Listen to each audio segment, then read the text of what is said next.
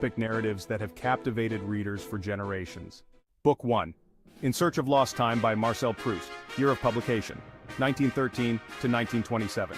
Total words, approximately 1.2 million words. Under the genre of classics, fiction, French literature, and novels. The plot. This 7-volume masterpiece is a deep exploration of memory, time, and art. The narrator reflects on his life, society, and the passage of time, creating a richly detailed world that captures the essence of human experience. Book 2, Artemine ou le Grand Cyrus by Madeleine de Scudéry. Year of publication 1649 to 1653. Total words approximately 2.1 million words. Under the genre of novels romance. The plot. Set in the ancient world, this massive novel is a tale of adventure and romance, following the heroic exploits of Cyrus the Great. It weaves together love stories, political intrigue, and moral lessons across its sprawling narrative. Book 3, Mission Earth by L. Ron Hubbard. Year of publication 1985 to 1987. Total words, approximately 1.2 million words. Under the genre of science fiction, fantasy, humor, space opera. The plot. This science fiction series is a satirical look at Earth through the eyes of aliens. Across 10 volumes it critiques modern society with humor and irony, while spinning a tale of intergalactic adventure. Book 4, Les Miserables by Victor Hugo. Year of publication 1862. Total words, approximately 655,000 words. Under the genre, fiction, historical novels, French literature. The plot. Set in 19th century France, this epic novel follows the lives of several characters as they navigate love, loss, and revolution. Central to the story is Jean Valjean, an ex-convict seeking redemption, and his struggle against a society that refuses to let him forget his past. Book 5, War and Peace by Leo Tolstoy. Year of publication 1869. Total words, approximately 587,000 words. Under the genre classics, fiction, Russian literature. The plot monumental novel examines the impact of the Napoleonic Wars on Russian society. Through the lives of its characters, Tolstoy explores themes of war, peace, love, and the search for meaning in a chaotic world. Book 6, Clarissa, or The History of a Young Lady by Samuel Richardson. Year of publication 1748. Total words, approximately 970,000 words. Under the genre novel, epistolary novel, fiction. The plot. Defying her parents' desire for her to marry a loathsome man for his wealth, the virtuous Clarissa escapes into the dangerous arms of the charming rogue Lovelace, whose intentions are much less than honorable. The novel is an exploration of the moral and social pressures placed on women in the 18th century. Book 7, The Man Without Qualities by Robert Musil. Year of publication 1930 to 1943, though it remained unfinished. Total words, approximately 1.7 million words. Under the genre fiction, classics, philosophy, German literature, novels. The plot. Set in Vienna. This great novel of ideas tells the story of Ulrich, ex-soldier and scientist, seducer and skeptic, who finds himself drafted into the grandiose plans for the 70th Jubilee of the Emperor Franz Joseph. Set in the Austro-Hungarian Empire on the eve of World War I, this modernist novel delves into the philosophical and cultural dilemmas of the time. Book 8, Saronia, Texas by Madison Cooper. Year of publication 1952. Total words approximately 1.1 million words. Under the genre novel literature. The plot. This novel offers a detailed portrait of life in a fictional Texas town, exploring the complexities of Southern society. It's a sweeping tale of love, power, and tradition in the American South. Cooper modeled some of his characters after real local people. This book has been well loved by countless readers over the years. Book 9, Zettel's Traum by Arno Schmidt. Year of publication 1970. Total words, approximately 1.3 million words. Under the genre novel, fiction. The plot. This experimental German novel combines stream-of-consciousness narrative with extensive footnotes and commentary. It's a challenging work that explores themes of language, literature, and the unconscious mind. Book 10, A Dance to the Music of Time by Anthony Powell. Year of publication 1951 to 1975. Total words over 1 million words. Under the genre novel, classics, historical fiction, British literature. The plot. This 12-volume series captures the changes in British society over several decades through the lives of its characters. It's a richly detailed social chronicle that explores themes of time, memory, and the human condition. And there you have it, Book Foxes, the longest books in the world, each a monumental achievement in its own right. Whether you're up for the challenge of reading them or just curious about their stories, these books offer a deep dive into the human experience. Thanks for joining us, Book Foxes. If you enjoyed this summary, give it a thumbs up, and hit that subscribe button so you never miss out on more books simplified for your busy life. Share this video with fellow book lovers, and let's keep the conversation going in the comments. See you next time. Hello, and welcome back to the Book Fox Summaries, bringing literature to life one summary at a time. Can't tackle that TBR pile? Don't have time to read? We've got you covered. So grab a cuppa, get comfy, and join us on this incredible journey through the world of literature. Today we're diving into a classic that's both chilling and thought-provoking. George Orwell's 1984 with a big question: is Big Brother still watching us today? Imagine a world where even your thoughts are not your own. This is the chilling reality of George Orwell's 1984. Published in 1949, this dystopian novel paints a stark picture of Oceania, a society ruled by Big Brother. Through the eyes of Winston Smith, a low-ranking party member, we are plunged into a world of perpetual surveillance and psychological manipulation. The party maintains its grip on power through an intricate web of surveillance, propaganda, and fear. Telescreens monitor citizens' every move, while thought police punish even a flicker of dissent. Language itself is weaponized with newspeak, designed to limit thought and make rebellion impossible. Winston dares to rebel, clinging to his humanity and seeking solace in a forbidden love affair with Julia. Their rebellion, though ultimately crushed, serves as a testament to the enduring human spirit. 1984 is a stark reminder of the fragility of freedom and the need for vigilance against tyranny. Power in 1984 is not a means to an end, it is the end itself. The party led by Big Brother seeks absolute control over every aspect of human existence. This power is wielded with an iron fist, crushing any form of dissent or individuality. Central to the party's grip on power is the systematic use of fear. Citizens are bombarded with propaganda, instilling a perpetual state of anxiety and paranoia. The thought police create an atmosphere of suffocating fear, paralyzing any potential for resistance.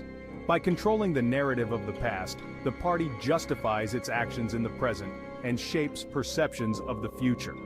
The creation of newspeak exemplifies the party's insidious control over information. Orwell's depiction of power serves as a chilling warning against unchecked authority and totalitarianism. In 1984, privacy is a relic of a forgotten past. The party maintains its power through an omnipresent surveillance network. Telescreens monitor citizens' every move and sound, constantly reminding them they are being watched. This constant surveillance discourages any form of dissent or individuality. The thought police root out and punish even the slightest hint of unorthodox thought. Children are indoctrinated to become spies, reporting on their parents and peers. This culture of suspicion and mistrust erodes any sense of privacy or personal freedom.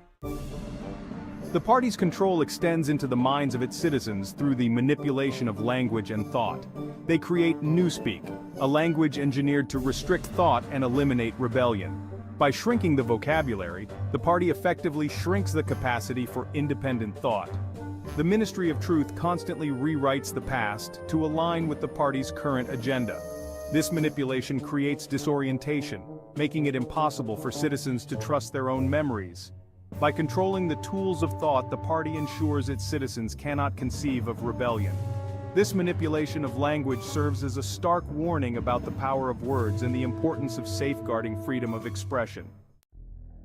In Oceania, conformity is demanded. The party seeks to eliminate individuality, reducing citizens to faceless drones. The pressure to conform is relentless, enforced through surveillance, propaganda, and social pressure.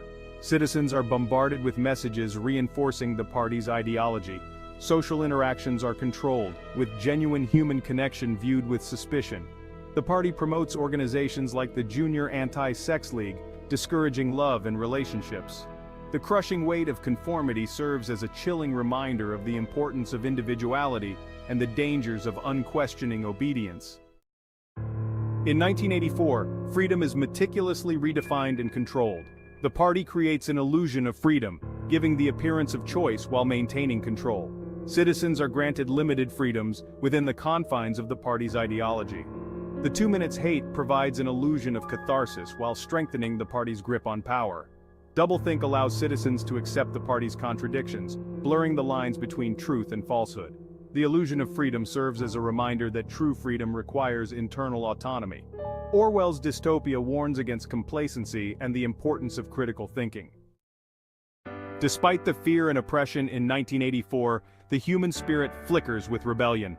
Winston Smith embodies this spirit of resistance, longing for truth and freedom. His rebellion begins with small acts of defiance, like keeping a secret diary. As his rebellion grows, Winston finds solace in a forbidden love affair with Julia. Their rebellion is ultimately crushed by the party's ruthless machinery.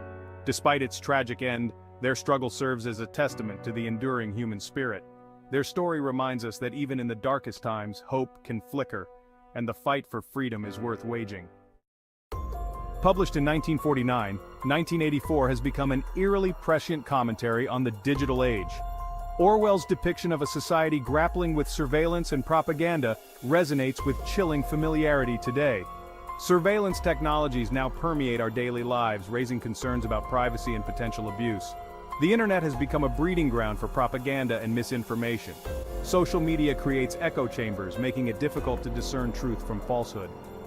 Orwell's vision serves as a stark warning for the digital age. 1984 reminds us of the importance of safeguarding our privacy and critically evaluating information. 1984 stands as a chilling reminder of the fragility of freedom. It urges us to recognize and resist the insidious creep of tyranny. In an age of increasing surveillance, we must protect our privacy and digital rights. We must demand transparency and accountability from those who collect our data. Education and media literacy are crucial in the fight against manipulation. Safeguarding freedom requires active participation in the political process. 1984 is a call to action, urging us to remain vigilant and safeguard our freedoms. Before we go, we ask for your help. Please subscribe to our channel. With your subscription, you are encouraging us to create more summaries. Feel free for any comments or recommendations, they are welcome. Hit the like button, share with friends, and turn on notifications to stay in the loop. Hello, fantasy lovers, and welcome to another exciting episode. Ever wondered about a world where humans and fairies coexist but not in harmony? A world full of magic, danger, and romance?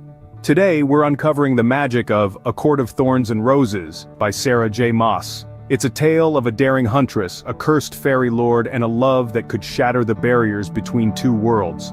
So, are you ready to explore the enchanting world of Prythian? Stay tuned as we delve deeper. Welcome to Prythian, a world where magic is as common as the air we breathe. Here, the impossible becomes possible, and the extraordinary becomes ordinary. Picture a realm divided into 7 courts, each ruled by a High Lord possessing unique magical abilities. From the radiant Summer Court to the chilling Winter Court, each territory is a world within itself, brimming with enchantments, mysteries, and breathtaking landscapes. Now imagine living on the fringes of this magical world, in a mundane village where the only magic you know is the struggle for survival. This is the life of humans in Prythian, who dwell under the shadows of their fairy overlords, living in a constant state of fear and awe. The fairies, possessing an ethereal beauty and lethal power, are both respected and dreaded. They are the rulers of the land, the masters of magic, and the shapers of destinies. Our protagonist Fair is a human huntress, living on the edge of survival. Her world is a stark contrast to the magical realm of the fairies. Her life is a daily battle against poverty and despair, a struggle to keep her family alive. Her only weapon is her hunting bow and her unwavering determination, but destiny has a way of intertwining the most unlikely lives. When Fair unknowingly kills a fairy in the form of a wolf, she is thrust into the heart of the fairy world. Her punishment? To live with Tamlin, the High Lord of the Spring Court, in his enchanted mansion. As Fair steps into Prythian, she enters a world of magic and marvels, of beauty and terror. But this world is more than just a realm of enchantments. It is a world shrouded in secrets, a world where a sinister curse is slowly gnawing away at the heart of the land. But beneath this magical facade, a sinister force lurks waiting to pounce. And Fair, the human huntress, finds herself in the midst of it all, holding the fate of both humans and fairies in her hands. Meet Fair, a human huntress whose life takes an unexpected turn when she breaks a fairy law. In the world where humans live in fear and respect of the majestic fairies, Fair stands out as a beacon of resilience. She's not just a huntress, but also a provider, a protector, a survivor. Her existence is a relentless struggle, a constant battle against the harsh realities of life. Her family's survival hinges on her ability to hunt in the Forbidden Lands. But one day her life takes a drastic turn when she unknowingly kills a wolf, a fairy in disguise, breaking a sacred fairy law. This act of survival throws her into a whirlwind of events she never could have anticipated. She's whisked away from her home, her family, her world, and is forced to live in Prythian, the land of the fairies. Her captor? Tamlin, a fairy lord whose charm is as potent as his power. But don't mistake this for a mere tale of a damsel in distress. Fair is far from helpless. She's a fighter, a strategist, a woman with an iron will and a heart brimming with courage. She doesn't cower in the face of her new life, instead she adapts, she learns, she grows. Living with Tamlin, she learns about the fairy world and its enchanting aura, its mystic beauty, its hidden dangers. But beneath the surface of this magical world, she uncovers a sinister secret, a curse, a deadly curse that's gradually gnawing at the heart of Prythian, threatening to obliterate its existence. Fair's journey is not just a path from human lands to the fairy world. It's a journey of survival, of adaptation, of discovery. It's a journey where she finds love in the most unexpected places and danger in the most beautiful ones. It's a journey that will test her, change her, and ultimately define her. But as Fair settles into her new life, she uncovers a deadly curse that threatens to destroy Prythian. To save Prythian, Fair must face a series of perilous trials. But danger is not the only thing she encounters. As she pushes through each test, she uncovers not only her own hidden strengths, but also an unexpected affection for her captor, Tamlin. This isn't a fleeting infatuation, it's a powerful, burning love that kindles amidst the shadows of fear and uncertainty. Their romance is a beacon in the darkness, a source of light and hope, yet it's these very trials that threaten to extinguish their spark. As Fair delves deeper into the world of the Fae, she unravels secrets that could shatter the fragile bond they've formed. She learns that Tamlin is not just a formidable fairy lord, but also a man burdened by his past and the curse that hangs over Prythian. But with a curse looming and secrets abound, will their love survive? So why should you delve into the world of A Court of Thorns and Roses? Well, let's start with the intoxicating plot. This book is brimming with action and adventure that will keep you on the edge of your seat. Each chapter brings a new challenge, a fresh twist, and the stakes are always high. Then there are the characters. Our heroine, Fair, is a pillar of strength and resilience. You'll find yourself cheering for her, crying with her, and celebrating her victories.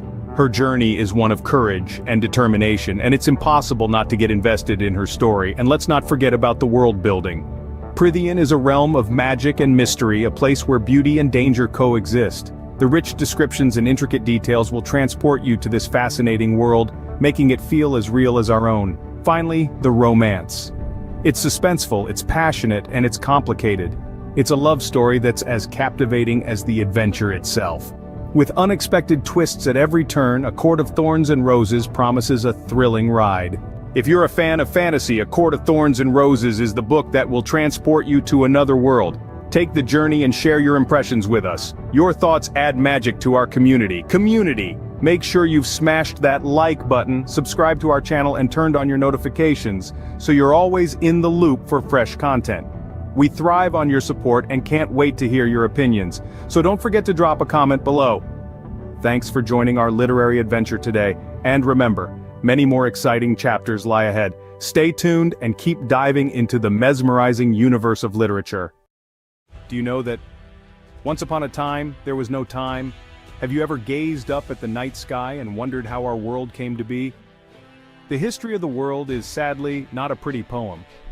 In the grand mosaic of time, the story of humanity unfolds like a breathtaking epic.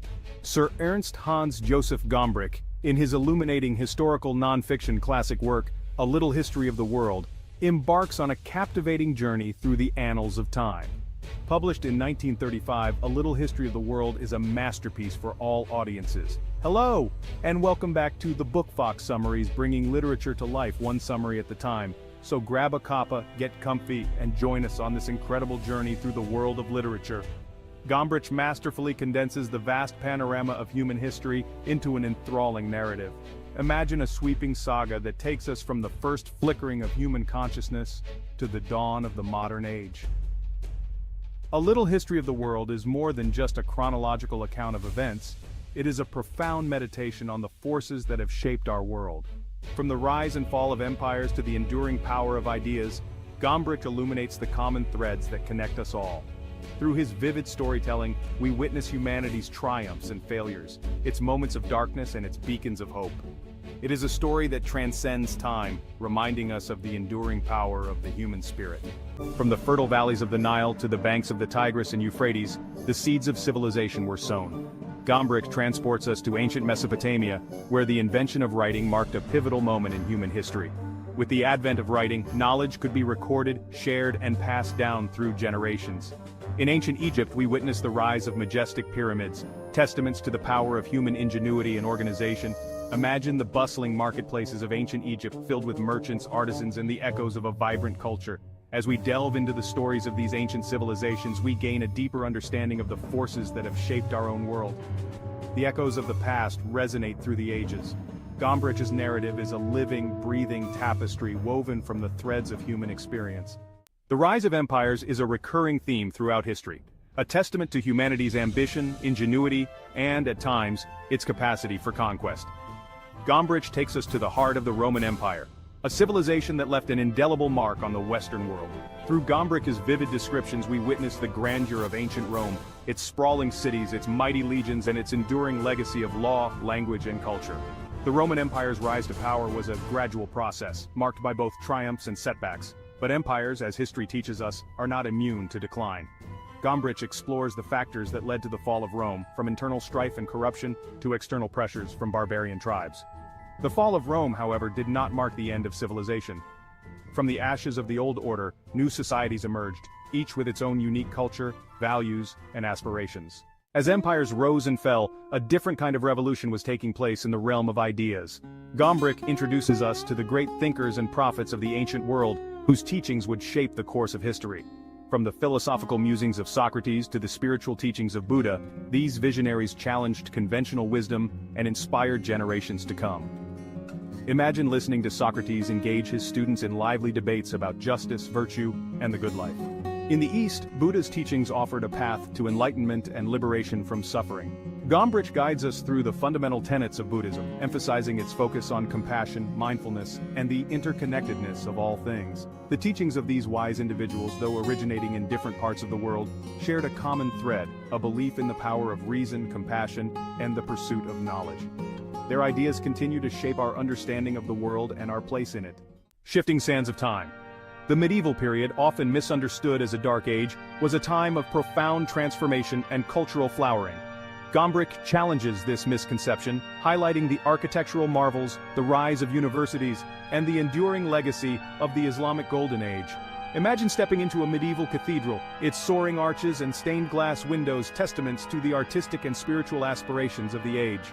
Gombrich introduces us to Charlemagne, a ruler who united much of Western Europe under his rule and laid the groundwork for the Holy Roman Empire. Charlemagne's reign was marked by a revival of learning and culture, known as the Carolingian Renaissance.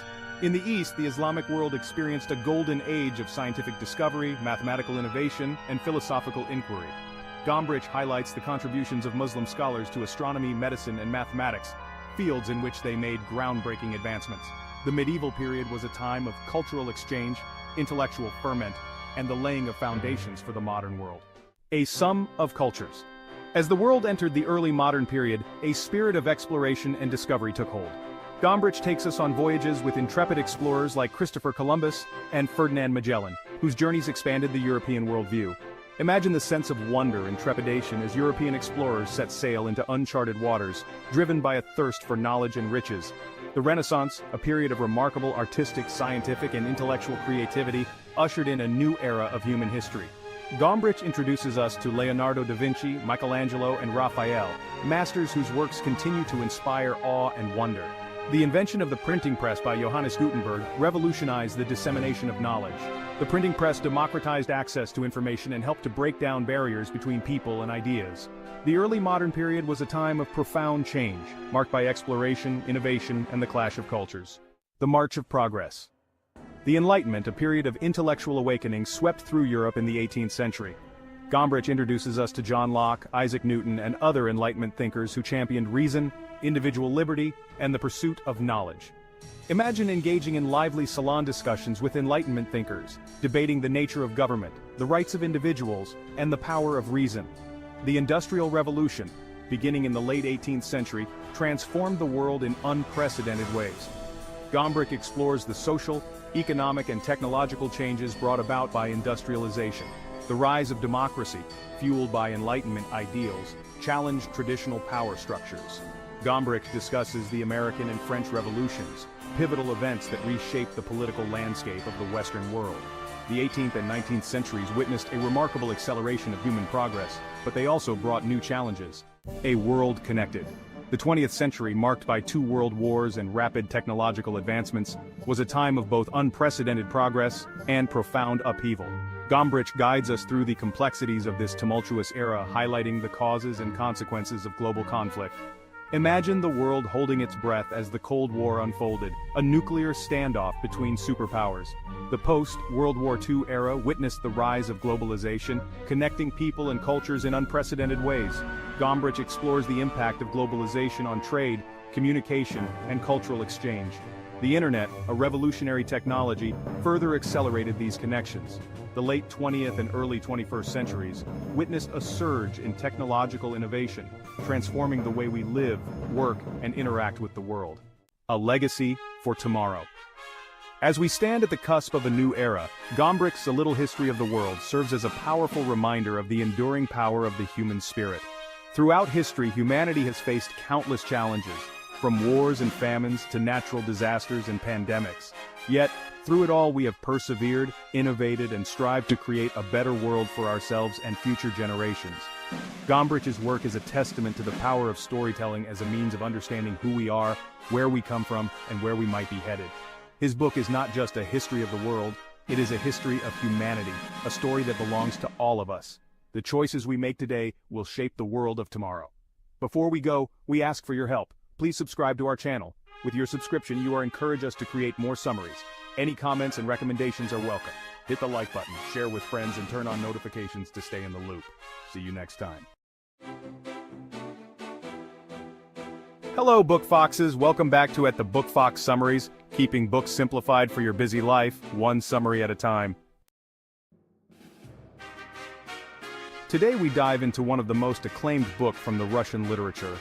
Anna Karenina, first published in 1877, is a masterpiece by Russian author Leo Tolstoy.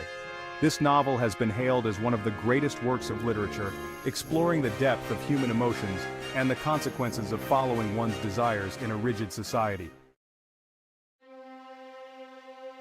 Tolstoy presents a haunting question through Anna's story.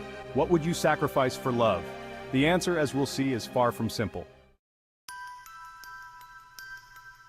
The novel follows 2 intertwined storylines. The first is the tragic love affair between Anna Karenina, a beautiful aristocrat, and Count Alexei Vronsky. Their passionate relationship leads Anna to abandon her husband, Alexei Karenin, and her son, a decision that alienates her from society and drives her toward despair. In stark contrast is the story of Konstantin Levin, a landowner seeking a meaningful life. Levin's pursuit of happiness through love, work, and family offers a counterbalance to Anna's turbulent life. Let's delve into the characters who make this novel unforgettable. Anna Karenina is a complex character torn between her desires and the expectations of society. Her struggle to find happiness ultimately leads her down a tragic path. Count Alexei Vronsky is Anna's lover. His initial passion for her cools over time, exacerbating Anna's feelings of isolation and despair. Alexei Karenin, Anna's husband, is more concerned with his social standing than his wife's happiness, symbolizing the rigid moral codes of the time. Konstantin Levin represents the idealistic search for meaning in life. His journey from rejection to fulfillment with Kitty Sherbatskaya offers a glimpse into Tolstoy's own philosophical musings. Kitty Sherbatskaya, initially infatuated with Vronsky, finds true happiness with Levin, embodying the novel's theme of finding peace in simplicity and devotion. Tolstoy masterfully weaves several themes throughout the novel: passion versus duty. Anna's affair with Vronsky is a powerful exploration of the conflict between following one's desires and adhering to societal expectations. Her ultimate downfall serves as a stark reminder of the costs of defying social norms. The search for meaning. Through Levin's story, Tolstoy explores the idea of finding fulfillment in work, love, and faith, contrasting this with the emptiness often found in lives of luxury and excess. Social critique. The novel also serves as a critique of Russian aristocracy, particularly in its treatment of women and the superficiality of high society. Tolstoy opens the novel with the famous line, "All happy families are alike. Each unhappy family is unhappy in its own way." This sets the tone for the intricate exploration of relationships that unfolds throughout the book. Another poignant quote is, "Respect was invented to cover the empty place where love should be," reflecting Karenin's cold and calculating nature. Reflecting on Anna Karenina, it's clear that Tolstoy presents a timeless story about the complexities of love, the consequences of our choices, and the pursuit of a meaningful life. While Anna's story ends in tragedy, Levin's journey offers a glimmer of hope, suggesting that true contentment lies in living authentically, aligned with one's values. In Anna Karenina, Tolstoy doesn't just tell a story. He dissects the human condition with a precision that resonates even today. Whether it's the painful consequences of a forbidden love, or the serene satisfaction found in family and work, Tolstoy's message is clear: life is complex and the choices we make define us. Now it's your turn. What do you think of Anna's choices? Do you relate more to Levin's search for meaning? Let us know in the comments below. Thanks for joining us, Book Foxes. If you enjoyed this summary, give it a thumbs up, and hit that subscribe button so you never miss out on more books simplified for your busy life. Share this video with fellow book lovers, and let's keep the conversation going in the comments. See you next time. For countless high school students, encountering the Diary of Anne Frank is a rite of passage. This diary, penned by a young girl hiding in the heart of World War II, offers a perspective rarely found in our textbooks. Textbooks, by their very nature, provide a broad, generalized account of history. They present us with dates, events, and figures, painting a picture of the past with facts and statistics.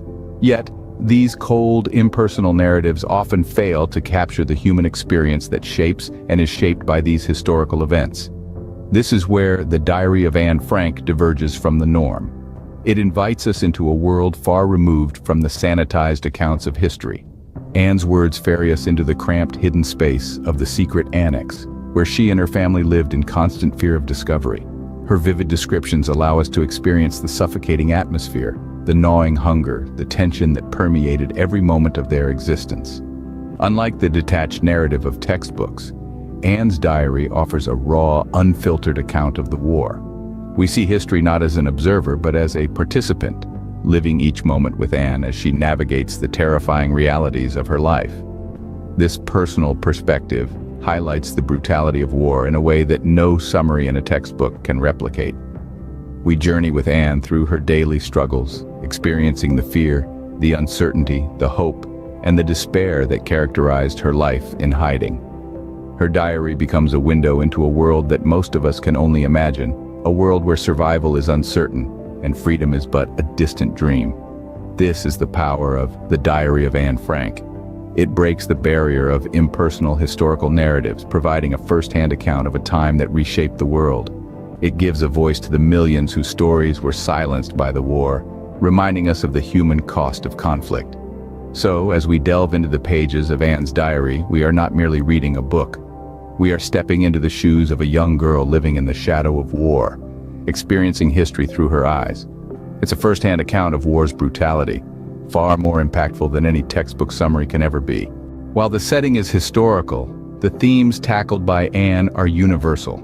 Yes, Anne Frank's diary was penned in the midst of World War II, but she writes about experiences that every teenager can relate to. This makes her diary more than just a historical document. It's a mirror reflecting the timeless struggles of adolescence. Anne grapples with feelings of frustration, confusion, and longing that are all too familiar to high school students. She navigates complex family dynamics, often clashing with her mother and sister.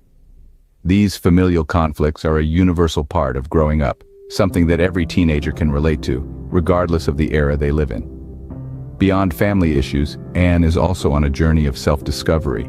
She's exploring her identity, her place in the world, and her aspirations for the future. This search for self is a journey every adolescent embarks on, making Anne's experiences resonate deeply with young readers. And then there's the theme of freedom, or rather the lack of it. Anne yearns for a normal life outside the confines of the annex. She dreams of a world where she can freely express herself, make friends, and explore her interests.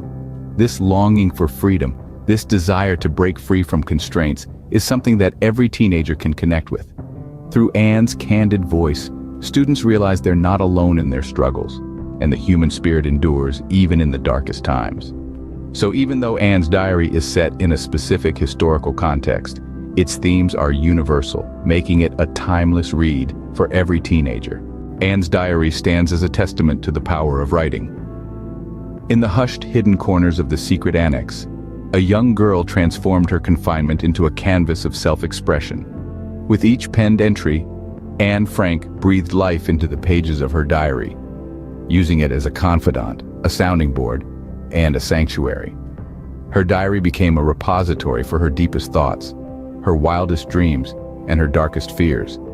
It was her constant companion, a silent listener that allowed her to express her feelings without judgment, without interruption. It was her escape, a portal that transcended the physical boundaries of her hiding place and offered her a semblance of freedom. But her diary was more than just a personal refuge. It was also a testament to her resilience, her intellect, and her indomitable spirit. Her insightful observations and thoughtful reflections reveal a curious mind, a keen observer, and a budding writer. Her words, penned in the shadow of war, echo with a wisdom and maturity far beyond her years. And it's this power of the written word that continues to inspire students around the world.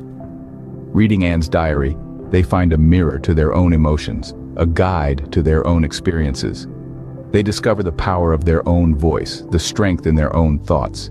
They learn that writing is not just a means of communication, but a tool for introspection, a catalyst for change, and a testament to their own resilience. Reading Anne's diary inspires high school students to discover the power of their own voice. The Diary of Anne Frank is not an easy read. With its unflinching account of life under oppressive conditions, it forces us to confront the harsh realities of war, prejudice, and persecution. However, it's precisely these uncomfortable truths that make this book an invaluable tool for sparking discussions. Imagine yourself in a classroom, wrestling with the dilemmas faced by Anne and her family. What would you do in their shoes? What does the diary reveal about human behavior in times of crisis? And how does it resonate with current events where prejudice and discrimination still persist? These aren't easy questions, but they're important ones. They push us to think critically, to empathize with others, and to challenge our own biases.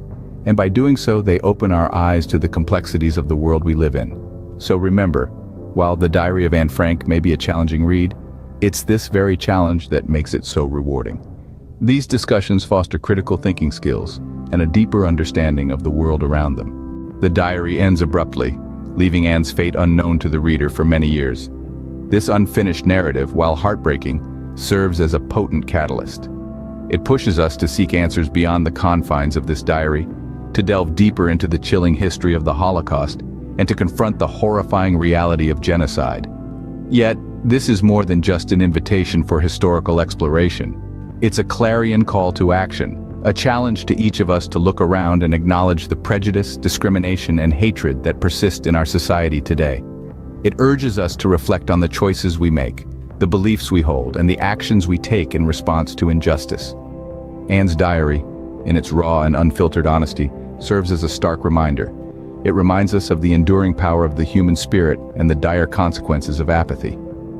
The Diary of Anne Frank pushes us to confront harsh realities and challenges us to make a difference in our world. Before we wrap up, we'd like to remind you that this journey of learning and exploring doesn't have to end here. If you've enjoyed our deep dive into The Diary of Anne Frank, don't forget to subscribe to our channel for more thought-provoking content. Found this video informative? Show your support by hitting the like button. And if you believe in the power of shared knowledge as we do, feel free to share this video with your friends and family. Remember, every share is a step towards spreading awareness and fostering understanding. Don't forget to turn on notifications so you'll be the first to know when we release new videos. Thank you for joining us in today's exploration, and remember, knowledge is power when shared. Hey there, book lovers! Welcome back to our channel where we unfold a diverse spectrum of rich stories and wisdom captured in the pages of numerous books. Today, we are exceptionally excited as we're turning the pages of a transformative self-improvement bestseller, Atomic Habits, by the incredibly talented James Clear. This book stands out in a sea of self-help literature. It is far from your average guide to habit formation. It goes beyond the boundaries of conventional wisdom and delves into the deep science and psychology behind our habits. This bestseller is not just a book, but a comprehensive roadmap that uses the science of small, incremental changes to guide you towards a path of self-improvement. The author delves into the intricacies of how habits work, the power of compound interest in behavior, and how the smallest of changes can lead to remarkable results. Clear articulates his thoughts with a clarity that's as rare as a diamond, making complex ideas simple to understand. His profound insights and practical strategies will make you reconsider how you approach your daily routines. This book is a game changer, a catalyst for unleashing greatness within you. It's about mastering the power of tiny, consistent changes that build up to create significant and lasting transformation. We'll be diving into the heart of this book, exploring its key concepts, and discussing how they can be applied to conquer your reading goals. Our discussion will be filled with interesting nuggets of wisdom that this book has to offer. So, are you ready to unlock the power of tiny changes for an improved reading life? Dive in with us. Clear's Atomic Habits is based on a simple habit loop: cue, routine, reward. This is the foundation of all our habits. It is the cycle that governs our daily activities, our small actions, and our significant behaviors. This includes habits that are related to reading, one of the most fulfilling activities that humans indulge in. The habit loop begins with a cue. A cue is a trigger, a signal that prompts your brain to initiate a behavior. So, what is it? It's a bit of information that predicts a reward. Simple terms. It could be something as ordinary as seeing your favorite book on your bedside table. This is the cue that triggers the routine: reading. The routine, on the other hand, refers to the actual habit you perform in response to the cue. In this case, it could be a practice as wholesome as reading for a predetermined amount of time each day. As humans, are creatures of habit, and routines form the backbone of our existence. Finally, we have the reward. This is the payoff your brain gets from this routine. It could be the immense sense of achievement you experience upon finishing a chapter, or the relaxation and escapism that reading provides, transporting you into different and introducing you to diverse cultures and experiences. By comprehending this loop, you gain the ability to start observing what cues trigger your reading habits, and which rewards are most satisfying for you. This self-awareness is the first step in making small yet powerful changes in your life. Understanding this loop doesn't just help you improve your reading habits, but also allows you to tweak your life habits for the better. Clear's Atomic Habits helps us understand this loop so we can make these small yet powerfully effective changes. Clear outlines 4 fundamental laws with the goal of revolutionizing your reading habits. Far from just theories, these laws are practical strategies grounded in science. Let's delve into them. First, we have make reading obvious. This dictates setting visual reminders and cues to inspire reading. An effective tactic could be leaving your current book on your bedside table. It's the last thing you see before you hit the sack, and the first thing you see when you rise. Another consideration could be incorporating reading time into your daily plan like any other task. Joining an online book club could be another great option as it builds a sense of accountability. These tactics serve to instill reading as an integral part of your daily routine. The second law, make reading attractive, guides you towards associating reading with something you inherently find enjoyable. A comfy chair, a soft blanket, and a cup of your favorite tea in a cozy reading corner could be a perfect setup. Alternatively, coupling reading with a relaxing activity, like a warm bath, could be considered. The idea is to read books that engross you, making each page turning a joy. When reading becomes an attractive endeavor, you naturally incline towards it. Moving on, we have the third law, make reading easy, which involves eradicating any hurdles that might hinder your reading process. This could imply downloading ebooks or audiobooks that are within your immediate reach on your mobile device. Subscribing to a local library could be another practical approach, ensuring a constant flow of books to dive into. The concept here is to simplify the reading initiation process, thus enhancing the likelihood of you reading. Lastly, make reading satisfying encourages rewarding yourself for your reading efforts. It could be as straightforward as maintaining a reading journal, jotting down your reflections, concepts, and memorable quotes from every book you assimilate. You could also pamper yourself with a fun recreation or a unique treat after each completed book. The aim is to make reading a gratifying experience, one that fills you with a sense of achievement and happiness. To sum up these 4 laws, make reading obvious, make reading attractive, make reading easy, and make reading satisfying, offer a robust strategy to augment your reading routine. They're not quick fixes, rather, they advocate for minor, consistent changes that yield major results over time. Remember, the objective is not merely to read more, but to foster a profound love for reading that enriches your life and keeps pulling you back. So why not implement these laws? You might be taken aback by the significant improvement they can bring to your reading habits. The same laws can help you break bad reading habits too. We've all there. An unfinished book, a newsfeed more interesting than a novel, or a constant stream of notifications vying for our attention. These are habits that can be changed. Silence the distractions. Turn off your notifications, power down your gadgets, or isolate yourself in a peaceful corner where you're immune to interruptions. Make procrastination unattractive. Imagine what missing out on when you delay reading. The knowledge, the insights, the entertainment. Make it hard to give up on a book. Set achievable targets, break down lengthy books into smaller sections, and make leaving books unfinished unsatisfying. Keep a record of the books you've left midway and reflect on why they didn't hold your interest. Overcoming these habits is just as vital as developing good ones. Remember, the laws are simple. Make the distraction invisible, make procrastination unattractive, make giving up difficult, make leaving unfinished unsatisfying. With these 4 laws, you'll not only build better reading habits but also break the bad ones. Building strong reading habits is a journey.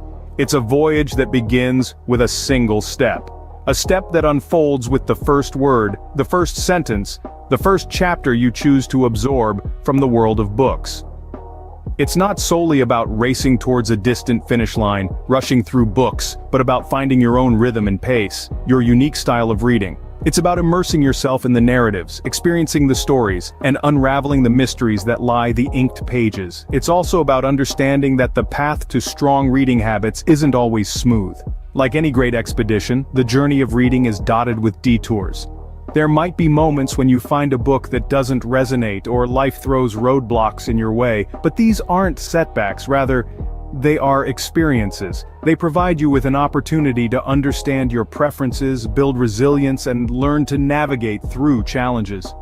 However, the key to this journey lies in consistency and patience. These aren't just virtuous qualities, they are your most loyal allies.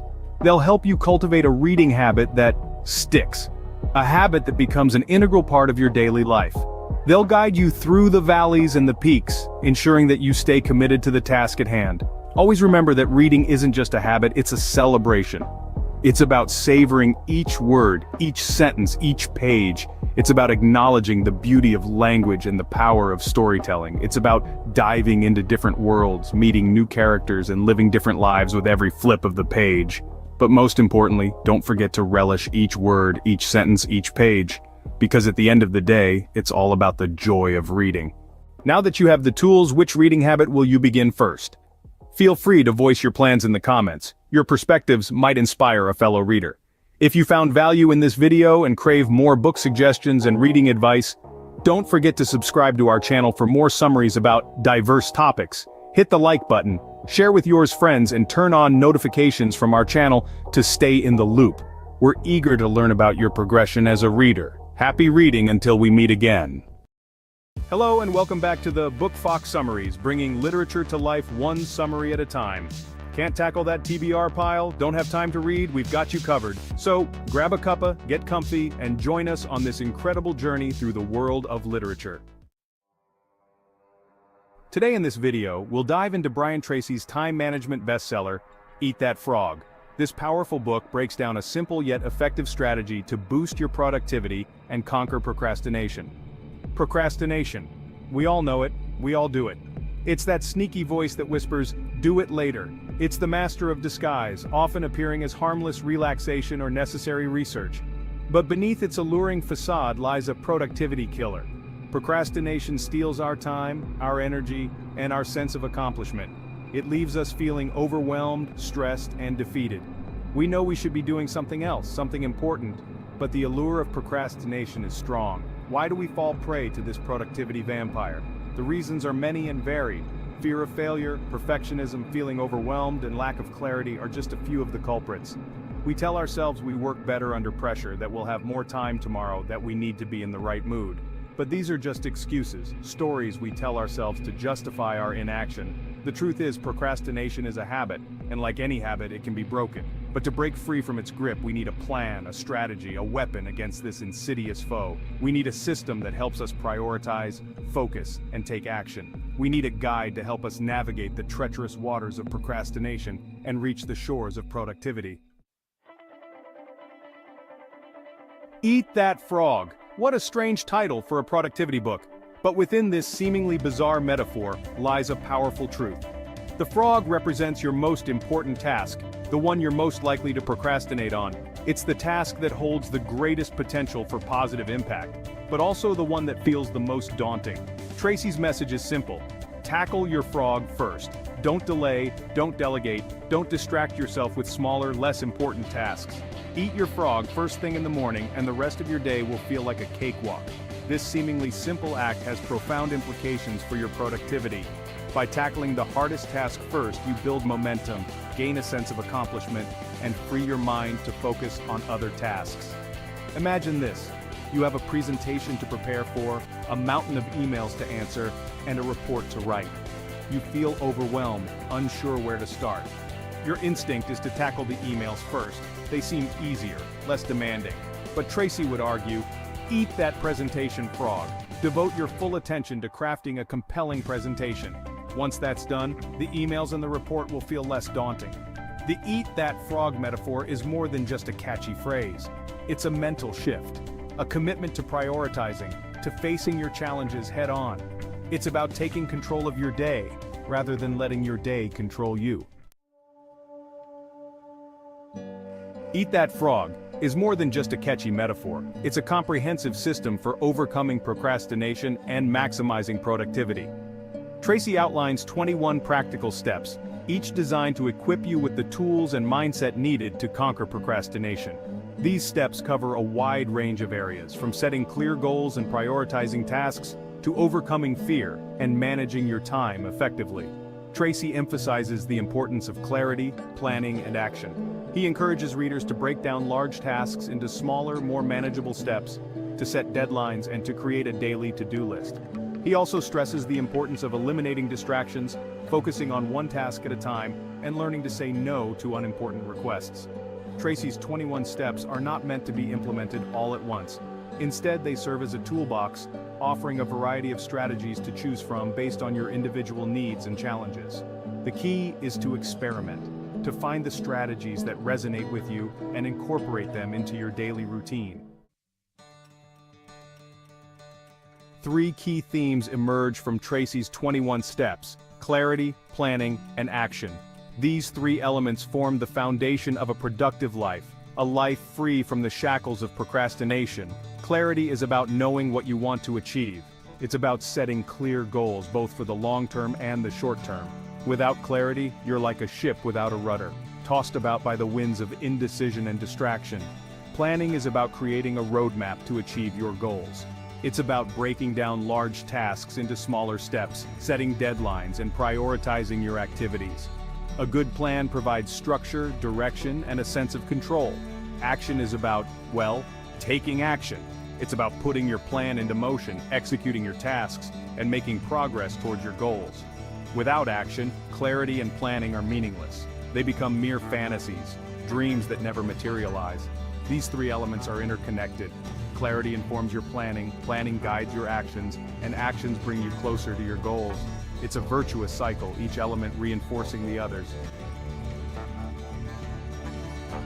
Eat That Frog is not a magic bullet.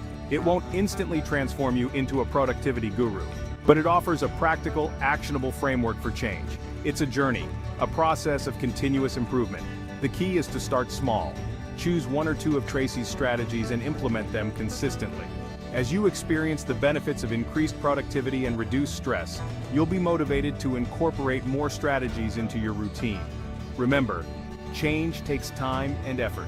There will be setbacks, moments of doubt, and temptations to revert to old habits. But with persistence and a commitment to continuous improvement, you can break free from the chains of procrastination and become a true producer. In our fast-paced world, distractions are abundant. Emails, social media notifications, phone calls, and the constant lure of multitasking all conspire to steal our focus. We pride ourselves on our ability to juggle multiple tasks simultaneously, believing it makes us more efficient. But the truth is, multitasking is a myth. Our brains are not wired for multitasking. When we try to do multiple things at once, our attention becomes fragmented, leading to errors, decreased productivity, and increased stress. The key to effective work is focus. Tracy emphasizes the importance of single tasking, of devoting your full attention to one task at a time. When you focus on one task, you bring your full cognitive capacity to bear, leading to higher quality work, greater efficiency, and a sense of deep satisfaction. Time is our most precious resource. It's finite, non-renewable, and constantly slipping away. Yet we often treat it carelessly, squandering it on trivial pursuits and allowing others to dictate how we spend it. Mastering your time is essential for consistent productivity. Tracy provides several strategies for effective time management, including setting clear priorities, scheduling your day, and eliminating time-wasting activities. He also emphasizes the importance of delegation, of entrusting tasks to others who can handle them effectively, freeing up your time for more important activities. Effective time management is not about cramming more activities into your day. It's about making conscious choices about how you spend your time, ensuring that your actions align with your goals and values.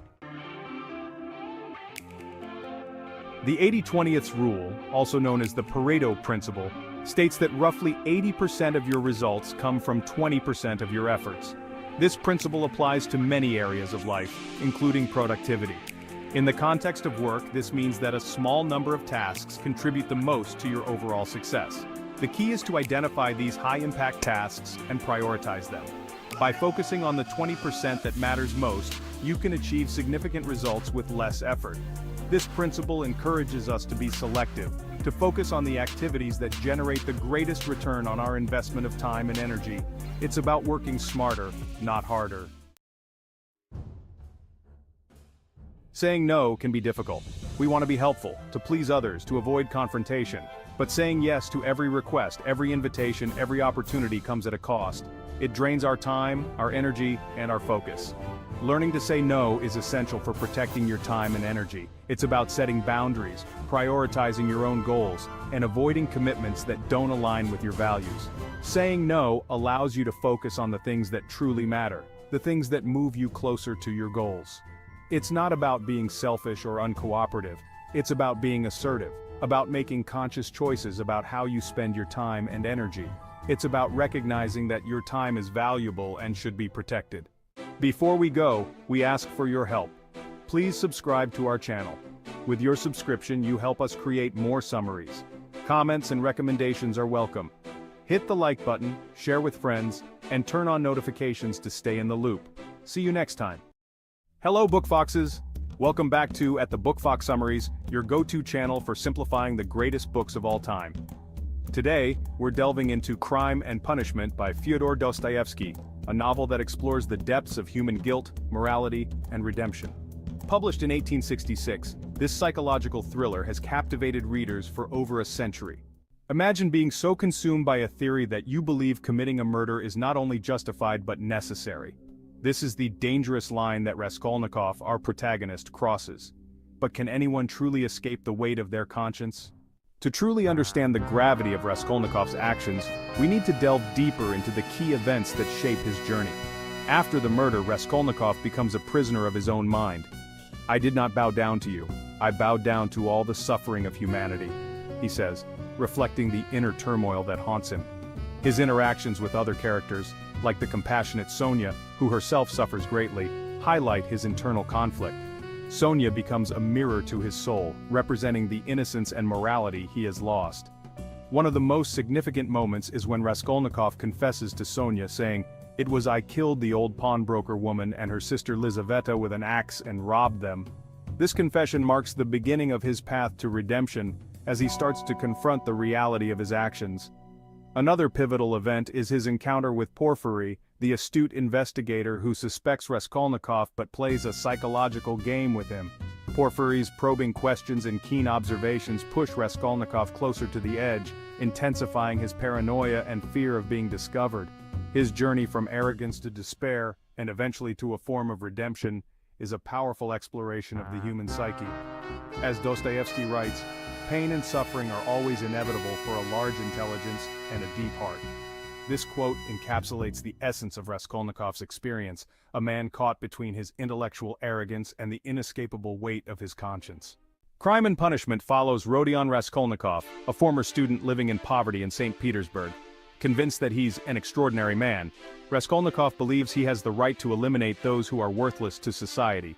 He sees himself as a person who can transcend the moral boundaries that govern ordinary people. He meticulously plans and commits the murder of a pawnbroker, Alyona Ivanovna, hoping to use her money to better his life and others. However, he also kills her half-sister Lizaveta, who unexpectedly walks in on the crime. But the crime doesn't go as planned, and Raskolnikov's mind begins to unravel under the immense pressure of guilt. His mental state deteriorates as he grapples with the moral implications of his actions, leading to a profound internal conflict. The central conflict of the novel is Raskolnikov's internal struggle. He is tormented by his guilt and paranoia, which only intensifies as the story progresses. This is further complicated by his interactions with Porfiry Petrovich, the clever investigator who suspects him of the crime, and Sofia, a woman who symbolizes compassion and redemption. We will explore additional themes and messages in Crime and Punishment, such as the exploration of morality, the nature of guilt, and the search for redemption. Dostoevsky delves into the human psyche, questioning the boundaries of right and wrong. He challenges the reader to consider whether a crime can ever be justified, even if committed for a perceived greater good.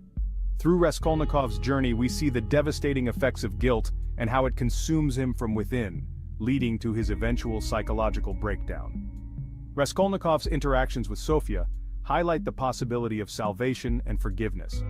Sofia's unwavering faith and compassion offer a stark contrast to Raskolnikov's internal chaos, suggesting that redemption is possible.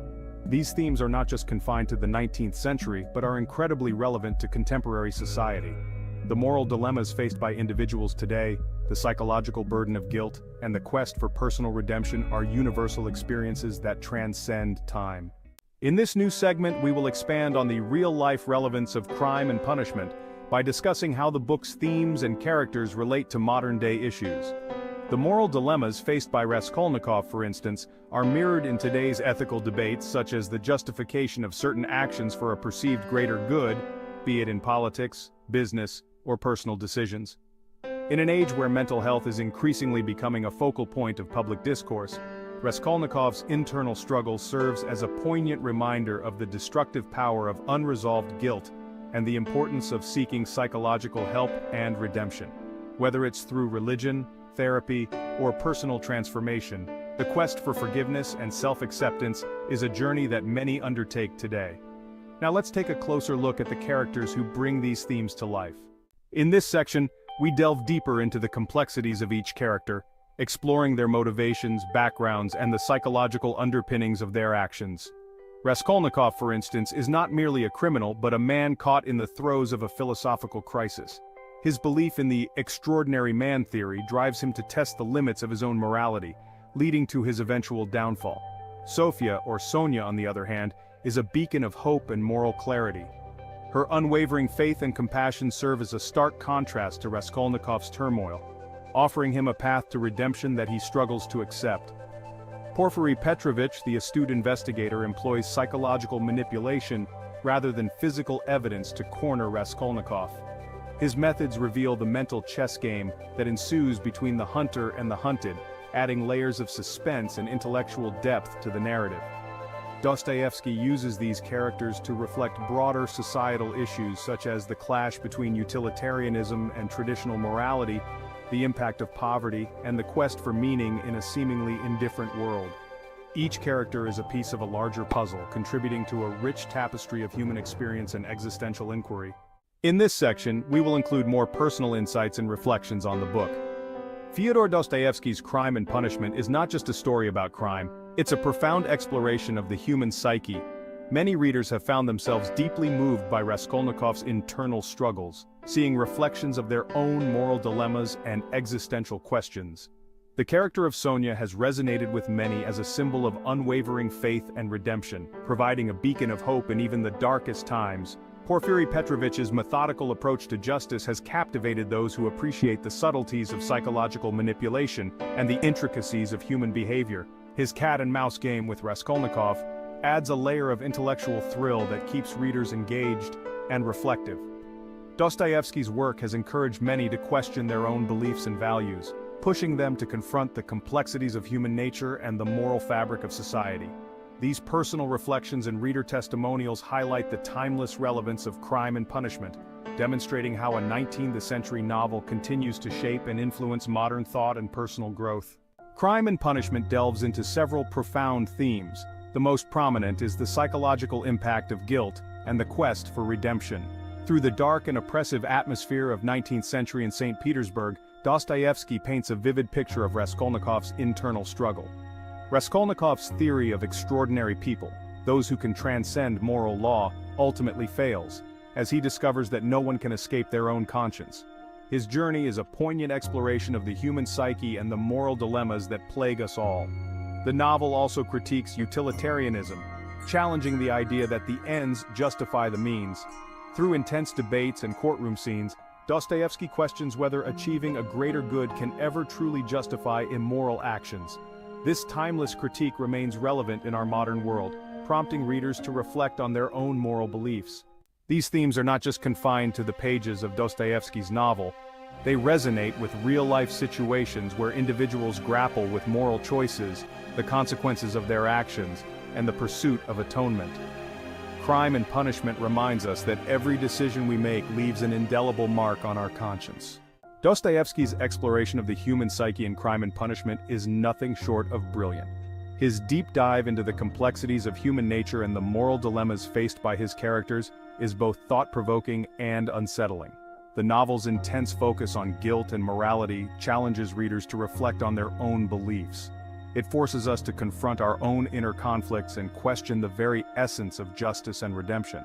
It's a book that stays with you long after you've turned the final page, urging you to question the thin line between right and wrong. The haunting narrative and complex characters linger in your mind, making you ponder the true nature of crime and punishment. In summary, Crime and Punishment is a masterpiece that delves deep into the complexities of the human mind. It's a powerful narrative about crime, guilt, and the possibility of redemption. If you're a fan of psychological thrillers or classic literature, this is a must-read. Have you read Crime and Punishment? What are your thoughts on Raskolnikov's actions? Let's continue the conversation in the comments below. Before we go, we ask for your help. Please subscribe to our channel. Let us know in the comments what book you'd like us to cover next. Hit the like button, share with friends, and turn on notifications to stay in the loop. See you next time. The Louvre Museum, a treasure trove of art and history, becomes the backdrop for a thrilling mystery. Its grand halls, filled with masterpieces, now echo with whispers of a dark secret. Phrases like, "When a question has no correct answer, there is only one honest response. Silence." Or, "The Bible did not arrive by facts from heaven. The Bible is the product of man, my dear, not of God." Let's go and decipher them. Today, we dive into the Da Vinci Code, by one of the 100 most influential people in the world in 2005, Dan Brown. This fiction mystery thriller, historical fiction and suspense published in 2003 has become one of the best-selling novels of all time. Hello, and welcome back to the Book Fox Summaries, bringing literature to life one summary at a time. So grab a cuppa, get comfy, and join us on this incredible journey through the world of literature. A murder rocks the hallowed halls, shattering the serene atmosphere of this iconic institution. The victim, the museum's esteemed curator Jacques Saunière, a man deeply connected to the art world. The late curator was involved in the Priory of Sion, a secret society whose members included Sir Isaac Newton, Victor Hugo, and Da Vinci, and he guarded a breathtaking historical secret. Before his death, he leaves behind cryptic clues, a trail of breadcrumbs leading to a hidden truth. Enter Sophie Neveu, a talented cryptologist with a sharp mind and a keen eye for detail. She is also the estranged granddaughter of the murdered curator, adding a personal stake to her quest. She partners with Robert Langdon, a renowned symbologist from Harvard, known for his expertise in symbols and ancient texts. Together, they embark on a perilous quest to unravel the secrets hidden within the museum's walls. The stakes are high and the clock is ticking, lives are at risk, and the truth they seek promises to be earth-shattering, a revelation that could change history as we know it. The murder of Jacques Saunière sets off a chain reaction of events, drawing them deeper into a web of intrigue. Sophie and Robert find themselves thrust into a world of ancient conspiracies and hidden knowledge where every discovery leads to more questions. The Louvre, with its vast collection of art and artifacts, becomes a hunting ground for secrets long buried. They must decipher the clues left behind, navigate the treacherous path ahead, and stay one step ahead of their relentless pursuers. Saunière, in a desperate attempt to preserve a secret, leaves behind a trail of clues. These clues are not just random, they are meticulously crafted to lead the right person to the truth. These clues are visible only to those who know where to look. They are hidden in plain sight, waiting to be discovered by those with the knowledge and insight to see them. He uses his final moments to point Sophie and Robert in the right direction. His dying act is a desperate plea for them to uncover the truth he has protected for so long. Symbols, codes, and riddles mark the path. Each one is a piece of a larger puzzle, intricately designed to test their intellect and resolve. Each clue they decipher brings them closer to the heart of the mystery. The journey takes them through ancient architecture and famous artworks, each holding a piece of the secret, and to a powerful secret society that will stop at nothing to protect it. This society has guarded the secret for centuries, and they are determined to keep it hidden. The curator's clues are ingenious and perplexing. They are designed to challenge the perception and intellect of anyone who dares to follow them. They challenge Sophie's cryptology skills and Robert's knowledge of symbology. Together they must use their unique skills to unravel the mysteries. Time is of the essence as they work together. Every second counts as they race against the clock to solve the puzzles. They must unravel the puzzles before the authorities catch up to them. The pressure is immense and the stakes are high, or worse, before the shadowy figures hunting them get there first. These pursuers are relentless, and failure is not an option for Sophie and Robert. The Priory of Sion, a clandestine organization shrouded in mystery, emerges as a key player. This secret society guards a truth that could shake the very foundations of Christianity. The Priory's existence is both revered and feared. Its members have protected its secrets for centuries. Sophie and Robert's investigation leads them deeper into the Priory's web of secrecy. They discover the organization's connection to the Knights Templar and the Holy Grail. The more they learn, the more they realize the magnitude of what they're dealing with. The truth, if revealed, could change the course of history. Leonardo da Vinci, the Renaissance genius, becomes an unlikely ally from beyond the grave. His art, particularly The Last Supper, holds secrets. These secrets have been hidden in plain sight for centuries.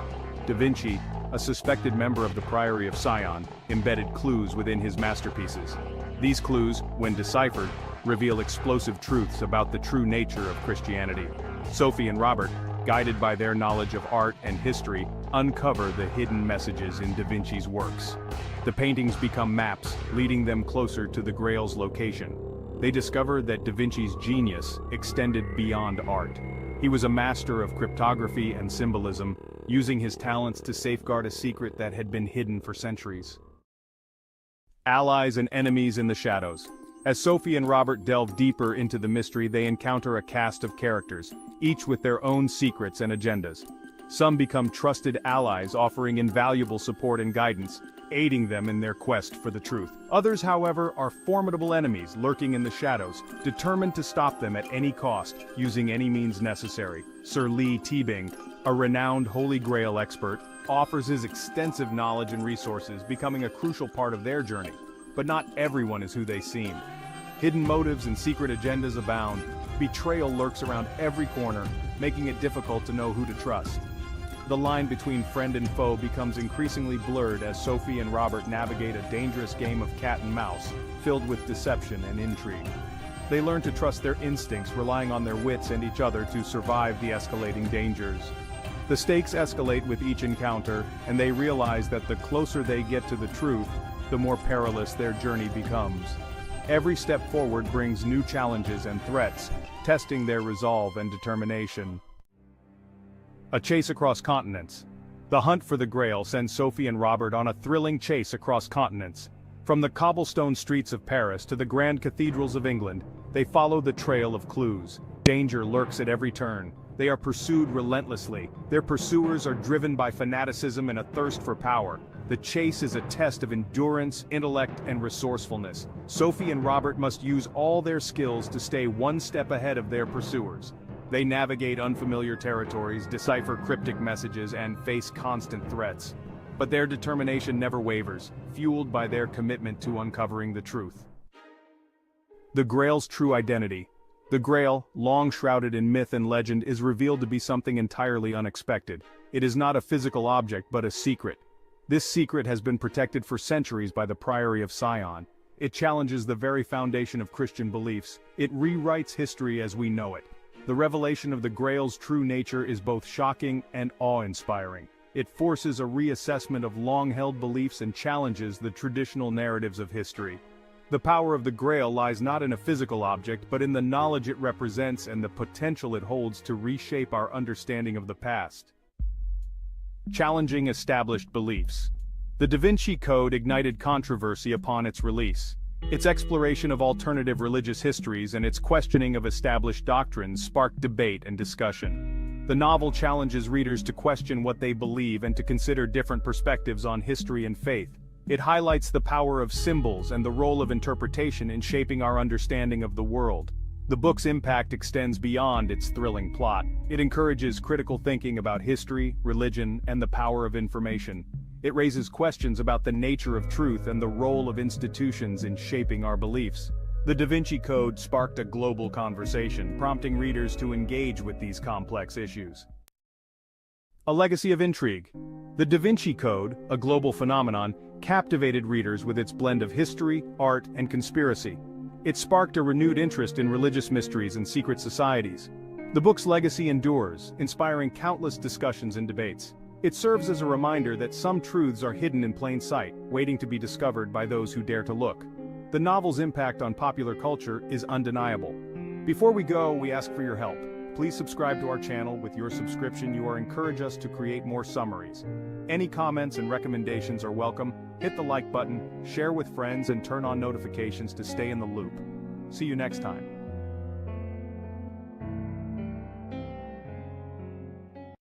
Instead of inquiring why the Roman Empire was destroyed, we should rather be surprised that it had subsisted so long. Phrases like, "Rome fell not because it lacked military might, but because it lacked moral fortitude," or "the most worthless of mankind are not afraid to condemn in others the same disorders which they allow in themselves," are in the heart of the fall of Rome. Edward Gibbon's The History of the Decline and Fall of the Roman Empire is a cornerstone of historical writing. This history, nonfiction classic Ancient History and Politics, published in 6 volumes between 1776 and 1789, it stands as a testament to the ambition and brilliance of its author. Gibbon meticulously chronicles over a millennium of Roman history, from the height of its power to its eventual collapse. Hello, and welcome back to the Book Fox Summaries, bringing literature to life one summary at a time. So, grab a cuppa, get comfy, and join us on this incredible journey through the world of literature. This book is more than just a dry recounting of dates and battles. Gibbon masterfully weaves together political intrigue, military campaigns, religious upheaval, and cultural shifts. He delves into the complex tapestry of factors that contributed to Rome's decline. With eloquent prose and a keen eye for detail, Gibbon paints a vivid portrait of a civilization in flux. He explores the internal weaknesses that gnawed at the empire's foundations. Gibbon's work remains a classic, offering valuable insights into the cyclical nature of power, the complexities of civilization, and the enduring legacy of ancient Rome. The Roman Empire, at its zenith, was a sight to behold. It stretched from the British Isles in the north to the Sahara Desert in the south, encompassing a vast swathe of Europe, North Africa, and the Middle East. This sprawling empire was bound together by a network of roads, aqueducts, and cities that were marvels of engineering. Rome's legions were renowned for their discipline, organization, and effectiveness. They were the backbone of the empire, enforcing Roman law and maintaining order across its vast territories. Roman law itself was a masterpiece of jurisprudence, forming the basis of legal systems in many parts of the world today. Roman culture, heavily influenced by the Greeks, flourished during this period. Literature, philosophy, art, and architecture reached new heights. The Romans excelled in engineering, constructing impressive buildings, roads, and aqueducts that still stand today as testaments to their ingenuity. At its peak, the Roman Empire represented the pinnacle of power, organization, and cultural achievement in the ancient world. It seemed as though this mighty empire would last forever. Despite its outward appearance of strength and grandeur, the Roman Empire was not invincible. Beneath the surface of its golden age lurked a host of problems that would eventually contribute to its downfall. One of the most significant internal issues was the growing disparity between the rich and the poor. As the empire expanded, wealth poured into Rome, but it was concentrated in the hands of a small elite. The gap between the wealthy ruling class and the impoverished masses widened, leading to social unrest and instability. This economic inequality was exacerbated by rampant corruption within the government. The Roman political system, once a model of efficiency, became increasingly corrupt and inefficient. Succession crises, political assassinations, and civil wars became commonplace, weakening the empire from within. Moral decay also set in, with emperors known for their extravagance, cruelty, and lack of concern for the common good. These internal problems, like termites gnawing at the foundations of a mighty structure, gradually weakened the empire from within. The Roman Empire, once a beacon of power and prosperity, was becoming increasingly vulnerable to both internal strife and external threats. As internal problems weakened the Roman Empire from within, external pressures mounted. Beyond the empire's borders, a new threat was emerging, the so-called barbarians. These were various Germanic, Gothic, and Hunnic tribes who lived on the fringes of Roman territory. The barbarian tribes, driven by a variety of factors including population pressures and the Huns' westward expansion, began to exert increasing pressure on the Roman frontiers. The Roman legions, once the undisputed masters of warfare, found themselves hard-pressed to contain these fierce warriors. The Roman military, weakened by years of internal strife and economic troubles, was no longer the formidable force it once was. The legions, increasingly reliant on foreign mercenaries, lacked the discipline and loyalty of their predecessors. Furthermore, the Roman government, plagued by corruption and instability, struggled to effectively respond to the growing threat.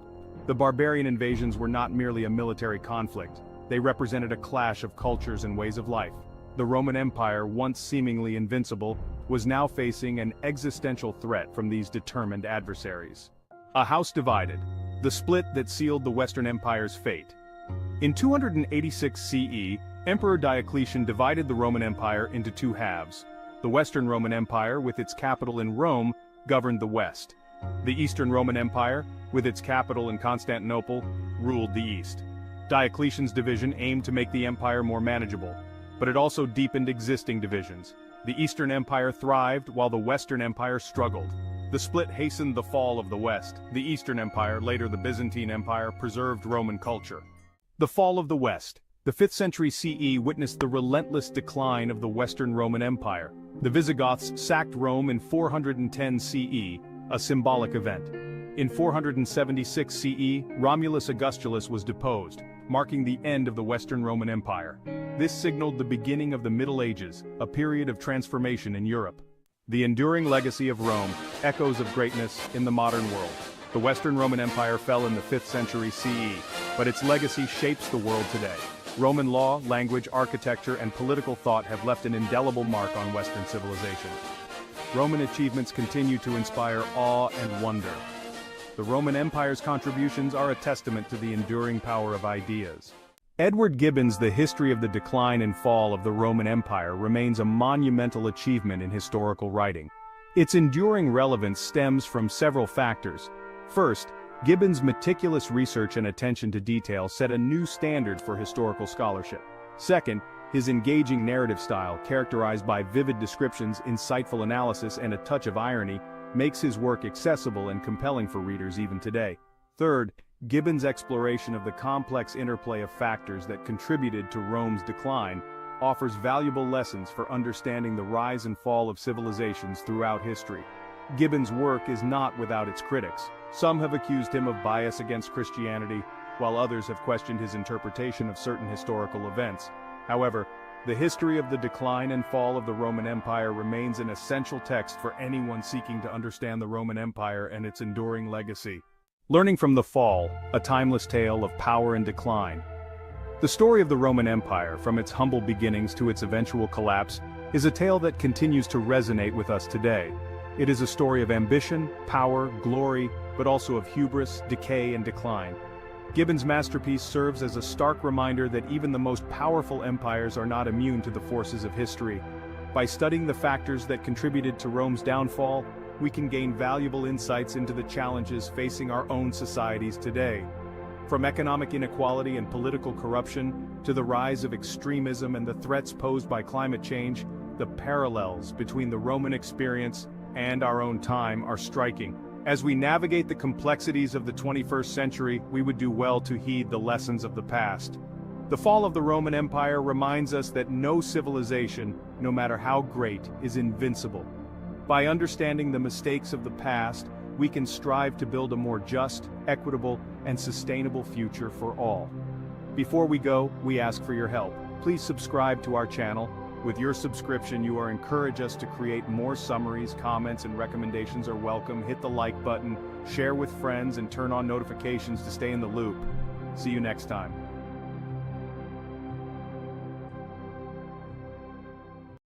Basgiath War College. A fortress of stone and steel, it loomed against the jagged peaks, a testament to the iron will of the Navarian Empire. Within its walls, echoes of clashing steel and roars of captive dragons painted a picture of relentless training. Only the best, the fiercest, survived. Can't tackle that TBR pile? Don't have time to read? We've got you covered. Welcome back to the Book Fox Summaries, bringing literature to life one summary at a time. So, grab a cuppa, get comfy, and join us on this incredible journey through the world of literature. Today we dive into one of the best fantasy romance fiction book of 2023, The Empyrean #1, Fourth Wing by Rebecca Yarros. Each year, a new batch of hopefuls walked through its imposing gates, dreams of glory burning bright in their eyes. But Basgiath devoured weakness, chewed it up, and spat it out.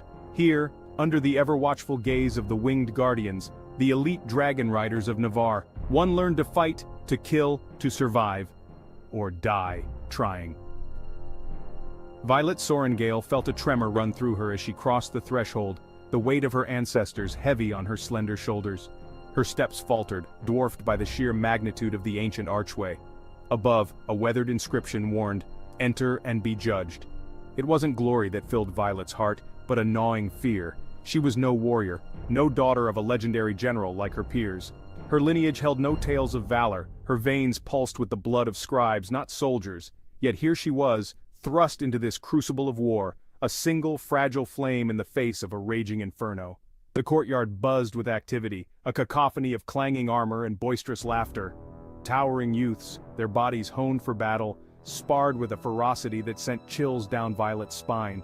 They moved with a confidence she could only dream of, their laughter echoing with the certainty of their place in this brutal hierarchy. Every clang of metal, every guttural roar, seemed to mock her small stature, her lack of martial prowess. Doubt gnawed at her. What hope did she have in this den of wolves, a lamb disguised in borrowed armor? As Violet made her way through the throng, her gaze was drawn to the sky. Above, a winged silhouette pirouetted against the azure canvas, its scales glinting like 1,000 jewels under the midday sun. A shiver, both of fear and awe, shot through her. The dragon dipped its wings, executing a breathtaking dive that sent the recruits scattering. It was a stark reminder, here, survival was not just about conquering your fellow man, but also taming a creature of legend, a beast of fire and fury. The dragon was a symbol of power, of untamed might, and Violet, armed with her books and her wits, felt hopelessly outmatched. The first few weeks were a blur of exhaustion and despair. Each day began before dawn and ended long after the stars had painted the night sky.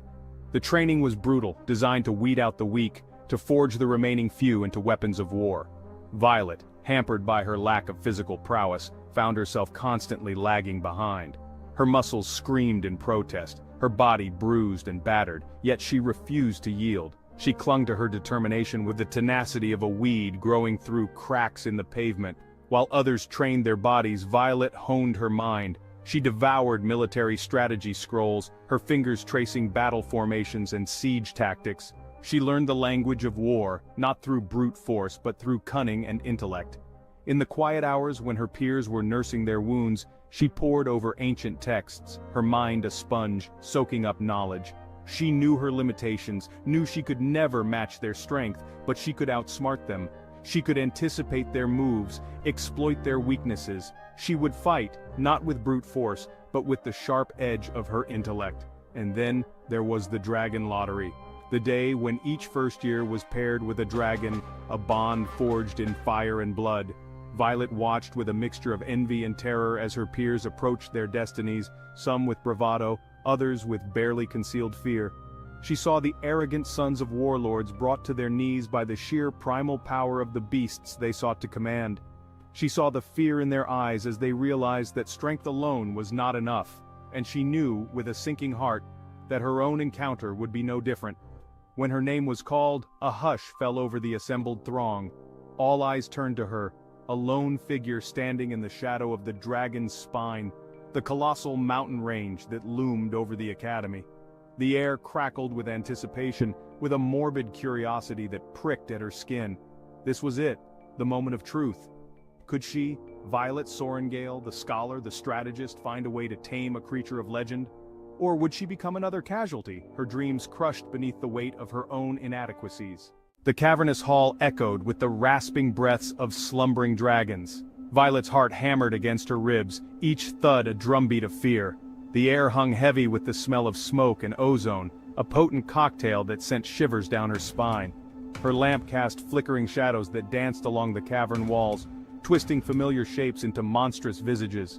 Deeper and deeper she descended, each step carrying her further from the familiar world of books and parchment into the heart of the unknown. Before her lay a sight that stole her breath away, a magnificent beast, its scales the color of amethyst and sapphire, lay coiled in slumber. Its chest rose and fell with each exhalation, sending tremors through the air. The dragon's head, crowned with horns that gleamed like polished obsidian, lay resting upon its massive paws. Even in repose, it radiated an aura of power that was both terrifying and exhilarating. This was no mere beast, but a creature of ancient magic, a being of legend and lore. Then, it opened its eyes. Two orbs of molten gold met hers, pinning her in place with their intensity. Time seemed to stop. The air crackled with unspoken power, with the weight of millennia. In that instant, Violet knew. This creature, this magnificent, terrifying being, would be her salvation or her doom. There was no middle ground, no room for compromise. It was a bond forged in fire, a dance with death itself. As Violet stood there, dwarfed by the sheer immensity of the dragon before her, a strange calm washed over her. Fear, though still present, morphed into something else. A sense of exhilaration, of challenge accepted. She had never been one for brute force, for the clash of steel and the thrill of the kill. But perhaps, just perhaps, there was another path to victory. A path of cunning, of wit, of understanding. She had always been a quick study, a master strategist. Could those skills, honed in the quiet solitude of the library, translate to this primal dance between predator and prey? Only time would tell. Life at Basgiath was a whirlwind of brutal training and fierce competition. Yet, amidst the chaos, Violet found her place, not amongst the brash sons of warlords, but on the fringes, observing, learning, adapting. Her sharp mind became her shield, to exploit their weaknesses with a precision that left them bewildered, and often, enraged. Her bond with her dragon, whom she named Nightshade, deepened with each passing day. It wasn't the fiery, instinctive connection of the other riders, but something different, a bond built on mutual respect, on understanding. She spent hours studying dragon lore, poring over ancient texts. In turn, Nightshade seemed to recognize her efforts, responding to her commands with a grace and precision. As the weeks turned into months, whispers of Violet and her unorthodox methods began to spread through the academy. Her peers, initially dismissive, began to watch, to learn. A shadow fell over Basgiath, a creeping dread that seeped into the very stones of the academy. Rumors of a resurgent enemy, long thought vanquished, spread like wildfire through the ranks. The enemy, they called them the Onyx Legion, was like a phantom force, striking swiftly and silently, leaving behind nothing but carnage and fear. The atmosphere at Basgiath shifted, the air thick with tension. The cadets, their youthful arrogance tempered by the looming threat, pushed themselves harder than ever before. The clang of steel echoed late into the night, a constant reminder of the war that raged beyond the academy walls. Violet felt a knot of dread tighten in her stomach. Was she, a scholar who had always preferred the company of books to the company of soldiers, truly ready to face such horrors? The day came when the graduating class of Basgiath War College stood before the assembled ranks of the Navaran army, ready to receive their wings and take their place as the newest protectors of the realm. Overhead, dragons soared, their scales glinting like 1,000 stars against the azure sky. Violet stood among her peers, her chest tight with a mixture of fear and exhilaration. She had learned to fight, to kill, to survive. The Emperor himself presided over the ceremony. He spoke of duty, of honor, of the sacrifices demanded of those who bore the weight of the realm upon their shoulders. As Violet stepped forward to receive her own wings, she was no longer the timid girl who had first walked through the gates of Basgiath. She was a warrior, a dragon rider, a protector of the realm. For the fate of the Navaran Empire and perhaps the world rested upon her shoulders. Before we go, we ask for your help. Please subscribe to our channel. With your subscription, you are encourage us to create more summaries. Comments and recommendations are welcome. Hit the like button, share with friends, and turn on notifications to stay in the loop. See you next time. Hello, and welcome back to the Book Fox Summaries, where you get spoiler-free insights, hidden themes, all the good stuff in bite-sized pieces. Can't tackle that TBR pile? We've got you covered. So, grab a cuppa, get comfy, and join us on this incredible journey through the world of literature. Today we're about to delve into a profound narrative that has made ripples in the literary world. The book we're exploring today is called Knife, penned by the esteemed author and Booker Prize laureate Salman Rushdie. This isn't just any book, it's a #1 national bestseller, a testament to its impact and the compelling story it unfolds. The narrative is deeply personal and powerful, echoing the author's own experiences and offering a glimpse into the resilience of the human spirit. Knife isn't just a book, it's a journey, a testament to courage and a beacon of hope. It's a book that's not just read but felt, resonating with readers across the globe and leaving a lasting impact. Today we're diving into this deeply personal and powerful book. Knife is a searing account of Rushdie's enduring and surviving an attempt on his life. This is no ordinary tale, rather, it's a gripping exploration of a life-altering event that could have ended catastrophically but didn't. On the morning of August 12, 2022, Rushdie was preparing for a lecture, a discourse on the importance of protecting writers from harm. The irony of his chosen topic was not lost on him when a man dressed in black lunged at him with a knife. The event was shocking to say the least, and sent ripples of horror through the global literary community. Rushdie's account of this event is not merely a recounting of the incident itself, but a deep dive into the psychological and emotional turmoil that ensued. The attack was a stark reminder of the fatwa that had been issued against him 3 decades ago, an order that had forced him into hiding for years. In Knife, Rushdie confronts the specter of that past, drawing parallels between the fatwa and the knife attack, and reflecting on the very real dangers that writers face in a world where words can incite violence. He paints a vivid picture of the fear, the trauma, and the near-death experience that marked that fateful day in August. But the book also delves into the aftermath of the attack, the shockwaves it sent through the literary world and beyond.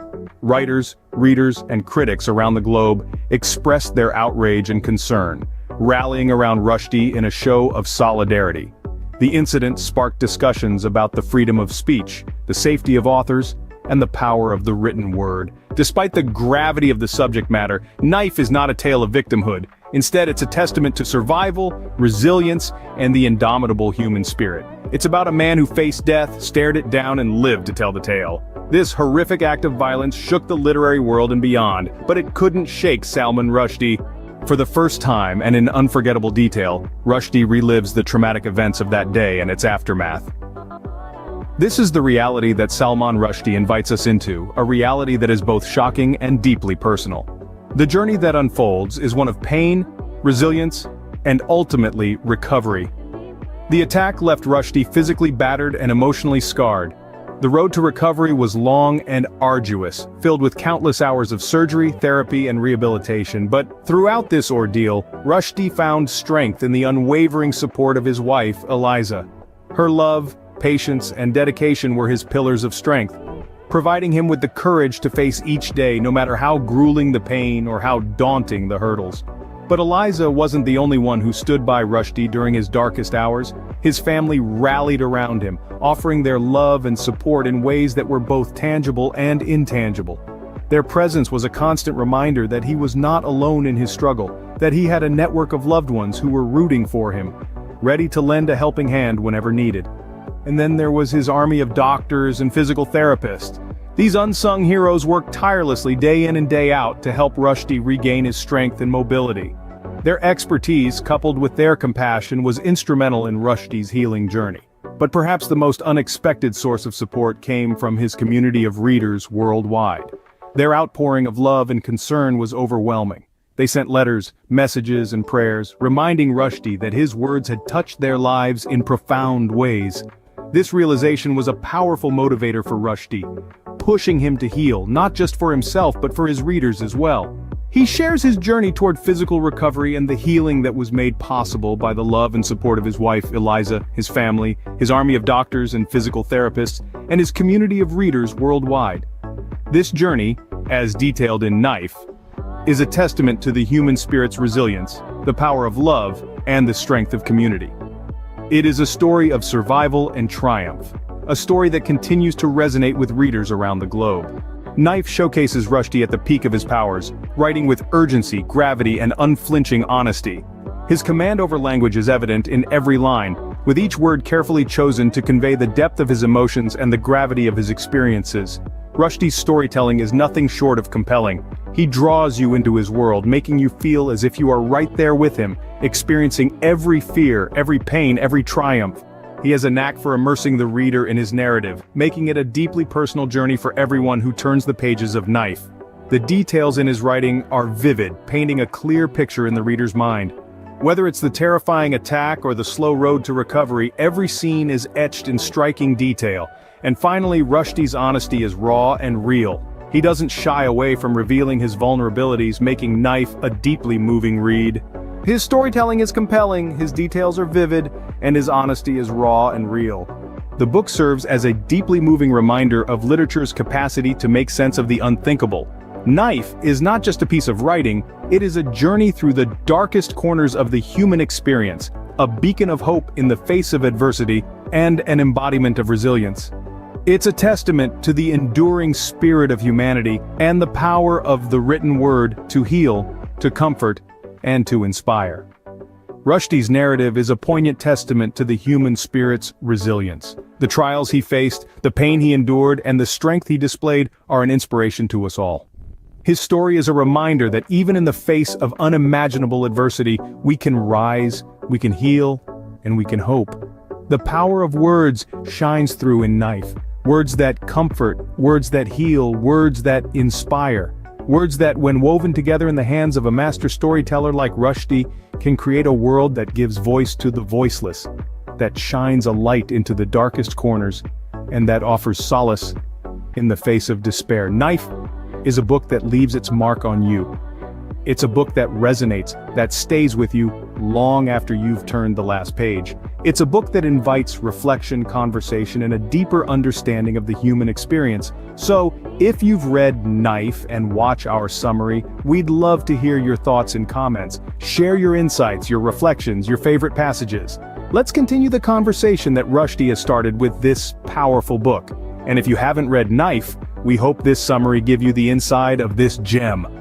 Before we go, we ask for your help. Please subscribe to our channel. With your subscription, you are helping us to have the power to create more summaries like this. Please hit the like button, share with friends, and turn on notifications to stay in the loop. See you next time. Hello, Book Foxes. Welcome back to the Book Fox Summaries, keeping books simplified for your busy life, one summary at a time. Today, we're exploring a fiction horror gothic masterpiece from 1818 with more than 13,000 editions that has captured readers' imaginations for over 2 centuries, Mary Shelley's Frankenstein. Frankenstein begins with a series of letters from Captain Robert Walton to his sister, Margaret Walton Saville. These letters set the stage for the unfolding drama, providing a glimpse into Walton's ambitious and perilous journey. Walton is on an ambitious expedition to the North Pole, driven by a thirst for discovery and adventure. During this treacherous journey, he encounters a man stranded on the ice, Victor Frankenstein, who is in a dire state. As he recovers on Walton's ship, Victor begins to tell his harrowing tale. Under the dim light of lanterns on the ship's deck, Victor recounts the events that led him to this frozen wasteland. His story is one of ambition, creation, and the dire consequences that followed. Walton listens intently, captivated by the tragic and cautionary tale that unfolds before him. The letters from Walton to his sister not only document his own journey, but also serve as a conduit for Victor's chilling narrative, bridging the gap between 2 ambitious men and their intertwined fates. Victor recounts his idyllic childhood in Geneva, Switzerland, a place where the serene landscapes and tranquil environment shaped his early years. The picturesque Swiss village, with its rolling hills and clear blue lakes, provided a perfect backdrop for his formative experiences. He was surrounded by a loving family, who nurtured his curiosity and encouraged his intellectual pursuits. Family gatherings were filled with joy and laughter, creating a strong foundation of support and affection that would stay with him throughout his life. From a young age, Victor was fascinated by the mysteries of the natural world. His curiosity knew no bounds, and he spent countless hours exploring and experimenting. This passion for discovery led him to pursue studies at the University of Ingolstadt, where he hoped to unlock the secrets of the universe. At the University of Ingolstadt, Victor immersed himself in his studies, delving deep into the realms of science and philosophy. The campus, with its grand buildings and state-of-the-art laboratories, became his second home. It was here that his obsession with uncovering the secret of life began to take hold. This obsession, however, would lead him down a dark and dangerous path. As he pushed the boundaries of scientific knowledge, he found himself venturing into uncharted and perilous territories. The pursuit of his ambitions would come at a great cost, setting the stage for the tumultuous events that would follow. Victor spends months in isolation, feverishly working on his experiment. One fateful night, he succeeds in bringing a creature to life. However, the moment the creature opens its eyes, Victor is horrified by its grotesque appearance and abandons it. Overcome with guilt and fear, Victor falls into a deep depression. The story then shifts to the creature's perspective. Abandoned and alone, it struggles to survive in a hostile world.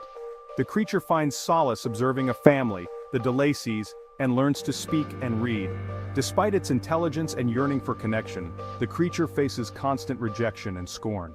Desperate for companionship, the creature demands Victor create a female counterpart. Victor agrees, but fearing the consequences, destroys the unfinished creation. Enraged, the creature vows revenge, leading to a tragic series of events. It kills Victor's best friend, Henry Clerval, and on his wedding night, Victor's bride, Elizabeth. Grief-stricken and seeking retribution, Victor chases the creature to the Arctic. It is here that Walton and his crew find Victor. In Walton's letters, he describes Victor's death and the creature's final appearance on the ship.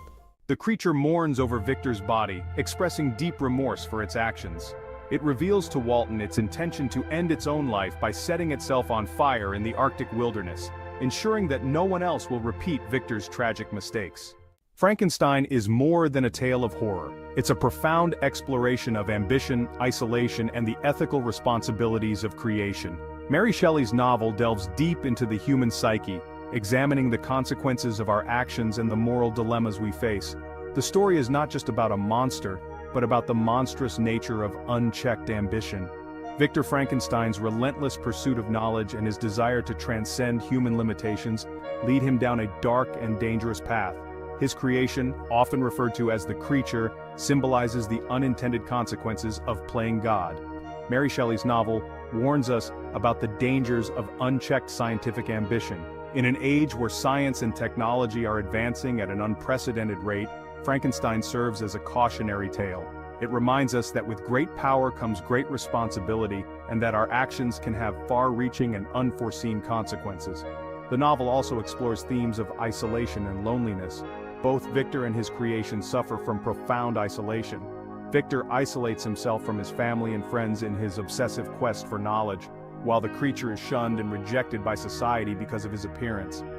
This isolation leads to tragic outcomes for both characters, highlighting the importance of human connection and empathy. It's a timeless story that continues to resonate with readers today. The ethical questions it raises about scientific experimentation, the nature of humanity, and the consequences of our actions are as relevant now as they were when the novel was first published in 1818.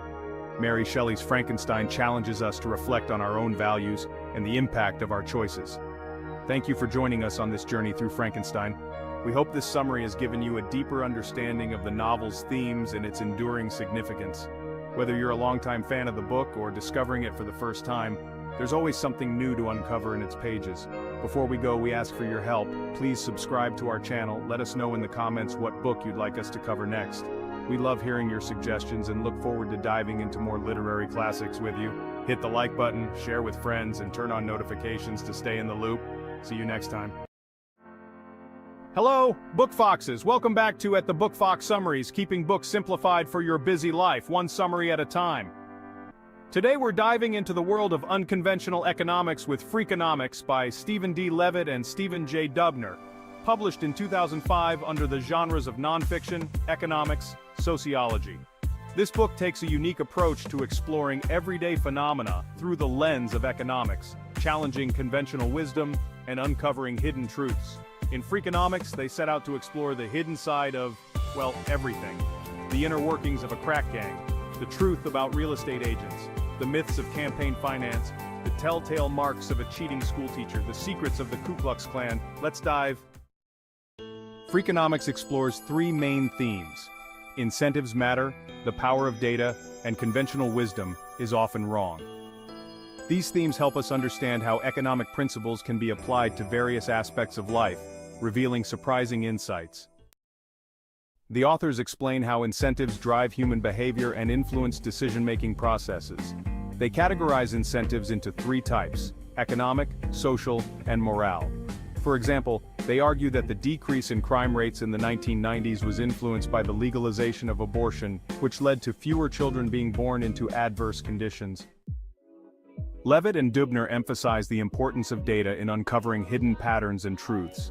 They advocate for a data-driven approach to understanding complex social issues.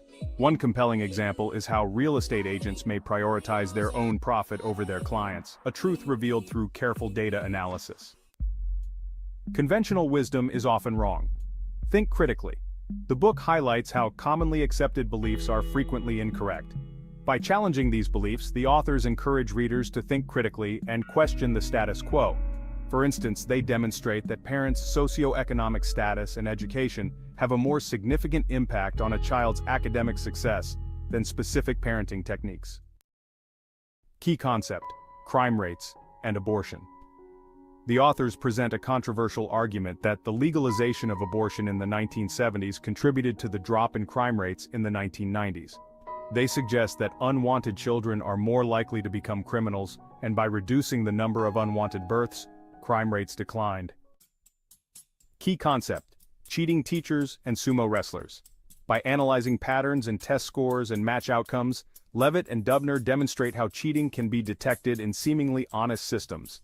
They find evidence of teachers altering students' test answers and sumo wrestlers fixing matches to benefit their standings. Key concept: economics of drug dealing. The book explores the economic structure of a drug-dealing gang, likening it to a corporate hierarchy. They reveal that most gang members earn low wages, while the leaders reap significant profits, challenging the stereotype of drug dealers living lavish lifestyles. Key concept: naming and socioeconomic status. Levitt and Dubner examine how the names parents give their children can reflect their socioeconomic status and potentially influence their future success.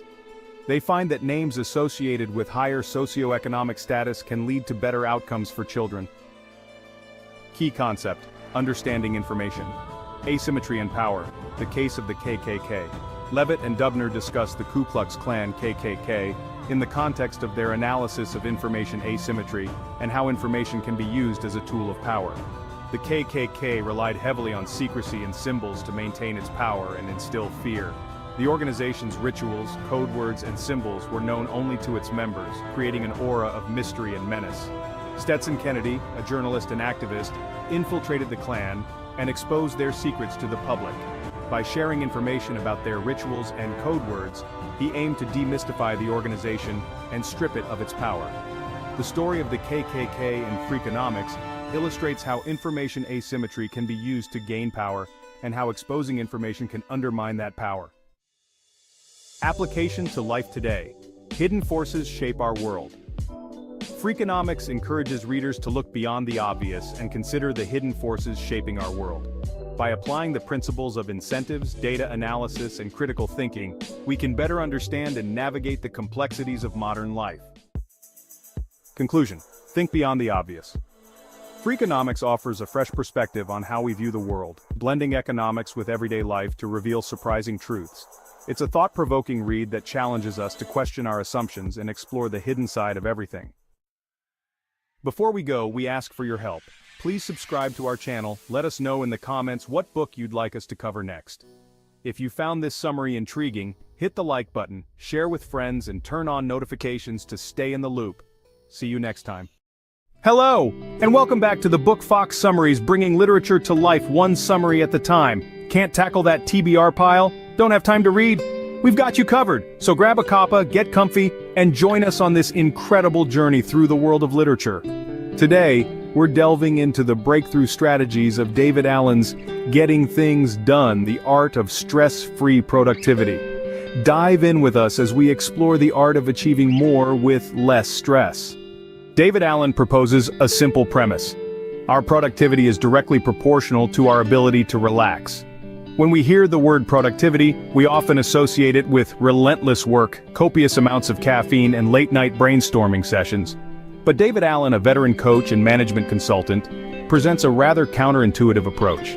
He believes that our ability to be truly productive is intertwined with our capacity to relax. Imagine a serene lake, its surface perfectly smooth and still. This calmness allows it to clearly reflect the world around it. Similarly, when our minds are calm and relaxed, they can reflect, process, and organize thoughts more effectively. This clarity of mind is the foundation of Allen's productivity principle. Allen's concept of productivity is not about doing more. It's about doing what matters most, efficiently and effectively. It's about making the best use of our mental and physical energy to achieve our goals. It is not merely about ticking off tasks on a to-do list, it's about aligning our daily actions with our long-term vision. To achieve this, we need to have organized thoughts. But how do we organize our thoughts in this fast-paced world brimming with information overload? Allen suggests that we need to get things out of our mind and capture them in a trusted system. This could be a notebook, a digital tool, or anything that works for you. The goal is to clear your mind from the constant reminders of tasks and ideas, allowing it to focus on the task at hand. The state of relaxation is not about inactivity. It's about being in a state of controlled attention and focus. When we are relaxed, we are in a better position to handle the demands of our work, deal with interruptions, and make decisions. It's about having a clear mind that can effectively navigate the labyrinth of productivity. In the journey of productivity, remember that your mind is a thinking tool, not a storage device. It's designed to generate and play with ideas, not to hold them. In Allen's words, your mind is for having ideas, not holding them. One of the key strategies Allen suggests is the do it, delegate it, defer it, drop it rule. This rule is a cornerstone of Allen's philosophy towards achieving stress-free productivity, and it's a simple yet powerful tool to clear your mind and your inbox. Let's break it down. The first D is for do it. If a task takes less than 2 minutes to complete, Allen suggests you should do it immediately. Whether it's replying to an email, making a quick call, or jotting down an idea, these small tasks can quickly pile up and become overwhelming. By dealing with them instantly, you eliminate the stress of a mounting to-do list. Next up is delegate it. If a task can be completed by someone else, hand it over. Delegating is not about shirking responsibility, but rather about recognizing where your time is best spent. Whether you're a manager, a parent, or a team member, understanding what tasks to delegate can free up your time for more important things. The third D stands for defer it. If a task isn't urgent, or if it requires more than 2 minutes to complete, defer it. Schedule a time to tackle it later. This allows you to focus on what's important now, without forgetting about what needs to be done in the future. The final D is for drop it. If a task isn't necessary, or if it doesn't contribute towards your goals or well-being, consider dropping it entirely. Remember, it's okay to say no to tasks that don't serve you. By applying the rule of do it, delegate it, defer it, drop it, you're not only clearing your inbox but also your mind. You're making room for what really matters, allowing you to achieve effective productivity and unleash your creative potential. As Alan says, you can do anything but not everything. So why not give the rule of 4Ds a try?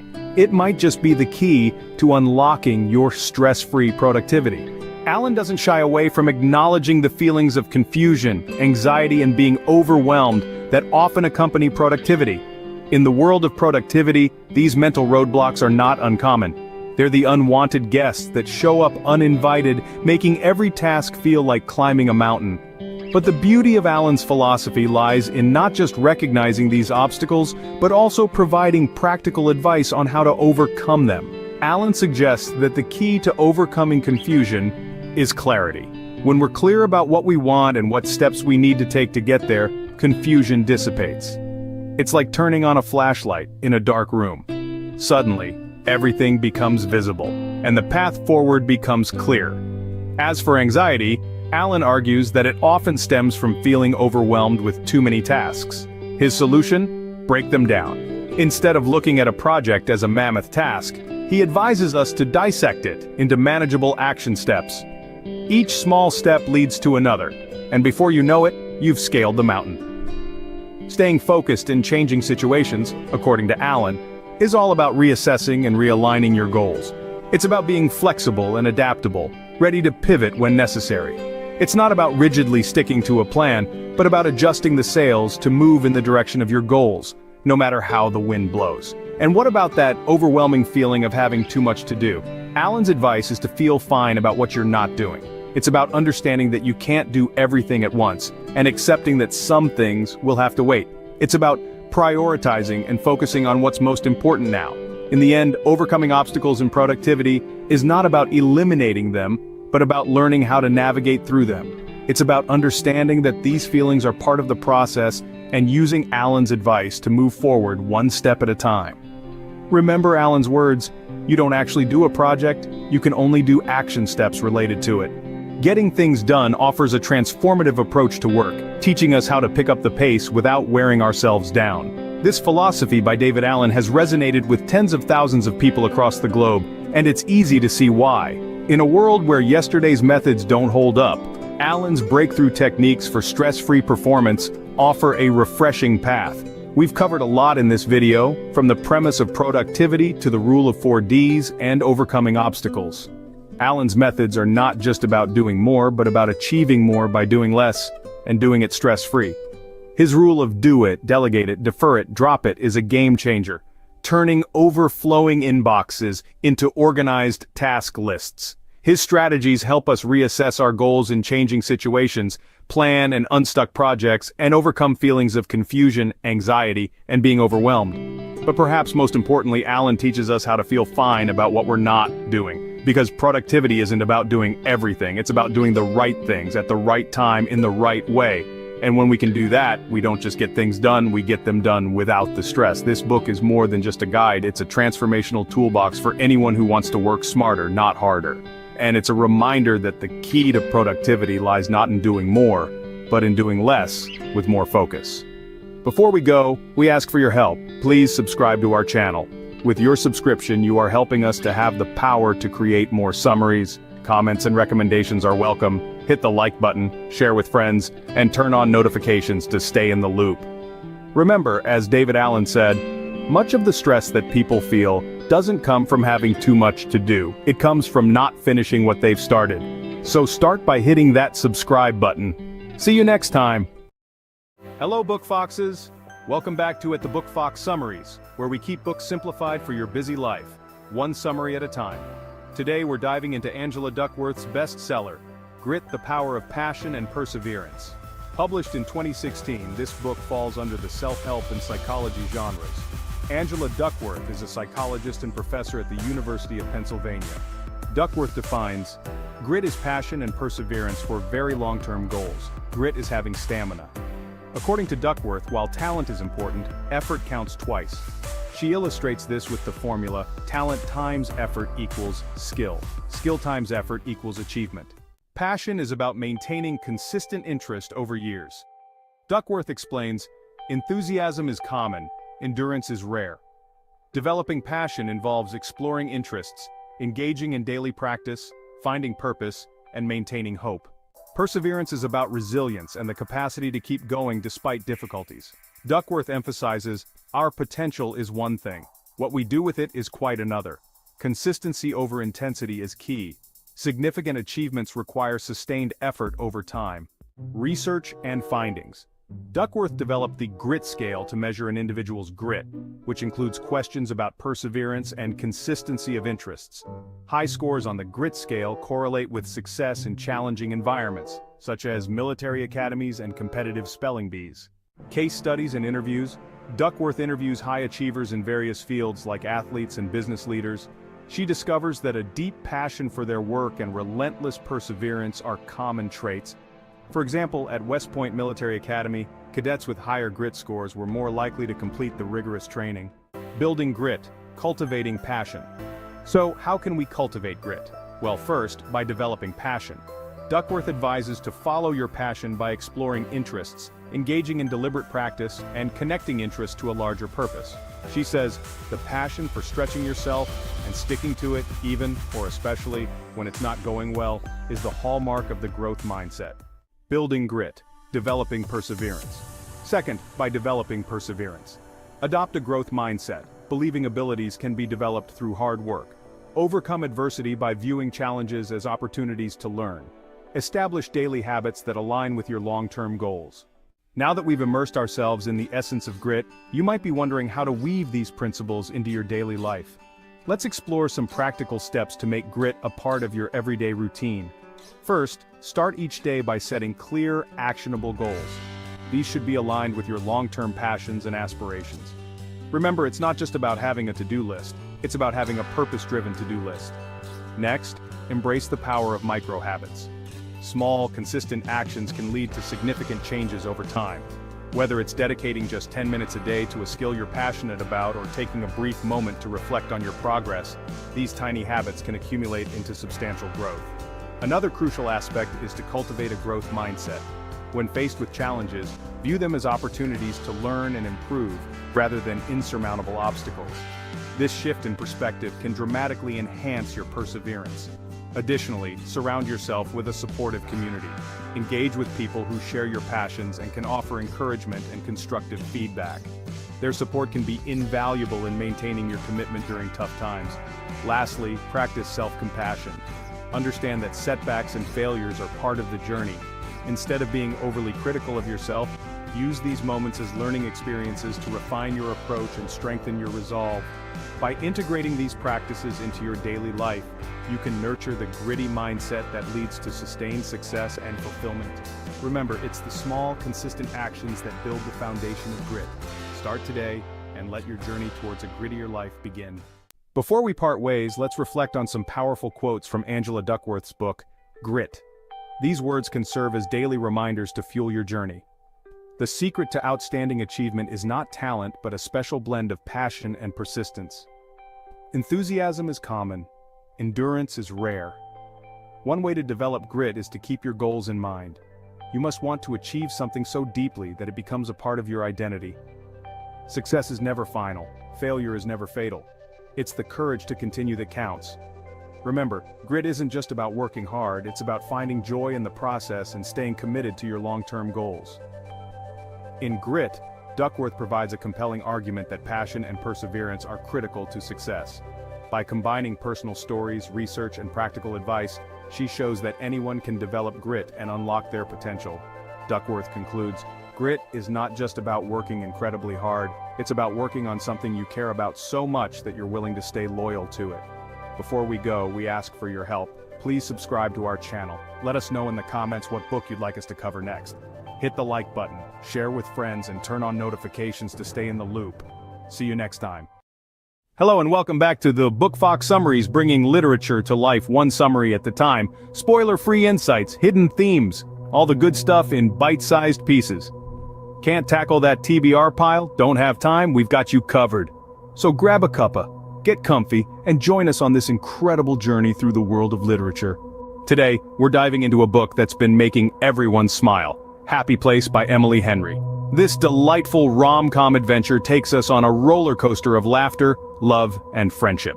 As we navigate through the intricacies of a fake dating scheme, we discover that sometimes the most unexpected experiences can lead us back to our happy place. So, buckle up and get ready for a hilarious fake dating escapade with a side of deep emotional connection. First up, we have Harriet. She's a headstrong pediatric dentist who loves crafting the perfect itinerary. Known for her meticulous planning and unwavering determination, Harriet has always been the one to keep her life in order. Then there's Win. He's a laid-back, free-spirited documentary filmmaker who lives life as it comes. With his go-with-the-flow attitude and spontaneous charm, Win is the perfect counterbalance to Harriet's structured lifestyle. They met in college and their chemistry was undeniable. Harriet's orderliness meshed well with Win's laissez-faire approach and they became the best of friends. Eventually, their friendship evolved into a relationship, making them the perfect couple in the eyes of their friends. But 6 months ago, a mysterious breakup turned their relationship upside down. Now they're left navigating their complex feelings for each other while maintaining their friendship. They used to be the perfect couple, but a mysterious breakup 6 months ago has left things complicated. Every year, Harriet, Win, and their close friends reunite for a week-long vacation in a charming Maine cottage. It's a tradition, a chance to unwind, reconnect, and escape the real world. But this year, the atmosphere is different. A palpable tension hangs in the air as Harriet and Win, once a couple, now just friends, try to keep the peace. They laugh, they reminisce, they pretend everything's normal. But beneath the laughter and shared memories, a secret simmers.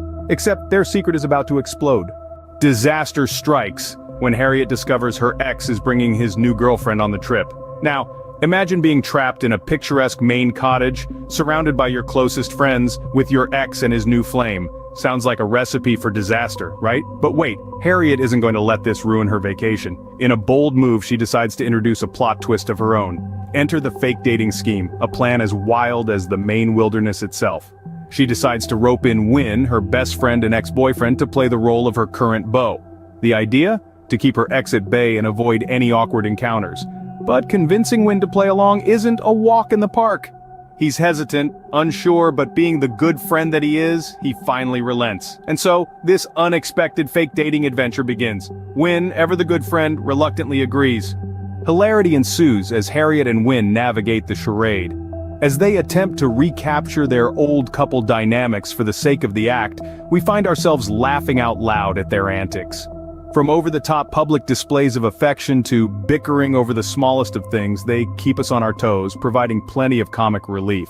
But what's a rom-com without a few hiccups? There's a lobster cooking contest gone wrong, a disastrous kayak trip, and let's not forget the impromptu karaoke session where Win, who's tone-deaf, takes the microphone. Each situation is funnier than the last, making the main retreat feel like a comedy show. However, beneath the laughter, there's a growing tension. As they play-act their way through the vacation, memories of their past relationship keep surfacing. Long-forgotten arguments, shared jokes, tender moments, they all come rushing back, reminding them of what they once had. And then, there are the quiet moments, the stolen glances, the lingering touches, the conversations that last until dawn. They are reminders of the deep bond they share, a bond that hasn't been broken despite the breakup. But amidst this mayhem, something else is happening, something neither of them expected. As they pretend to be a couple, real emotions start to resurface. Old wounds begin to heal, and unresolved feelings bubble to the surface. Could this fake dating scheme lead to something real? Stick around to find out. As the week progresses, the line between fake and real starts to blur. Harriet and Win find themselves in a whirlpool of nostalgia and longing, their hearts pulsing to a rhythm they thought was long forgotten. The cozy cottage, the salty sea breeze, the laughter echoing through the halls, all these serve as a backdrop to their unfolding love story. They're reminded of why they fell for each other in the first place. Their shared laughter, their love for adventure, their unspoken understanding. It's all still there. But they also confront the bitter truth of their past, the unresolved issues that led to their painful separation. Harriet and Win are given a second chance, an opportunity to right their wrongs. They learn that love isn't just about the happy moments but also about navigating the stormy seas together. As the week nears its end, one question looms large. Will this forced proximity rekindle their flame, or will their happy place remain a memory? But Happy Place isn't just about romance, it's a beautifully woven tapestry of relationships, exploring the depths of friendship in all its glory. Our protagonists, Harriet and Wynne, aren't just lovers but they're also friends. Friends who have seen each other through thick and thin, through laughter and tears, through college exams and career leaps. Their camaraderie is the backbone of this story, offering a refreshing perspective on love. Similarly, the book also underscores the power of forgiveness. It's about acknowledging past mistakes, extending the olive branch, and building bridges instead of walls. Harriet and Wynne's journey is a testament to this. Their breakup wasn't pretty, but their willingness to forgive, to understand, and to communicate, that's where the beauty lies. In essence, Happy Place serves as a gentle reminder that friendship and forgiveness are two of the most potent ingredients in the recipe of love. We see how forgiveness and open communication can heal even the deepest wounds. Of course, secrets can't stay buried forever. As the sun sets on yet another day of Maine escapades, the truth about Harriet and Wynne's charade comes to light. The revelation sends a ripple of shock through their close-knit group of friends. Feelings of betrayal, confusion, and even amusement clash in the once peaceful cottage. The unveiling of the faked romance, initially a ploy to avoid awkwardness, now serves as the catalyst for a whirlwind of raw emotions and some very uncomfortable breakfast encounters. Will their friends, feeling deceived, turn their backs on the duo? Or will they rally around Harriet and Wynne, helping them navigate the choppy waters that lie ahead? The stakes are high, as Harriet and Wynne face the consequences of their well-intended deception. But the real question remains. More importantly, can Harriet and Wynne rebuild trust and navigate a potential future together? I won't spoil the ending, but let's just say Happy Place delivers a satisfying and heartwarming conclusion. As Harriet and Wynne navigate their tangled emotions and face their truths, they find that sometimes the journey is just as important as the destination. Their story is a testament to the power of love, friendship, and second chances. Emily Henry masterfully blends humor, romance, and emotional depth, leaving you with a smile on your face and a renewed belief in second chances. So, if you're looking for a fun and heartwarming read that will make you laugh out loud, Happy Place is definitely for you. It's a perfect summer beach read or a cozy escape for any time of year. Before we go, we ask for your help. Please subscribe to our channel. With your subscription, you are helping us to have the power to create more summaries like this. Comments, recommendations, extremely welcome. Hit the like button, share with friends, and turn on notifications to stay in the loop. See you next time. Hello, and welcome back to the Book Fox Summaries, bringing literature to life one summary at a time. Spoiler-free insights, hidden themes, all the good stuff in bite-sized pieces. Wrestling with a towering TBR pile? Don't have the time? Don't worry, we've got you covered. So grab a cuppa, get comfy, and join us on this incredible journey through the world of literature. Today, we're setting sail on the royal road to a person's heart, delving into a timeless classic, How to Win Friends and Influence People by Dale Carnegie. This groundbreaking book packed with wisdom has made life sweeter and more endearing for millions of lives worldwide since its debut in the 30s. If you're walking onto the scene of action with us for the first time, the only way to make quality, lasting friends is to hit the subscribe button and turn on notifications so you never miss our insightful book summaries. Dale Carnegie's How to Win Friends and Influence People is a game-changing masterpiece on relationship management, as pertinent today as when it was first penned in 1936. This profound script is an overflowing trove of wisdom, created to assist you in mastering social cues and strategies. It's your roadmap to metamorphosing into a successful salesperson, adeptly managing complaints, skirting arguments, and even shape you into a charismatic leader. The book is carefully segregated into 4 essential parts. The first phase, Techniques in Handling People, which instills in you the ability to sail through social scenarios with poise and diplomacy. It peels back the curtain on the power of not criticizing, condemning, or complaining, and showcases the profound impact of honest and sincere appreciation. The second section, 6 Ways to Make People Like You, unravels the magic of making a positive impression and cultivating a lasting rapport. It reveals how becoming genuinely interested in other people and being a good listener can make you a magnet to others. The third part, How to Win People to Your Way of Thinking, is a masterclass on persuading and positively influencing others. It's not about manipulation, but about the art of asking questions instead of giving direct orders, and allows you to discover the power of dramatizing your ideas. The fourth and conclusive section, Be a Leader. How to Change People Without Giving Offense or Arousing Resentment, provides us with keys to inspire change while preserving harmony and respect. It delves into the practice of talking about your own mistakes before criticizing others, and throws light on the power of praising even the smallest improvements. Carnegie's book is not merely a book, it's a voyage into deciphering human nature and relationships. It's about understanding and respecting diverse viewpoints, acknowledging achievements, and fundamentally abstaining from negative criticism. He accentuates the value of being genuinely interested in others, the importance of remembering names as the sweetest sound in any language to the person in question, the wisdom of steering clear of unnecessary disagreements, the need to make others feel significant, and the crucial act of safeguarding their self-esteem. This isn't just a book, it's a blueprint for lasting positive relationships. One of the key takeaways from How to Win Friends and Influence People is the profound concept of thinking from the other person's point of view and arousing in the other person an eager want. Dale Carnegie's timeless wisdom illuminates each page, advocating for a world where appreciation and honest praise rule over criticism and condemnation. His belief was simple. These two elements are far more powerful and inspiring. It's a concept that seems simple at first glance but is surprisingly tough to execute.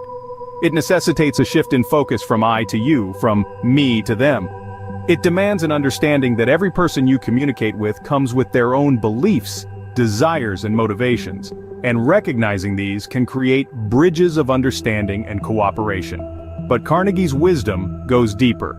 He highlights the significance of showing respect for the other person's opinions. In a world brimming with opinions, the act of stepping back and genuinely listening to what others have to say can create profound changes. It's not about nodding your head to everything you hear, but about creating a safe space for others to express themselves, letting them know that their viewpoints are important and worthy. Then comes the idea of giving honest and sincere appreciation. Acknowledgement and gratitude are powerful tools in nurturing positive relationships, be it in a professional or personal setting. Carnegie believed that everyone has a desire to be important, to be valued.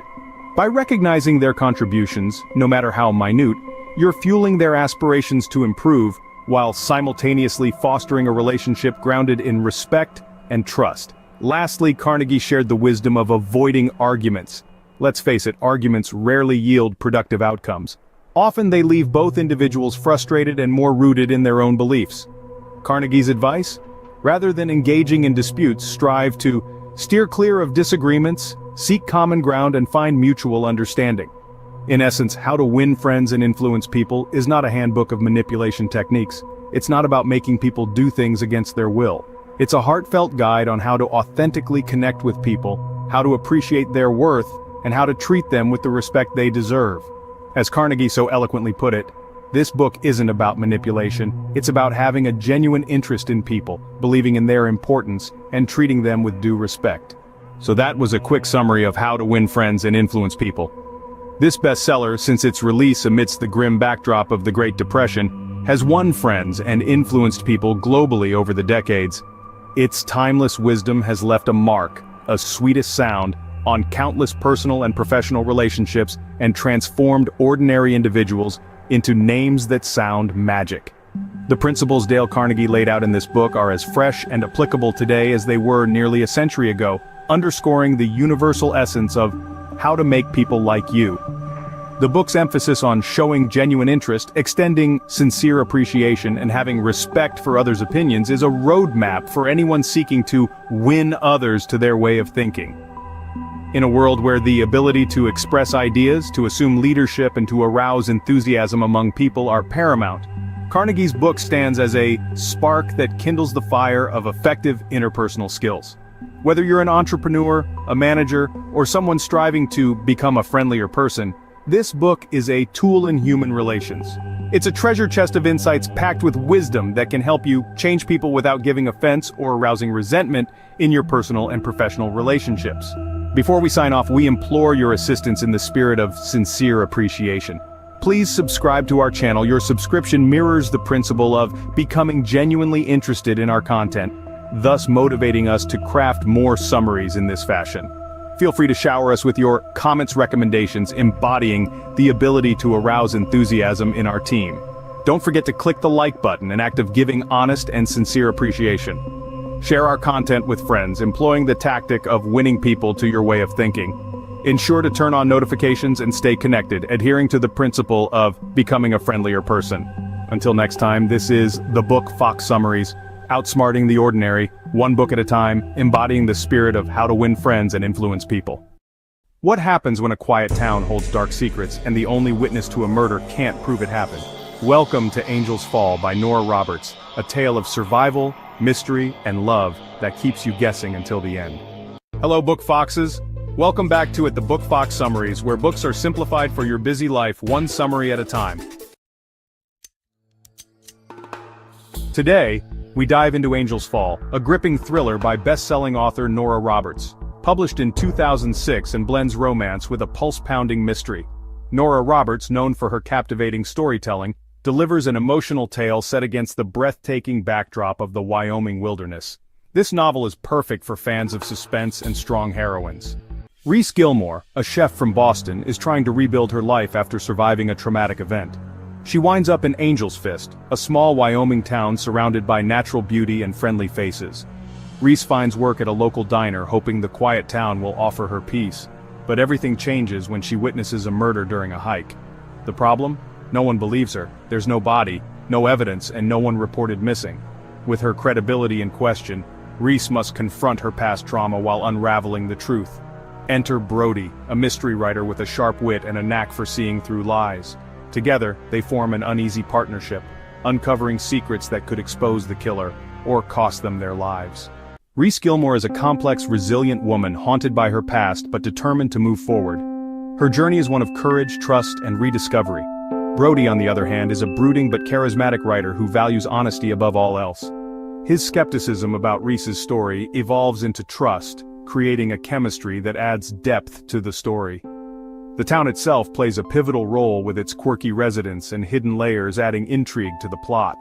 Angel's Fall explores themes of healing, resilience, and trust. It's about overcoming personal demons and finding strength in the face of adversity. The story also delves into the psychology of trauma, showing how it shapes perceptions and relationships. One powerful quote from Reese captures her struggle perfectly. "You can't undo what's been done, but you can choose what you do next." This sentiment underscores the heart of the novel, survival and hope. Another memorable line is, "Trust is built one step at a time, but it can be shattered in an instant." This highlights the fragile nature of trust, which is central to Reese's relationships and her journey. We loved how the Wyoming setting becomes a character in its own right, reflecting both danger and solace. Reese's journey feels relatable and inspiring, making her triumphs all the more satisfying. It's a story that reminds us of the power of trust and the resilience of the human spirit. Angel's Fall is an unforgettable blend of suspense, romance, and self-discovery. If you love a story with twists and a touch of heart, this one is for you.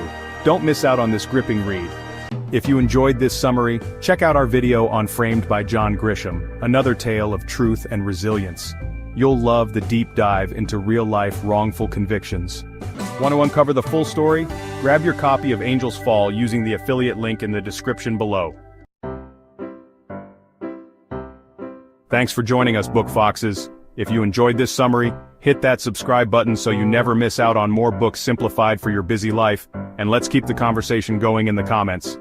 Hit the like button, share with friends, and turn on notifications to stay in the loop. Books simplified, minds amplified. See you in the next summary. Hello, Book Foxes. Welcome back to the Book Fox Summaries. Have you ever wondered how a handful of volunteer pilots flying outdated aircraft could change the destiny of an entire nation?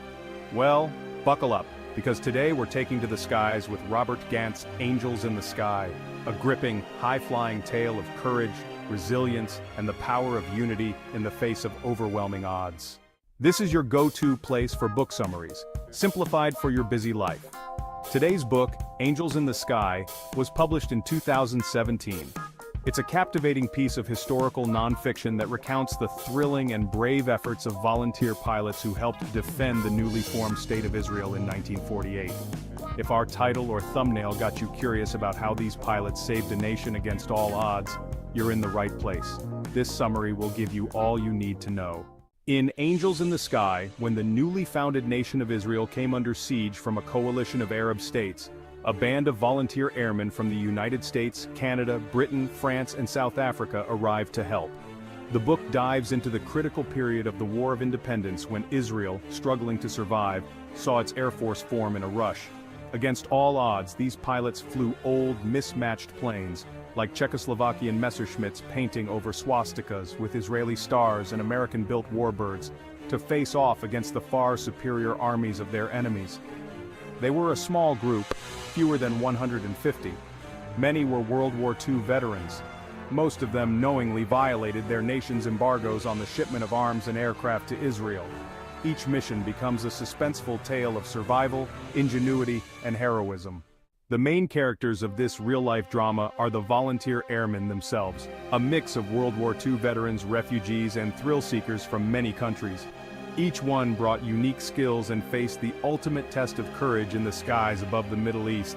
Imagine these pilots flying into battle with minimal training on their borrowed aircraft, risking everything to protect a country that many of them had no ties to before. Let's dive into two powerful phrases that stand out in the book. We were always outnumbered and outgunned, but that only made us more determined to fight. This quote captures the relentless determination of the volunteer pilots, underdogs who refused to back down. We were fighting for more than just a piece of land. We were fighting for an idea. This phrase echoes the deeper purpose behind the pilots' bravery, highlighting that their mission was not just tactical, but also profoundly symbolic in the fight for freedom and survival. Angels in the Sky weaves themes of unity, bravery, and self-sacrifice. It is a testament to how a small, passionate group of individuals can stand up against overwhelming forces and change the course of history.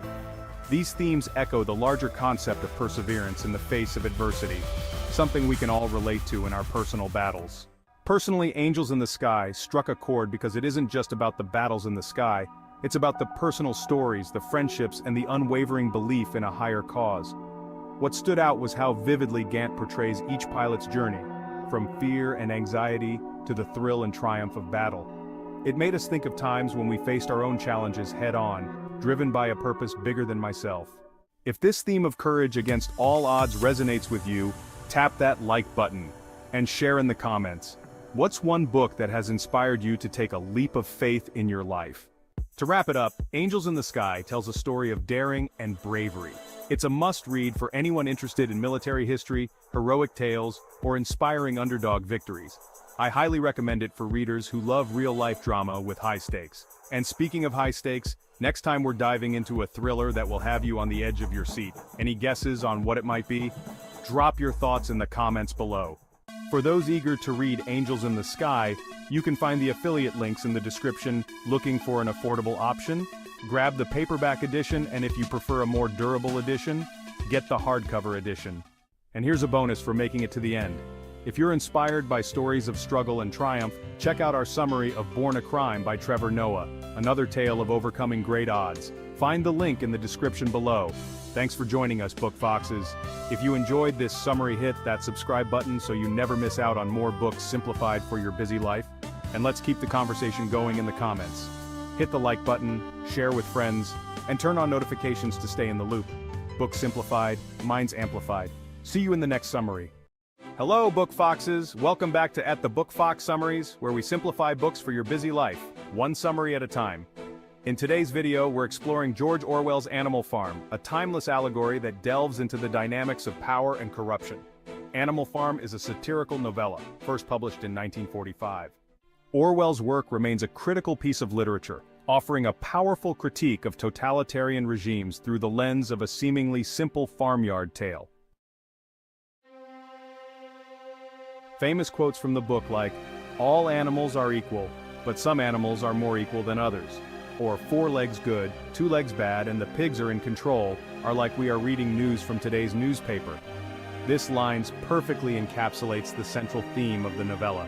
But how does the story evolve to this point? Let's find out. Animal Farm takes place on a quaint farm in the heart of England, where the animals, led by the ambitious pigs Napoleon and Snowball, stage a rebellion and successfully overthrow their negligent human owner, Mr. Jones. This marks the beginning of their quest for freedom and equality. United by a common goal, they seek to establish a society where all animals are equal and free from the tyranny and oppression of human rule. However, as the pigs begin to gain more power and influence, the initial utopian vision they had starts to crumble under the weight of their own ambitions and desires. The pigs, who initially championed the ideals of equality and fairness, gradually begin to emulate the very humans they once despised and overthrew. They adopt human behaviors and customs, blurring the lines between oppressor and oppressed. Napoleon, the primary leader, becomes increasingly authoritarian, using propaganda and fear tactics to consolidate his power. He cunningly sidelines his rival Snowball and transforms the farm into a brutal dictatorship, betraying the very principles of the revolution. The characters in Animal Farm are symbolic of real-world figures and concepts, each representing different facets of society and political dynamics. Napoleon represents the rise of a dictatorial regime, using cunning and brutality to maintain control.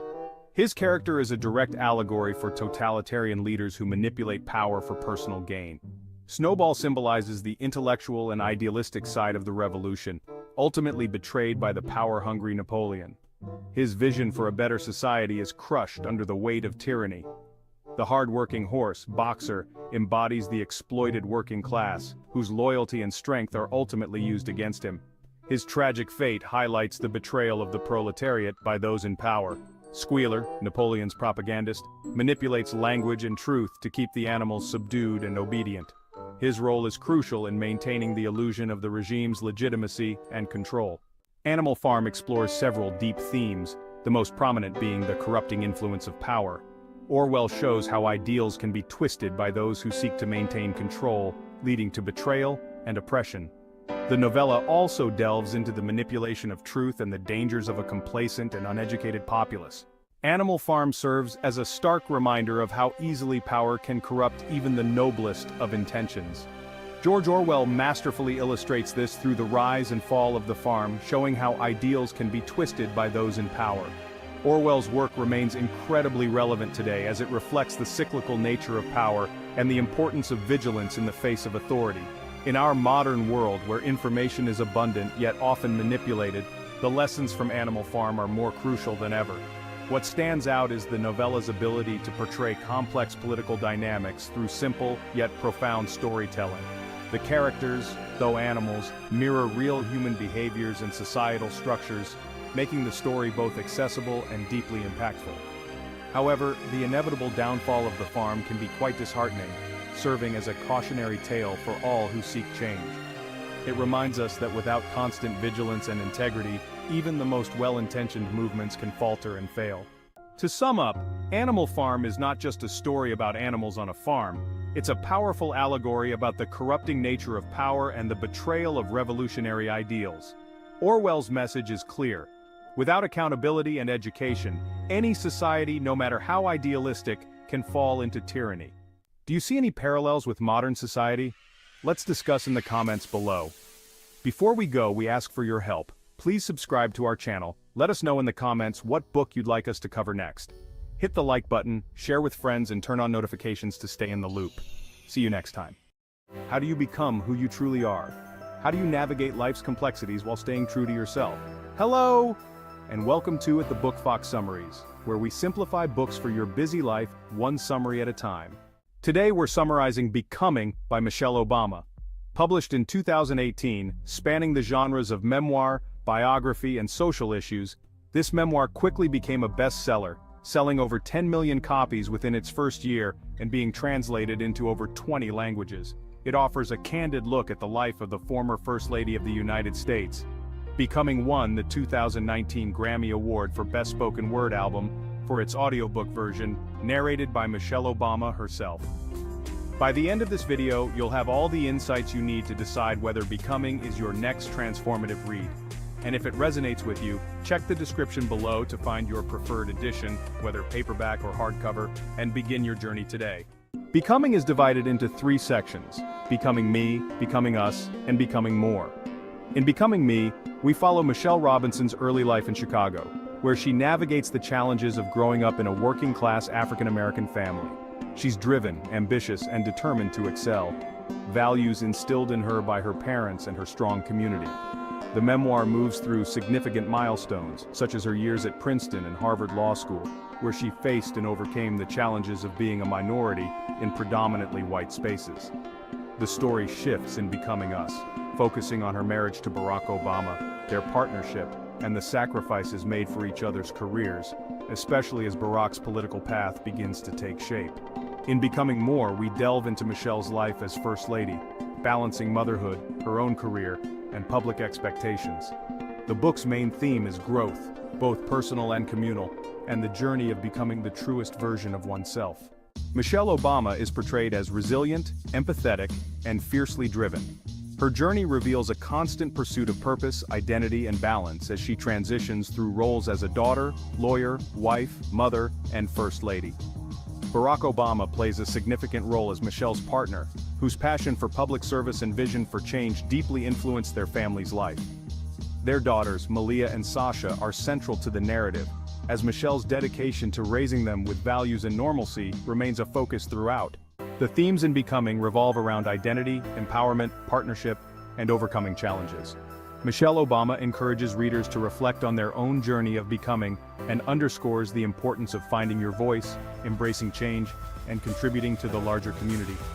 The themes of resilience and hope are especially relevant as they connect to real-life experiences, whether it's balancing work and family, confronting societal barriers, or seeking personal growth. Here are 2 standout quotes from Becoming.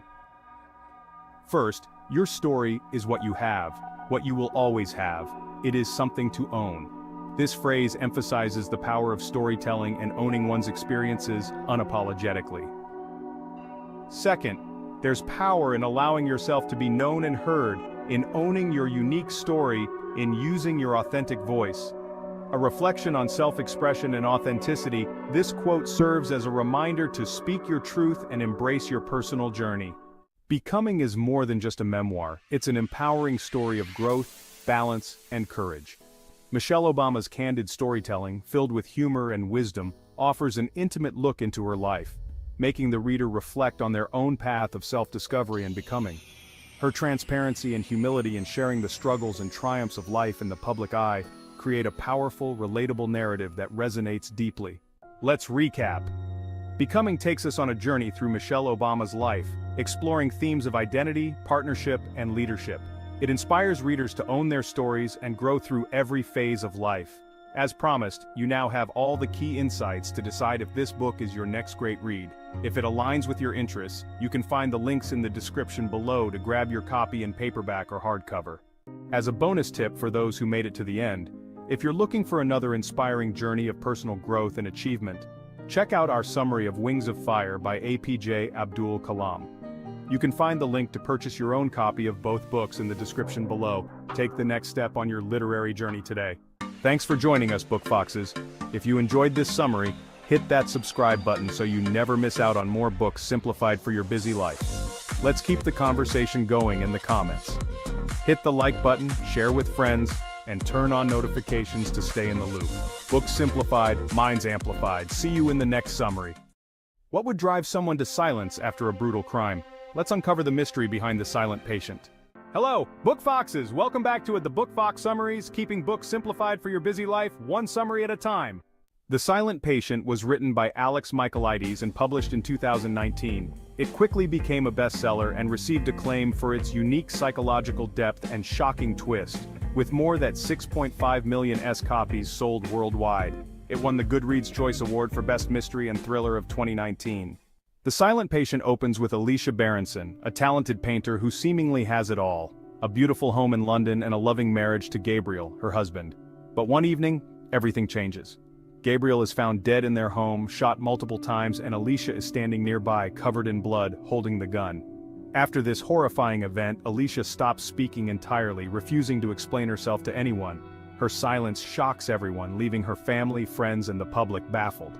Despite mounting evidence pointing to her guilt, Alicia remains silent and is admitted to the Grove, a psychiatric institution. Alicia's only response to the world is through a single haunting self-portrait titled Alcestis, referencing a Greek myth about a woman who sacrifices herself into silence. Her silence becomes both a mystery and an obsession, attracting the attention of Theo Faber, a forensic psychotherapist with a deep interest in her case. Theo believes he can unlock Alicia's silence, convinced that understanding her trauma will reveal what really happened. But as he dives into Alicia's life and begins his investigation, he discovers secrets that lead him down a path far darker than he ever anticipated. Alicia Berenson is at the center of this story. She's both the accused and the silent mystery, making us wonder if she's guilty or hiding something deeper. Theo Faber, a forensic psychotherapist, is drawn to her case. His own past leads him to Alicia, and he believes he can unlock the truth behind her silence. The Silent Patient explores powerful themes of silence, trauma, and betrayal. At its heart, Alicia's silence represents a profound response to pain and betrayal. Her muteness isn't just a refusal to speak, it's a way of hiding and processing trauma. This theme raises important questions. How do people deal with emotional wounds, and what happens when they're unable or unwilling to express their pain? Then, there's the theme of trust and betrayal. Alicia's relationship with Gabriel, once idealized, shows cracks that hint at hidden complexities. The novel explores how fragile trust can be and how betrayal, especially from someone close, can silence us in unexpected ways. This is something many readers can relate to, as relationships often involve vulnerabilities that can be deeply painful if broken. Theo's journey introduces themes of obsession and personal struggle. His fascination with Alicia isn't just professional, it reflects his own need to confront his unresolved issues. The book suggests that in trying to understand someone else, we often confront our own deepest fears and insecurities. Personally, I found Alicia's silence to be a powerful metaphor for how trauma can impact us. Theo's journey also raises questions about whether we're ever truly able to help others if we haven't faced our own past. While the twist caught me off guard, I enjoyed the way it made me rethink every detail of the story. Here's a striking quote. "Sometimes it takes facing the darkness in others to see the light within ourselves." This line captures the novel's essence, showing how our own struggles can reveal hidden strengths. Another striking quote, "We are made up of everyone we've ever met. The pieces of others within us shape who we are." This powerful line emphasizes how relationships and experiences leave lasting marks on our identity, a theme seen in both Alicia's and Theo's journeys. Ultimately, The Silent Patient speaks to the consequences of unaddressed trauma and the lengths we go to in order to hide our pain. It challenges readers to consider how much of our true selves we reveal to others, and the masks we wear, even to those we love most. In the end, The Silent Patient is a story that keeps us questioning. It's a must-read for those who enjoy a psychological thrill with a twist. If you found the psychological insights in The Silent Patient intriguing, check out the 5 a.m. Club for powerful habits to transform your life. Head over to our summary to learn more. If The Silent Patient sounds like your kind of book, find the link in the description to grab a copy today. Thanks for the support. Thanks for joining us, Book Foxes. If you enjoyed this summary, hit subscribe, like, and turn on notifications to keep up with more books simplified for your busy life. Let's chat in the comments about your thoughts on this twisty thriller. Hit the like button, share with friends, and turn on notifications to stay in the loop. Books simplified, minds amplified. See you in the next summary. Imagine a world where happiness is mandatory and individuality is forbidden. Would you conform or rebel? Hello, Book Foxes. Welcome to the Book Fox Summaries, keeping books simplified for your busy life, one summary at a time. Today we're diving into a classic dystopian novel that forces us to question the very essence of freedom, happiness, and individuality. Brave New World by Aldous Huxley. First published in 1932, this novel has sold millions of copies and continues to resonate with readers around the globe. A science fiction and dystopian classic, Brave New World is often regarded as one of the greatest literary works of the 20th century. It explores themes of totalitarianism, technological control, and societal conditioning, offering a chilling vision of a future world.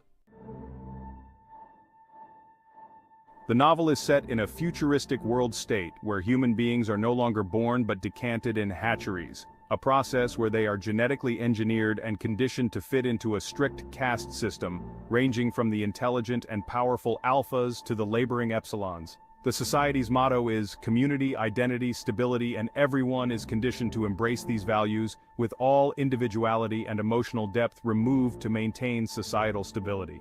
The story follows Bernard Marx, an alpha who feels disconnected from the world state's constant pursuit of pleasure, and Lenina Crown, a beta who is more conventional but curious about Bernard's different outlook.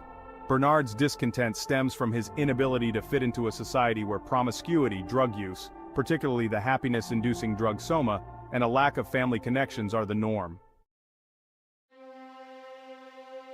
The conflict deepens when Bernard takes Lenina to the Savage Reservation, a place where people live naturally without the rigid controls of the world state. There, they encounter John, also known as the Savage, who was born naturally and raised by his mother, Linda, who originally came from the world state. Unlike the citizens of the world state, John has been exposed to Shakespearean ideals and has a different perspective on life, love, and freedom. Principals characters on the book. Bernard Marx, a misfit alpha who feels estranged from the world state's hedonistic lifestyle. Bernard seeks a deeper sense of self but is also driven by a desire for recognition. Lenina Crown, a beta woman who embodies the ideals of the world state. Although initially conventional, her experiences with Bernard and John lead her to question her society's principles. John the Savage. A deeply philosophical and conflicted character, John represents the natural human condition, full of love, pain, and individuality. He is caught between two worlds, the savage natural life and the emotionally sterile world state. Technology and control are the themes and messages on the novel that explores the use of technology not just to improve lives, but to control and manipulate every aspect of human behavior. From genetic engineering to hypnopedic, sleep-teaching conditioning, Huxley paints a world where freedom is sacrificed for stability. The cost of happiness. The world state's reliance on the drug soma symbolizes society's pursuit of artificial happiness. By numbing pain and conflict, the people become shallow and disconnected from any authentic human experiences. Individuality versus conformity. The novel presents a world where uniformity and compliance are valued above all else. Individuality is seen as a threat to the stability of the world state, and characters like Bernard and John struggle to reconcile their desire for self-expression with societal expectations. Relation to real-life situations. In Brave New World, Huxley foresaw many issues still relevant today: the dangers of consumerism, the over-reliance on technology, and the loss of meaningful connections. The themes reflect contemporary issues like social media's impact on mental health, the quest for instant gratification, and debates about bioethics and genetic engineering. Brave New World challenges readers to reflect on their values, questioning the balance between comfort and authenticity. Its critique of a society obsessed with pleasure, devoid of emotional depth, pushes us to ponder what truly makes us human. The book is a thought-provoking warning against sacrificing personal freedom and critical thinking for superficial comfort. A must-read for fans of dystopian literature, Brave New World offers a haunting look at a future where humanity's deepest desires are satisfied at the expense of individuality and freedom. If you're intrigued by themes of technology's impact on society and the moral dilemmas of human conditioning, this book is for you. If this book aligns with your interests, you can easily grab your copy through the links in the description. Looking for an affordable option? Grab the paperback edition on the description. Prefer a more durable edition? Get the hardcover. We got you covered. And here's a bonus tip for those who made it to the end. If you're interested in dystopian classics, check out our summary of 1984 by George Orwell, another gripping tale of a world where personal freedom is under siege. Thanks for joining us, Book Foxes. If you enjoyed this summary, hit that subscribe button so you never miss out on more books simplified for your busy life, and let's keep the conversation going in the comments. Hit the like button, share with friends, and turn on notifications to stay in the loop. Books simplified, minds amplified. See you in the next summary. Imagine being told that you're not mentally capable of making any of your own decisions. Somebody controls what you eat, where you performs and when, and even your romantic life. Hello, Book Foxes! Welcome to At the Book Fox Summaries, where we keep books simplified for your busy life, one summary at a time. Today's feature is The Woman in Me by Britney Spears, released in October 2023. This memoir has sold over 2 million copies in the US alone and was named Best Memoir and Autobiography at the 2023 Goodreads Choice Awards. In this book, Britney shares her untold story from childhood fame to her battle for freedom. The memoir begins with Britney's humble beginnings in Louisiana, her rise to superstardom and the intense pressures she faced from a young age. Known worldwide for her talent, Britney quickly became a global icon, but behind the scenes, she was struggling. The book explores her journey through fame, including her strained family relationships and the eventual conservatorship that dictated her life for over a decade. Britney shares what it was like to live under this conservatorship where every personal and financial decision was controlled. It wasn't just her money. She had little say in her daily life, her career, and even her personal relationships. This memoir reveals how she fought back, eventually freeing herself from a system that took away her autonomy. Britney herself is, of course, the central character. Through her words, we get a raw look into her personality and strength. Her parents, particularly her father, Jamie Spears, play significant roles. He became her conservator, which profoundly impacted their relationship. Another key figure is her mother, Lynn Spears, who played a complex role, both supportive and critical at different stages of her life. The book also touches on the various people in Britney's life who helped her, and those who tried to control her. One of the biggest themes of The Woman in Me is the fight for freedom, both personal and financial. Britney reflects on the conservatorship as a battle not just for control of her career, but for her identity and self-worth. Another powerful theme is mental health, as she opens up about how the conservatorship and public scrutiny affected her well-being. Britney's story resonates with contemporary issues around mental health awareness, personal autonomy, and the responsibility of those in power to protect, not exploit, the vulnerable. One of the most striking parts of this memoir is Britney's courage in sharing her pain and reclaiming her story. Her journey from being controlled to finding her voice is truly inspiring. At times I was frustrated for her, yet incredibly moved by her resilience. This book is a wake-up call to the impact of fame and the importance of personal agency. Here are a few of Britney's most powerful words. "I just wanted my life back. They took everything I had worked for, including my freedom." These phrases capture Britney's determination and strength in the face of unimaginable pressure. To sum it up, The Woman in Me is Britney's heart-wrenching yet empowering story of reclaiming her life. This memoir is a must-read for anyone interested in the realities of fame, the importance of self-advocacy, and the journey to personal freedom. If Britney's journey and quest for self-discovery resonated with you, check out our summary of The Silent Patient, another compelling story of reclaiming voice and identity. You can find it right here on our channel. If you're ready to dive deeper into Britney's story, grab your copy through the link in the description. Thanks for the support. Thanks for joining us, Book Foxes. If you enjoyed this summary, hit that subscribe button so you never miss out on more books simplified for your busy life. And let's keep the conversation going in the comments. Hit the like button, share with friends, and turn on notifications to stay in the loop. Books simplified, minds amplified. See you in the next summary. Can love heal or destroy? In Colleen Hoover's It Ends With Us, this question unravels in the most profound way. Let's explore this story of courage, heartbreak, and the power of choice. Hello, Book Foxes! Welcome back to At the Book Fox Summaries, where books are simplified for your busy life, one summary at a time. It Ends With Us, written by Colleen Hoover, was published in 2016 and has since become a beacon of emotional storytelling. As of 2019, the novel had sold over 1 million copies worldwide and been translated into over 20 languages. The story that touched hearts in 2016 is now a movie in 2024. It Ends With Us takes love, pain, and courage to the big screen.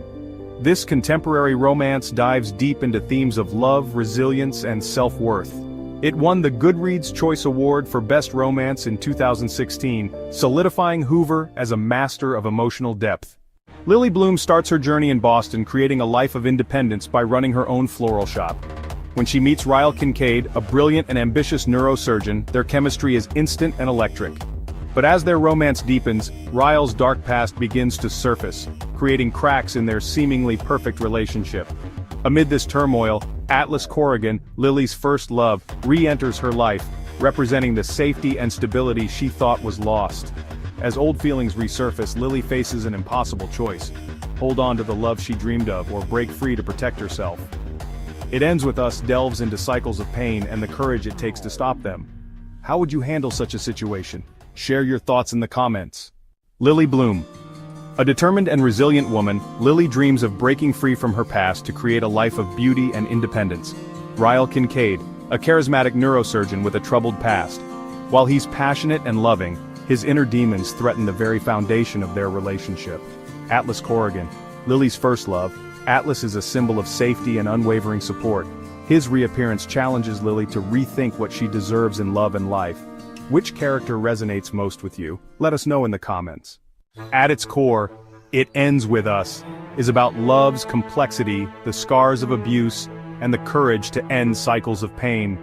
It's a reminder that sometimes love isn't enough, and prioritizing self-worth and safety is the ultimate act of strength. One of the most impactful lines reads, "It stops here. With me and you, it ends with us."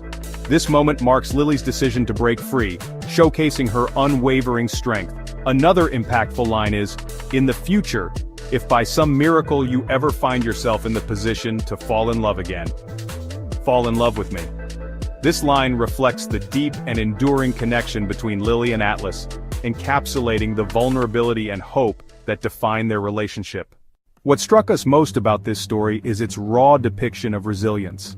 Lily's journey reminds us that breaking free from toxic cycles requires not only courage, but immense self-love.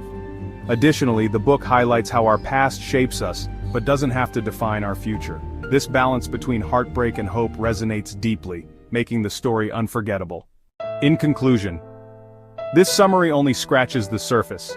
To fully experience the emotional depth and transformative power of It Ends With Us, reading the book is a must. If you enjoyed this genre, we recommend The Silent Patient by Alex Michaelides. It explores themes of trauma and emotional resilience in a gripping narrative. The link is in the description. And with this summary of It Ends With Us, with its unforgettable characters, gripping plot, powerful themes, and poignant quotes, we offers everything to help you decide if it deserves a spot on your reading list. If you love stories that explore the balance between love, heartbreak, and resilience, this one will leave a lasting impact. If the book aligns with you, grab your copy of It Ends With Us using the link in the description and experience the full story yourself. Thanks for joining us, Book Foxes. If you enjoyed this summary, hit that subscribe button so you never miss out on more books simplified for your busy life. And let's keep the conversation going in the comments. Hit the like button, share with friends, and turn on notifications to stay in the loop. Books simplified, minds amplified. See you in the next summary. What if aging wasn't inevitable? Imagine a future where we could not only slow down aging but even reverse it. Sounds incredible, right? Hello, and welcome to the Book Fox Summaries, where we simplify books for your busy life, one summary at a time. Today, we're summarizing Lifespan, Why We Age and Why We Don't Have to by David Sinclair. Published in 2019, this book quickly became a bestseller and has sparked global discussions on the future of aging and longevity. Lifespan falls under the science and health genre, presenting both research and practical applications. David Sinclair is a geneticist at Harvard Medical School and one of the world's leading researchers in aging. His work has led to breakthroughs in the field of longevity. By the end of this summary, you'll have the key insights to decide if this book is right for you. And if it aligns with your interests, you can grab your copy through the link in the description. Lifespan isn't a typical narrative, but it tells a compelling story of how aging happens at the cellular level, and how we can slow or even reverse this process. The main challenge? Aging itself. Sinclair argues that aging is a disease, and like any disease, it can be treated, managed, and eventually overcome. The book takes readers through major scientific breakthroughs, such as the discovery of sirtuins and the potential of NAD+ molecules, which could be key to longevity. While not driven by a traditional setting, Sinclair often uses real-life examples and future predictions, placing us in the lab, where groundbreaking research is happening. At its core, the theme of the book revolves around the potential for human beings to live longer, healthier lives by taking control of aging. Sinclair's goal is clear: to extend lifespans, not just in terms of years, but in terms of health and vitality. His passion drives the narrative forward, encouraging us to rethink aging as inevitable. While Lifespan doesn't feature fictional characters, key figures like Sinclair himself and other pioneering scientists in the field take center stage, demonstrating their roles in shaping this revolution in aging research. The book's primary theme is that aging is not an unchangeable process. With the right lifestyle choices and medical advancements, we can live healthier, longer lives. Sinclair also touches on the ethical and societal impacts of dramatically extending lifespans. These themes are highly relevant today as we strive to improve both the quality and duration of life. Aging is a disease, and that disease is treatable. This phrase captures Sinclair's bold reimagining of what aging is and what it could mean for humanity. The loss of epigenetic information is the root cause of aging. This highlights the scientific basis for his argument, emphasizing the role of genetic software in the aging process. What stands out in Lifespan is Sinclair's optimism. It's refreshing to see someone challenge the narrative that aging is an unchangeable fate. The science is complex, but Sinclair presents it in an accessible way, offering hope that we can take control of our biological destiny. Lifespan presents a compelling case for why aging should be treated as a disease and how we can use advances in science to slow, stop, or reverse it. With lifestyle changes, the right supplements, and future medical breakthroughs, Sinclair argues that we're on the verge of a health revolution. You now have the essential insights into this revolutionary book and can decide whether to explore it further.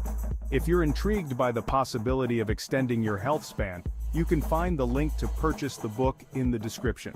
If you're interested in science, health, or even just the future of humanity, Lifespan offers eye-opening insights and practical steps for improving your longevity. And here's a bonus tip for those who made it to the end. If you're interested in another thought-provoking read, check out our summary of Sapiens by Yuval Noah Harari. You'll find the link to that summary right here. Thanks for joining us, Book Foxes. If you enjoyed this summary, hit that subscribe button so you never miss out on more books simplified for your busy life. Let's keep the conversation going in the comments. Hit the like button, share with friends, and turn on notifications to stay in the loop. Books simplified, minds amplified. See you in the next summary. Imagine being trapped in a situation where no matter what choice you make, you're stuck. Catch-22 gives us a world where absurdity rules and logic fails. How would you navigate such a paradox?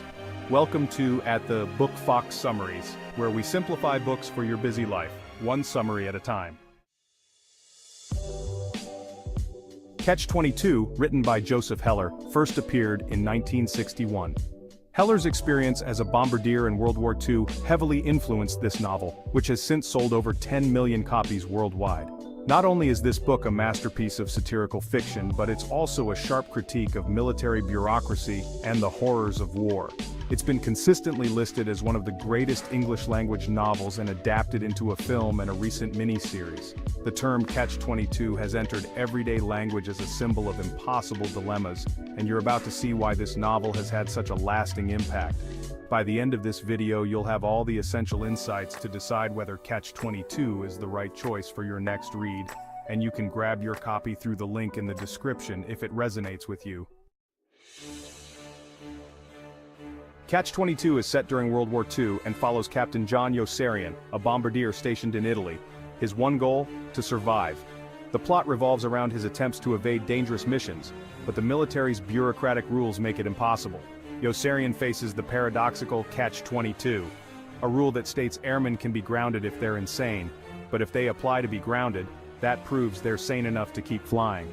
This paradox traps Yossarian and his comrades in a situation where survival seems unattainable. The central conflict is Yossarian's battle to survive in a world where survival is paradoxically denied. Yossarian is our protagonist, a man who becomes increasingly cynical and desperate as he witnesses the insanity of war. His primary motivation is simple: survival, but in a world governed by Catch-22, even this becomes impossible.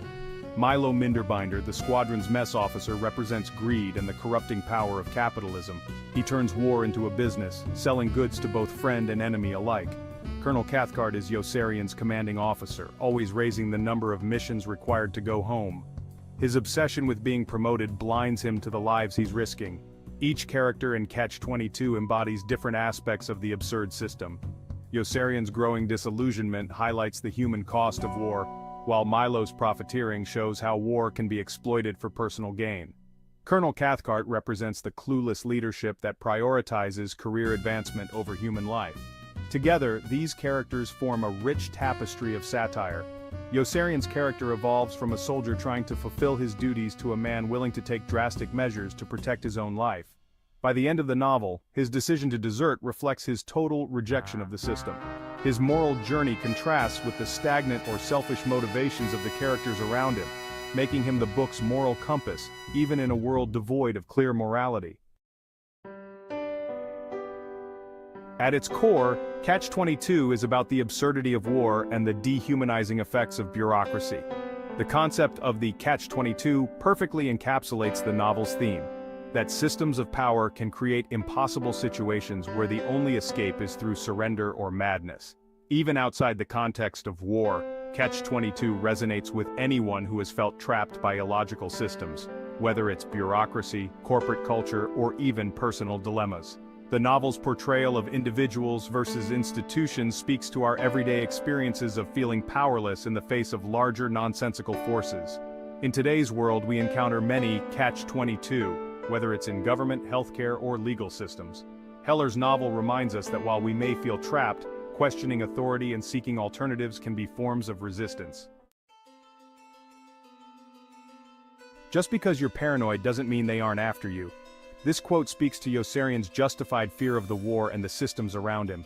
Paranoia in this case is a survival instinct. He was going to live forever, or die in the attempt. This phrase captures Yossarian's existential struggle. His desire to survive leads him to both absurd and dangerous decisions, reflecting the book's overarching theme of survival in a senseless world. I found Catch-22 to be an insightful and darkly humorous take on the absurdities of war. Heller's use of satire highlights the human condition in a way that is both entertaining and thought-provoking. The novel's layered narrative offers something new with every read, making it a book worth revisiting. One thing I particularly appreciated was how Heller used non-linear storytelling to capture the chaotic nature of war. It's a disorienting experience, but that's exactly the point. By the time you reach the end, you feel like you've been through Yossarian's own confusion and frustration. In summary, Catch-22 is a darkly comedic satire of war that exposes the absurdities of bureaucratic systems. Through its richly developed characters and biting critique of military life, it has become a classic that continues to resonate today. As promised, you now have all the information needed to decide if Catch-22 is a book you'd like to read or purchase. If you enjoy books that make you laugh, think, and question the world around you, Catch-22 is definitely worth adding to your list.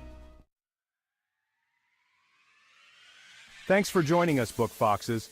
If Catch-22 aligns with your interests, you can grab your copy through the links in the description. We earn a small commission from your purchase, which helps support the channel and allows us to bring more book summaries to you. Thank you for your support. And here's a bonus mention for those who made it to the end. If you're interested in more satirical novels, check out our summary of 1984 by George Orwell. Thanks for joining us, Book Foxes. If you enjoyed this summary, hit that subscribe button so you never miss out on more books simplified for your busy life, and let's keep the conversation going in the comments. Hit the like button, share with friends, and turn on notifications to stay in the loop. Books simplified, minds amplified. See you in the next summary. Ever wondered how history judges US presidents without bias? Today we confront the truth behind their leadership. No spin, just facts.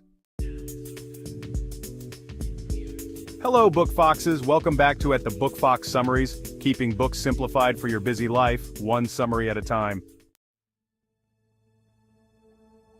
Confronting the Presidents by Bill O'Reilly, published in September 2024, just get hot off the press, offers an unfiltered analysis of the U.S. presidents, from George Washington to Joe Biden. This book takes a no-spin approach, evaluating leadership and policy without political bias.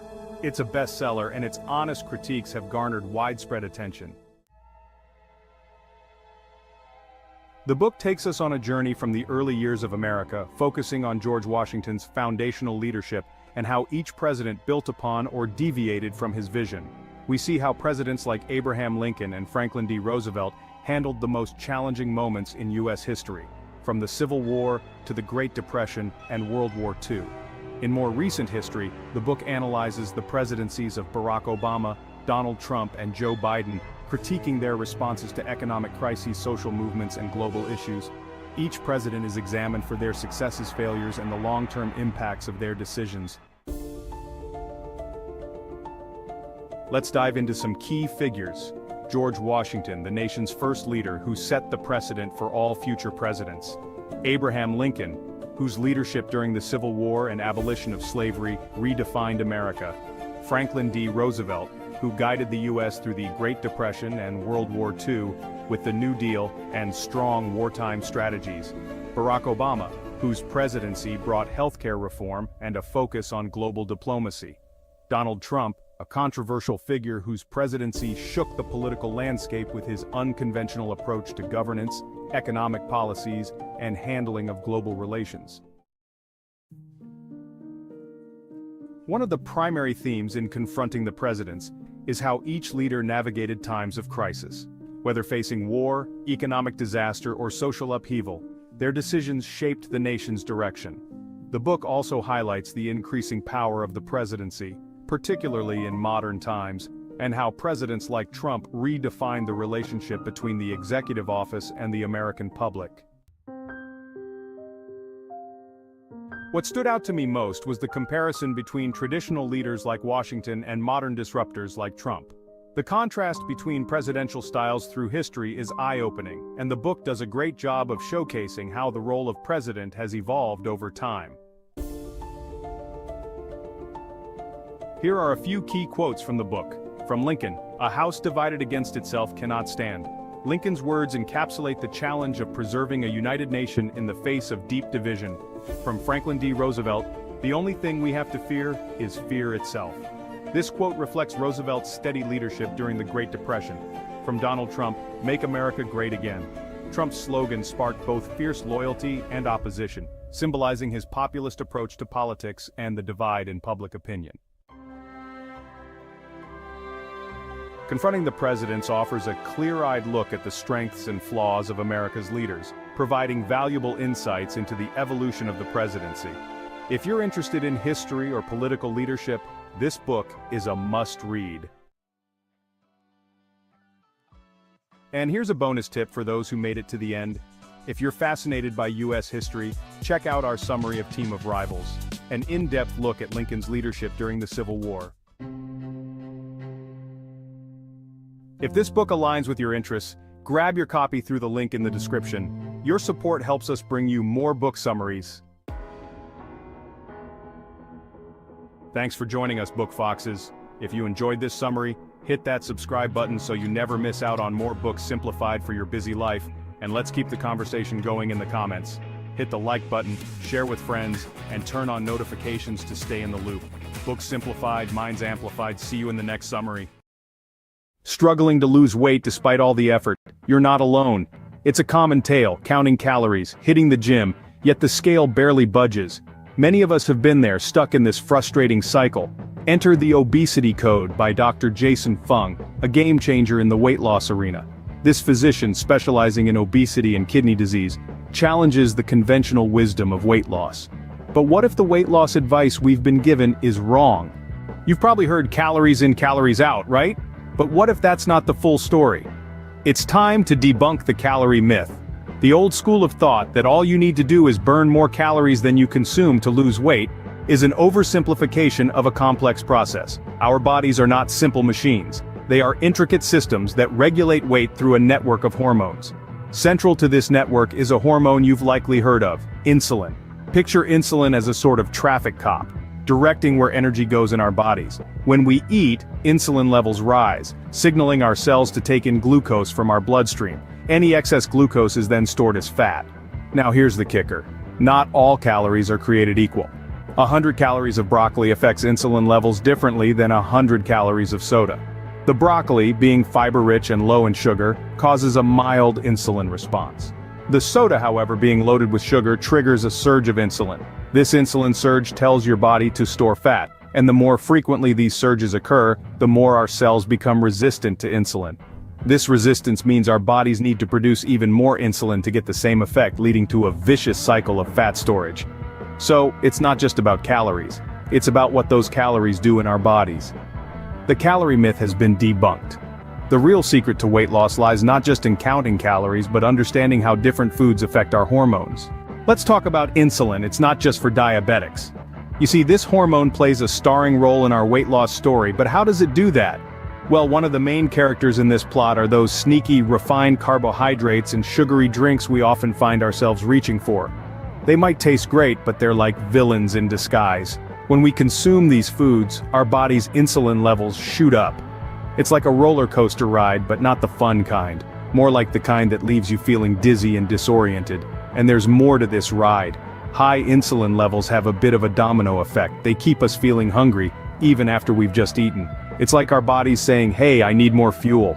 But what it's actually doing is creating an endless cycle of hunger and eating. But that's not all. High insulin levels also play a sneaky trick on us. They hinder our body's ability to burn fat. Instead of using up the fat stores for energy, our bodies continue to hoard it, like a squirrel stashing away nuts for winter. This is because insulin is essentially a storage hormone. It signals our bodies to store energy, primarily as fat. So, what's the takeaway from all this? Insulin levels matter. They tell our bodies whether to store fat or burn it. It's time to pay attention to insulin and break free from the roller coaster ride of high insulin levels.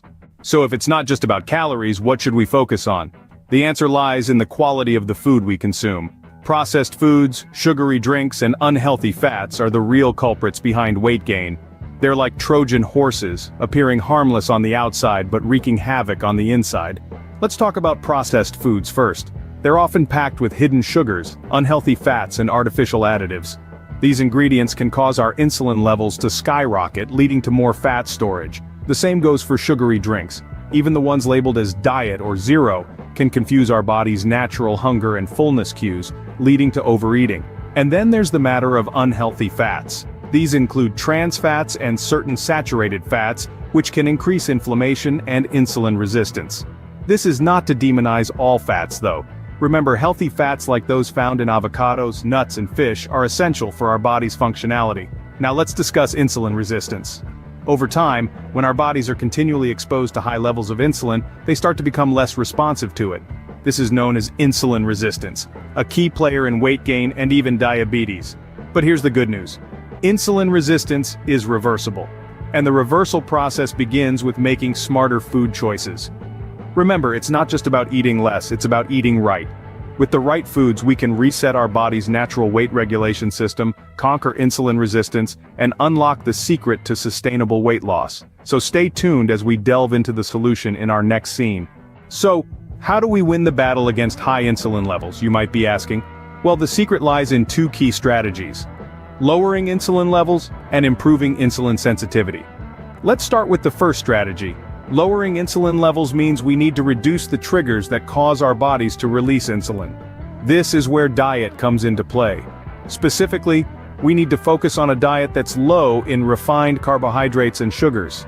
These are the culprits that cause our insulin levels to spike. Instead, we should be filling our plates with foods that are rich in healthy fats, protein, and low-carb vegetables. But what exactly does this look like? Picture a plate filled with a generous portion of leafy green vegetables, a piece of grilled chicken or fish, and a side of avocado or a handful of nuts. This combination is not only delicious but also keeps your insulin levels in check. Now let's move on to the second strategy, which is improving insulin sensitivity. This is where physical activity and intermittent fasting come into the picture. Regular exercise, especially strength training and high-intensity interval training, can significantly improve your body's sensitivity to insulin. And what about intermittent fasting? It's a dietary pattern that cycles between periods of eating and fasting. It might sound intimidating, but it could be as simple as skipping breakfast. This gives your body a break from producing insulin, allowing your insulin levels to naturally decrease. These strategies might sound challenging at first, but remember, Rome wasn't built in a day. Start small, make one change at a time, and gradually build up. And don't forget, you're not alone in this journey. Reach out to a healthcare professional or a support group if you need help. Lastly, keep in mind that this is not about following a strict diet or a quick-fix weight loss plan. It's about making long-term, sustainable changes to your lifestyle. It's about understanding how your body works and making choices that support your health and well-being. It's not about a diet, it's about a lifestyle change. Remember, the key to unlocking the secrets of weight loss lies in understanding and managing your insulin levels. It's time to crack the obesity code and embark on a journey towards a healthier, happier you. Remember, this isn't a quick fix, it's a long-term game. While fad diets might promise quick results, they often lead to rebound weight gain. The real secret to lasting weight loss is sustainable lifestyle changes. It's about rethinking your relationship with food, incorporating regular exercise, and prioritizing sleep and stress management. We encourage you to continue your journey by learning more about healthy eating strategies. Change your lifestyle, change your weight, you've got this. Thanks for tuning in, folks. We're so pleased to have you with us today. We're going to venture into the rich, enlightening world of The Obesity Code, a revolutionary book that could be your key to unlocking a healthier, happier future. It's not just another weight loss guide. It's a comprehensive manual for understanding the complex science behind obesity and learning how to manage it effectively. This book could be your ticket to regaining control of your health and wellness. So, if you want to keep yourself informed about the latest health insights, don't forget to hit the subscribe button. We want you to be part of our health-conscious community. Stay tuned for more health insights. Before we wrap up, we have a small request. If you found this video helpful, please hit the like button. It helps us know that we're making content you find valuable. Share it with your friends who might also benefit from it. Let's spread the knowledge and create a healthier world together. Don't forget to subscribe to our channel for more videos like this one. We have a library full of health insights waiting for you. And make sure to turn on notifications so you never miss our latest updates. We're constantly researching and sharing the latest health and wellness science. Thanks for watching, and we'll see you in the next video. Hello, Book Foxes. Welcome back to At the Book Fox Summaries, keeping books simplified for your busy life, one summary at a time. If you love thrilling stories packed with suspense, science, and political drama, you're in for a treat today. Let's dive into Deception Point by Dan Brown. Alright, let's get into the main content, the summary of Deception Point. Rachel Sexton, a White House intelligence analyst, is known for her sharp mind and keen analytical skills. She has spent years working behind the scenes, providing crucial insights and intelligence reports that have shaped national security policies. One day she receives an urgent call that will take her far from the familiar confines of her office. Rachel is called to the Arctic, a place of extreme conditions and breathtaking beauty, where the icy landscape stretches as far as the eye can see. NASA, the renowned space agency, has made a groundbreaking discovery that could change everything. Buried deep within the Milne ice shelf, a meteorite has been found. But this is no ordinary space rock. Embedded within it are fossils of extraterrestrial life, a revelation that could answer one of humanity's oldest questions: are we alone in the universe? The implications of this discovery are immense. For NASA, it represents a chance to regain its former glory and secure funding for future missions. For the political landscape, it could be a game changer. With the presidential election looming, this discovery could sway public opinion and influence the outcome of the race. The stakes are high, and the pressure is on. Rachel Sexton finds herself at the center of a story that could alter the course of history. President Zachary Herney, an advocate for NASA, sends Rachel to verify the discovery. She joins a team of experts, including oceanographer Michael Tolland and NASA scientist Corky Marlinson. As they investigate, they find inconsistencies suggesting the meteorite might be a hoax. Their suspicions grow when they are attacked by elite assassins, hinting at a deeper conspiracy. Rachel and her team narrowly escape and set out to uncover the truth. They realize the meteorite was planted to secure political power and funding for NASA. Senator Sedgwick Sexton, Rachel's father, is using the discovery to discredit President Herney and boost his own campaign. Unbeknownst to him, he's being manipulated by the masterminds behind the hoax. Rachel and her team risk their lives to gather evidence and expose the conspiracy. The team discovers William Pickering, head of the National Reconnaissance Office, orchestrated the deception for personal and political gain. This revelation comes after months of intense investigation, where every clue seemed to lead to a dead end. The team, consisting of Rachel, Michael, and a few trusted allies, had to navigate through a labyrinth of lies and deceit. They faced numerous obstacles, including threats to their lives and careers, but their determination to uncover the truth never wavered. In a dramatic climax, Rachel and Michael revealed the truth during a televised press conference, shocking the nation. The press conference was held in a packed room, with journalists from all major networks present. The atmosphere was electric, filled with anticipation and tension. As Rachel and Michael presented their findings, the room fell silent. The evidence was irrefutable, and the nation watched in disbelief as the depth of the conspiracy was unveiled. The broadcast reached millions, immediate. The conspirators are brought down, and integrity is restored in the government. The arrests were swift and decisive, with law enforcement agencies working around the clock to ensure that justice was served. The public's faith in the government, which had been severely shaken, began to be restored. Symbolic imagery of justice and integrity filled the media, reinforcing the message that truth and righteousness had prevailed.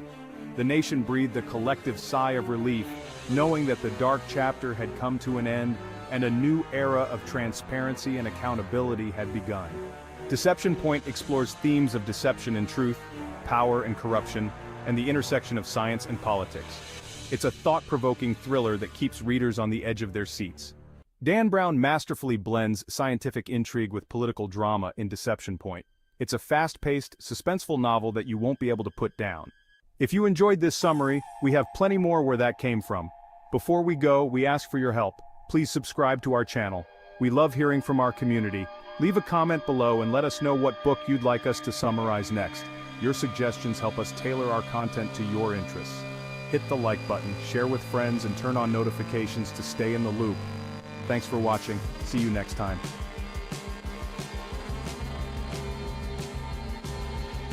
Hey, Book Foxes! Welcome to the Book Fox Summaries, your go-to place for quick, insightful book summaries that fit your busy life. Ready to dive into another great read? Let's get started. Have you ever wondered what it truly means to attain enlightenment? Have you ever felt lost? Have you yearned for something more? Today we're diving into Siddhartha, a novel by Hermann Hesse, first published in 1922. This profound spiritual journey has inspired readers worldwide with its exploration of the quest for enlightenment and is classified as a philosophical novel. The novel follows the journey of Siddhartha, a young man in ancient India who embarks on a quest to find spiritual enlightenment. Born into a wealthy Brahmin family, Siddhartha is expected to follow in his father's footsteps, but he feels that the traditional religious teachings do not fulfill him. It is a philosophical exploration of the human condition that resonates with readers across generations. It explores themes of identity, purpose, and the pursuit of truth. Hesse's lyrical prose and thought-provoking insights make this a truly captivating read. It delves into profound questions about life, death, and the nature of reality. Hesse masterfully weaves these philosophical inquiries into Siddhartha's personal journey. This blend of storytelling and philosophical exploration is what makes Siddhartha a timeless classic. The novel has been translated into countless languages. It has sold millions of copies worldwide. Its enduring popularity speaks to the universality of its themes. Siddhartha continues to resonate with readers. It offers guidance and inspiration on their own journeys of self-discovery. Hesse's writing is replete with memorable phrases that linger in the mind. "The opposite of every truth is just as true," exclaims Siddhartha at one point. This statement captures the novel's exploration of duality and the limitations of rigid thinking. Another powerful quote is, "Within you, there is a stillness and a sanctuary to which you can retreat at any time and be yourself." This speaks to the importance of inner peace and self-acceptance. These profound insights are scattered throughout the novel. They invite readers to contemplate the deeper meaning of life. Hesse's words have the power to spark introspection and inspire personal growth. Siddhartha is a treasure trove of wisdom that continues to resonate with readers today. A legacy of enlightenment. Siddhartha has had a profound impact on literature and beyond. Its exploration of Eastern philosophy and spirituality introduced many Western readers to new ways of thinking. The novel's themes of self-discovery, mindfulness, and the interconnectedness of all things continue to influence contemporary thought. The novel's legacy extends beyond its literary merit. Siddhartha has inspired countless individuals to embark on their own spiritual journeys. Its message of hope and the possibility of enlightenment continues to resonate in a world often characterized by uncertainty and change. The Path to Nirvana. Siddhartha follows the eponymous protagonist on his quest for enlightenment, or nirvana. Dissatisfied with his life of privilege, Siddhartha renounces the material world. He embarks on a journey of spiritual seeking. Along the way, he encounters various teachers and philosophies. Each encounter shapes his understanding of the world and himself. Siddhartha's path is not linear. He experiences both joy and suffering. He grapples with temptation and doubt. Through it all, he remains committed to his ultimate goal, to transcend the cycle of suffering and attain enlightenment. Turning points on the path. Several key chapters mark crucial turning points in Siddhartha's journey. In the chapter with the Samanas, Siddhartha embraces asceticism. He seeks enlightenment through deprivation and self-denial. However, he eventually realizes that true enlightenment cannot be found through external practices alone. Later, in the chapter Govinda, Siddhartha encounters his childhood friend, who has become a follower of the Buddha. Their reunion highlights the diversity of spiritual paths and the importance of finding one's own way. These pivotal moments in the novel illustrate the complexities of the spiritual journey. Siddhartha in our world. Siddhartha's themes of self-discovery, the search for meaning, and the importance of living in the present moment are as relevant today as they were a century ago. In a world often characterized by busyness and distraction, Siddhartha's journey reminds us to slow down. It encourages us to connect with our inner selves. Siddhartha challenges us to question our assumptions and to seek wisdom beyond the superficial. Its message of hope and the enduring power of the human spirit continues to inspire readers across generations. Thanks for joining us on today's journey through another fascinating book. If you enjoyed this summary and want to keep exploring great reads with us, please subscribe to the Book Fox Summaries. Make sure to hit that like button, share this video with fellow book lovers, and turn on notifications to never miss our next summary. See you in the next video, Book Foxes.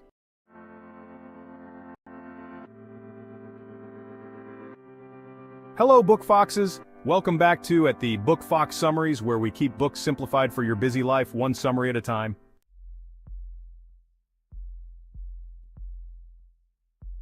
Today we're diving into Dr. Zhivago by Boris Pasternak, a monumental work in 20th century literature.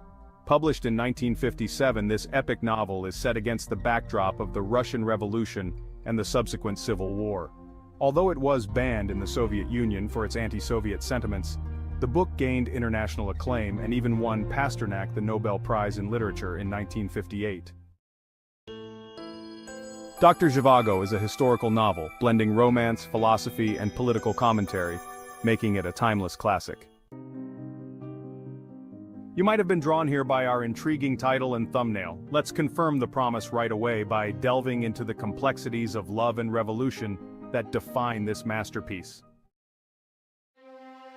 Imagine being torn between love and loyalty, between your passion and the harsh realities of a world in upheaval. This is the central conflict of Dr. Zhivago, a story where personal lives are intertwined with the tides of history. The novel follows Yuri Zhivago, a poet and physician, as he navigates the turbulent years of the Russian Revolution and Civil War.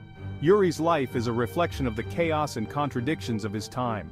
He is caught between his love for two women, his wife Tanya and his muse Lara, while also grappling with his duty as a doctor and his identity as a poet. Yuri's struggle is emblematic of the broader conflict between personal desires and societal demands. His poetry, which serves as an escape and expression of his inner self, is constantly at odds with the brutal realities around him. Let's dive deeper into the characters who drive this narrative forward. Our protagonist, Yuri Zhivago, whose inner turmoil and philosophical reflections are central to the novel. His journey is one of both external and internal conflict. Lara Antipova, a complex character who embodies both strength and vulnerability. She is Yuri's great love and serves as his muse. Tanya Gromyko, Yuri's devoted wife, who represents stability and tradition in contrast to Lara's passion and unpredictability. Pasha Antipov, also known as Strelnikov, is Lara's husband, a revolutionary leader who becomes increasingly radical and estranged from his earlier ideals. Each of these characters reflects the broader societal changes happening in Russia, making their personal struggles feel both intimate and epic.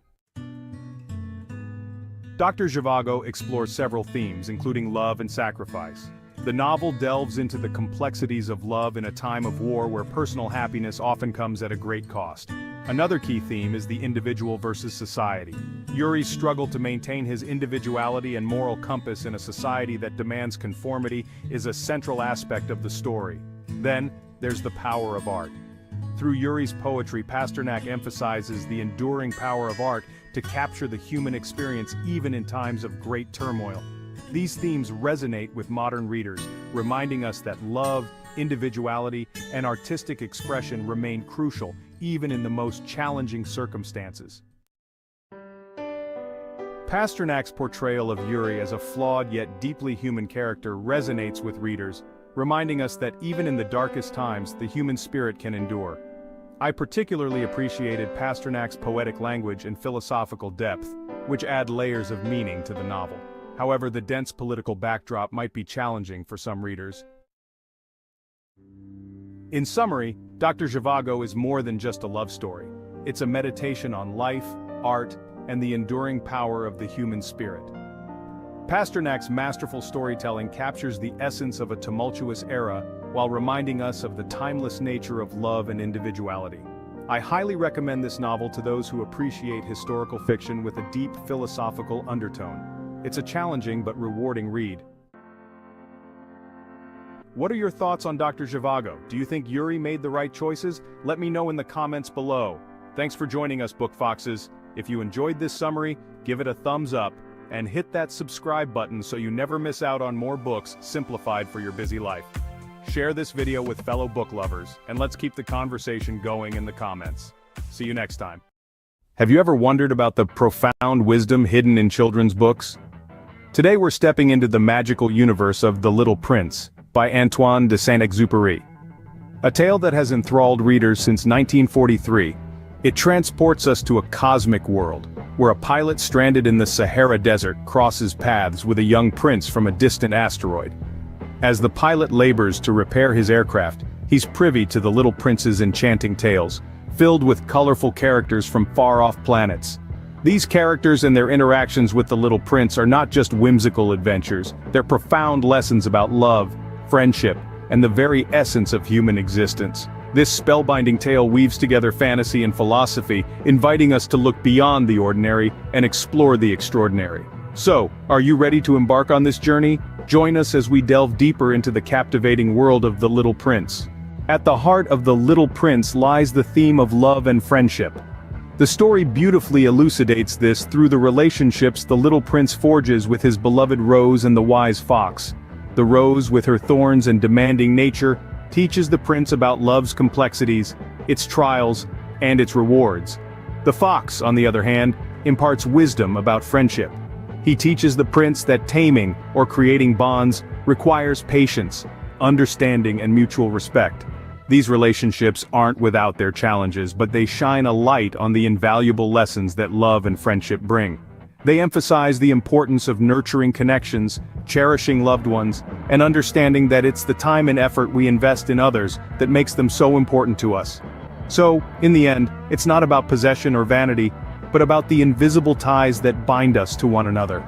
As the little prince learns, it is the time and effort we invest in others that makes them so important to us. The innocence of the little prince provides a stark contrast to the world of adults. This innocent perspective, untainted by cynicism, brings forth a sense of wonder and imagination that is often lost as we age. The little prince's curiosity about the universe, his unabashed questions, and his ability to find joy in the simplest things serve as a reminder of the boundless creativity and imagination of childhood. In the world of The Little Prince, a rose is not just a rose. It's a companion to be cherished, a mystery to be deciphered, a universe unto itself. Similarly, a sunset is not just the end of a day, but a spectacle to be savored and celebrated. These imaginative interpretations of the world around us urge us to look beyond the surface, to question, to wonder, and to appreciate the magic in the mundane. As The Little Prince reminds us, only with the heart can one see rightly. What is essential is invisible to the eye. Despite his interstellar travels, the little prince experiences profound loneliness. This solitary journey across the cosmos, filled with encounters that are often fleeting and transient, underscores a poignant theme of loneliness and longing in The Little Prince. It's a theme that resonates deeply, a universal echo of the human condition. The little prince, though he meets a variety of characters on his travels, often finds himself alone, yearning for companionship and understanding. His loneliness isn't just a product of physical solitude, it's also a reflection of emotional isolation, a longing for someone who can truly understand his perspective and share in his experiences. This longing leads him to form profound connections, like his bond with the fox, who teaches him that one sees clearly only with the heart. What is essential is invisible to the eye. Through the Little Prince's journey, we're reminded of the importance of seeking and treasuring genuine connections. Grown-ups never understand anything by themselves, and it is tiresome for children to be always and forever explaining things to them. Our journey through The Little Prince brings us to a theme that resonates with readers of all ages: the absurdity of adult behavior. As the Little Prince embarks on his interplanetary travels, he encounters a host of adult characters, each more absurd than the last. There's the king who rules over nothing, the vanity-driven, conceited man, the drunkard who drinks to forget his shame of drinking, the businessman who counts stars as his own, and the lamplighter who follows orders without questioning their relevance. Each of these characters, stuck in their own narrow-mindedness, embodies the follies and absurdities of grown-up behavior. These characters are so engrossed in their roles that they become blind to the broader aspects of life, the wonders of the universe, and the simple pleasures that bring true joy. The king, for instance, is obsessed with power but has no one to command. The businessman, on the other hand, is consumed by his materialistic pursuit, counting stars he claims to own, but never truly appreciating their beauty. The Little Prince's encounters with these characters offer an incisive critique of adult behavior, particularly our tendencies towards materialism, self-importance, and narrow-mindedness. It's a stark reminder of how we, as adults, often lose sight of what truly matters in life. We get so caught up in our routines, our ambitions, our self-imposed rules, that we forget to appreciate the world around us, to foster genuine connections, and to nurture our sense of wonder and curiosity. The absurdity of these adult characters is not just a critique but also a call to action. It urges us to question our behaviors, our priorities, and our understanding of the world. It implores us to embrace the innocence, curiosity, and openness of a child, to see beyond the surface, and to value what truly matters. The Little Prince's interactions with these characters serve as a poignant reminder to question our own behaviors and priorities. Ultimately, The Little Prince is a tale of self-discovery. As the Little Prince traverses through the vast expanse of the universe, he gains profound insights into the essence of life. His adventures unravel the complexities of existence, stripping them down to their barest form.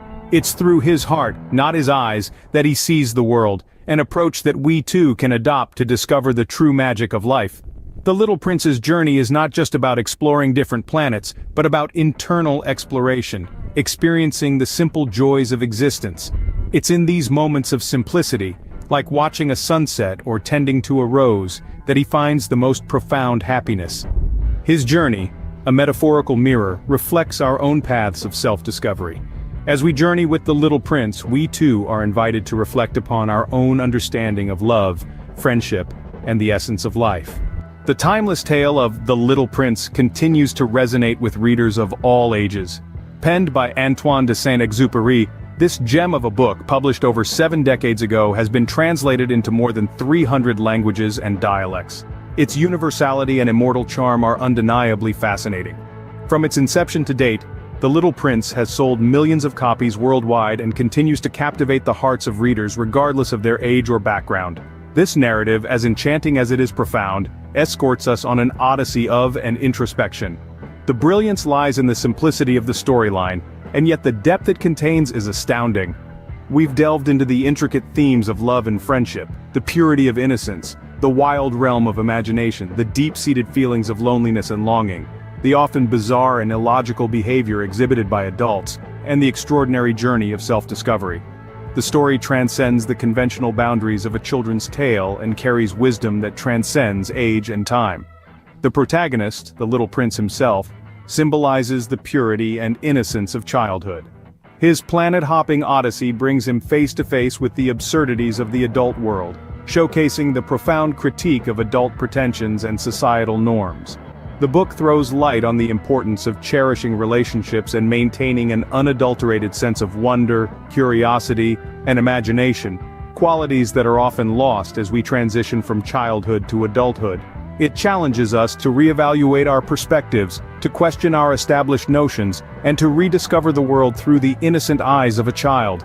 Unveiled within the pages of The Little Prince is not merely a narrative, but a mirror reflecting our lives and experiences. One cannot help but draw parallels with one's own life. The book serves as a powerful reminder of the values we tend to overlook in the hustle and bustle of life. It encourages introspection and a return to the simple joys and profound truths of life. The metaphorical nature of the book gives rise to multiple interpretations, adding layers to our understanding. The deeper we delve, the more treasures we unearth. The rose, representing love and the hardships it entails. The fox, embodying wisdom and friendship. The lamplighter, depicting duty and responsibility. Each character leaves a profound impact, teaching us invaluable lessons about life and humanity. This unique power of The Little Prince to inspire reflection and affect change that ensures its enduring relevance and universal appeal. The timeless themes, the profound wisdom, the subtle humor, and the poignant narrative all combine to make The Little Prince an unparalleled masterpiece of literature. As we bid adieu to this journey, let's remember the wisdom imparted by The Little Prince and apply these teachings in our lives. Remember to like, share, and subscribe for more explorations into the rich world of literature. Until next time, keep the flame of curiosity alive and continue to explore the magic of storytelling. Imagine being locked away for a crime you didn't commit.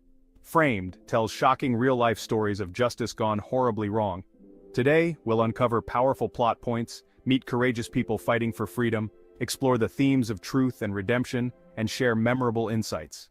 Hello, Book Foxes! Welcome back to the Book Fox Summaries, keeping books simplified for your busy life, one summary at a time.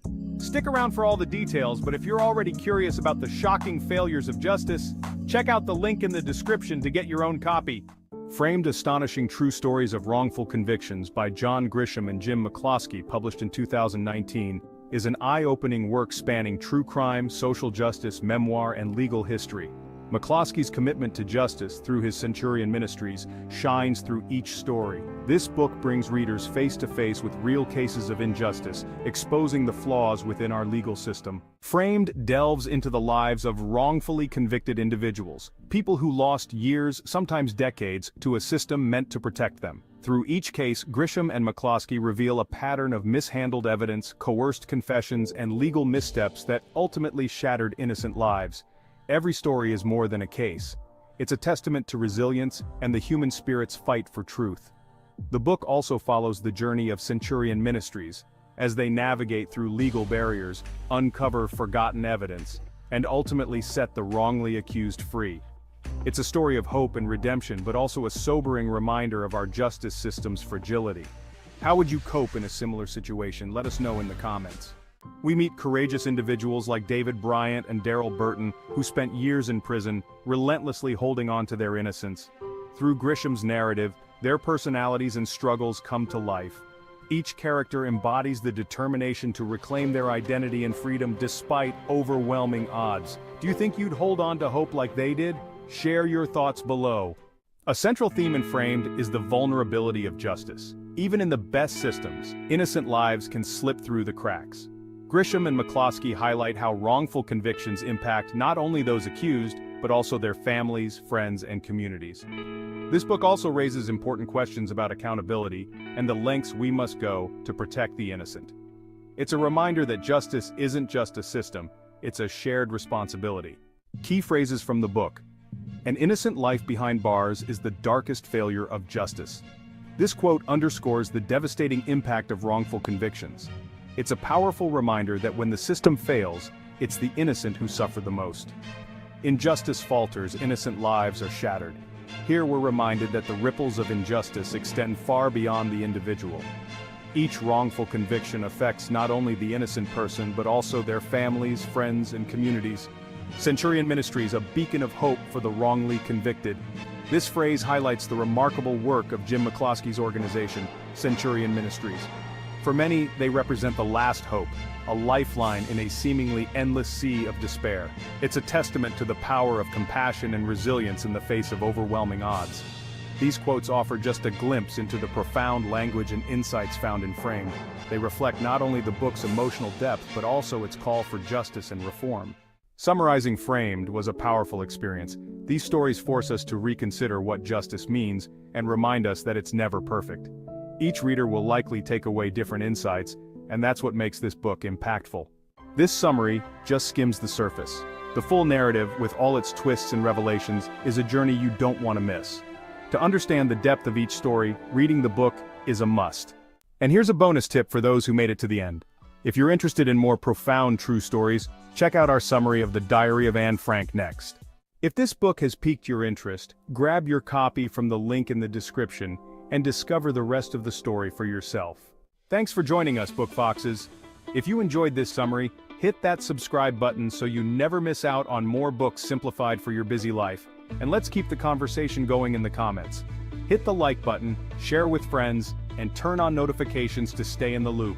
Books simplified, minds amplified. See you in the next summary. Hello, Book Foxes. Welcome back to At the Book Fox Summaries, keeping books simplified for your busy life, one summary at a time.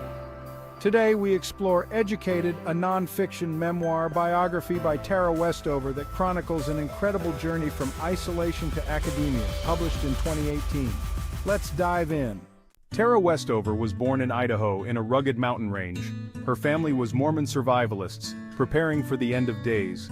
Tara spent her childhood without birth certificates, medical records, or school enrollment. This isolation defined her early years. Tara's father distrusted the government and modern medicine, believing schools were tools of brainwashing. The family lived in fear of the outside world, but young Tara had an insatiable curiosity. Tara and her siblings worked in their father's junkyard, where injuries were common, but doctors were never called. Her mother, a midwife and herbalist, treated them with home remedies.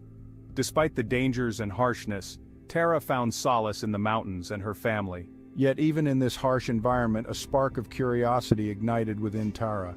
She began to teach herself, driven by a desire to understand more about the world beyond her mountain home.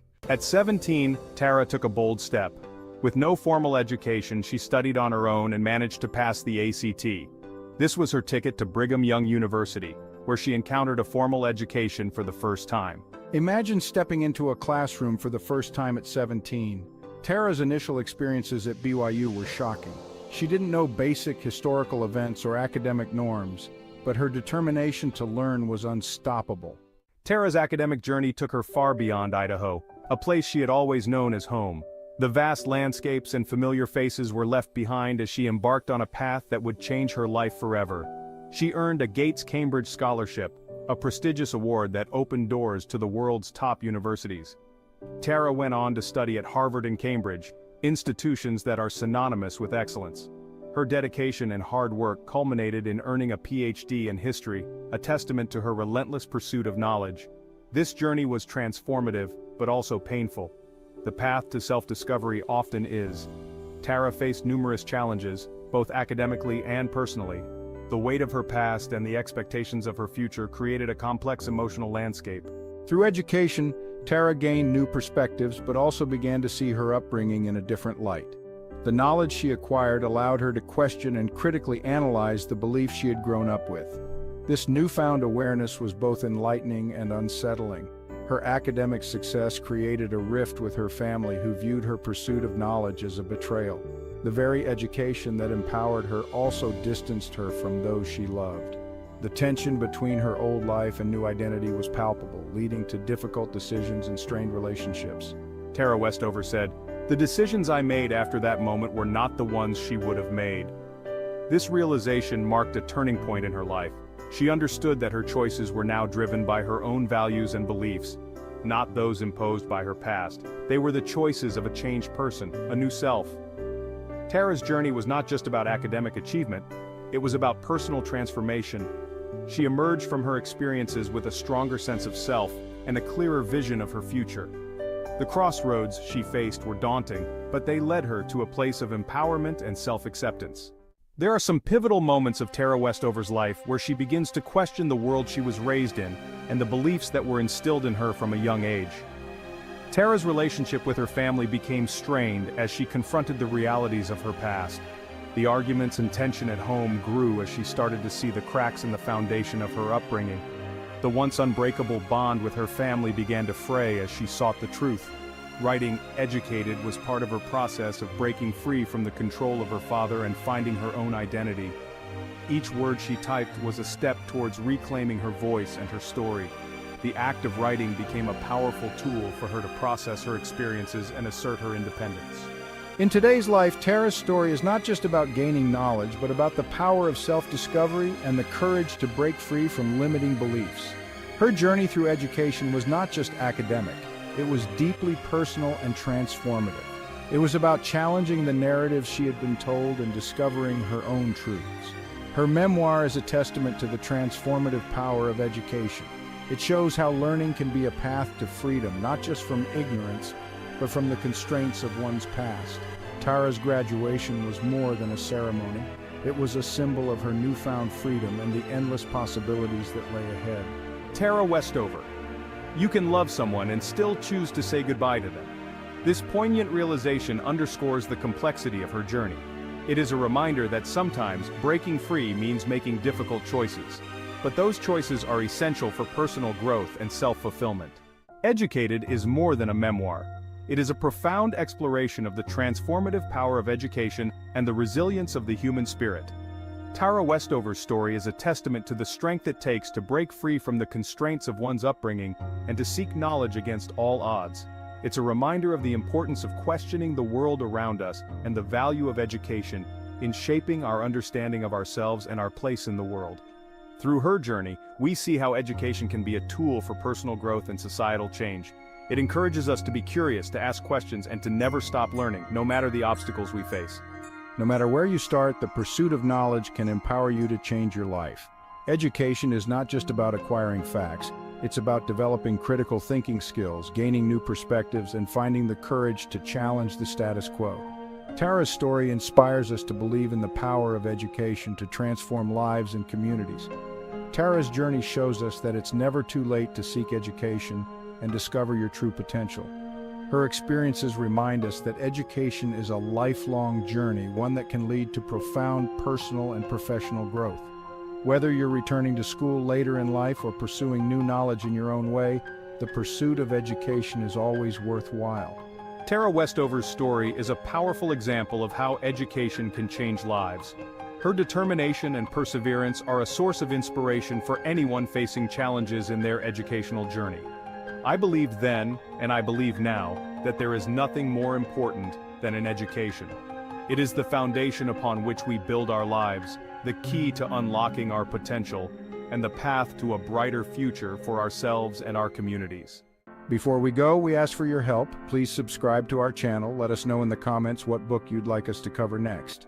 If you found Tara Westover's story as inspiring as we did, don't forget to hit the like button, share with friends, and turn on notifications to stay in the loop. See you next time.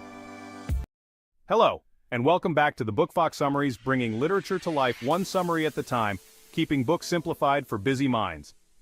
Today, we dive into J.D. Vance's powerful memoir, Hillbilly Elegy, a memoir of a family and culture in crisis. This book has captivated readers worldwide with its raw and honest portrayal of life in the Appalachian region. Let's explore the challenges, triumphs, and cultural insights of Vance's journey. From his tumultuous childhood to his rise as a successful author and venture capitalist, Vance's story is one of resilience and determination. We'll delve into the socioeconomic struggles faced by his family and community and how these experiences shaped his worldview. Through a series of personal anecdotes and reflections, Vance paints a vivid picture of the complexities of family dynamics and cultural identity. His narrative offers a unique perspective on the American dream and the obstacles that can hinder its pursuit. We'll also look at Vance's insights on education, work ethic, and the importance of community support. His story is not just a memoir, but a call to action for understanding and addressing the issues facing many working-class Americans today. J.D. Vance's Hillbilly Elegy is more than just a memoir. It is a deeply personal account that delves into the complexities of family, culture, and the socio-economic challenges faced by many in America today. It's an eye-opening look at the struggles and resilience of the white working-class Americans of Appalachian heritage. Vance paints a vivid picture of a community often overlooked, highlighting the systemic issues that have plagued these regions for generations. Raised in the Rust Belt town of Middletown, Ohio, Vance's story is one of hardship, family, and ultimately, hope. His narrative takes us through the ups and downs of his upbringing, marked by a tumultuous family life and the ever-present shadow of poverty. Despite these challenges, Vance's journey is also one of perseverance and determination. He explores the impact of his grandmother, who played a pivotal role in his life, instilling in him the values of hard work and education. Through his experiences, Vance sheds light on the broader issues of economic decline, addiction, and the loss of the American dream for many in the Rust Belt. Hillbilly Elegy is not just a personal story but a reflection on the broader socioeconomic landscape of America, offering insights into the struggles and triumphs of a community fighting to survive and thrive against the odds. Vance's childhood was marked by instability. His mother, Bev, struggled with addiction, leading to a chaotic home environment. However, his grandparents, Mama and Papa, provided a semblance of stability.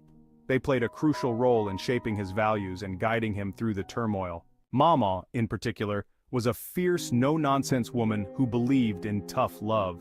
Her influence was pivotal in Vance's upbringing. Despite their own flaws and struggles, Mama and Papa instilled in him the importance of hard work and education.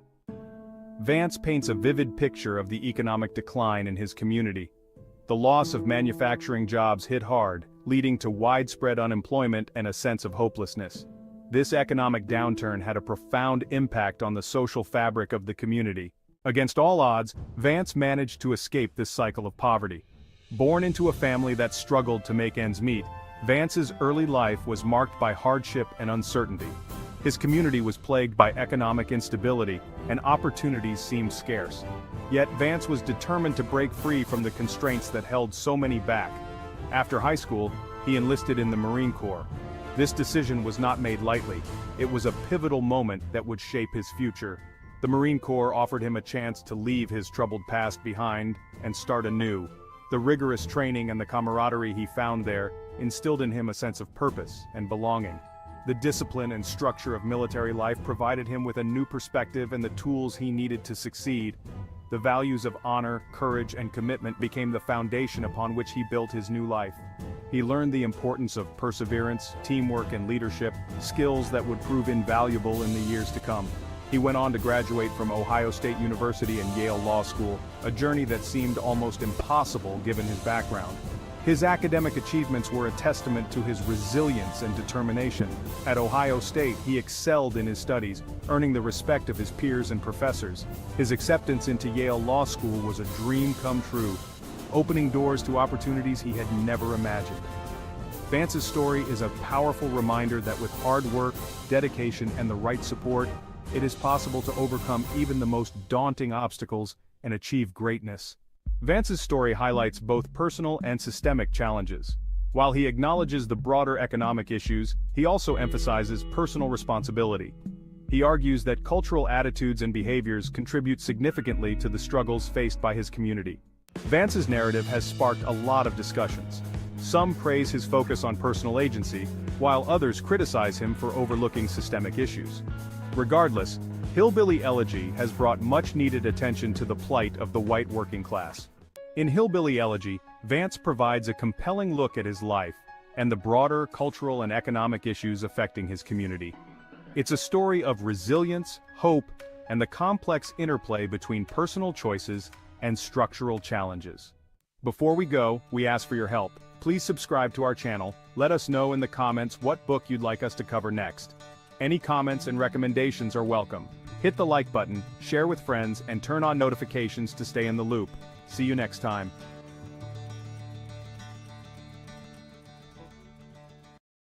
What if one tragic event in 1983 sparked a chain of decisions that forever changed the global landscape of terrorism? Let's uncover the roots of the War on Terror. Hello, Book Foxes! Welcome to At the Book Fox Summaries, where we simplify books for your busy life, one summary at a time. Today, we dive into Targeted Beirut by Fred Burton, and Samuel Katz focuses on the tragic 1983 Marine barracks bombing in Beirut, and how this event shaped modern counterterrorism strategies. The morning of October 23, 1983, would leave a permanent scar on history, a moment that reshaped how nations approach terrorism. Burton, a former State Department counterterrorism agent, and Katz, a renowned writer on terrorism, bring a detailed narrative about one of the pivotal moments in the early fight against terrorism. This book is a historical and political analysis, shining a light on the often overlooked origin story of the War on Terror. Its in-depth examination of the events and policies post-bombing has made it a crucial read for historians and those studying modern terrorism. As promised in the thumbnail, we will explore how the 1983 Beirut bombing became a turning point that initiated decades of global anti-terror efforts. The book centers around the devastating bombing of the U.S. Marine barracks in Beirut on October 23, 1983, which killed 241 American service members. Burton and Katz traced the aftermath of the attack, revealing how this single event laid the foundation for the strategies and policies that led to the modern war on terror. The authors delve into the intelligence failures, the response of U.S. leadership, and how this attack marked a turning point in America's approach to Middle Eastern conflict. The core conflict in the book revolves around the inability of the U.S. to anticipate the rise of non-state terror actors like Hezbollah, and how this failure led to a global, decades-long counterterrorism campaign. The book reveals how this tragic attack shifted U.S. foreign policy toward a more aggressive stance on terrorism. The key figures include U.S. military leaders and political officials grappling with the fallout of the attack, notably President Ronald Reagan and his administration, Hezbollah and terrorists. The authors also provide insight into the early days of Hezbollah and the radical factions involved in the attack. Character development.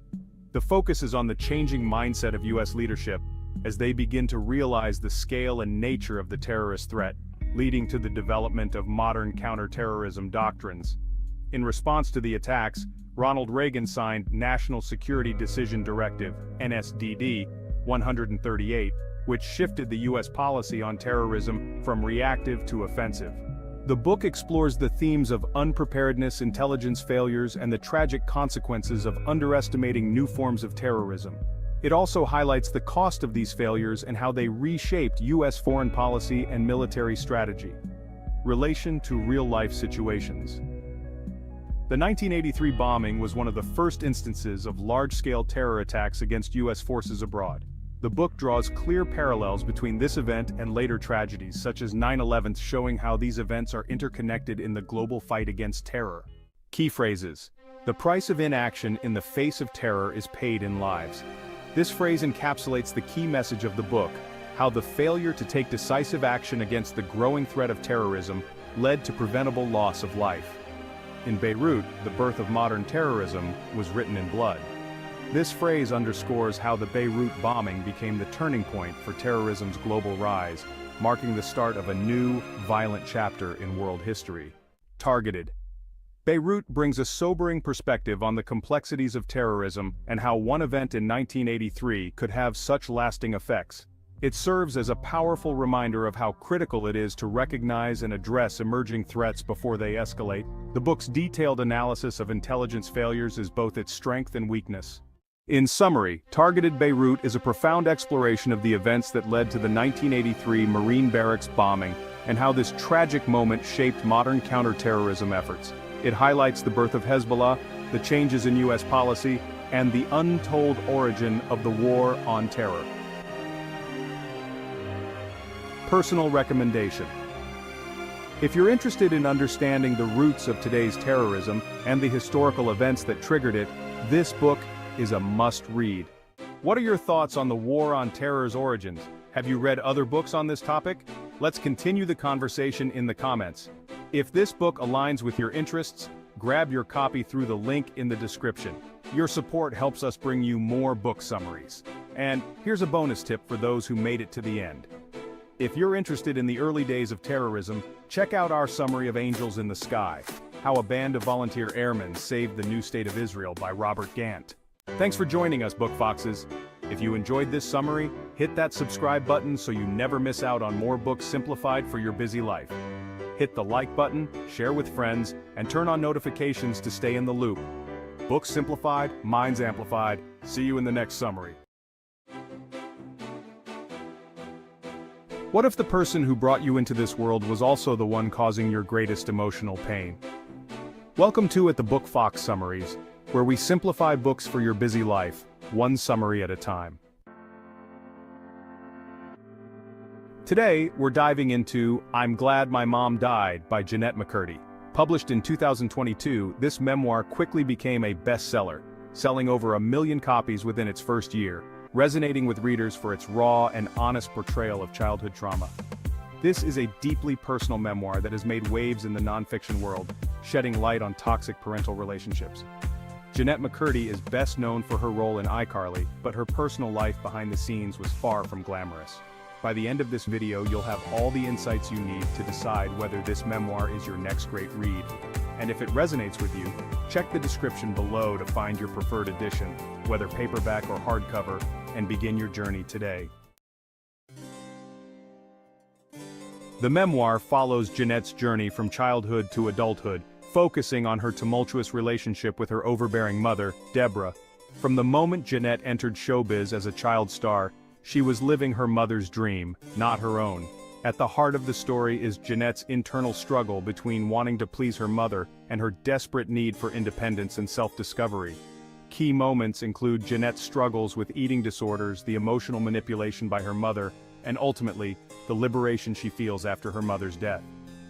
Set in the backdrop of Hollywood's child acting industry, the pressures and expectations of stardom play a significant role in Jeanette's mental health battles. The book touches on heavy themes like parental control, emotional abuse, and the complicated dynamics between love and manipulation. Jeanette's primary goal, deeply influenced by her mother, was to succeed in acting, but her true motivation becomes clear as she seeks freedom from her mother's influence and control. Jeanette is the central figure, a young girl trapped between her desire to make her mother proud and her need to find her own path. Deborah is portrayed as controlling and emotionally abusive, shaping Jeanette's entire childhood and career, often at the cost of Jeanette's well-being. Jeanette's development throughout the memoir is powerful, starting as a compliant daughter to someone who finally breaks free from the chains of her mother's control after Deborah's death. The memoir explores toxic relationships, particularly between parent and child, and the deep emotional scars left by manipulation. Another major theme is self-discovery, as Jeanette learns to reclaim her life after years of being under her mother's thumb. Many can relate to the struggle of balancing love for a family member with the need to establish healthy boundaries. Jeanette's story is a compelling reminder that self-care and setting boundaries are essential, even when it comes to those closest to us. Best phrases from the book. One powerful quote from the book: "I wanted my mom to be happy, but that never came without a cost." This phrase captures the painful complexity of Jeanette's need to please her mother, even at the expense of her own happiness. Another striking quote: "I feel joy for the first time in years, and it's because I realize my life is finally my own." This perfectly encapsulates her journey of self-liberation and growth. I found this memoir incredibly powerful in its raw honesty. Jeanette's vulnerability and courage in sharing her story were inspiring. The book makes an impact by highlighting the difficult and often overlooked topic of emotional abuse within families. What stood out to me the most was how Jeanette transforms her pain into empowerment. It's a story of survival and finding one's true self, and I think it will resonate with anyone who's ever felt controlled by someone else's expectations. I'm Glad My Mom Died is a memoir that brings to light the emotional toll of a toxic parental relationship and the long, painful journey toward self-healing. Through Jeanette's lens, we see the dangers of living someone else's dream and the freedom that comes with reclaiming your own life. As promised, you now have all the key insights you need to decide whether this book is for you. If it aligns with your interests, you can easily find the links in the description below to grab your own copy in paperback or hardcover. As a bonus for those who stayed until the end, if you're looking for another transformative read, check out our summary of Educated by Tara Westover. You can find the link to purchase your own copy of both books in the description below. Take the next step on your literary journey today. Thanks for joining us, Book Foxes. If you enjoyed this summary, hit that subscribe button so you never miss out on more books simplified for your busy life. Let's keep the conversation going in the comments. Hit the like button, share with friends, and turn on notifications to stay in the loop. Books simplified, minds amplified. See you in the next summary. What does it mean to be invisible? Not in the literal sense, but in the way the world chooses to ignore your existence. Hello, Book Foxes. Welcome back to the Book Fox Summaries, keeping books simplified for your busy life. one summary at a time. Today we're diving into Invisible Man by Ralph Ellison. Published in 1952 and won the National Book Award in 1953, marking Ellison as a key voice in American literature. Invisible Man is one of the most influential American novels of the 20th century, and carries themes that remain just as relevant today. Its exploration of race, identity, and invisibility is both a personal and collective story, shedding light on the African American experience. The novel falls under the genres of social commentary, African American literature, and political fiction. It's widely regarded as a cornerstone of American literary history and has inspired countless readers and scholars alike. The story follows an unnamed African American narrator who describes himself as invisible because society refuses to see him. His journey begins in the rural South, where he's an ambitious student at a black college. After an incident with a white trustee, he's expelled and heads to Harlem, New York, hoping for a fresh start. The central conflict revolves around the narrator's struggle to find his identity in a world that denies him visibility. His experiences in Harlem, particularly with the Brotherhood, a political organization that promises social change, push him to question not only society, but also his own self-worth. The Brotherhood initially provides him with a sense of purpose, but soon he realizes they, too, are using him as a tool for their own agenda. Betrayed by those he trusted, the narrator withdraws from society, retreating to a basement where he reflects on his life and the concept of invisibility. The narrator is never named, symbolizing the loss of individual identity in the face of societal pressure. His transformation from a hopeful young man to a disillusioned individual forms the core of the novel. Key figures in his life include Dr. Bledsoe, the college president who betrays him, and Brother Jack, the manipulative leader of the Brotherhood, both of whom represent societal structures that suppress individuality. Primary themes. The most prominent theme is invisibility, not just as the world's refusal to acknowledge the narrator's existence, but also as a metaphor for the erasure of black identity in American society. Another key theme is racism. The novel powerfully critiques the systemic racism that pervades both personal and political life in America. Ellison also explores disillusionment and betrayal, as the narrator's faith in various institutions, education, politics, and community, is shattered repeatedly. Real-life relevance. These themes remain relevant today, as Invisible Man continues to speak to issues of race, identity, and the fight for self-realization in a world that tries to define who we are. Personal Insight's Invisible Man is a profound meditation on what it means to be seen, or not seen, in a society that defines individuals based on race, status, and political utility. One of the most striking parts of the novel is how the narrator's invisibility is something imposed by society, but also something he ultimately embraces as a way to find his own path. Likes and dislikes. One of the standout aspects of the novel is Ellison's use of symbolism and metaphor. His writing is dense and full of meaning. However, the novel's length and complex narrative might be a challenge for some readers, but the depth it offers is worth the effort. Conclusion. To sum it up, Invisible Man is a powerful exploration of identity, race, and the societal forces that shape us. It challenges us to think about how we see others, and how we see ourselves. If you're looking for a novel that's not only relevant but also deeply thought-provoking, this is one you need to read. Want to read this book? You can choose between the paperback version or the hardcover version. Both links are in the video description. We earn a small commission from your purchase, which helps support the channel. Thank you for your support. And thanks for joining us, Book Foxes. If you enjoyed this summary, hit that subscribe button so you never miss out on more books simplified for your busy life. And let's keep the conversation going in the comments. Hit the like button, share with friends, and turn on notifications to stay in the loop. Books simplified, minds amplified. See you in the next summary. Imagine a story you thought you knew, turned on its head. What if the journey down the Mississippi wasn't just a boy's adventure, but a journey into the soul of an enslaved man fighting for his freedom?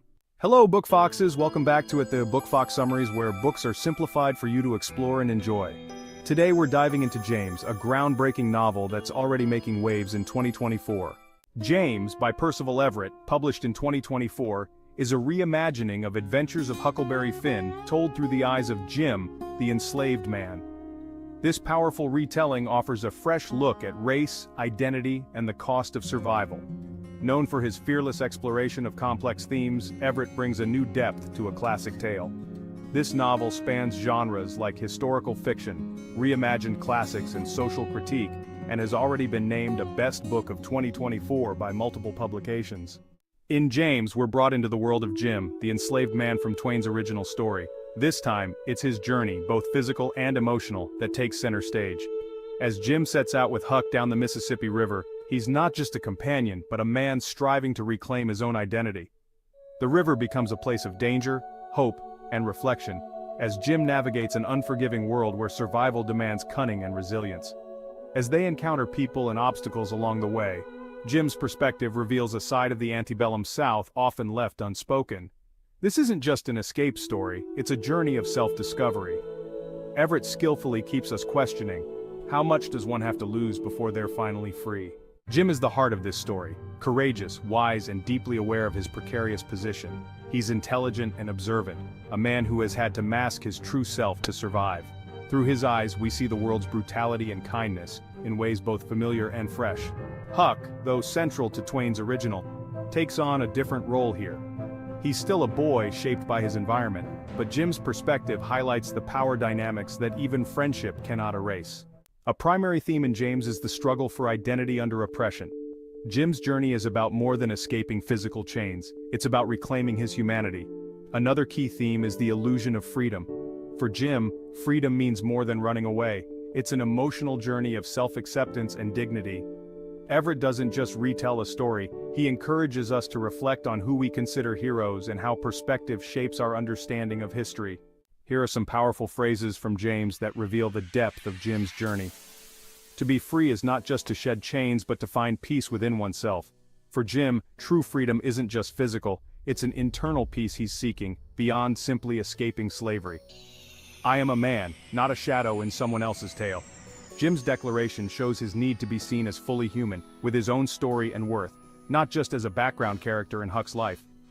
Hope can be dangerous, but it is the only thing that kept me human. Jim recognizes that hope can be risky, but it's also what sustains his humanity in the face of hardship. Each of these phrases reflects Jim's journey of self-discovery and resilience. For me, James was an eye-opener, a reminder that stories we think we know can reveal new truths. Everett's reimagining shows how perspective changes everything, and the depth he brings to Jim's character is unforgettable. Every reader may find unique insights here that go beyond the page. James just skims the surface of what Jim endures and overcomes. This summary covers the main ideas, but the true depth and beauty of Everett's writing can only be felt by reading the book yourself. To experience Jim's full story, I highly recommend diving into the book. Here's a bonus for those who stayed till the end. If stories of resilience and justice interest you, check out our summary of framed, astonishing true stories of wrongful convictions. It's a powerful look at real lives impacted by injustice and the courage to seek truth. If James has piqued your interest, grab your copy through the link in the description and experience this remarkable story firsthand.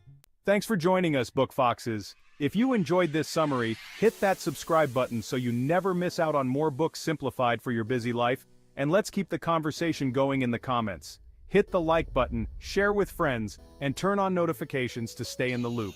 Books simplified, minds amplified. See you in the next summary. What if I told you that the secret to understanding a revolution lies in the life of one man, Martin Luther King Jr.? Welcome to the Book Fox Summaries, where we simplify books for your busy life, one summary at a time. King: A Life by Jonathan Egg, first published in 2023, has quickly become a definitive biography of Dr. Martin Luther King Jr.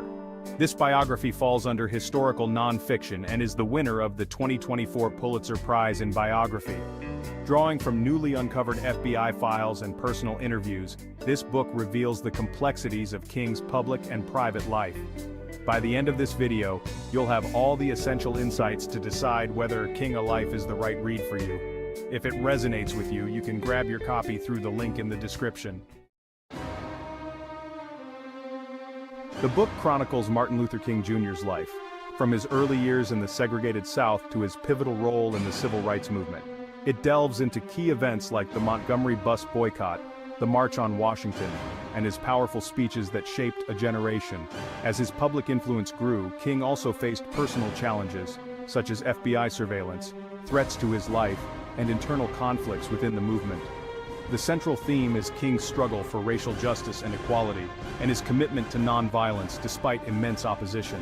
It also highlights his personal battles, including doubts and family challenges. The key figures include Martin Luther King Jr. himself, his wife Coretta Scott King, and his fellow activists, like Ralph Abernathy. The book also features antagonists like J. Edgar Hoover, whose FBI constantly monitored and attempted to undermine King. As the story progresses, we witness King evolve, not just as a leader but as a man facing immense pressure, questioning his path, and seeking solutions for deeper societal problems like poverty and economic injustice. The importance of justice, equality, and the power of nonviolent protest are central to the book. It also shows the cost of leadership and the human vulnerabilities of King as a man under tremendous pressure. King's message of nonviolence and equality is still relevant today, as we continue to face issues of racial injustice and social inequality. His life serves as a guide for modern-day activists and anyone striving for a more just society. Best phrases from the book. First phrase. Injustice anywhere is a threat to justice everywhere. This quote from King sums up his vision of interconnectedness in the fight for justice, meaning that we can't ignore oppression in one part of the world without it affecting others. Second phrase. Our lives begin to end the day we become silent about things that matter. This phrase encapsulates King's call to action, reminding us that silence in the face of injustice is a form of complicity. I love the depth and humanity in this biography. Egg paints a vivid picture of King's strengths, struggles, and growth. It's a balanced portrait that doesn't shy away from his flaws, making King more relatable and human. Jonathan Egg's King, A Life, gives us a deep look into both the public and personal life of Martin Luther King Jr. It highlights his leadership, the challenges he faced, and the lasting legacy of his fight for justice. As promised, you now have all the information needed to decide if King A Life is a book you'd like to read or purchase. If you're interested in civil rights history or want to learn more about the man behind the movement, this is a must-read. It's insightful, engaging, and a critical addition to understanding American history. And here's a bonus tip for those who made it to the end. If you're interested in another timeless work on strategy and leadership, check out our summary of Sun Tzu's masterpiece, The Art of War. You can find the link in the description. Thanks for joining us, Book Foxes. If you enjoyed this summary, hit that subscribe button so you never miss out on more books simplified for your busy life, and let's keep the conversation going in the comments. Hit the like button, share with friends, and turn on notifications to stay in the loop. Books simplified, minds amplified. See you in the next summary. Hello, Book Foxes. Welcome back to the channel. Have you ever wondered how an ancient story of a great war could still be relevant in today's world? The Mahabharata might just surprise you. Welcome to the Book Fox Summaries, where we simplify books for your busy life, one summary at a time. Today we're diving into the epic saga of the Mahabharata, an ancient Sanskrit epic traditionally attributed to the sage Vyasa, story that has shaped the spiritual and cultural landscape of India for millennia. It was composed over 5,000 years ago, making it one of the oldest and longest epic poems in the world, with over 100,000 shlokas or couplets. This epic falls within the genres of mythology, ancient literature, and religious scripture. It's not just a story, but a text that has influenced countless aspects of Indian philosophy, culture, and art. As the title and thumbnail promise, by the end of this video, you'll grasp the key insights of the Mahabharata and understand why it continues to be a cornerstone of Indian literature. Also, you'll have all the essential insights to decide whether the Mahabharata is the right choice for your next read, purchase, or exploration.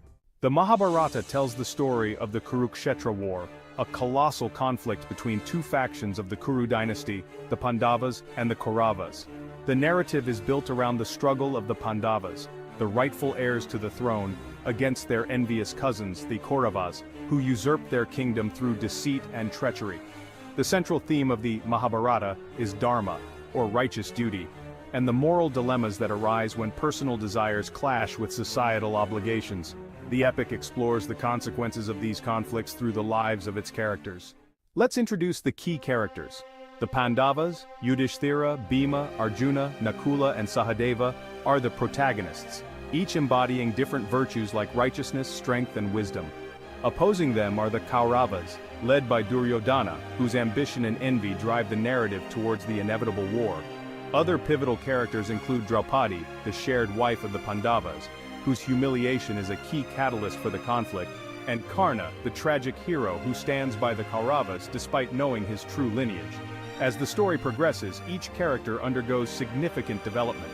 Yudhishthira's adherence to truth is tested repeatedly.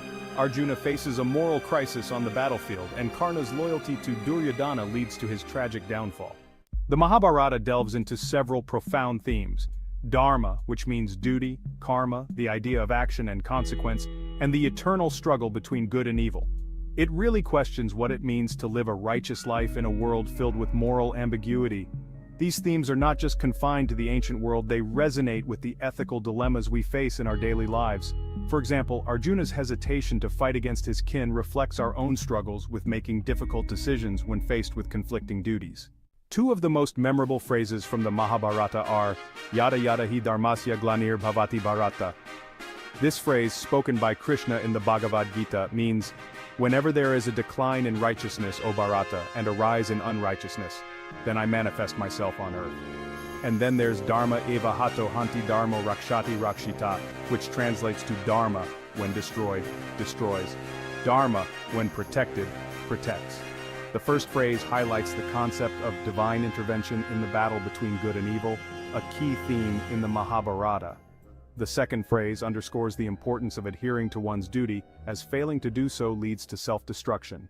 What I find most fascinating about the Mahabharata is its relevance to modern life.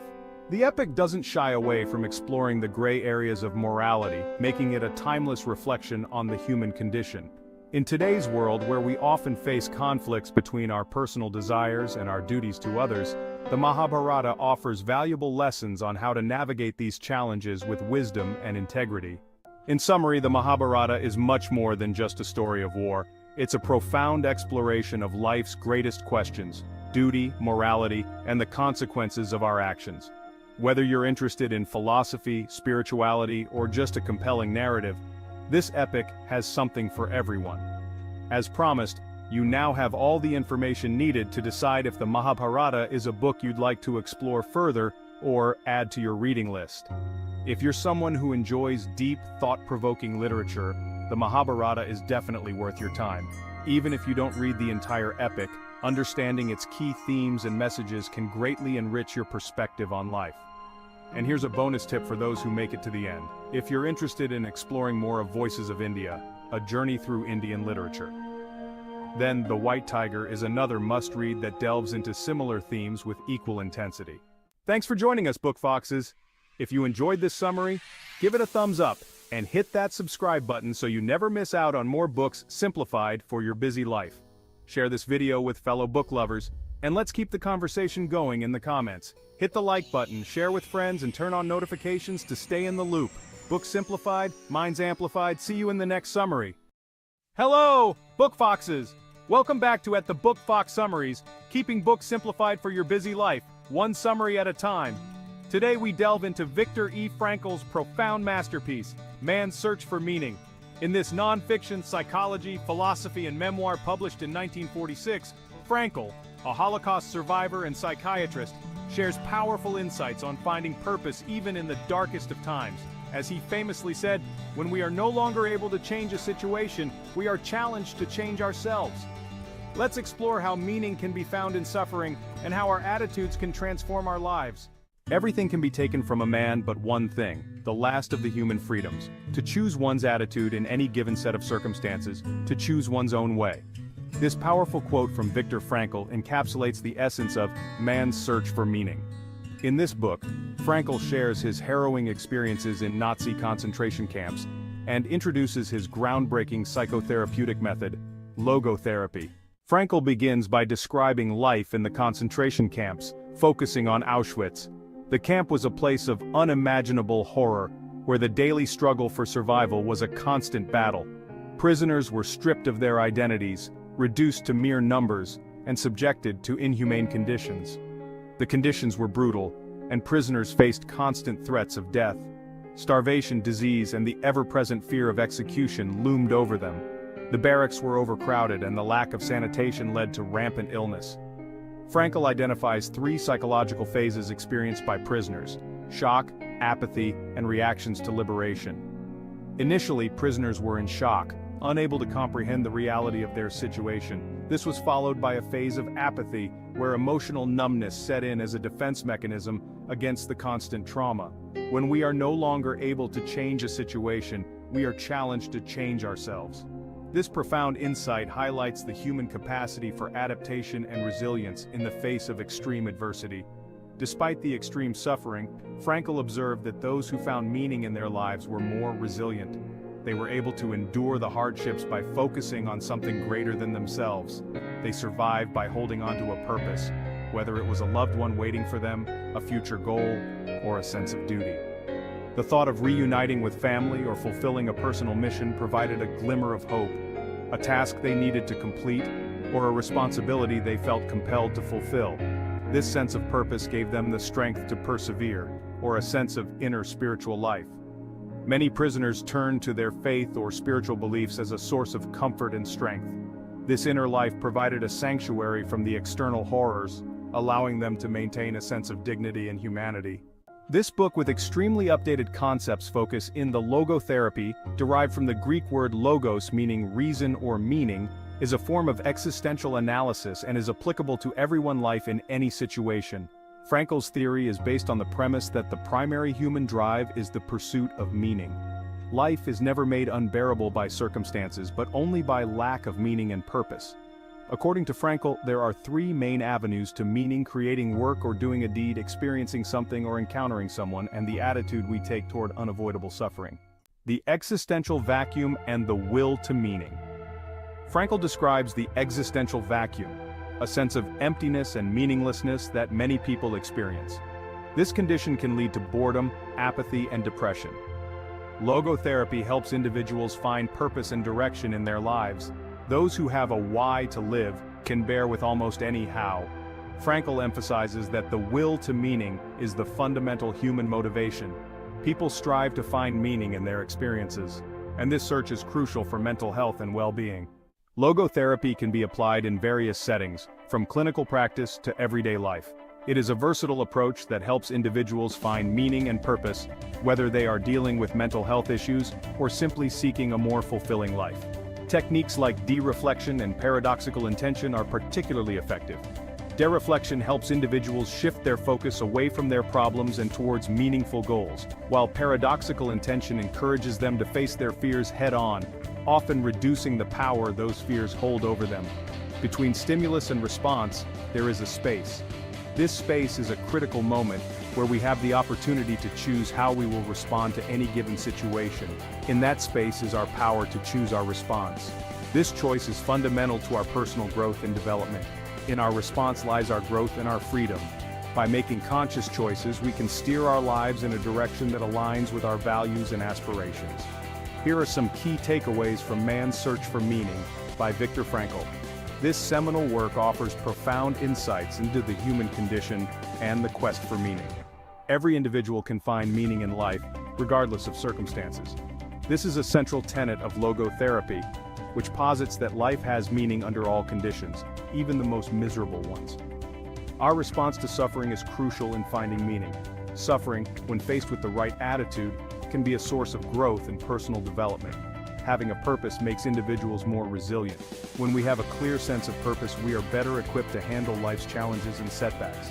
Each person is responsible for finding their own meaning in life. This journey is deeply personal and unique to each individual, but it is also a universal quest that connects us all.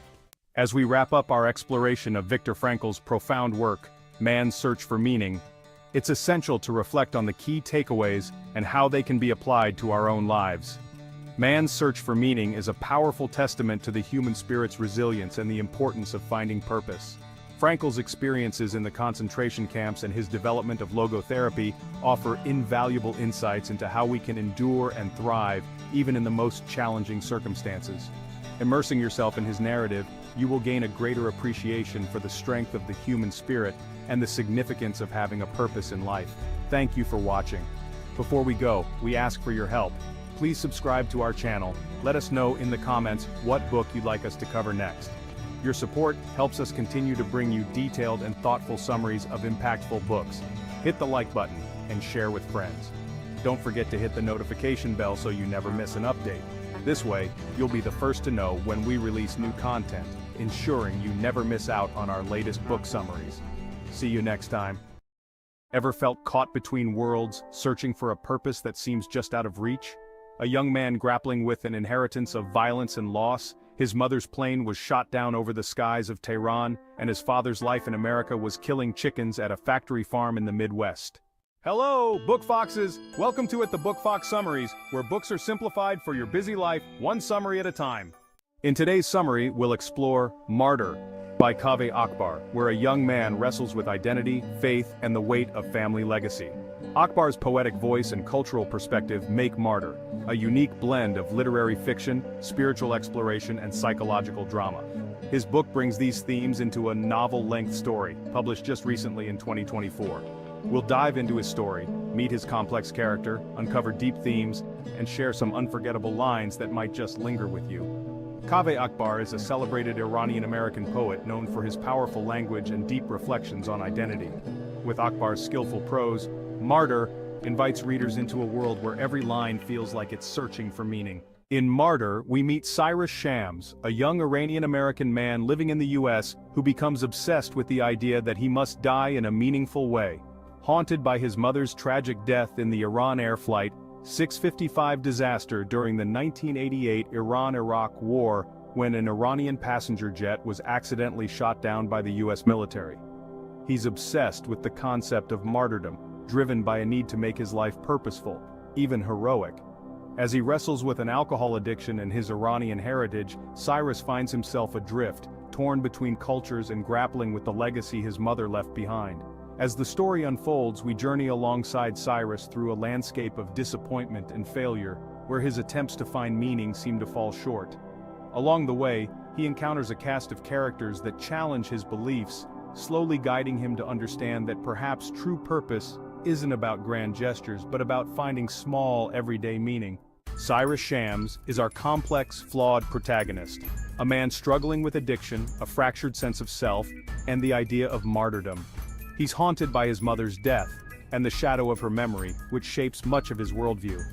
Other characters serve as mirrors and mentors, challenging his rigid beliefs about faith and sacrifice, ultimately helping him see that life's meaning can be subtle, quiet, and deeply personal. At the heart of Martyr are themes of identity, cultural heritage, and the search for meaning. Cyrus's journey shows the struggle to reconcile his Iranian heritage with his life in America. His fixation on martyrdom highlights the human need for purpose, even if it sometimes leads us down painful paths. The book poses powerful questions about faith, sacrifice, and the lengths we go to feel complete.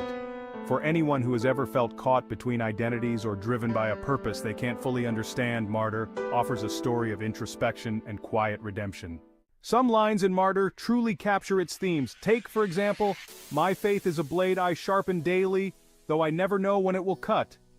This line alone speaks volumes about Cyrus's inner turmoil. Or another, "I crave the warmth of belief but find only flickering flames of doubt." These phrases hint at Akbar's poetic mastery and the depth of Cyrus's struggle.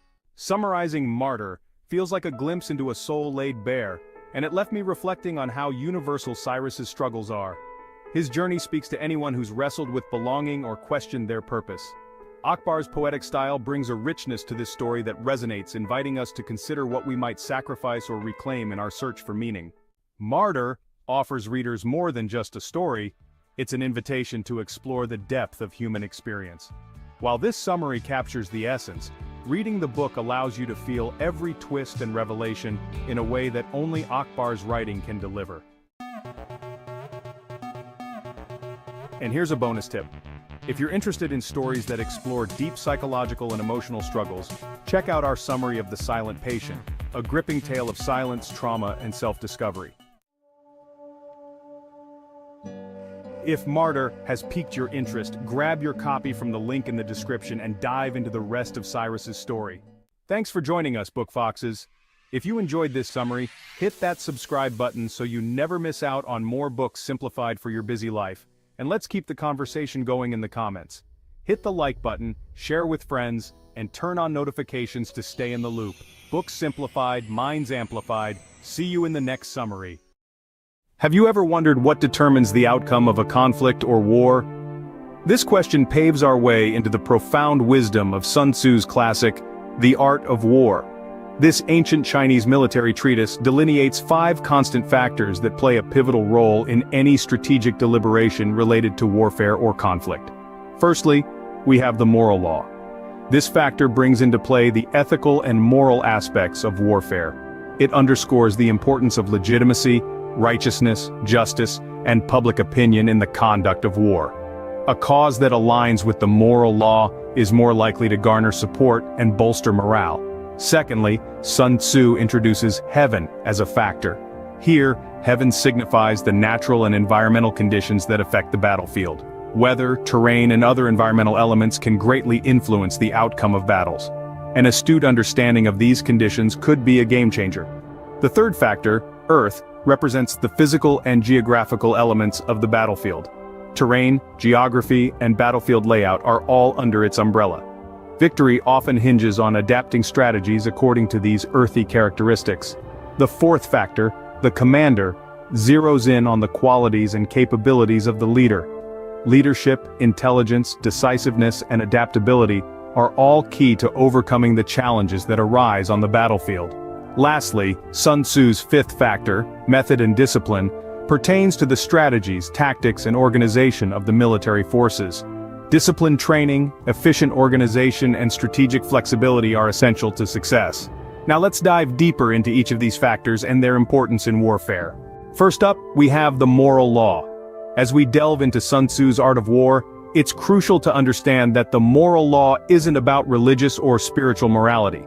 Rather, it's a concept that encompasses the ethical and moral aspects of warfare. It's about legitimacy, righteousness, justice, and public opinion. It's about the rightness of one's cause. Let's think about it. When people believe in the cause they're fighting for, they're more likely to fight passionately, aren't they? That's exactly what the moral law is about. It's about ensuring that the cause is just, the conduct is ethical, and the public opinion is favorable. This isn't just an abstract concept. It can directly impact the morale of the troops and the support from allies and the public. So the moral law isn't about convenience or expediency. It's about righteousness and legitimacy. The moral law is about doing what's right, not just about what's expedient. Next, we explore the influence of heaven and earth. Let's start with heaven. In Sun Tzu's context, heaven doesn't refer to a divine realm, but the natural environment that shapes the battlefield. It's about understanding the rhythm of seasons, the capriciousness of weather, and the pattern of day and night. It's about knowing when the winter's chill will freeze the rivers, or when the summer's heat will turn the plains into dust bowls. It's about predicting a foggy morning that could cloak an attack or a stormy night that could disrupt enemy lines. These environmental elements, as unpredictable as they may be, can be harnessed to one's advantage, turning nature into an ally. Now let's dive into Earth. In the art of war, Earth doesn't represent our planet as a whole, but the physical and geographical features of the battlefield. It's about knowing the lay of the land, the undulating hills, the treacherous cliffs, the dense forests, and the wide rivers. It's about understanding the strategic significance of high grounds, the potential ambush points in narrow passes, or the advantages of a fortified position. The Earth, with its diverse terrain, can either be a formidable barrier or an advantageous vantage point, depending on how well it is understood and utilized. For instance, imagine a force attempting to cross a mountain range. Without understanding the heaven, they might choose a day with heavy snowfall, making the passage nearly impossible. Without understanding the Earth, they might select a route fraught with perilous cliffs and rock slides, but with a keen understanding of both factors, they could choose a clear day and a safe pass, ensuring a successful crossing. So you see, these two factors, heaven and earth, are not just about understanding the environment, they're about turning that understanding into strategic advantage. They're about making informed decisions that can mean the difference between victory and defeat, between survival and annihilation. A keen understanding of heaven and earth can turn the tide of war. Now let's take a look at the role of the commander. Sun Tzu placed immense importance on the qualities and capabilities of the individual leading the military operations. He believed that the qualities of leadership, intelligence, decisiveness, and adaptability were crucial in a commander. A leader with these qualities can inspire troops, exploit opportunities, and overcome challenges on the battlefield. Imagine a commander who is intelligent and decisive. They can quickly assess the situation, make informed decisions, and act swiftly. This can be the difference between victory and defeat. A commander who is adaptable can adjust strategies and tactics based on changing circumstances. They can turn unfavorable conditions into opportunities for success. And let's not forget about inspiring leadership. A commander who can motivate and inspire their troops can boost morale, improve performance, and build a cohesive and dedicated force. Such a leader can harness the collective strength of their troops to achieve victory. In the heat of battle, the commander's qualities can make all the difference. Finally, we delve into method and discipline. Now, these are not just buzzwords Sun Tzu threw around. They are the backbone of an effective military force. Let's start with discipline training. Sun Tzu believed that every soldier, from the lowest rank to the highest, should be well trained and disciplined. This goes beyond just knowing how to hold a sword or shoot an arrow. It's about understanding the chain of command, knowing how to respond in different situations, and being ready to adapt at a moment's notice. It's about transforming an individual into a piece of a larger, cohesive unit. Now, onto efficient organization. This is where the commander's role comes into sharper focus. A well-organized army can move swiftly, respond effectively, and maintain morale even in the face of adversity. It's about ensuring that every cog in the military machine is well-oiled and functioning optimally. Last, but certainly not least, we have strategic flexibility. This is the ability to switch tactics, change plans, and adapt to the ever-changing conditions on the battlefield. It's about not being rigid or bound by a single plan. Remember, in war, the only constant is change. So whether it's a well-trained soldier, a well-oiled army, or a flexible strategy, it all boils down to one thing: method and discipline. It's the glue that holds everything together, the keystone of any successful military operation. Discipline and method, when used effectively, can pave the way to victory. So we've journeyed through the 5 constant factors of warfare. We dove deep into Sun Tzu's wisdom, starting with the moral law, which underscores the ethical and moral aspects of warfare, emphasizing the importance of righteousness and public support. Then, we explored heaven, the natural and environmental conditions that influence the battlefield, and earth, the physical and geographical elements that can dictate the course of conflict. We also examined the role of the commander, whose qualities and capabilities are paramount. Intelligence, decisiveness, and adaptability in a leader can inspire troops and turn the tide of battle. Lastly, we touched upon method and discipline, highlighting the significance of strategic flexibility, disciplined training, and efficient organization. These 5 factors, when balanced and considered carefully, equip commanders with the tools to make informed decisions and craft effective strategies. Remember, victory in battle is not just about force, it's about strategy. For more insights into the art of war, follow our channel, click like, and turn on notifications. Stay tuned for more. Hello, and welcome back to the Book Fox Summaries, bringing literature to life one summary at a time, keeping books simplified for busy minds. Today we're exploring the epic tale of obsession and revenge in Herman Melville's classic novel, Moby Dick. Published in 1851, Moby Dick is a profound narrative that takes us on a perilous journey with Captain Ahab and his crew aboard the whaling ship, Pequod. This timeless story is filled with rich symbolism, complex characters, and thrilling adventures. Our story begins with the famous line, "Call me Ishmael." Ishmael is our guide through this epic tale. He joins the Pequod's diverse crew, including Queequeg, a tattooed harpooner from Polynesia, Starbuck, the devout Quaker first mate, Stubb, the easygoing second mate, and Flask, the fiery third mate.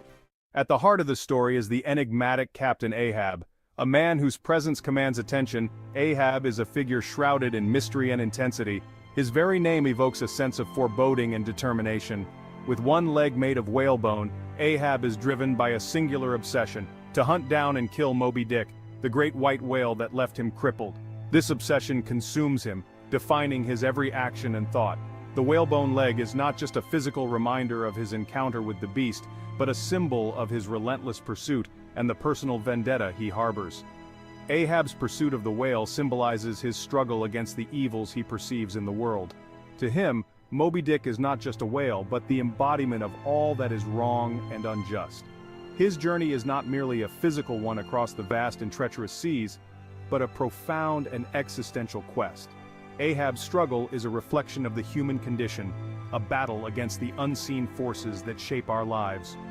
His story is a testament to the lengths one will go to confront their demons and the sacrifices made in the name of vengeance and justice.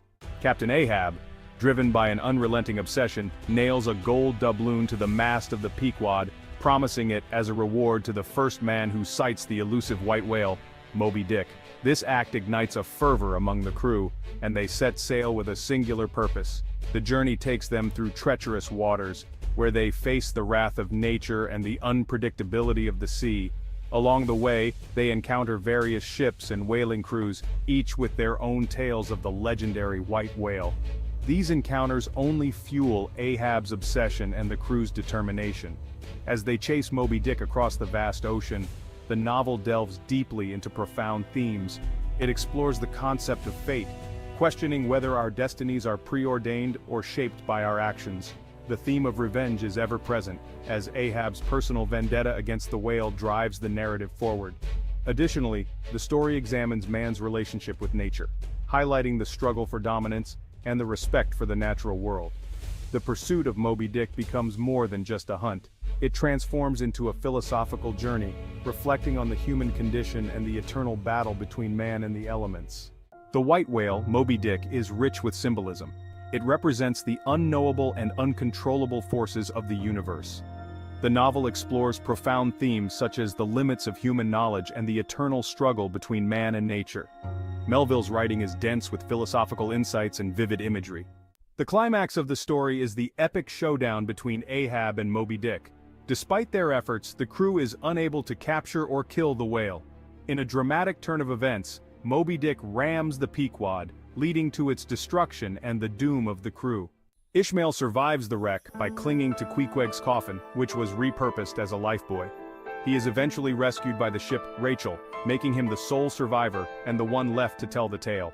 In conclusion, as we reach the end of our journey through the vast and tumultuous seas of Moby Dick, we find ourselves reflecting on the profound themes and intricate narratives woven by Herman Melville. This literary masterpiece is not just a tale of a man's obsessive quest for a great white whale, but a deep exploration of the human condition, our relentless pursuit of meaning, and our eternal struggle against the forces of nature. Moby Dick is a masterpiece that delves into the human psyche and the eternal struggle against nature. Its rich prose and deep philosophical insights make it a timeless work that continues to captivate readers. Melville's use of symbolism, his detailed descriptions of the whaling industry, and his philosophical musings on existence and fate create a narrative that is both compelling and thought-provoking. The character of Captain Ahab, with his monomaniacal obsession, serves as a powerful representation of the dangers of unchecked ambition and the human tendency to grapple with forces beyond our control. The novel's exploration of themes such as revenge, fate, and the sublime power of nature resonates with readers even today, reminding us of our own vulnerabilities and the limits of human knowledge. The rich tapestry of characters, from the enigmatic Queequeg to the philosophical Ishmael, adds depth and complexity to the story, making Moby Dick a work that invites multiple readings and interpretations. Before we go, we ask for your help. Please subscribe to our channel. We hope to continue bringing you insightful and engaging content that deepens your appreciation for literature and sparks your curiosity for more literary adventures. Hit the like button, share with friends, and turn on notifications to stay in the loop. Thanks for watching. See you next time.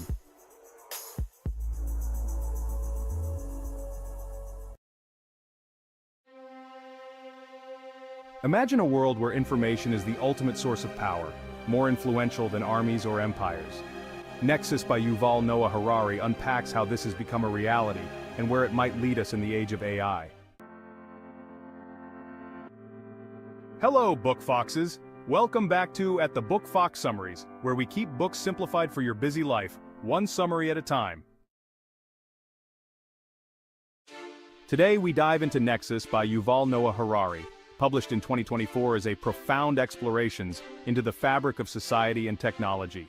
Known for his works like Sapiens and Homo Deus, Harari takes on the vast history of information networks and how they shape our lives. This book is essential for understanding the evolution of knowledge and the critical role it plays today. Nexus delves into the story of human communication and how information networks have changed over time. Harari explores how ancient societies created early forms of information networks, from oral traditions to the written word, and how these developments altered the power structures within societies. Fast forward to today, we live in a world where digital platforms and AI control vast networks of information, influencing everything from politics to culture. Harari warns that as technology evolves, these networks will play an even bigger role, raising ethical concerns about privacy, control, and the essence of human agency. While Nexus doesn't follow traditional characters, it highlights influential figures throughout history who harnessed information networks for power, including leaders of ancient empires and innovators in technology. It also introduces the characters of AI and digital platforms, which act as modern players in the power game of information. One of the book's key themes is that information is a source of immense power, with those in control of data holding the ability to shape entire societies. Harari also emphasizes the impact of information evolution, from oral traditions to today's AI-driven networks, on social and political structures. Another core theme is the ethical responsibility we hold as we build more advanced systems. As AI advances, the book calls for greater attention to the consequences of data control and digital influence on society. Nexus resonates with today's digital landscape, where companies and governments wield significant influence over public opinion and personal choices through data.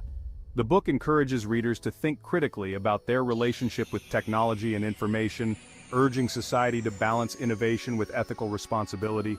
Harari's insights remind us of the need for transparency and caution as AI continues to evolve. Reading Nexus is a wake-up call about how much of our lives are shaped by unseen forces within information networks. Harari's deep dive into the ethical implications of technology brings a fresh perspective on the choices we make daily with digital platforms. If you're someone who wants to stay informed about the impact of technology on human life, this book is a must-read. In summary, Nexus by Yuval Noah Harari offers a powerful look into the history and future of information networks, exploring how they impact power, politics, and individual lives. Harari's insights encourage readers to view information as a critical element of power, calling for responsibility and ethical awareness.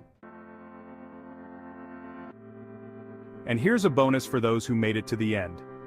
If you're interested in the broader history of humankind, check out Sapiens by Yuval Noah Harari. It's a fascinating journey through the milestones of human evolution and societal development. If Nexus sounds intriguing, grab your copy through the link in the description. Thanks for joining us, Book Foxes. If you enjoyed this summary, hit that subscribe button so you never miss out on more books simplified for your busy life. Let's keep the conversation going in the comments. Hit the like button, share with friends, and turn on notifications to stay in the loop. Books simplified, minds amplified. See you in the next summary. Freedom, one of the most misunderstood words in history. But do we truly know what it means today? Are we as free as we think, or is our freedom shaped by the systems around us? Hello, Book Foxes! Welcome back to At the Book Fox Summaries, where we keep books simplified for your busy life, one summary at a time. Today we're diving into On Freedom by Timothy Snyder, a powerful exploration of the concept of freedom, its nuances, and its implications in our modern world. Freedom means that you insist on being heard, but freedom also means you accept responsibility. Snyder, a historian, is best known for his works on tyranny and democracy, and in this book he invites us to consider the responsibilities tied to being free. The book falls under the genre of political philosophy and history following the success of Snyder's critically acclaimed On Tyranny. We'll explore Snyder's key arguments on how freedom isn't just an individual pursuit, but a shared societal goal that requires active participation and moral responsibility. In On Freedom, Timothy Snyder explores the many dimensions of freedom: political, personal, and social. The book argues that freedom isn't just about the absence of constraints, but also the presence of opportunities. Snyder challenges the conventional notion of freedom as purely individualistic, framing it instead as a collective responsibility. The central theme revolves around the tension between personal autonomy and the social obligations that ensure freedom for all. Snyder argues that without responsibility, freedom turns into a selfish pursuit that can erode the very foundations of democracy. He divides the book into several key themes: political freedom, personal autonomy, economic independence, and moral responsibility. While there are no traditional characters, Snyder uses examples from history like Thomas Jefferson, George Washington, and contemporary figures to explore how freedom has been applied and distorted. These individuals, through their writings and actions, contribute to the discussion of liberty, often revealing its complexities. Through these examples, Snyder examines how different individuals and groups have navigated the complexities of freedom throughout history, influencing political systems and societal norms. Their personal choices and philosophies are contrasted against modern-day struggles for freedom. The book's core message is that freedom is not just a right, but a responsibility.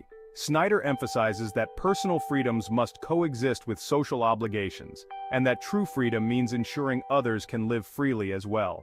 Snyder connects his analysis to modern political systems, particularly focusing on how freedom is manipulated by governments and institutions today. He points to contemporary debates around individualism, social justice, and economic inequality as critical battlegrounds for true freedom. Snyder's argument pushes us to engage more critically with our freedoms, understanding that they come with obligations to others and society. Snyder's On Freedom was an eye-opener for me. It made me reflect on how often we overlook the responsibilities that come with freedom. The book forces us to question our role in ensuring freedom not just for ourselves but for our communities. I loved how Snyder connected historical lessons to today's political environment. However, at times, the dense political theory might feel overwhelming for readers new to the subject. Freedom is the power to do something, not just the absence of restrictions. True freedom requires solidarity. It's not just about what we can do for ourselves, but what we can do for each other. This phrase challenges the misconception that freedom is merely about having no constraints, reframing it as the ability to act meaningfully in the world. It shifts the focus from individual liberties to societal empowerment. Snyder emphasizes that true freedom is intertwined with the welfare of others. This shifts the dialogue from freedom from to freedom for. True freedom is about making informed and responsible choices that contribute to the common good. On Freedom reminds us that freedom is both a personal and collective pursuit. It is not just about escaping constraints but ensuring everyone has the opportunity to thrive. I'd highly recommend this book to anyone interested in political philosophy, history, or simply anyone who wants a deeper understanding of what it means to live in a free society. What's your take on the meaning of freedom in today's world?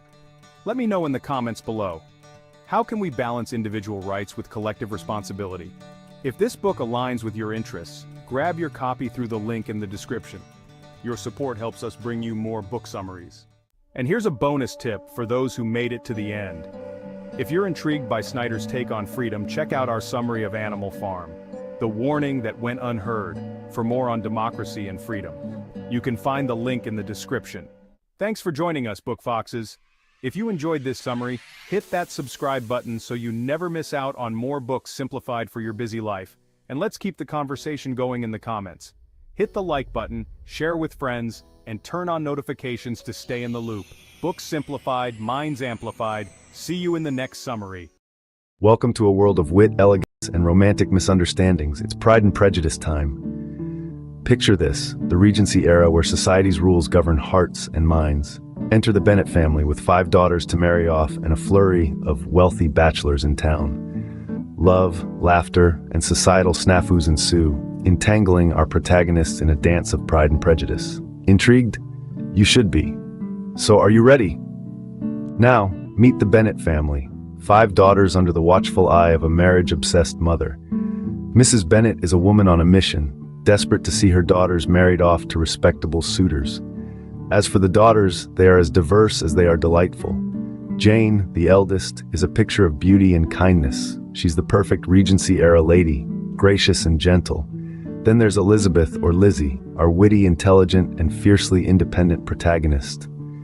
Mary, the middle child, is bookish and somewhat introverted, preferring her piano and studies to society's frivolities. The two youngest, Kitty and Lydia, are frivolous, flirtatious, and obsessed with officers in red coats. This lively family is soon thrown into a whirlwind when Mr. Bingley, a wealthy, charming bachelor, moves into the neighborhood, bringing along his friend, the proud and seemingly aloof Mr. Darcy. Bingley's affable nature is a hit with the locals, while Darcy's reserved demeanor isn't quite as well received. This is the stage on which our tale is set, a world of balls and bonnets, letters and love, where social status is everything, and a good marriage is the ultimate goal. Life in this society is a delicate dance, and the Bennets are about to step onto the floor. With the stage set, let's see how their lives intertwine in a dance of pride and prejudice. As the social season begins, sparks fly and rumors swirl. In the Regency era, a ball wasn't just a party, it was the social media of its day. A stage for public display and private intrigue, a place where reputations were made or broken. Enter our protagonists, Elizabeth Bennet and Mr. Darcy. Their first encounter? Not so promising. Darcy, with his lofty demeanor, comes off as aloof and arrogant. His cold indifference is a stark contrast to the lively and vivacious Elizabeth. Her sharp wit and spirited nature, though charming to some, are deemed barely tolerable by the high and mighty Mr. Darcy.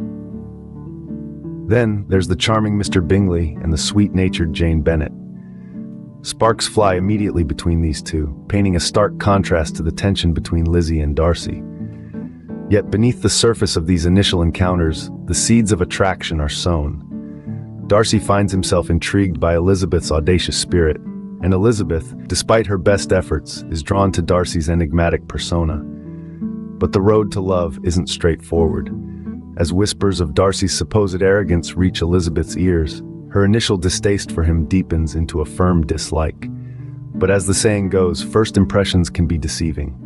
As we dive deeper into the story, we'll see how pride, prejudice, and misunderstanding can complicate matters of the heart. As revelations surface, our heroine's prejudice deepens, and the pride of our hero is put to the test. Let's delve into the heart of Pride and Prejudice, where our characters' true colors emerge. Our story takes a drastic turn when shocking news about Mr. Darcy's past actions reach Elizabeth. An unexpected confession of love from Darcy only serves to fuel the fire, with his apparent arrogance and pride falling harshly on Elizabeth's ears. Our protagonist, with her sharp wit and independent spirit, is not one to take such a confession lightly. Elizabeth, armed with her own prejudices, rejects Darcy's advances, leaving our hero in a state of bewildered disappointment. But if you think that's all there is to it, then hold on, because we haven't even scratched the surface yet. Enter Mr. Wickham, a charming officer who seems to have a bone to pick with our Mr. Darcy. Wickham's tales of Darcy's alleged wrongdoings only serve to validate Elizabeth's dislike, further widening the gap between her and Darcy. But as we all know, there are always two sides to every story. And as Elizabeth continues to navigate the complex social maze, she's about to stumble upon the other side of Darcy's tale. But every story has two sides, and it's about time Lizzie hears the other side of the story.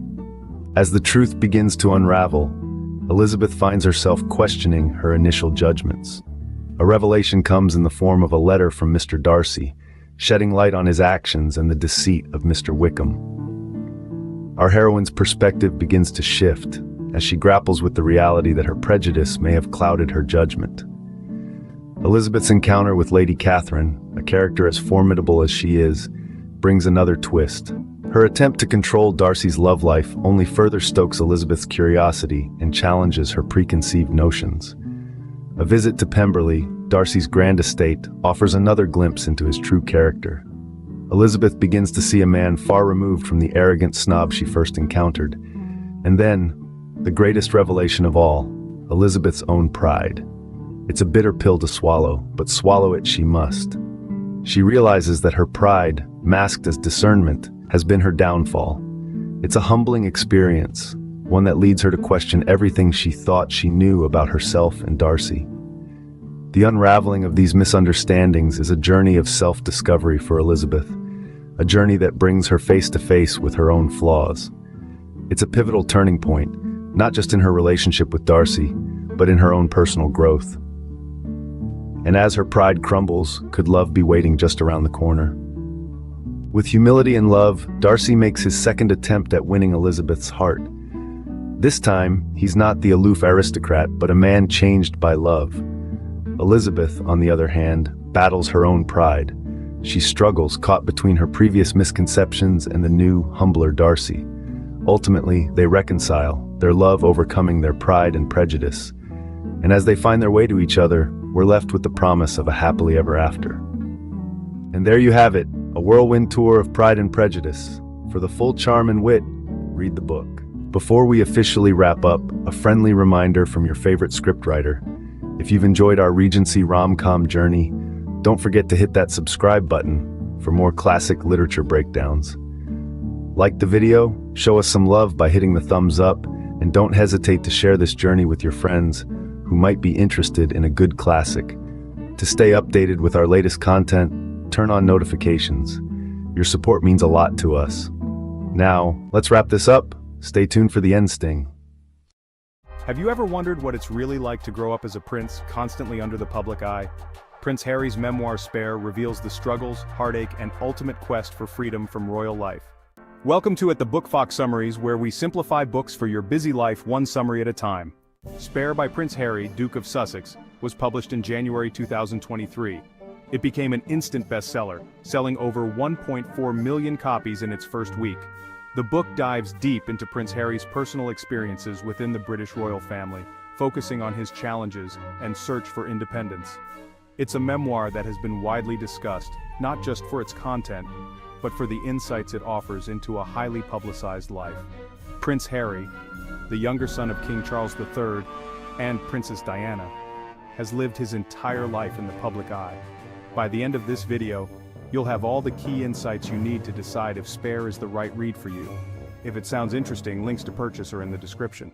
Spare recounts Prince Harry's life from his early years in the royal family through the tragic loss of his mother, Princess Diana, and the overwhelming media scrutiny that followed him throughout his life.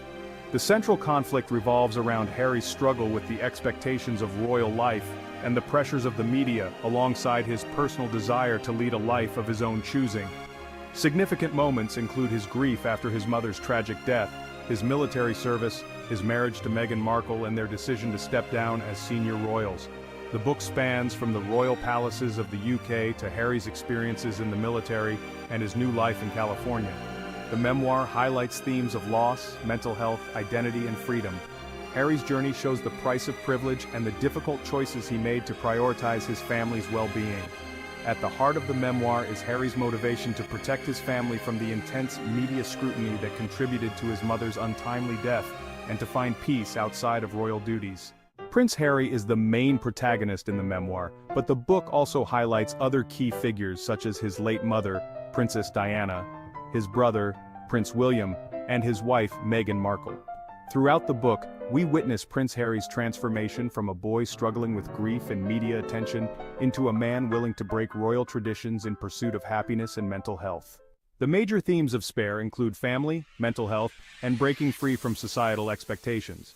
Prince Harry opens up about his battles with anxiety, depression, and his journey toward emotional healing. These themes are relatable to anyone facing mental health challenges or struggling to step out of others' expectations. His story is one of resilience and the importance of self-care, making the memoir not just a royal story, but one that feels universally relatable. One of the most memorable quotes from Spare is, "I was the shadow, the support, the plan B." This quote highlights the burden of being the second son in the royal family, always living in his brother's shadow. Another poignant line is, "Doesn't the crown weigh on everyone?" This statement reflects Harry's struggles with the pressures of royal life, which ultimately led to his departure from his duties. Spare is an emotional and honest portrayal of life within the royal family. I appreciated how openly Prince Harry discussed his mental health and his decision to prioritize his well-being over royal expectations. His journey of self-discovery and courage to step away from the institution is inspiring. To recap, Spare takes us through Prince Harry's life as a member of the royal family, his personal battles with loss, mental health, and media scrutiny, and ultimately, his quest to live life on his own terms. The themes of family, identity, and personal freedom are central to his story. You now have all the insights to decide if Spare is for you. If you're interested, you can find the link to purchase the book in the description. If you're interested in personal growth, mental health awareness, or are simply curious about life behind the royal curtain, this memoir is a fascinating and deeply personal read. And here's a bonus tip for those who made it to the end. If you're interested in another personal and powerful story, check out our summary of The Diary of Anne Frank in the description below. Thanks for joining us, Book Foxes. If you enjoyed this summary, hit that subscribe button so you never miss out on more books simplified for your busy life. Let's keep the conversation going in the comments. Hit the like button, share with friends, and turn on notifications to stay in the loop. Books simplified, minds amplified. See you in the next summary. What if the next big trend in society isn't accidental? Could small actions be driving massive change intentionally? In today's video, we explore Malcolm Gladwell's newest book, Revenge of the Tipping Point, uncovering how overstories and superspreaders are shaping our world, and what that means for all of us. Hello, Book Foxes! Welcome back at the Book Fox Summaries, where books are simplified for your busy life, one summary at a time. Today we dive into a fascinating follow-up to a modern classic. Published in 2024, Revenge of the Tipping Point by Malcolm Gladwell revisits the groundbreaking ideas from his 2000 bestseller, The Tipping Point. This book explores how societal change is engineered through stories and key influencers using real-world examples ranging from media to pandemics. In Revenge of the Tipping Point, Gladwell introduces overstories, powerful, overarching narratives that shape how we think and act. He uses real-world examples such as how media narratives about the Holocaust in the 1970s reframed historical awareness and public consciousness. He also delves into the superspreaders, people or entities that act as catalysts for rapid societal shifts. One fascinating case study involves Medicare fraud in Miami, which started with a few small loopholes but spiraled into a massive systemic issue when exploited by just a handful of influential players. Similarly, Gladwell explores how crises like the opioid epidemic gained momentum through the actions of a few pharmaceutical companies whose influence extended far beyond what anyone anticipated. Lastly, Gladwell ties these concepts into modern issues like the role of social media in creating viral movements. Through these examples, he examines how a small spark, guided by key players and reinforced by the right narrative, can ignite sweeping changes. What's one societal trend you think started small but exploded into a global phenomenon? Let us know in the comments. Rather than fictional characters, the book's characters are the societal phenomena and individuals driving change. For example, Gladwell highlights the role of media in amplifying overstories and the ripple effect caused by key influencers in spreading ideas. One of the central themes of the book is the idea of intentionality behind societal changes. Gladwell challenges us to think critically about how much of our behavior is influenced by invisible forces, like overstories. These narratives, often driven by powerful media outlets, corporations, or governments, can dictate how we perceive and react to events. Another powerful theme is the fragility of systems. Gladwell shows how a single superspreader can exploit or amplify weaknesses in a system, from public health crises to financial fraud. This raises questions about accountability and the ethics of influence. Ultimately, Revenge of the Tipping Point isn't just about how trends grow, it's about who controls those trends and for what purpose. Gladwell invites us to see the power dynamics at play, and to consider the unintended consequences of rapid change, whether they benefit society or cause harm. An overstory is not just a narrative, it's a framework that reshapes how we see the world. Here, Gladwell emphasizes that overstories go beyond storytelling. They're tools that influence our decisions and even our sense of morality. Consider how media coverage can make one issue seem urgent while ignoring others. It's not accidental. Superspreaders are the architects of tipping points, individuals who harness connections to magnify their impact. This highlights how certain people, with the right network and timing, can dramatically change the trajectory of a movement or idea. Think about influential figures on social media. Many trends wouldn't exist without their reach. Every tipping point is a collision of circumstance and choice, but not all are created equal. Gladwell points out that while some tipping points feel organic, others are carefully engineered. This challenges the idea that societal shifts happen naturally, and asks us to consider the hidden agendas behind them. We found Gladwell's exploration of overstories fascinating. It made us wonder, how much of our behavior is influenced by narratives we don't even realize are there? This book was a wake-up call to question the forces shaping our world. If you loved The Tipping Point, this book offers a deeper, thought-provoking look at how change happens, and the hidden forces driving it. It's a must-read for anyone curious about the intersection of psychology, sociology, and current events. Interested in how small actions can lead to significant change? Check out our summary of Deep Work by Cal Newport, which explores the power of focused effort in a world full of distractions. It's a perfect complement to Gladwell's ideas. Curious to dive into the full story? Check out the affiliate link in the description to get your copy of Revenge of the Tipping Point. Thanks for joining us, Book Foxes. If you enjoyed this summary, hit that subscribe button so you never miss out on more books simplified for your busy life, and let's keep the conversation going in the comments. Hit the like button, share with friends, and turn on notifications to stay in the loop. Books simplified, minds amplified. See you in the next summary. Have you ever wondered why some people seem to accumulate wealth effortlessly while others struggle? Well, it's not always about having a high income or inheriting a fortune. The real magic lies in financial literacy, understanding money, how it works, and how to make it work for you. Now, if you're thinking, where do I start? Allow me to introduce a game changer. The book, Rich Dad, Poor Dad by Robert Kiyosaki.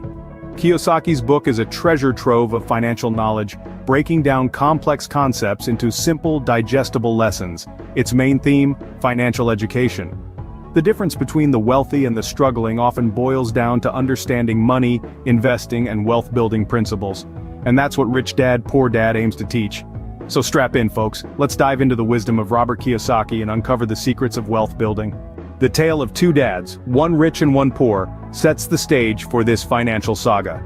In this tale, each dad's unique philosophy and attitude towards money and wealth form the bedrock of their financial decision-making. Let's delve into these contrasting perspectives. First, we have the poor dad, a man of traditional thought and modest means. He believes in the classic mantra of study hard, get good grades, and find a secure job. His approach to money is rooted in fear and ignorance. He views money as a stressor, a necessary evil that must be managed. His financial decisions are often reactionary, driven by immediate needs rather than long-term growth. For him, wealth is a distant dream, a luxury that is often out of reach. On the other hand, the rich dad marches to a different beat. He sees money not as a burden, but as a tool. His philosophy is characterized by a deep understanding of financial literacy. He knows the importance of investing in assets, taking calculated risks, and generating passive income. He doesn't shy away from money, he embraces it, using it strategically to accumulate wealth. These contrasting philosophies aren't just about money, they reflect broader attitudes towards life. The poor dad, bound by fear and uncertainty, is stuck in a cycle of financial struggle. The rich dad, guided by knowledge and courage, propels himself towards financial freedom. The outcomes of their financial decisions are just as contrasting. The poor dad, despite his hard work, remains trapped in the rat race, paycheck to paycheck. The rich dad, with his entrepreneurial spirit and savvy investments, continues to grow his wealth, living a life of abundance and freedom. This tale of two dads isn't just a story, it's a lesson. It teaches us that our mindset towards money and our financial education can significantly influence our financial destiny. It shows us that wealth isn't just about making money, it's about understanding how money works and using it to our advantage. The difference is clear. Mindset and education play a crucial role in wealth accumulation. In the world of finance, understanding assets and liabilities can make or break your wealth. This is a principle that author Robert Kiyosaki emphasizes in his renowned book, Rich Dad, Poor Dad. Let's break it down. First, what are assets and liabilities? Kiyosaki defines an asset as something that puts money in your pocket. This could be a rental property, stocks, bonds, or a part of a business that generates income. On the other hand, a liability is something that takes money out of your pocket. This could be a car payment, a mortgage, or credit card debt. Now, you might be thinking, wait a minute, isn't my house an asset? Well, in traditional finance, yes, a house is considered an asset. However, Kiyosaki offers a different perspective. He suggests that if your house is taking money out of your pocket every month in mortgage payments, property taxes, and maintenance costs, then it's acting more like a liability. So why does this matter? The key to wealth creation, according to Kiyosaki, is to build assets and reduce liabilities. By accumulating assets, you create streams of income that work for you, even when you're not working. This is what Kiyosaki refers to as making your money work for you, rather than you working for your money. On the flip side, by minimizing liabilities, you reduce the outflow of your hard-earned cash. This doesn't mean you should never take on liabilities. Some liabilities, like a mortgage for a rental property, can lead to an increase in assets. The trick is to understand the difference and to manage them wisely. The concept may seem simple, but its impact is profound. By focusing on building assets and reducing liabilities, you can fundamentally shift your financial trajectory.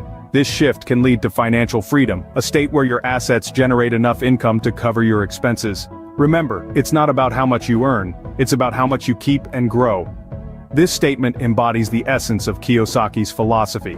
So, start today. Evaluate your assets and liabilities and begin your journey towards financial independence. What if your money worked for you even while you sleep? Now that's a question that could change the course of your financial journey. This is the power of passive income. Passive income is the money you earn with minimal ongoing effort. It's about setting up revenue streams that continue to generate profit even when you're not actively working on them. It's like having employees who never sleep, never take a break, and never ask for a raise. Sounds dreamy, right? Well, it's more achievable than you might think. Imagine a writer who pens a best-selling novel. After the initial effort of writing and publishing, every time a copy of that book sells, the author earns royalties. That's passive income. Or consider a savvy investor who purchases shares in a profitable company. When that company pays out dividends, the investor earns income without lifting a finger. That's the power of passive income. But it's not just about making money while you sleep, it's about financial freedom. Passive income allows you to break free from the constraints of a traditional 9-to-5 job. It gives you the flexibility to pursue your passions, to spend time with your loved ones, to travel the world, or to simply enjoy a little extra downtime. It's about creating a life that's not ruled by the clock. It's important to understand that passive income doesn't mean no work. It often requires an initial investment of time, money, or both. But once these income streams are set up, they can provide a steady flow of income with minimal additional effort. The power of passive income lies in its potential to multiply. One stream of passive income is good, but multiple streams are even better. They can create a safety net, diversify your income, and increase your financial stability. Passive income is the key to freedom and flexibility. It's the secret weapon of the wealthy. So why not start exploring ways to make your money work for you? After all, a journey of 1,000 miles begins with a single step. Knowledge is power, especially when it comes to your finances. This adage rings especially true in the world of wealth building. The importance of financial education cannot be understated, as it lays the foundation for understanding and navigating the complex maze of financial decisions that life throws our way. Just as a carpenter wouldn't dream of building a house without first understanding the basics of architecture, you shouldn't dream of building wealth without a solid understanding of financial principles. This understanding is what separates the wealthy from the rest. It's not about how much you earn, but how well you manage, invest, and grow what you earn. Take the example of the rich dad in our story. He didn't have a high-profile job or a string of degrees to his name, but he had something more valuable, a profound understanding of financial principles.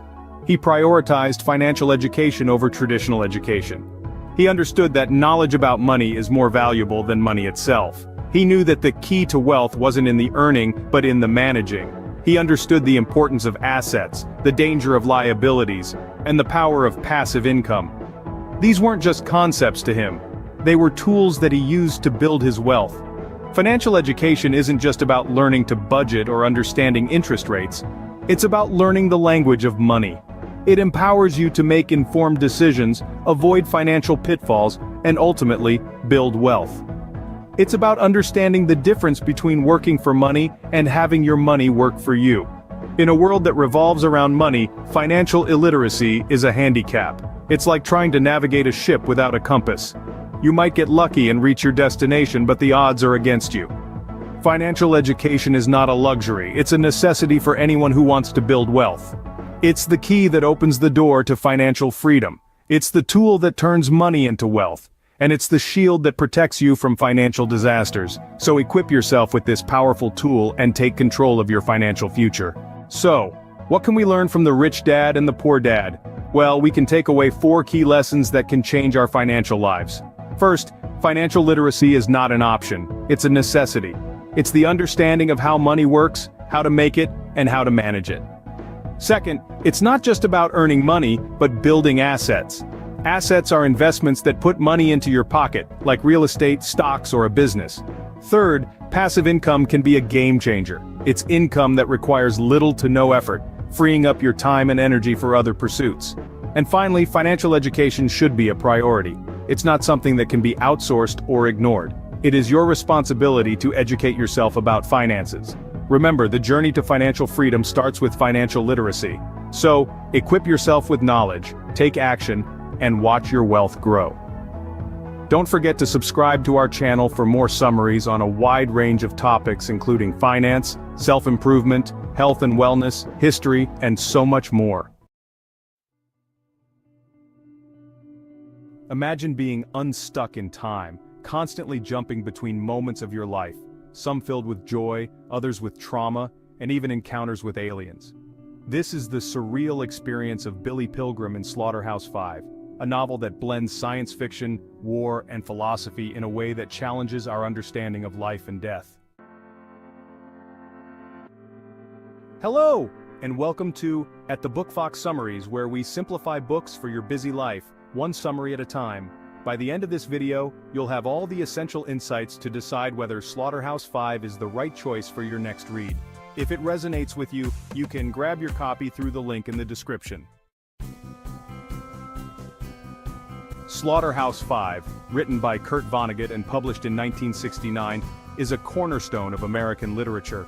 A unique blend of science fiction, war novel and satire, it tackles the horrors of World War II while exploring the concept of time and fate.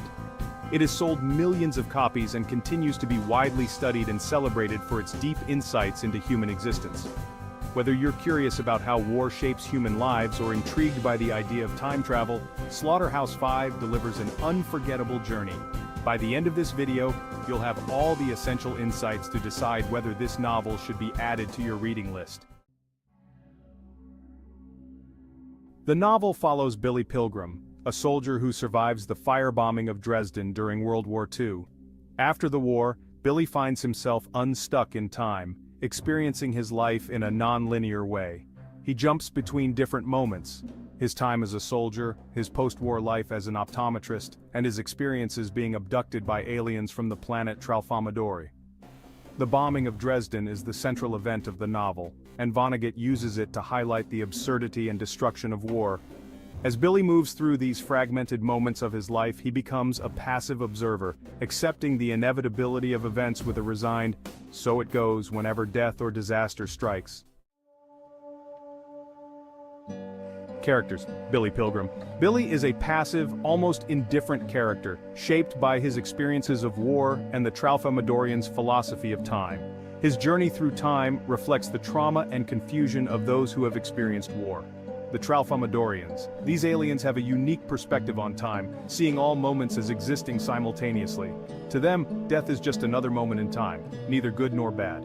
This philosophy greatly influences Billy's outlook on life. Roland Weary. A fellow soldier who contrasts sharply with Billy, Roland is obsessed with the idea of heroism and glorifying war, a theme that Vonnegut critiques throughout the novel. Edgar Darby. A tragic figure. Darby is an older soldier who is executed for stealing a teapot after the bombing. His unnecessary death highlights the absurdity and senselessness of war. Themes and messages: the horrors of war. The novel's depiction of the Dresden bombing and its aftermath shows the senseless destruction of war. Through Billy's eyes, Vonnegut critiques the glorification of war and its devastating impact on human lives. Time and free will. The concept of being unstuck in time serves as a metaphor for the lack of control humans have over their own lives. The Tralfamadorians' philosophy teaches that all events, good or bad, are inevitable, leading Billy to adopt a detached, fatalistic view of life, mortality, and the inevitability of death.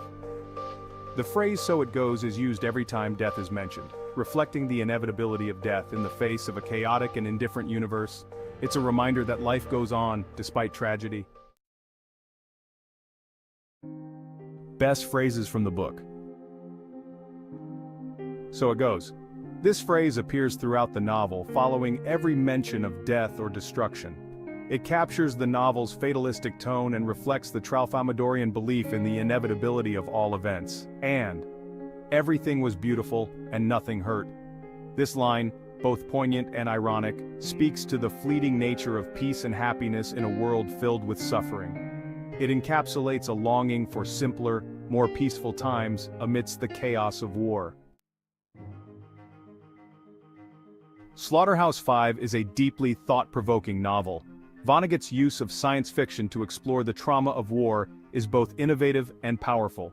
The novel's non-linear structure might feel disorienting at first, but it mirrors the fragmented nature of memory, especially for those who have experienced trauma. It's a novel that encourages reflection on time, fate, and the human condition, while also serving as a searing critique of war's destructive power. As promised, you now have all the information you need to decide if Slaughterhouse-Five is the right book for you. If you enjoy stories that mix history, sci-fi, and philosophical questions, this novel is a must-read. You can grab your copy through the link in the description. And here's a bonus tip for those who made it to the end.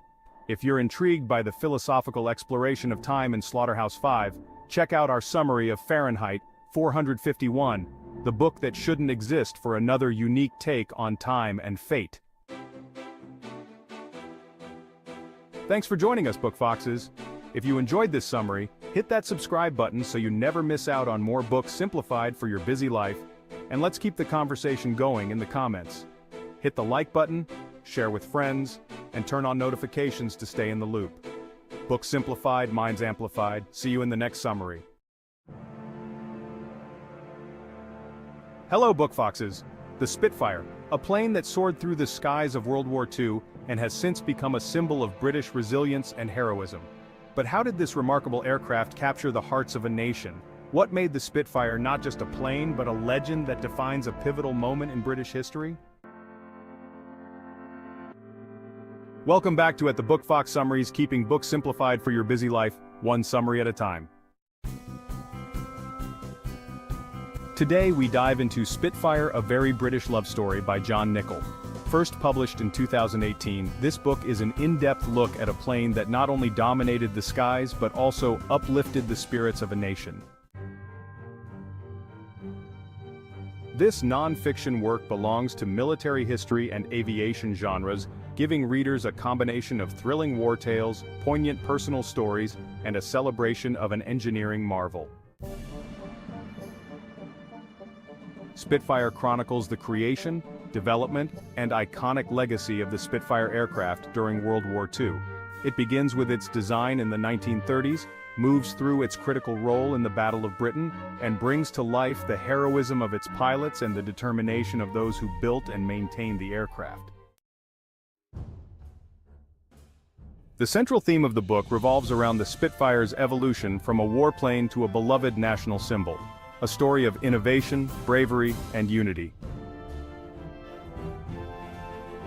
While not a novel, Spitfire introduces key figures, like the pilots who flew the Spitfires in dogfights, engineers who designed the plane, and ground crews who ensured they were ready for battle.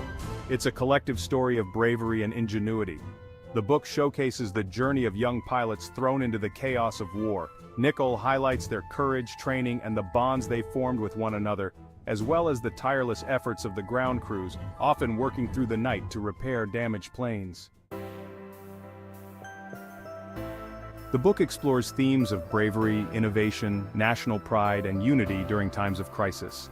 The Spitfire itself becomes a metaphor for resilience, hope, and determination, showing how technology and humanity can come together to create something truly inspiring. Beyond the war, the story of the Spitfire speaks to how societies rally during times of need. It's a reminder of how collective efforts, engineers, pilots, and civilians alike, can create a powerful force for good. Spitfire offers more than just a military history lesson. It's an emotional and cultural journey. It portrays the sheer determination and hope that helped shape Britain's resistance during the war. John Nichol does an excellent job of bringing to life not only the machine but the people behind it. The book is well-researched, filled with anecdotes and interviews that make history come alive. The human stories make the narrative truly engaging. To sum up, Spitfire, a very British love story, is a celebration of courage and engineering brilliance, showcasing how a single plane could encapsulate a nation's hopes and struggles during World War II. If you have an interest in war history, aviation, or inspiring tales of heroism and unity, this book is a great read. It brings a balance of gripping war stories and touching human narratives. If this book aligns with your interests, you can easily grab your copy through the link in the description. And here's a bonus tip for those who made it to the end. If you're interested in more historical wartime reads, check out our summary of The Diary of a Young Girl by Anne Frank. You can find it linked in the description. If you enjoyed this summary, hit that subscribe button so you never miss out on more books simplified for your busy life. And let's keep the conversation going in the comments. Hit the like button, share with friends, and turn on notifications to stay in the loop. Thanks for joining us, Book Foxes. Books simplified, minds amplified. See you in the next summary. How did one man redefine our interaction with technology and inspire creativity across the globe? Let's dive into the life and mind of a visionary who reshaped the digital age. Hello, Book Foxes. Welcome back to the Book Fox Summaries, keeping books simplified for your busy life one summary at a time. Today we're exploring the authorized biography of Steve Jobs by the renowned biographer Walter Isaacson, a compelling story of passion, innovation, and leadership, published in 2011. Isaacson presents a balanced portrait of Jobs through extensive interviews with Jobs himself, along with friends, family, and competitors, showcasing his brilliance and flaws alike. Walter Isaacson's biography captures the complex personality of Jobs. A story of resilience and creativity, it reveals how he founded Apple in his parents' garage, revolutionized multiple industries, and left a legacy of innovation that continues to shape our world today. This biography not only became an international bestseller, but is also considered one of the most comprehensive accounts of a tech mogul, offering insights into how Jobs combined technology, design, and vision to create a lasting impact on the world.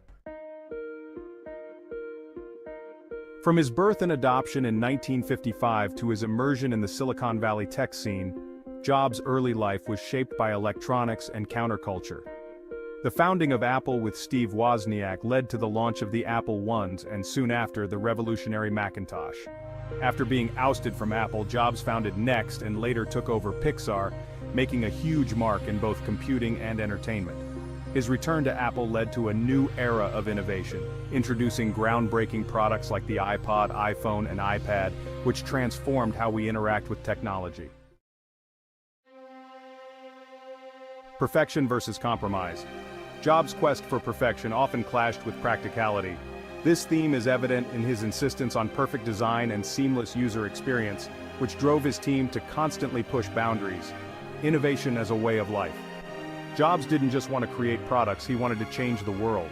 The reality distortion field, as those close to him called it, was his ability to inspire and push others to achieve the impossible. Leadership and vision. Jobs' leadership style was intense and sometimes difficult. However, it was this intensity that allowed him to create a company that combined cutting-edge technology with a strong focus on user experience. Steve Jobs, a visionary leader with a relentless drive for excellence. Jobs' passion for design and innovation defined him, but so did his uncompromising and demanding nature. Steve Wozniak, the technical wizard and co-founder of Apple, Wozniak's brilliance in electronics complemented Jobs' vision, creating a partnership that led to Apple's early success. Other influencers. The book also explores Jobs' relationships with tech icons, his rivalry with Bill Gates, and his mentorship from innovators, showing how each shaped his worldview. Jobs' life serves as a guide for creativity and vision, emphasizing the importance of simplicity in design, merging technology with the humanities, and thinking differently. His story teaches that passion, vision, and the willingness to defy conventional norms can lead to world-changing innovations. Isaacson's portrayal of Jobs is nuanced, revealing both his brilliance and flaws. Jobs' relentless pursuit of excellence often came at the cost of relationships, yet it also produced products that revolutionized industries. His story is a lesson in resilience and reinvention, showing that failure and setbacks can lead to growth and breakthrough success. Walter Isaacson's Steve Jobs is more than just a biography. It's an exploration of how passion, vision, and creativity can build empires. For entrepreneurs, innovators, and anyone looking to understand the intersection of technology and design, this book is a must-read. If you're inspired by stories of creativity, leadership, and innovation, this biography will provide insight into one of the greatest visionaries of our time. If this book aligns with your interests, you can easily grab your copy through the link in the description. And here's a bonus tip for those who made it to the end. If you're interested in more on innovation and leadership, check out our summary of Think Like a Monk by Jay Shetty. Link to video or to grab your copy in the description. Thanks for joining us, Book Foxes. If you enjoyed this summary, hit that subscribe button so you never miss out on more books simplified for your busy life. Let's keep the conversation going in the comments. What do you think is the most inspiring aspect of Jobs' journey? Hit the like button, share with friends, and turn on notifications to stay in the loop. Books simplified, minds amplified. See you in the next summary.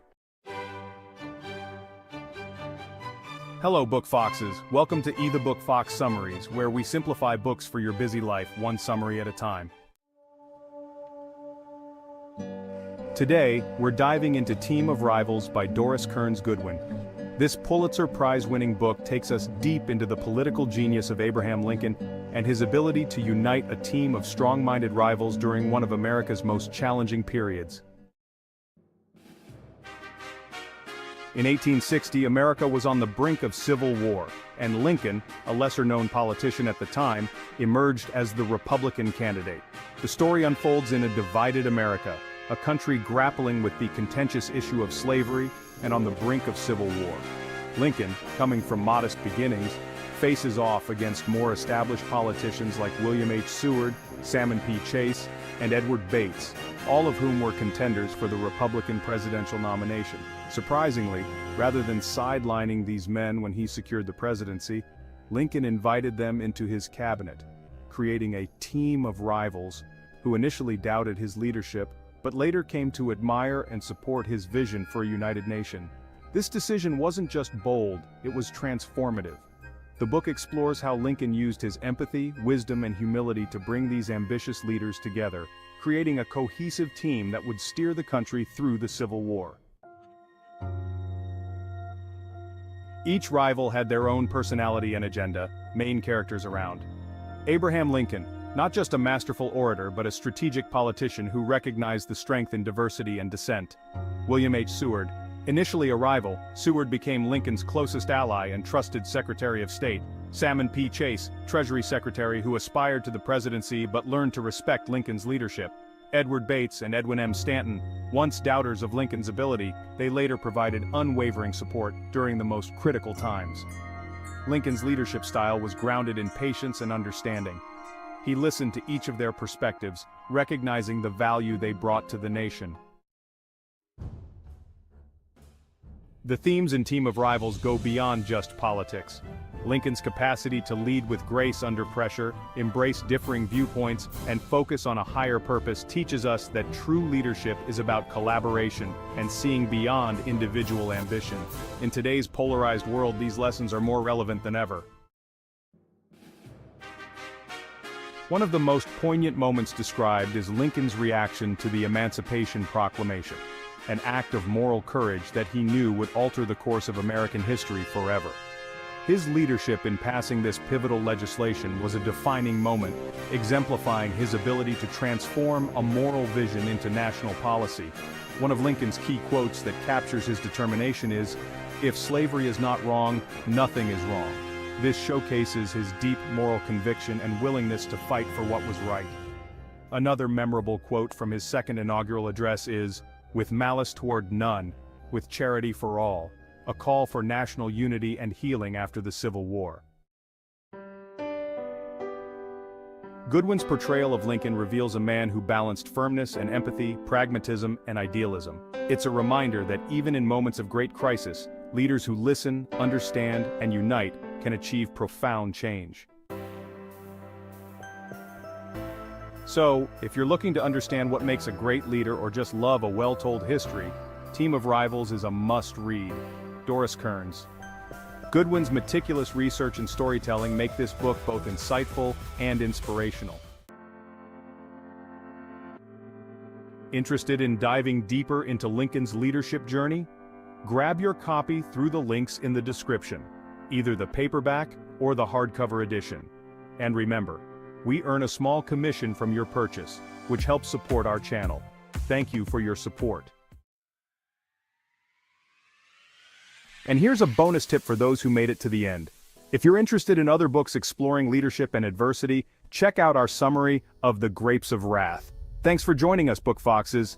If you enjoyed this summary, hit that subscribe button so you never miss out on more books simplified for your busy life, and let's keep the conversation going in the comments. Hit the like button, share with friends, and turn on notifications to stay in the loop. Books simplified, minds amplified. See you in the next summary. What if I told you that the secret to success lies in waking up at 5 a.m. every day? Welcome to the Book Fox Summaries, where we simplify books for your busy life, one summary at a time. The 5 a.m. Club by Robin Sharma, first published in 2018, has sold over 15 million copies worldwide. This self-help book falls into the personal development genre and has sparked a movement of early risers looking to improve their lives.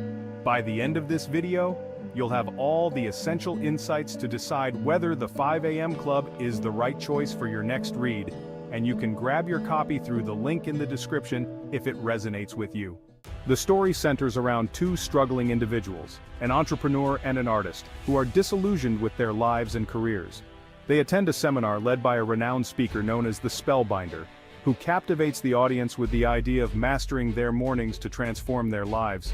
After the seminar, they meet a quirky billionaire who claims to have mastered this 5 a.m. morning routine, and he takes them on a life-changing journey across various locations to teach them the secrets of success, productivity, and personal growth. Through their travels, the mentor introduces the 20-20-20 formula, which breaks down the first hour of the day into 3 segments: 20 minutes of exercise, 20 minutes of reflection, and 20 minutes of learning. This formula, along with the focus on self-discipline, consistent habits, and mindset shifts, helps the characters transform their perspectives, leading to significant personal and professional breakthroughs. The story serves as a blend of fictional narrative and practical advice on how to implement these strategies into everyday life. The key characters include the Spellbinder, the mentor who teaches the morning routine; the artist with a sketchbook, he navigates life through imagination and expression; and the entrepreneur focused on growth and success, balancing vision with action. As the story unfolds, both evolve from struggling with their careers to mastering their lives through discipline and daily rituals. Themes and messages. The importance of mastering your mornings to optimize your entire day and life, emphasizing how small daily habits can lead to extraordinary achievements.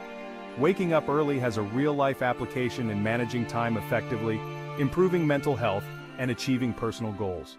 Best phrases from the book. First phrase: own your morning, elevate your life. This phrase sums up the book's core message. By taking control of the first hour of your day, you set the tone for success. Second phrase: small daily improvements over time lead to stunning results. This highlights the power of incremental progress, reminding us that consistent effort, even in small ways, leads to massive transformation. Positive reflections. I loved the actionable steps and the motivational tone throughout the book. It's a great reminder that how we start our day directly impacts our success. The narrative approach also keeps readers engaged, offering both inspiration and practical advice. Summary of key points. The 20-20-20 formula, 20 minutes of exercise, 20 minutes of reflection, and 20 minutes of learning, can help you optimize your mornings, days, and life. Waking up early helps you regain focus, enhance productivity, and improve personal well-being. As promised, you now have all the information needed to decide if the 5 a.m. Club is a book you'd like to read or purchase. Personal recommendation. If you're ready to transform your mornings and boost your personal growth, this book is worth adding to your reading list. Bonus tip. And here's a bonus tip for those who made it to the end. If you're interested in another life-changing book, check out our summary of Atomic Habits by James Clear. Thanks for joining us, Book Foxes. If you enjoyed this summary, hit that subscribe button so you never miss out on more books simplified for your busy life. And let's keep the conversation going in the comments. Hit the like button, share with friends, and turn on notifications to stay in the loop. Books simplified, minds amplified. See you in the next summary. Why is anxiety rising so sharply in young people? What's causing this mental health crisis? If you've ever wondered why today's youth seem more anxious than ever, you're about to find out. Hello, Book Foxes. Welcome back to the Book Fox Summaries, where we simplify books for your busy life, one summary at a time. Today we're tackling a topic that's more relevant than ever: youth anxiety, with Jonathan Haidt's insightful book, The Anxious Generation. With mental health issues on the rise among young people, this book tackles why anxiety is so prevalent today and what we can do about it. Why are today's teens more anxious, fragile, and depressed than any generation before them? Before we dive in, remember to subscribe for more insightful book summaries. Whether you're a parent, educator, or simply someone curious about today's youth, this is one you don't want to miss.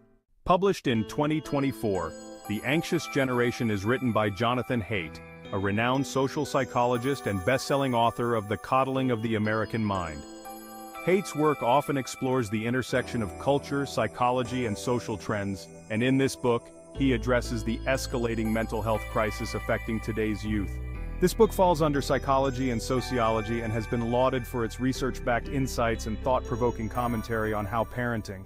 If you've ever wondered why anxiety has become the defining feature of a generation, Haidt's analysis will shed light on the forces shaping today's youth. The book uncovers the roots of the anxiety crisis among younger generations, focusing on the impact of social media, societal expectations, and overprotective parenting. Haidt explains that a combination of constant digital exposure, academic pressure, and the changing nature of childhood has created a perfect storm for anxiety to thrive. He offers a deep dive into the psychological impacts of these influences, particularly highlighting how the rise of smartphones and social media in the 2010s fundamentally altered the way young people engage with the world, leaving them more isolated, overwhelmed, and vulnerable to mental health struggles. The central theme of The Anxious Generation is that modern society, through overparenting, fear of failure, and the omnipresence of social media, is creating a mental health crisis. The book suggests we need to return to fostering independence and resilience in young people. While this is a non-fiction book, Haidt highlights key figures including psychologists, educators, and social researchers who contribute to our understanding of youth anxiety. He also shares personal stories of teenagers and young adults struggling with anxiety, illustrating the real-world consequences of these societal shifts.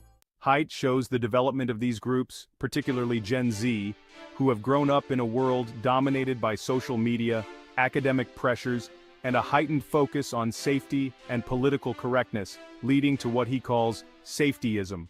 One of the core themes in The Anxious Generation is that modern life has become increasingly stressful for younger generations. Haidt argues that social media platforms like Instagram and TikTok fuel this anxiety by promoting unrealistic standards of success, beauty, and happiness.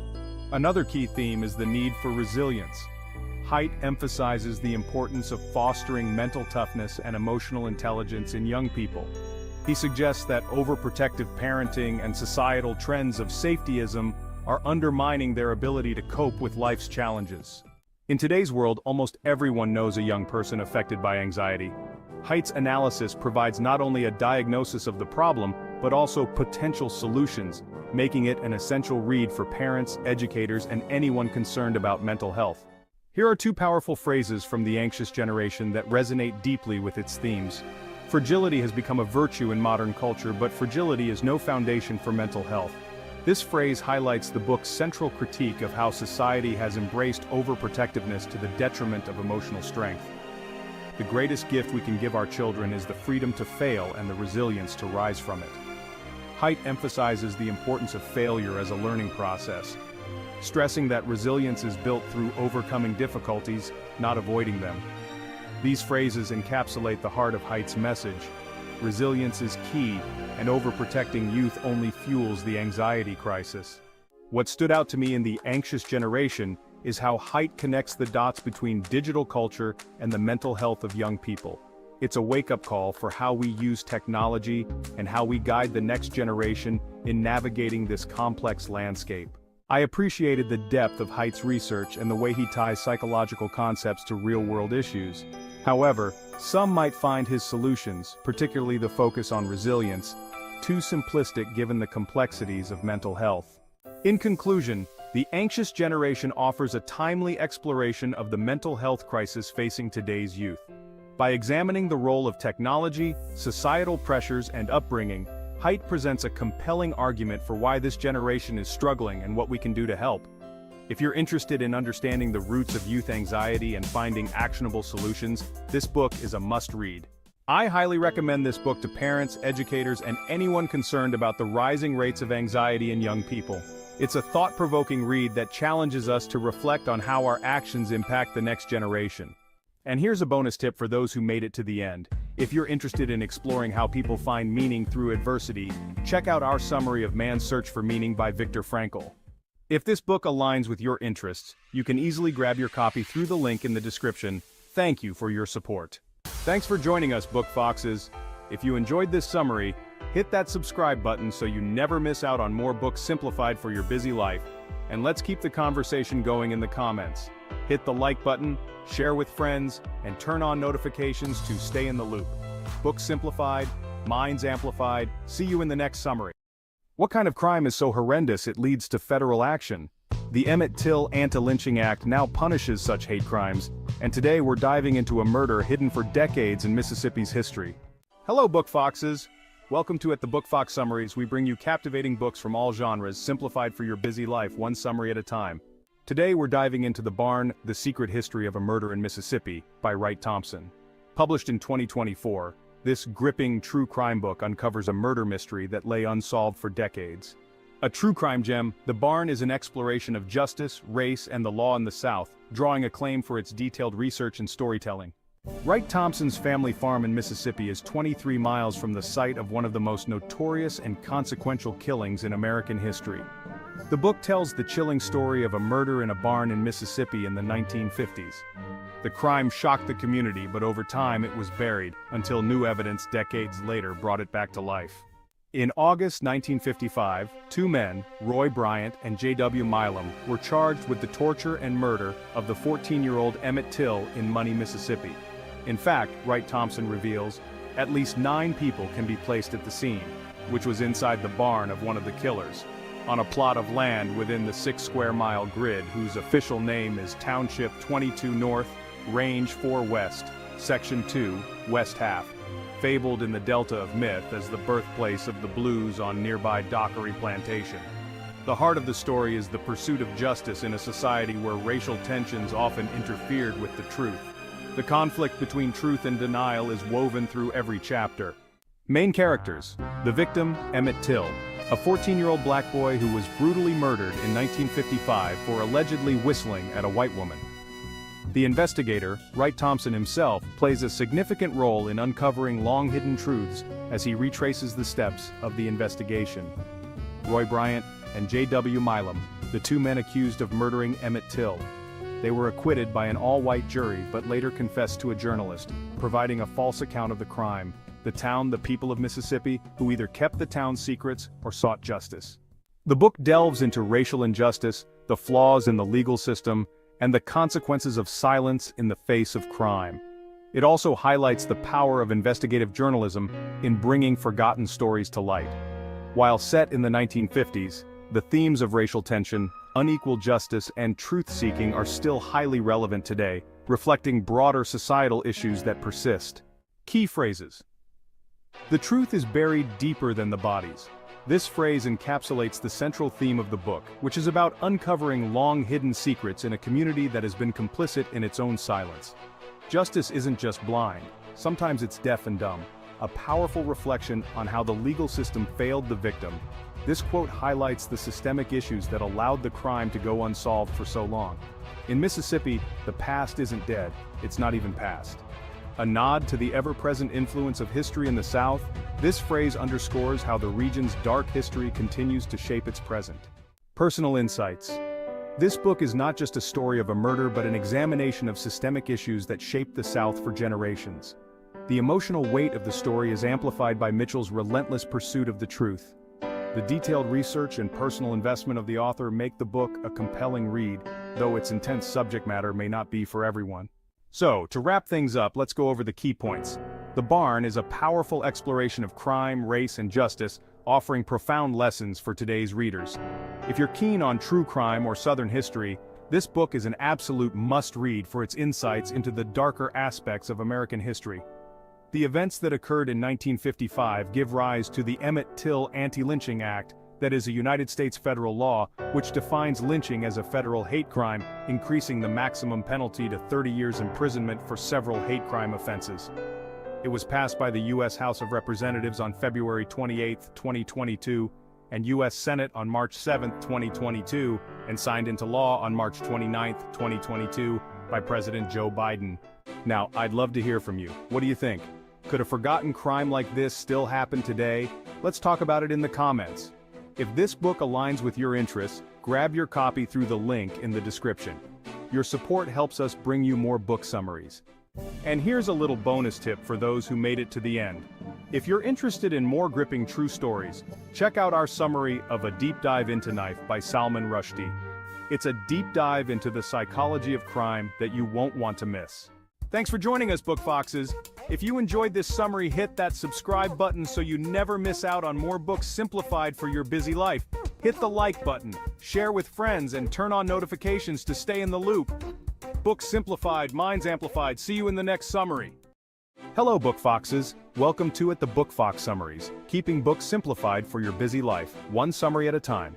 Today we'll be diving into the thrilling biography of the Blonde Knight of Germany, written by Raymond F. Tolliver and Trevor J. Constable.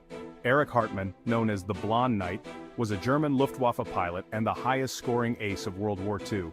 With an astonishing 352 confirmed kills, Hartmann's achievements in aerial combat remain unmatched. The book covers not only his war exploits but also the personal and moral challenges he faced. Let's find out what made him such a legend in the skies during World War II. Before we begin, don't forget to subscribe and turn on notifications so you never miss a summary. The Blonde Knight of Germany was published in 1970 and has since become a staple in aviation history books. If you're fascinated by war stories or aviation legends, this book is a must-read. The book takes us through Hartmann's life, beginning with his early passion for flying, which he inherited from his mother, an experienced glider pilot. Hartmann joined the Luftwaffe as a young man, and after initial struggles he mastered the art of aerial combat. He flew most of his missions on the Eastern Front against Soviet pilots and became famous for his tactical precision. Hartmann's strategy was to get as close to enemy planes as possible before firing, ensuring maximum effectiveness. This daring approach helped him build his record of 352 confirmed kills. Beyond just combat, the book delves into Hartmann's inner struggles. Despite being celebrated in Nazi Germany, Hartmann was known to be apolitical, focusing solely on his duty as a pilot, rather than supporting the regime's ideologies. His moral conflicts regarding the war and the regime make for an interesting layer in the story. Erich Hartmann is the central character, of course, but his comrades also play important roles in shaping the narrative. His interactions with other German pilots, his respect for their skills, and his leadership in dangerous missions bring a human element to the tale. Hartmann grows from an eager young pilot into a seasoned and strategic ace. He faces numerous challenges, both in combat and in his personal life. After the war, Hartmann was captured by Soviet forces and endured harsh conditions in Soviet POW camps for nearly 10 years. Upon his release, he returned to Germany and joined the newly formed Bundesluftwaffe, West German Air Force. One of the key themes is duty versus morality. Hartmann's story is not just about aerial victories, but also about the moral ambiguity faced by many German soldiers. Hartmann believed in his duty as a soldier but did not necessarily support the Nazi cause. Another powerful theme is endurance. His survival through hundreds of missions, the war, and imprisonment shows resilience not only in battle, but in life. Hartmann's story resonates even today, especially in discussions around personal responsibility during war. Can soldiers remain neutral, or does their service inevitably tie them to the politics of the conflict? Hartmann's life challenges us to think about this question. One thing that stood out to me was how Hartmann's precision and discipline helped him become the best. He didn't rely solely on instinct, he studied and perfected his tactics. That's a reminder for all of us. No matter our field, discipline and practice are key to success. In summary, The Blonde Knight of Germany is both a thrilling war biography and a complex character study of a man who remains a legend in military aviation history. If you're fascinated by war history or aviation, this book is a must-read. What did you think of Eric Hartman's story? Let me know in the comments. And here's a bonus tip for those who made it to the end. If you're interested in aviation stories, check out our summary of Wings of Fire by APJ Abdul Kalam. You can find the link in the description. Thanks for joining us, Book Foxes. If you enjoyed this summary, hit that subscribe button so you never miss out on more books simplified for your busy life. And let's keep the conversation going in the comments. Hit the like button, share with friends, and turn on notifications to stay in the loop. Books simplified, minds amplified. See you in the next summary. Welcome, everyone. Today we embark on a journey through one of the greatest novels ever written. Imagine a world where the struggle between faith and doubt, love and hate, good and evil, plays out within a single family. Today, we're diving into a literary masterpiece that does just that. Fyodor Dostoevsky's The Brothers Karamazov. Hello, Book Foxes. Welcome back to the Book Fox Summaries, where we keep books simplified for your busy life, one summary at a time. By the end of this video, you'll have all the insights you need to decide if this profound novel should be your next read or purchase. Let's dive into the turbulent world of the Karamazovs. Can one be held accountable for the sins of their father? And what if those sins are the very foundation of your existence? Let's explore these haunting questions in today's summary. The Brothers Karamazov was written by Fyodor Dostoevsky and first published in 1880. Widely considered one of the greatest novels of all time, this Russian classic has captivated readers with its intricate exploration of human nature, selling millions of copies worldwide. The book is a complex blend of philosophy, psychology, and theology, all wrapped in a compelling family drama. It has influenced countless writers and thinkers, including Freud, Einstein, and Camus. The story centers around Fyodor Pavlovich Karamazov, a depraved and neglectful father, and his three sons, Dmitri, Ivan, and Alexei, each grappling with their own moral dilemmas. The narrative unfolds in a small Russian town, where the Karamazov family's personal conflicts, driven by jealousy, greed, and passion, spiral into a tragic murder that shocks the entire community. At the heart of the novel is the murder of Fyodor Karamazov, and the question of who is truly responsible. Is it Dmitri, the hot-headed son with a public grudge against his father? Or is it someone else, driven by deeper, darker motivations? Through this mystery, Dostoevsky explores the nature of guilt, redemption, and the eternal battle between faith and reason. Main character's introduction: Fyodor Pavlovich Karamazov, the father, a corrupt and cynical man whose actions set the stage for the tragedy that ensues. Dmitri, also known as Mitya, the eldest son, torn between his desires and his sense of honor, leading him to a life of excess and conflict. Ivan, the middle son, an intellectual who struggles with existential questions about God, morality, and human suffering. Alexei, often called Alyosha, the youngest son, a gentle and devout novice monk who represents the moral compass of the story. Pavel Smerdyakov, the possible illegitimate son and servant who harbors deep resentment and nihilistic beliefs. Each character embodies a different aspect of the human psyche. Dmitri's fiery temperament contrasts sharply with Ivan's cold rationality, while Alyosha's spiritual purity offers a glimmer of hope amidst the chaos. Smerdyakov's complex relationship with the family adds another layer of intrigue, making the Karamazovs a mirror for the reader's own inner conflicts. The primary themes and messages that Dostoevsky's novel delves into: faith, doubt, free will, and the nature of evil. Ivan's philosophical debates, particularly in the famous Grand Inquisitor chapter, challenge the existence of a just God in a world full of suffering. Alyosha's unwavering faith, on the other hand, offers a counterpoint, suggesting that love and compassion can transcend even the darkest of human experiences. These themes are not just theoretical, they resonate with real-life struggles. Whether it's questioning the morality of our actions, dealing with family conflicts, or searching for meaning in a seemingly chaotic world, The Brothers Karamazov offers profound insights that are as relevant today as they were in Dostoevsky's time. Is easy connect this book's themes to everyday life or universal experiences. Think about the times when you've wrestled with a moral dilemma, faced a crisis of faith, or questioned your own beliefs. This novel brings those universal experiences to life through its richly drawn characters and intricate plot. Personally, what struck me the most was how Dostoevsky captured the essence of human conflict. The way he intertwines the characters' personal struggles with broader philosophical questions is nothing short of genius. Each time I revisit this novel, I find new layers of meaning and relevance to my own life. Likes and dislikes. I admire Dostoevsky's ability to delve into the darkest corners of the human soul, while still offering a message of hope through characters like Alyosha. However, the dense philosophical discussions may be challenging for some readers, but they are ultimately rewarding if you're willing to engage with them. In summary, The Brothers Karamazov is a rich and multifaceted novel that explores the depths of the human condition.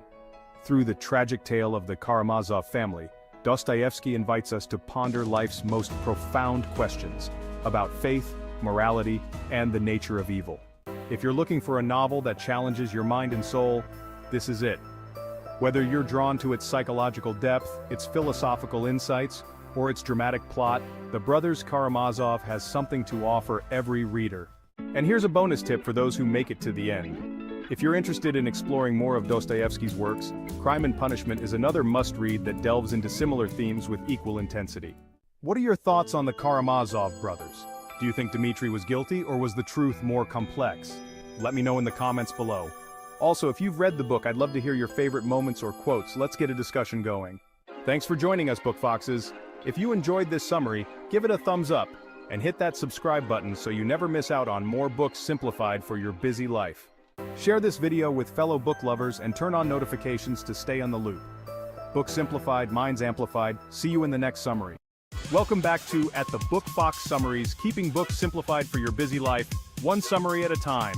So grab a cuppa, get comfy, and join us on this incredible journey through the world of literature. Today, we're diving into The Catcher in the Rye, a classic novel by J.D. Salinger. This book falls under the genre of coming-of-age fiction and has been recognized as one of the best English-language novels of the 20th century. Ever felt lost in the world? Let's explore the journey of Holden Caulfield and see if you can relate. Let's dive into the main characters of The Catcher in the Rye. We will explore their personalities, roles, and significance in the story. Holden Caulfield, the protagonist, struggling with the transition from adolescence to adulthood, facing the complexities of growing up and feeling disconnected from the world around him. He is a deeply flawed yet relatable character whose internal conflicts drive the narrative forward.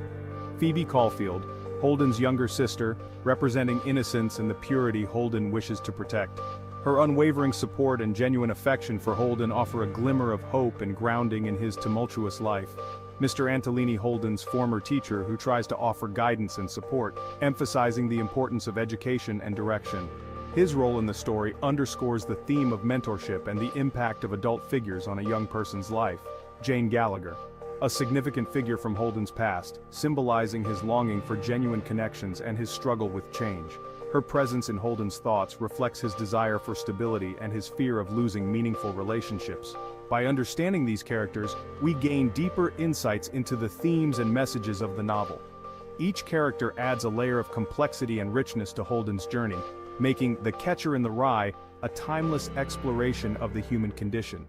The Catcher in the Rye follows a teenager from New York City as he wanders the city after being expelled from his boarding school.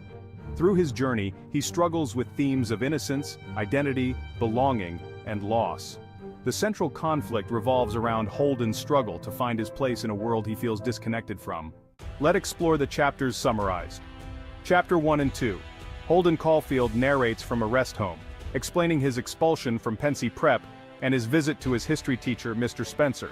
Mr. Spencer tries to advise Holden, but Holden dismisses him, revealing his disdain for adult hypocrisy. Chapter 3 to 7. Holden's interactions with his dorm mates, Ackley and Stradlater, reveal his feelings of alienation. Ackley is an unpopular student who annoys Holden, while Stradlater is a popular but shallow roommate.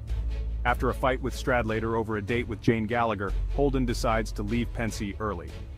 Chapter 8 to 11. On his way to New York City, Holden meets Mrs. Morrow, the mother of a Pensy student, and fabricates a story about her son. He reflects on his past, especially his connection with Jane Gallagher, a girl he deeply cares for, but feels he has lost touch with. Chapter 12 to 15. Holden's night out in New York highlights his loneliness.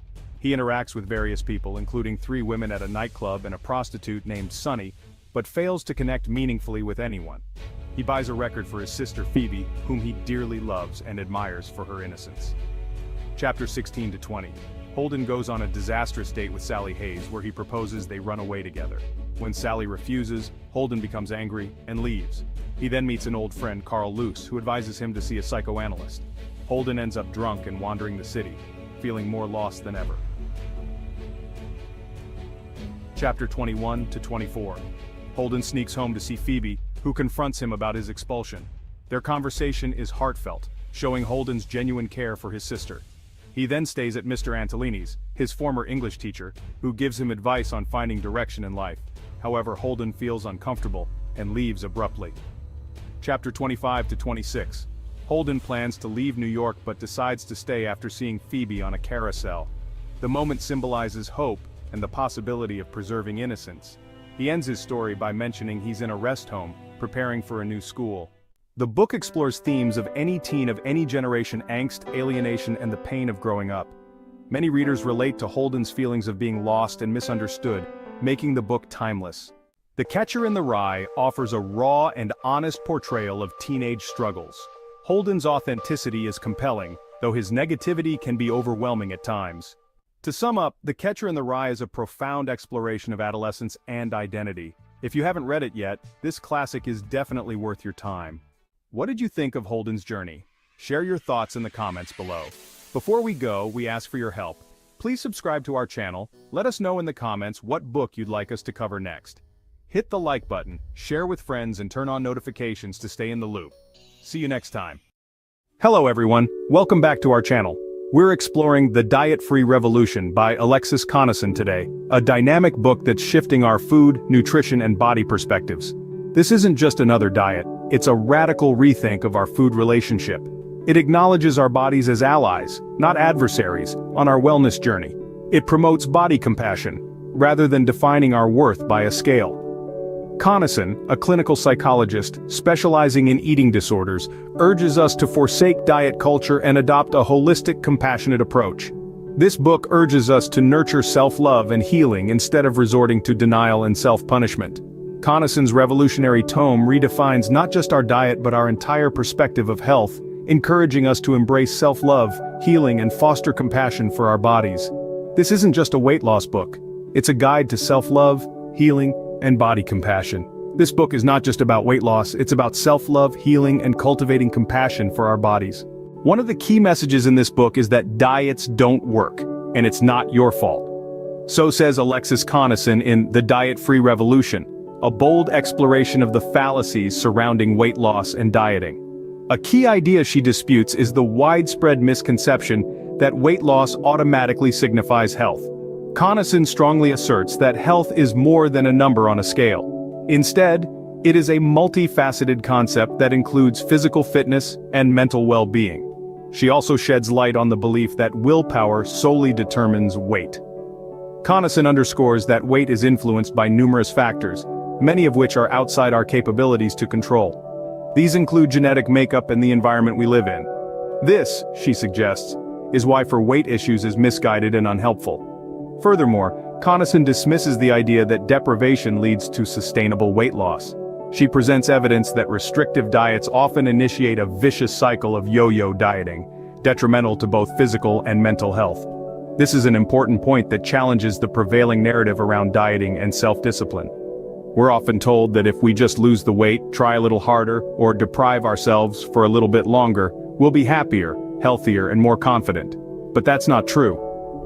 With The Diet-Free Revolution, Coniston aims to shift this narrative, advocating for a holistic, compassionate approach to health and well-being. Coniston offers a 10-step program that helps us radically shift our relationship to food and our bodies. This deviates from your standard diet plan, presenting instead a meaningful exploration of our routines, convictions, and emotional responses towards food and body image. The initial part of the program is about challenging prevalent misconceptions about weight and health. We've been conditioned to equate thinness to health and obesity to unhealthiness. Coniston provocatively invites us to reconsider this simplistic narrative. She posits that health is not so black and white, but rather, it is a nuanced interplay of physical, mental, and emotional aspects. The second stage of the program delves into the concept of emotional eating, Food, Connaughton tells us, is more than fuel for our bodies. It's closely tied to our emotions, celebrations, and sometimes even our grief. Recognizing the connection we have to food is a critical part of the program. Gaining insight into our emotional relationship with food allows us to begin the process of acceptance and understanding. The third stage advocates for mindful eating, a term Connaughton has affectionately dubbed finding your yum. This practice involves truly appreciating the experience of eating, savoring each mouthful and finding genuine pleasure in our food. It's a chance to break free from guilt and shame tied to eating and to cultivate a positive, healthy relationship with food. The fourth step is about learning to trust our bodies, a radical idea for some who have been ignoring their body's cues in the pursuit of dieting or overeating. The human body is more intelligent than we give it credit for. It can tell when we're hungry, when we're full, when we need rest, and when we need nourishment. By paying attention to these signals, we can develop a trust in our bodies to guide us to what they need. These initial 4 steps establish the foundation for a more empathetic, intuitive, and mindful way of eating and caring for oneself. The remaining 6 steps delve further into promoting body acceptance, self-love, and healing. This isn't a sprint to a transformed self, it's a marathon, a journey of unlearning harmful beliefs and relearning how to respect and care for our bodies.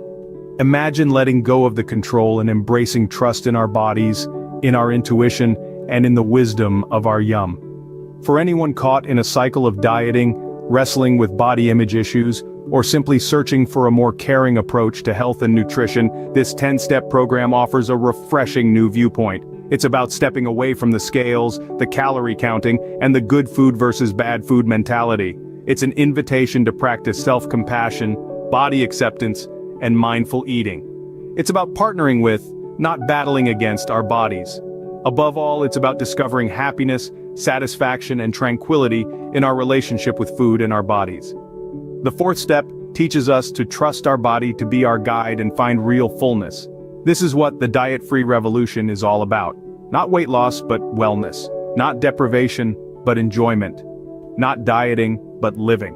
One of the most powerful aspects of this book is how it reframes dieting and diet failure. The narrative, as we've known it, has been simple. Lack of discipline leads to diet failure. However, Connaughton takes a radical departure from this belief. She calls into question the conventional wisdom that has been fostered by the diet industry. According to her, this industry has designed a system, a self-perpetuating cycle of losing and regaining weight, which keeps us locked in a never-ending pursuit of an elusive ideal. But what if the failure isn't ours but the system's? Connaughton argues that our inability to stick to a diet regime isn't an individual failing but rather a fallout of the vicious cycle created by an industry that feeds off our insecurities. She encourages us to stop blaming ourselves for the so-called failures and instead question the viability of these diets. She wants us to ask, can I sustain this diet? Is it nourishing my body adequately? Is it making me happy? If our answers lean towards no, then she believes it isn't us who have failed, but the diet. She challenges us to view these instances not as personal shortfalls, as a byproduct of an exploitative culture. Instead of seeing these as individual failures, Connaughton presents them as pervasive aspects of our culture. The diet-free revolution offers a roadmap to healing, self-acceptance, and radical new ways of relating to and loving our bodies. In this video, we've delved into Alexis Connaughton's pioneering busting the dangerous myth that diets equate to happiness and health. Instead, we found that diets often perpetuate a vicious cycle of deprivation, overeating, and remorse.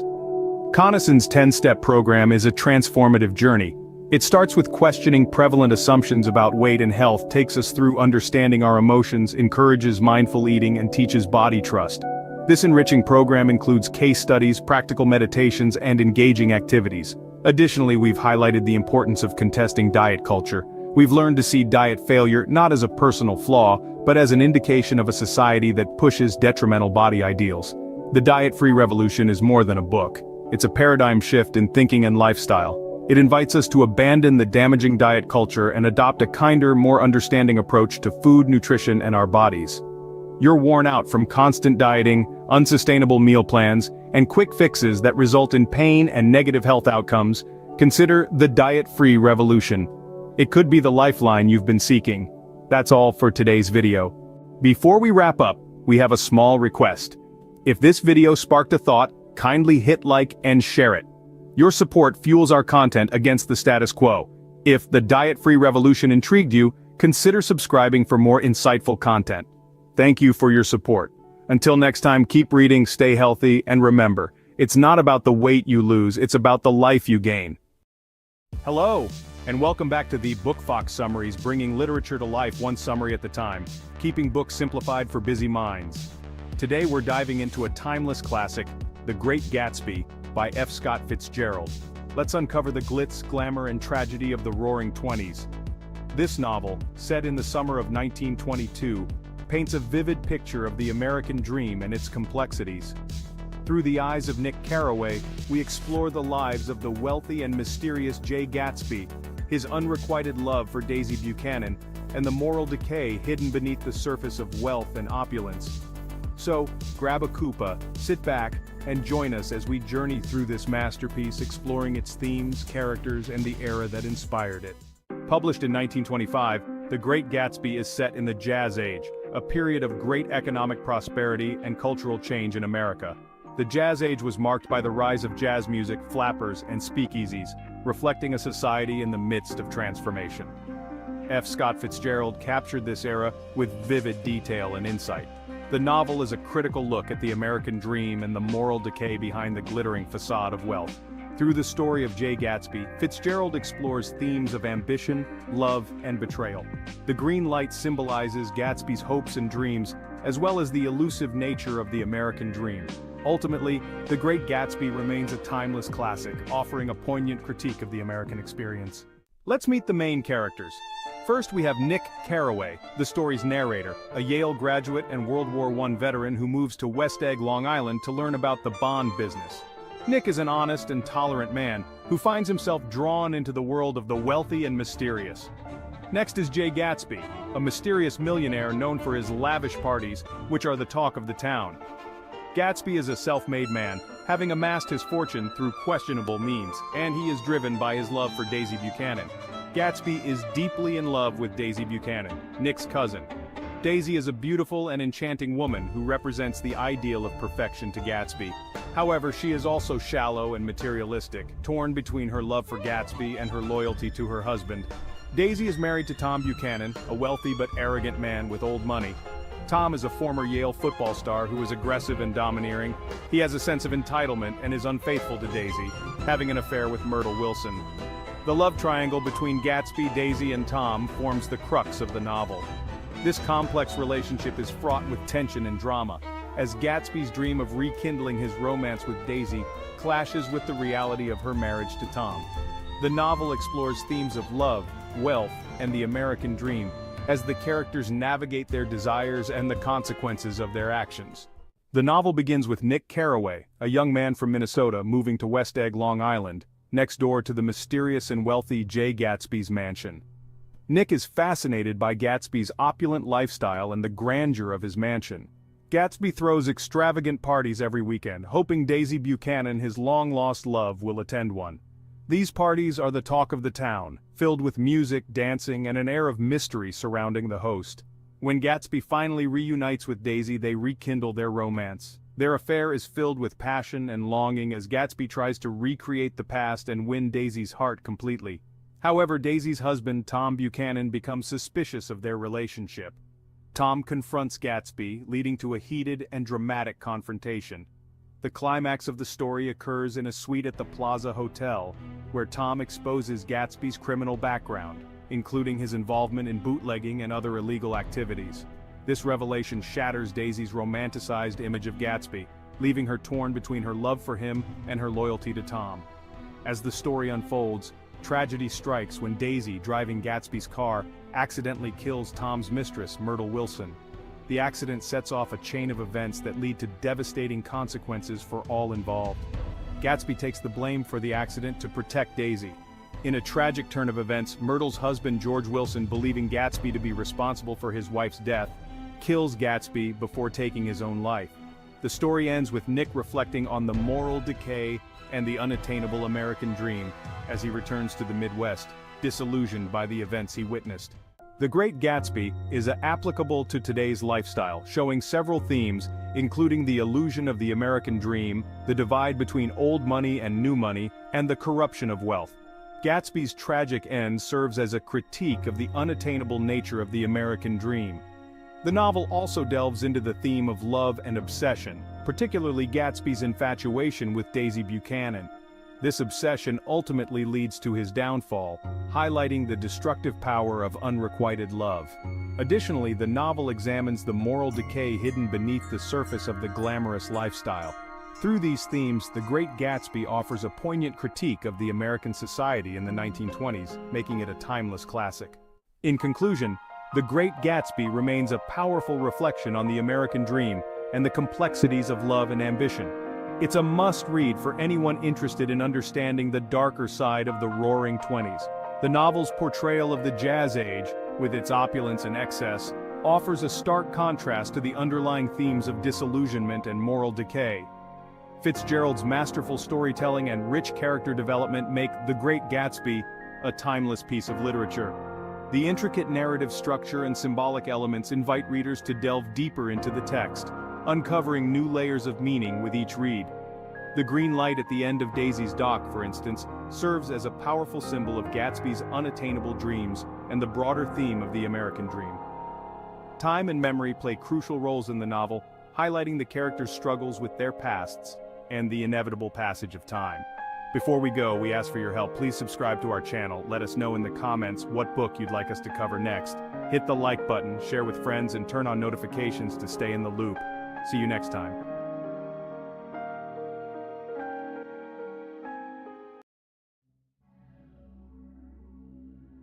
Better never means better for everyone. It always means worse, for some. In the world of The Handmaid's Tale, this haunting reality comes alive. Imagine living in a society where women have no rights, their identities erased, and their only purpose is to serve men. Hello, Book Foxes! Welcome back to Heath of Book Fox Summaries. Books simplified for your busy life, one summary at a time. Today we're diving into The Handmaid's Tale by Margaret Atwood. Published in 1985, this gripping and chilling novel has sold over 8 million copies and has sparked discussions around the world. Recognized as a groundbreaking work in dystopian and feminist literature, it has also inspired an award-winning TV adaptation. The Handmaid's Tale is set in a dystopian future, within a theocratic and authoritarian society called Gilead. Its gripping narrative examines the cost of losing freedom, and it portrays a world where women are controlled by the state, stripped of their basic rights. And in this summary, we'll explore the story, characters, and themes that make this novel such a compelling read. The story is set in Gilead, a totalitarian regime that has overthrown the United States. Due to an infertility crisis caused by environmental issues, Gilead enforces strict control over women's bodies and lives. Offred, the protagonist, is a handmaid, a woman forced into surrogacy to provide children for the ruling class. She is assigned to a commander and his wife, Serena Joy, to bear a child for them. Offred remembers a different life before Gilead, a time when she had a job, a husband named Luke, and a daughter. But in Gilead, her freedom is gone. Throughout the book, Offred reflects on her old life, while also seeking ways to rebel against the oppressive regime. Her inner thoughts reveal the struggle between submission and resistance, between fear and hope. Offred, our protagonist and narrator, provides a powerful first-person perspective on life in Gilead. She's intelligent, observant, and deeply reflective about the life she's lost and the world she's trapped in. Throughout the story, she silently rebels against the system. The commander Offred's assigned master is a high-ranking official in Gilead. He shows a conflicting personality, as he both enforces the rules of the regime and tries to form a personal bond with Offred, taking her out on secret meetings and playing Scrabble. Serena Joy, the commander's wife, is a former televangelist who once advocated for Gilead's values. However, she becomes bitter and resentful over her role, particularly toward Offred, whose purpose is to conceive a child on her behalf. Nick, the commander's chauffeur, is mysterious and becomes a crucial part of Offred's life. Their romantic involvement is both dangerous and defiant, offering a glimmer of hope and human connection within a bleak reality. The Handmaid's Tale explores themes of power, gender oppression, and resistance. Theocracy and authoritarianism take center stage in Gilead, where the state uses religious dogma to justify the subjugation of women. The handmaids' identities are erased, and they are only valued for their reproductive abilities. This society's rigid structure strips away humanity, turning people into mere roles and functions. The theme of language and control is also key. Women are forbidden from reading or writing, cutting off their ability to communicate freely. Yet, Offred finds power in storytelling. Through her memories, reflections, and moments of rebellion, she regains a sense of self. Real-life connection. Atwood's story is a stark reminder of how fragile freedom can be. The novel connects deeply to contemporary issues of women's rights, governmental control, and the erosion of liberties, making it highly relevant even decades after its publication. The Handmaid's Tale is haunting, thought-provoking, and eerily possible. Atwood's prose is rich with symbolism, and her storytelling evokes a range of emotions from anger to empathy to hope. One memorable quote from the book is, "We were the people who were not in the papers. We lived in the blank white spaces at the edges of print. It gave us more freedom. We lived in the gaps between the stories." This reflects how Offred and other handmaids survive under the radar, quietly resisting in the spaces the regime fails to see. The character depth and powerful themes make The Handmaid's Tale a story not just of despair, but of resilience and survival. It's a book that challenges you to reflect on the power of choice and the cost of losing your voice. To wrap it all up, The Handmaid's Tale is a novel that lingers with you long after the final page. If you're interested in thought-provoking stories that explore society, power, and human resilience, this is a must-read. And here's a bonus tip for those who made it to the end. If you're intrigued by dystopian tales, check out our summary of Fahrenheit 451, the book that shouldn't exist. Both books dive into the consequences of totalitarian rule and how it shapes human lives. Interested in reading The Handmaid's Tale? Grab your copy through the links in the description. Your purchase helps support our channel, and we appreciate your support. Thanks for joining us, Book Foxes. If you enjoyed this summary, hit that subscribe button so you never miss out on more books simplified for your busy life, and let's keep the conversation going in the comments. Hit the like button, share with friends, and turn on notifications to stay in the loop. Books simplified, minds amplified. See you in the next summary. Imagine taking a job where everything seems perfect. But what if the family you work for harbors dark, twisted secrets? Welcome to The Housemaid, a psychological thriller where nothing is as it seems. Stay tuned as we uncover the chilling layers of this gripping bestseller. Hello, Book Foxes! Welcome back to the Book Fox Summaries, where books are simplified for your busy life, one summary at a time. If you're a fan of psychological thrillers with shocking twists, you're in for a treat. The Housemaid, written by Frida McFadden, was published in August 2022. It's a psychological thriller that has captured readers worldwide, selling over 1 million copies. Known for her fast-paced and twisty storytelling, McFadden delivers a tale packed with suspense and surprises. The story follows Millie, a young woman with a troubled past who's desperate for a fresh start. She lands a job as a live-in housemaid for the wealthy Winchester family. At first, the job seems ideal, free lodging in a beautiful home and a generous paycheck. But as Millie settles in, she notices strange behaviors from Nina, her employer. The house starts to feel less like a refuge and more like a trap, and the attic room where Millie sleeps, locked from the outside at night. As she uncovers the truth, Millie finds herself caught in a terrifying game of power and deception. What would you do if you discovered dark secrets about the people you work for? Share your thoughts in the comments. Let's meet the fascinating characters of The Housemaid, each playing a pivotal role in this psychological thriller. First, there's Millie, the protagonist. She's a young woman with a difficult past, eager to turn her life around. Resourceful and determined, Millie tries to stay optimistic despite her troubling circumstances. But as the story unfolds, we see her quick thinking and resilience put to the ultimate test. Next, we have Nina Winchester, the lady of the house. Nina is outwardly glamorous and sophisticated, the epitome of a perfect wife.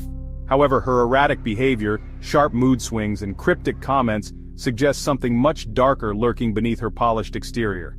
She keeps Millie constantly on edge. Then there's Andrew Winchester, Nina's husband. Andrew comes across as charming and composed, the grounding force in the household. But there's a quiet intensity about him. His overly polite demeanor hides a man who might not be as trustworthy as he seems. Finally, Cecilia, the young daughter of the Winchesters, adds another layer of tension. While she may seem innocent, her interactions with Millie and her parents hint at the deep dysfunction within the family. Together, these characters create a web of mystery, power struggles, and manipulation, making you question who to trust and what's really going on in the Winchester household. The housemaid delves deep into the theme of appearances versus reality. At its core, the book challenges the trust we place in what we see and hear. The Winchester family's glamorous facade masks a sinister truth, reminding readers how easily charm and wealth can hide darkness. It raises the question, how much of what we perceive about others is shaped by what they want us to see? The book also explores power dynamics and survival. Millie's struggle to navigate her precarious position in the household highlights themes of control and manipulation. Her resilience under pressure and her ability to adapt show the lengths people will go to protect themselves when trapped in dire situations. These themes make the story not only suspenseful, but also thought-provoking, with parallels to real-life dynamics in power-imbalanced relationships. The housemaid is full of chilling and thought-provoking lines, but two quotes stood out the most. "Every lock has a key, every secret has a price." This line perfectly encapsulates the atmosphere of the book. It's a reminder that no matter how well hidden a secret might seem, it will eventually come to light, often at a cost. For Millie, this truth becomes her reality as she navigates the Winchester household's dark corners. Sometimes the most dangerous lies are the ones we tell ourselves. This profound quote delves into the psychology of denial and self-deception. It emphasizes how ignoring the truth can lead to even greater dangers, not just from others but from within ourselves. These phrases not only highlight the suspenseful tone of the book, but also hint at the deeper psychological layers, making it a story that lingers with you long after you've turned the final page. What I loved about The Housemaid is how it keeps you guessing till the very end. The twists are genuinely surprising, and it's one of those books you'll want to discuss immediately after finishing. If you're a fan of unpredictable thrillers with compelling characters, The Housemaid is a must-read. It's a roller coaster of emotions you won't want to miss. Now you have all the elements about the book to decide if The Housemaid is your next thrilling read. If you enjoyed The Housemaid, you'll love The Silent Patient by Alex Michaelides, a psychological thriller that's equally gripping. Check out our summary on the channel. Ready to dive in? Grab your copy of The Housemaid using the affiliate link in the description. Your support helps us bring you more exciting summaries. Thanks for joining us, Book Foxes. If you enjoyed this summary, hit that subscribe button so you never miss out on more books simplified for your busy life. And let's keep the conversation going in the comments.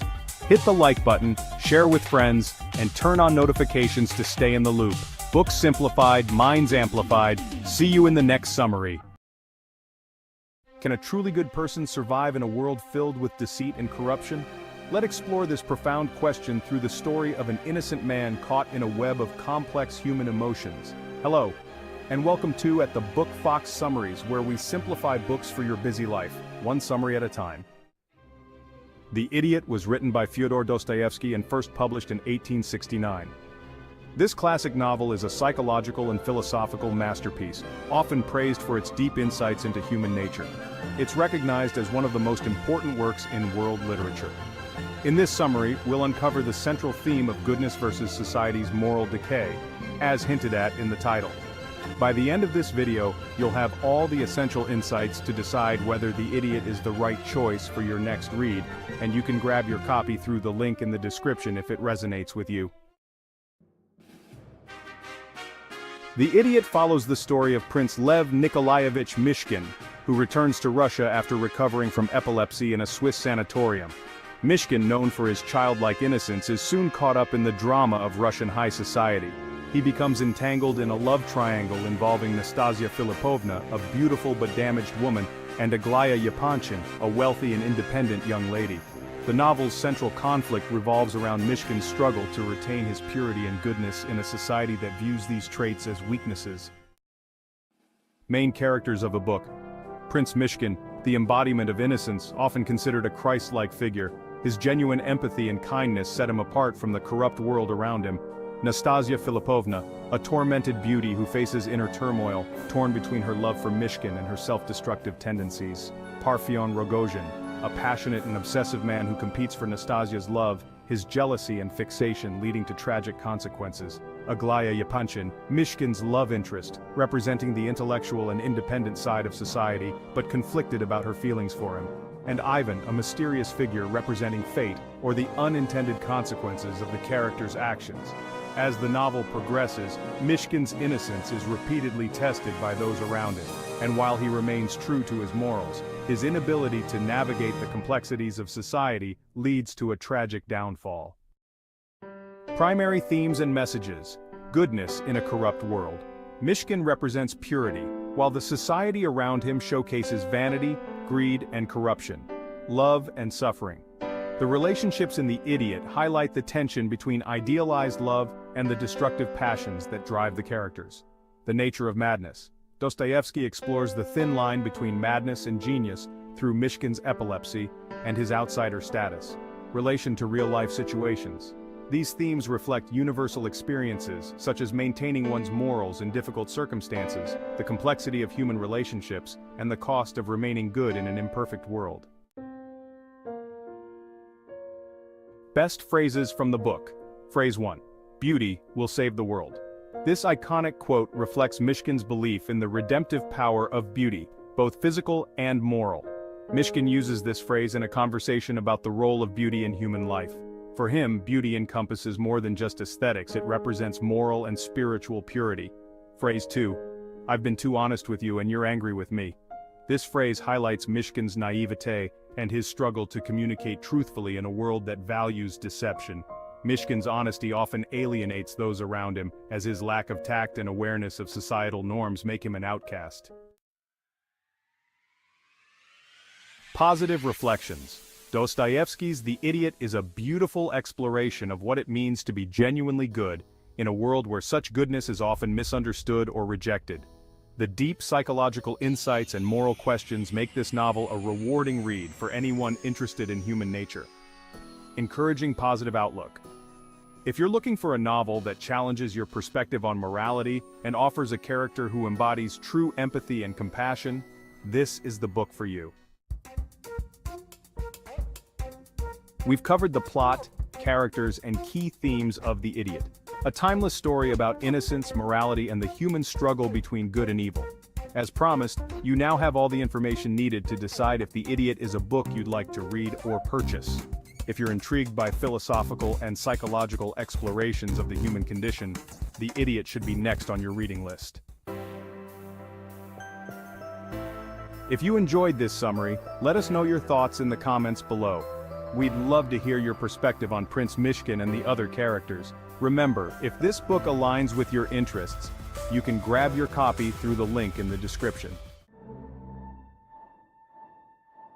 And here's a bonus tip for those who made it to the end. If you're interested in more psychological classics, check out our summary of Crime and Punishment by Dostoevsky, another deep dive into the human soul. Thanks for joining us, Book Foxes. If you enjoyed this summary, hit that subscribe button so you never miss out on more books simplified for your busy life, and let's keep the conversation going in the comments. Hit the like button, share with friends, and turn on notifications to stay in the loop. Books simplified, minds amplified. See you in the next summary. In the throes of the Cultural Revolution, a new force emerged, compact enough to fit into a pocket but powerful enough to shape a nation: the Little Red Book. As the 1960s unfolded, China was a nation gripped by the throes of the Cultural Revolution, an era marked by political upheaval, social unrest, and ideological fervor. Amidst this tumultuous backdrop, the Little Red Book, officially known as Quotations from Chairman Mao Zedong, made its debut. This was no ordinary book. It was a potent symbol of authority, a manual of ideology, and a tool of political indoctrination. The creation of the Little Red Book was a meticulously executed endeavor. It was a compilation of quotes from Mao Zedong, the founding father of the People's Republic of China. These were not random selections. Each quote was carefully chosen to embody Mao's revolutionary thoughts on a variety of subjects. From politics and military strategy to class struggle and ideology, Mao's words were presented as guiding principles, a beacon of wisdom for the Chinese Communist Party, the People's Liberation Army, and the general populace. In the hands of the masses, the Little Red Book became more than just a collection of Mao's quotations. It was a symbol of loyalty to Mao and adherence to the ideals of the Communist Party. Possessing and quoting from the book was not just encouraged, it was mandatory. Schools, workplaces, and households were all expected to study and internalize its contents. It was a means of fostering revolutionary fervor and ideological unity among the people. The Little Red Book was more than a conduit for Mao's ideology. It was a powerful tool of propaganda and political control. It was a testament to Mao's authority and influence, and a reflection of the times that shaped its creation. Thus, a seemingly small book was set to cast a long and influential shadow over China. From the hands of the intellectuals to the grasp of the common man, the Little Red Book was soon to become a ubiquitous presence in Chinese society. The rise of the Little Red Book was nothing short of meteoric. As the Cultural Revolution took hold, this pocket-sized compendium of Mao Zedong's quotations became a must-have accessory for every Chinese citizen. Imagine a book so influential that it was almost mandatory to carry it around. The Little Red Book was more than just a collection of quotes. It was a symbol of allegiance to Mao and the Communist Party, a badge of ideological purity. To quote from it was to affirm your loyalty, to show that you were a true believer in the cause. The Chinese government undertook a massive distribution campaign. From bustling cities to remote rural villages, copies of the Little Red Book flooded the country. It was as if a red tide had swept across China, leaving in its wake a society steeped in Mao's thoughts. Schools, factories, farms, even family homes, no place was untouched by this tide. Reading sessions were organized where people would gather to study and discuss the wisdom encapsulated within those red covers. But the book's influence didn't stop at the Chinese borders. It transcended national boundaries, finding its way into the hands of revolutionaries, intellectuals, and curious minds across the globe. It became a global phenomenon, a symbol of China's revolutionary spirit, and its aspiration to be a beacon of socialism in the world. Quoting from the book became a common practice, not just in political discussions, but in everyday life as well. It was not uncommon to hear Mao's teachings being invoked in conversations, speeches, and even casual chats. The words of Chairman Mao had become a part of the national dialogue, shaping the way people thought, spoke, and acted. The Little Red Book had successfully permeated into every corner of Chinese life, serving as a constant reminder of Mao's teachings. It was more than just a book. It was an embodiment of an era, a testament to a revolution, a symbol of a society in the throes of radical transformation. The Little Red Book was more than just a collection of quotes. It was a cultural phenomenon that shaped public discourse and instilled a sense of revolutionary zeal. A book, you might wonder, how could such a simple object wield such power? The answer lies in the context of the time and the content of the book. In a society where information was strictly controlled, the Little Red Book became a primary source of knowledge, ideology, and guidance. It was not just a book, but a symbol of loyalty and adherence to the ideals of the Communist Party. The quotations within its pages were treated as indisputable truths, shaping public opinion and influencing cultural practices. From the bustling streets of Beijing to the rural farmlands of Sichuan, the Little Red Book was a ubiquitous presence. It was read aloud in schools, discussed in workplaces, and quoted at family dinners. It fostered a sense of unity among the Chinese people as everyone, regardless of their status or background, was encouraged to study and internalize its contents. This was not just a matter of intellectual curiosity but a matter of survival. Being well versed in Mao's quotations was a mark of ideological purity, and could protect individuals from accusations of disloyalty or counter-revolutionary behavior. It was a tool of self-preservation in a society marked by political upheaval and uncertainty. But the influence of the Little Red Book extended beyond China's borders. It was translated into dozens of languages and disseminated worldwide, becoming a symbol of China's revolutionary spirit and Mao's ideological influence. It shaped the world's perception of China, portraying it as a country united under the banner of Maoist thought. The Little Red Book, therefore, was not merely a book. It was an instrument of political control, a vehicle for ideological indoctrination, and an emblem of revolutionary fervor. It shaped public discourse, influenced cultural practices, and instilled a sense of revolutionary zeal among the masses. The Little Red Book was, therefore, not merely a book, but a vehicle for ideological unity and fervor. As time passed and China began to shift its focus towards economic development, the influence of the Little Red Book began to wane. The demise of Mao Zedong in September 1976 marked the beginning of the end for the Little Red Book's pervasive influence. The new leadership, spearheaded by Deng Xiaoping, was eager to steer China away from the tumultuous legacy of the Cultural Revolution and Mao's ideological stronghold. The country was on the brink of unprecedented economic reforms, opening its doors to foreign investment and embracing market-oriented policies. In this new era, the Little Red Book's omnipresence began to fade. It was no longer mandatory reading, and its once ubiquitous red covers gradually disappeared from public view. The quotations that had been recited daily in schools, workplaces, and homes were no longer part of the popular discourse. The book that had once symbolized loyalty to Mao and adherence to Communist Party ideals was slowly relegated to the annals of history. Yet the story of the Little Red Book does not end with its decline. To this day, it remains a potent symbol of a significant period in China's history.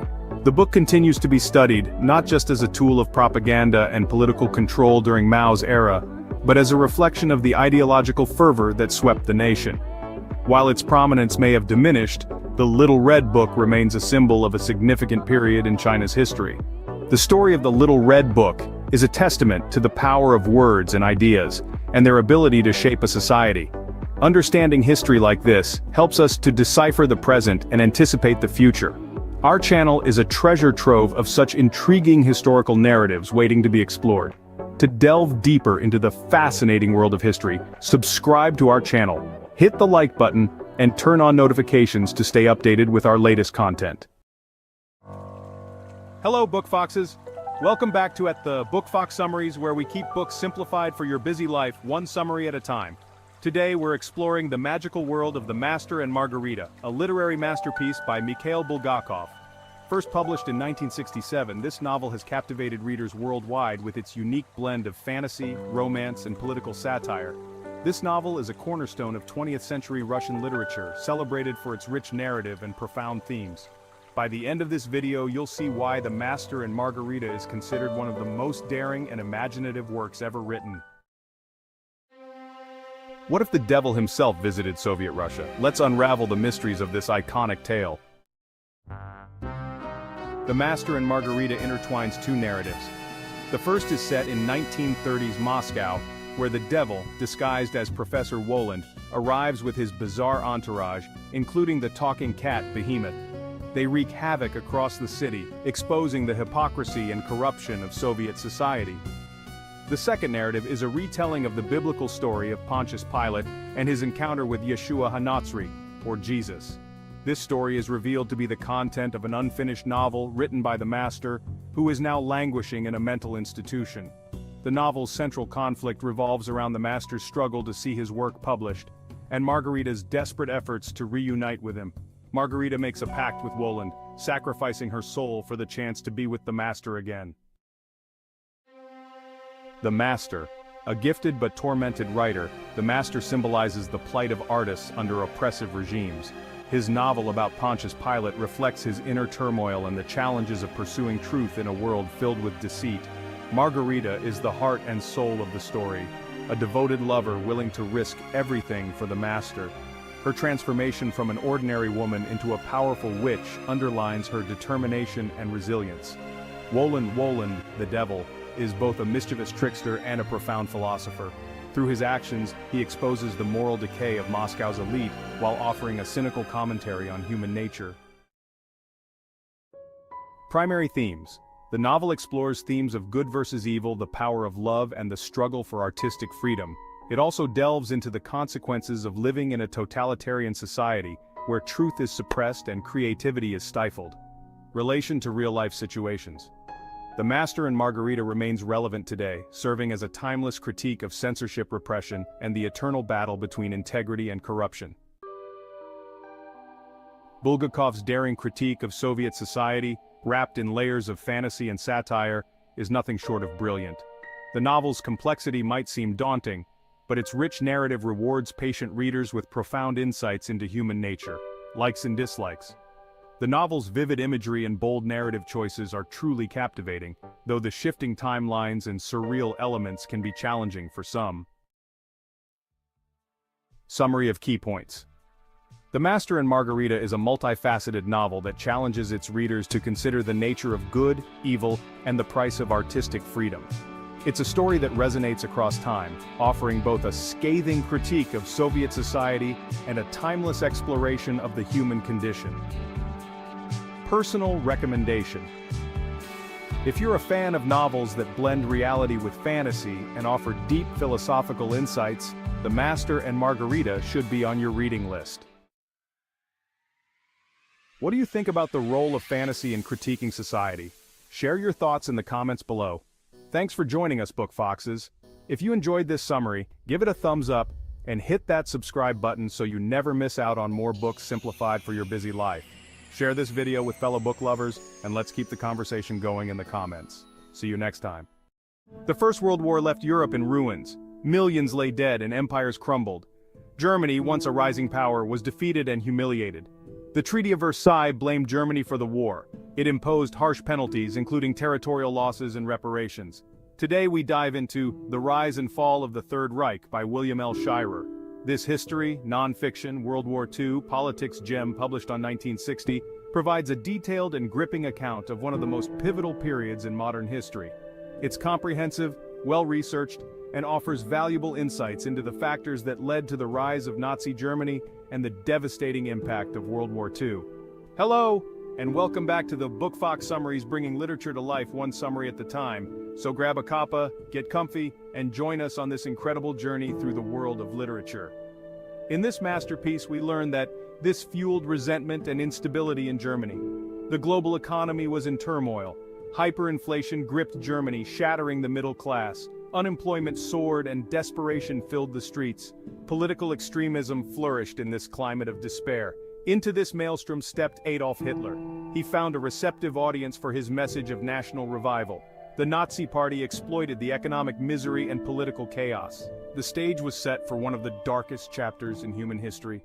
Adolf Hitler, a master manipulator, understood the power of propaganda and spectacle. He transformed the Nazi Party from a fringe group into a mass movement. Hitler captivated audiences with his fiery rhetoric, promising to restore German pride and power. He appealed to their fears and prejudices, scapegoating Jews, communists, and other minorities for Germany's woes. The Nazi Party's stormtroopers, the SA, terrorized political opponents and created an atmosphere of fear. They used violence and intimidation to silence dissent and consolidate power. Hitler's propaganda chief, Joseph Goebbels, skillfully exploited the media.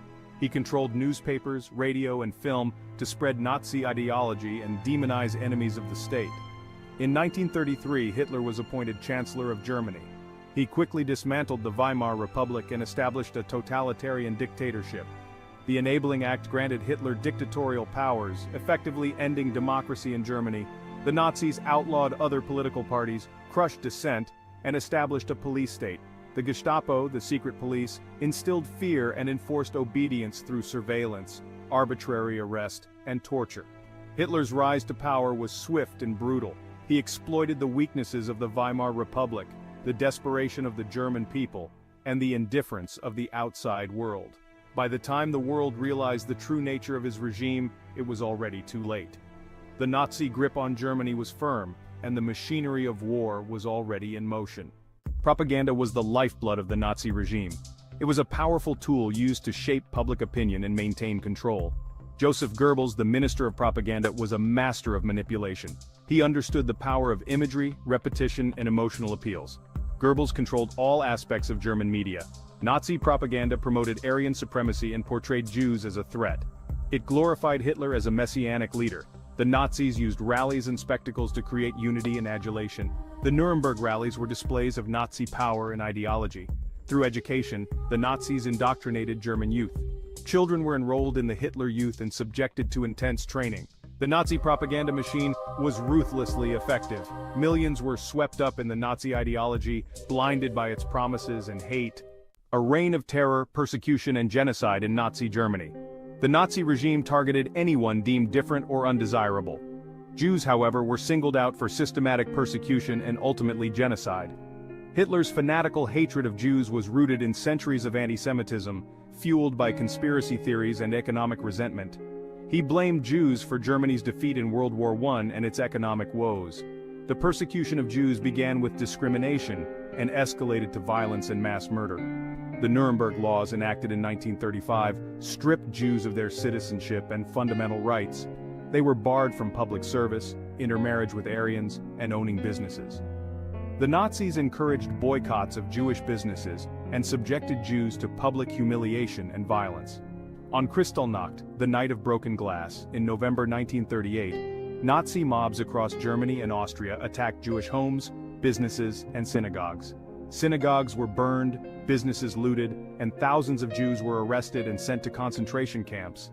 This marked a terrifying escalation in the Nazi persecution of Jews, signaling the beginning of the Holocaust.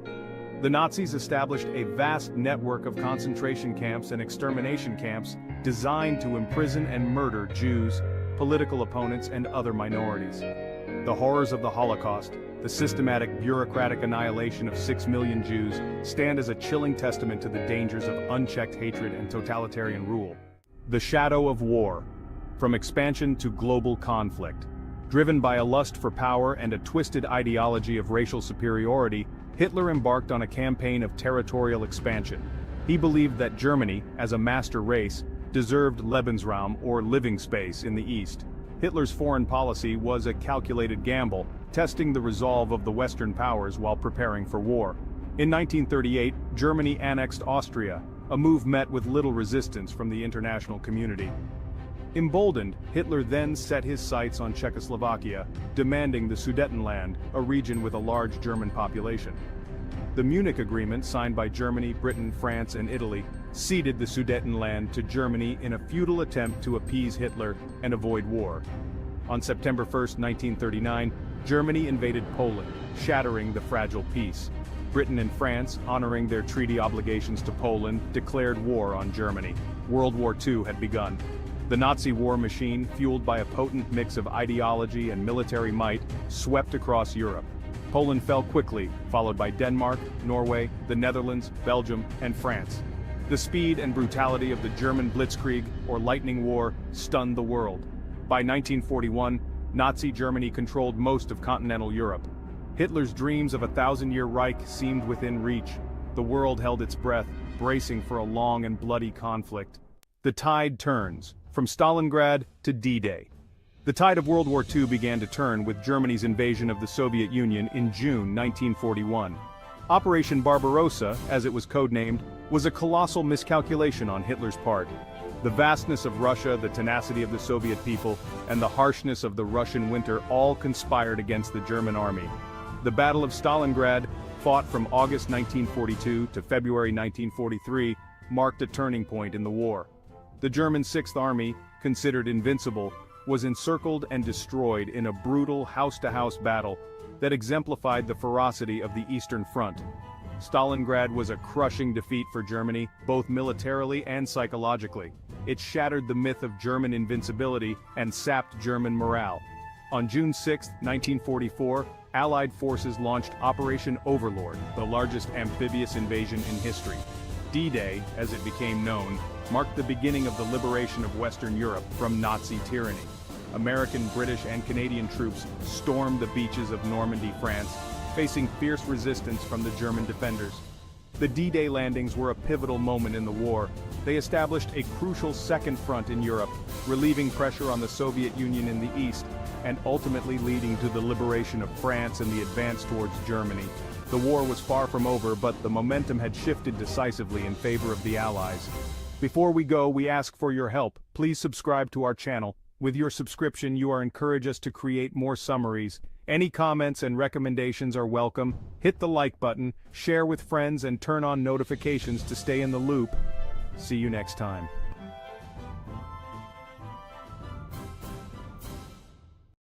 Ever wondered how the smallest acts of kindness and bravery can transform the world? Can small acts really create a ripple effect that transforms lives and communities? Let's dive into this powerful book and find out. Hello, Book Foxes! Welcome to the Book Fox Summaries, keeping books simplified for your busy life, one summary at a time. Today we dive into The Small and the Mighty, published in 2024, is the debut book by America's favorite government teacher, Sharon McMahon. With her trademark clarity and candor, She tells the inspiring stories of 12 Americans, ordinary people whose extraordinary heroism shaped the character of our country.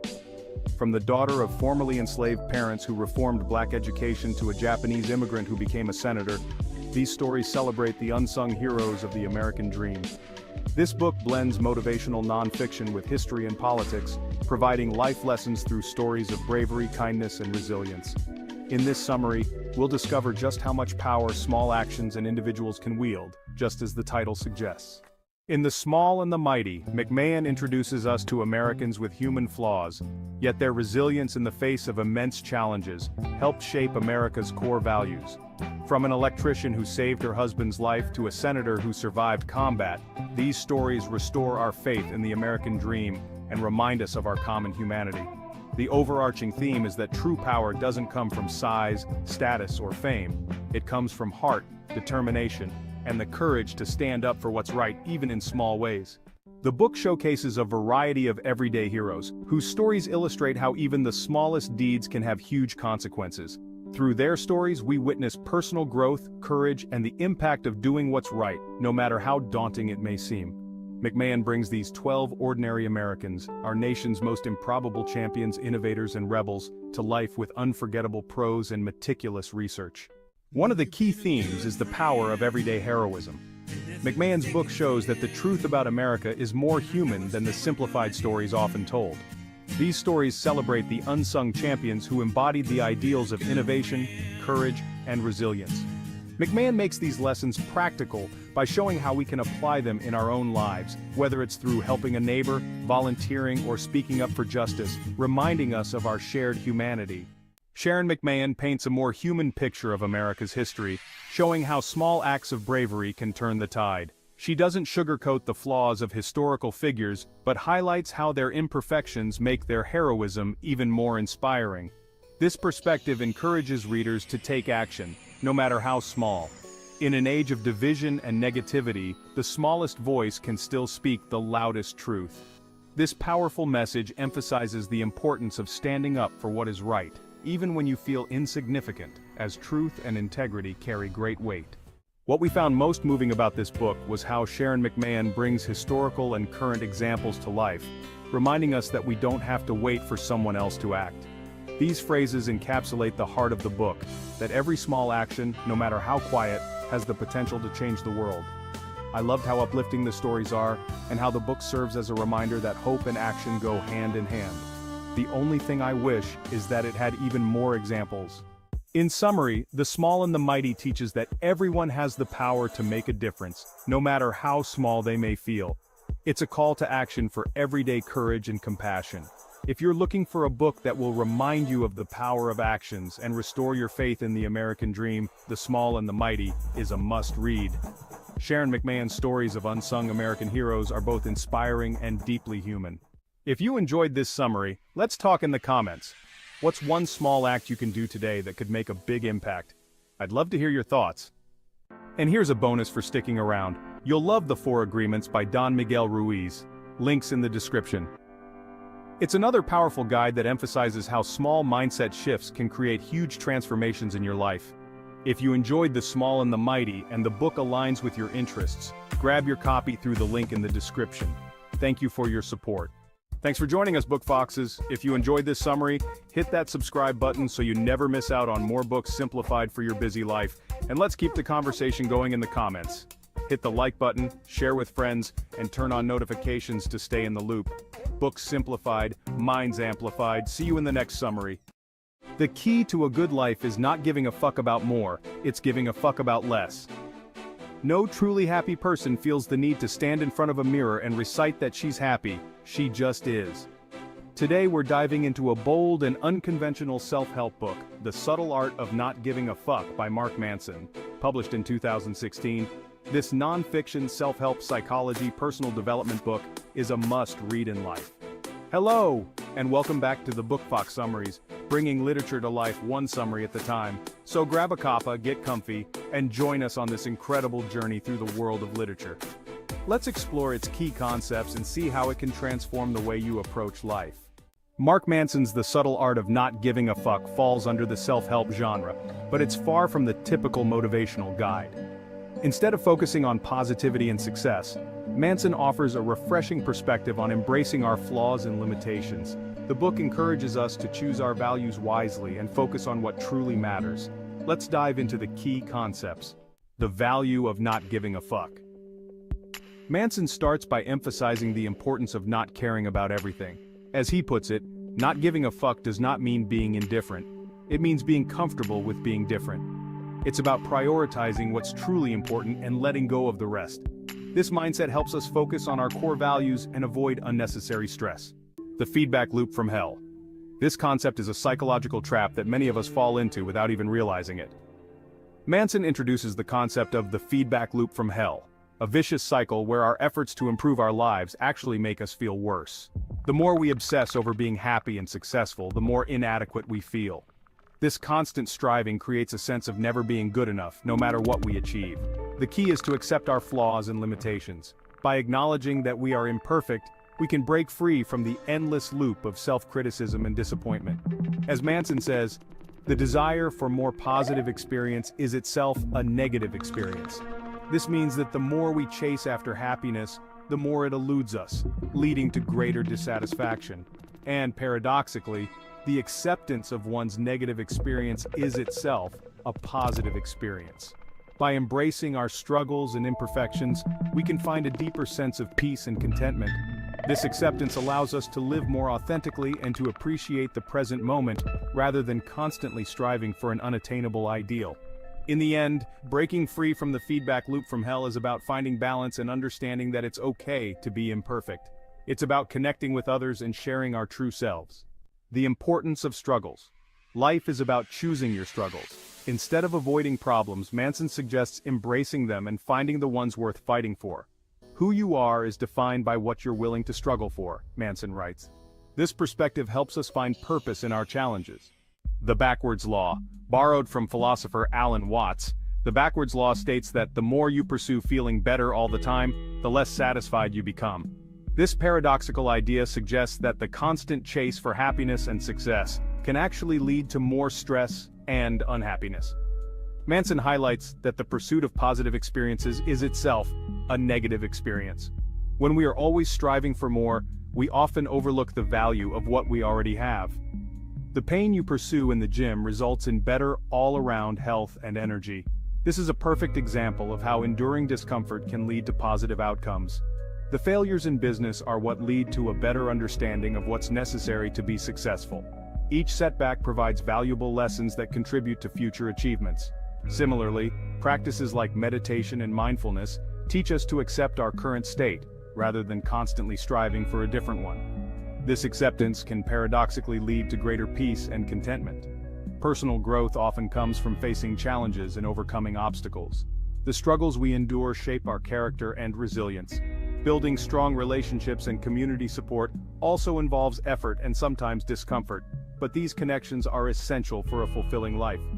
Reflecting on our experiences and developing self-awareness can help us understand the true nature of happiness and satisfaction. By embracing the backwards law, we can find a deeper sense of fulfillment. Manson stresses the importance of taking responsibility for our lives, regardless of the circumstances. By owning our choices and actions, we empower ourselves to create change and find solutions. We don't always control what happens to us, but we always control how we interpret what happens to us as well as how we respond. Learning to say no to things that don't align with our values is crucial.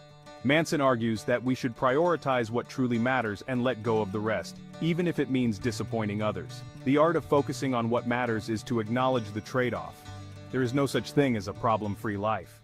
Manson concludes by discussing the inevitability of death. He believes that accepting our mortality can lead to a more grounded and meaningful life. The knowledge and acceptance of your own death is the first step in becoming adult in your life. The Subtle Art of Not Giving a Fuck by Mark Manson is a groundbreaking book that challenges conventional wisdom about happiness and success.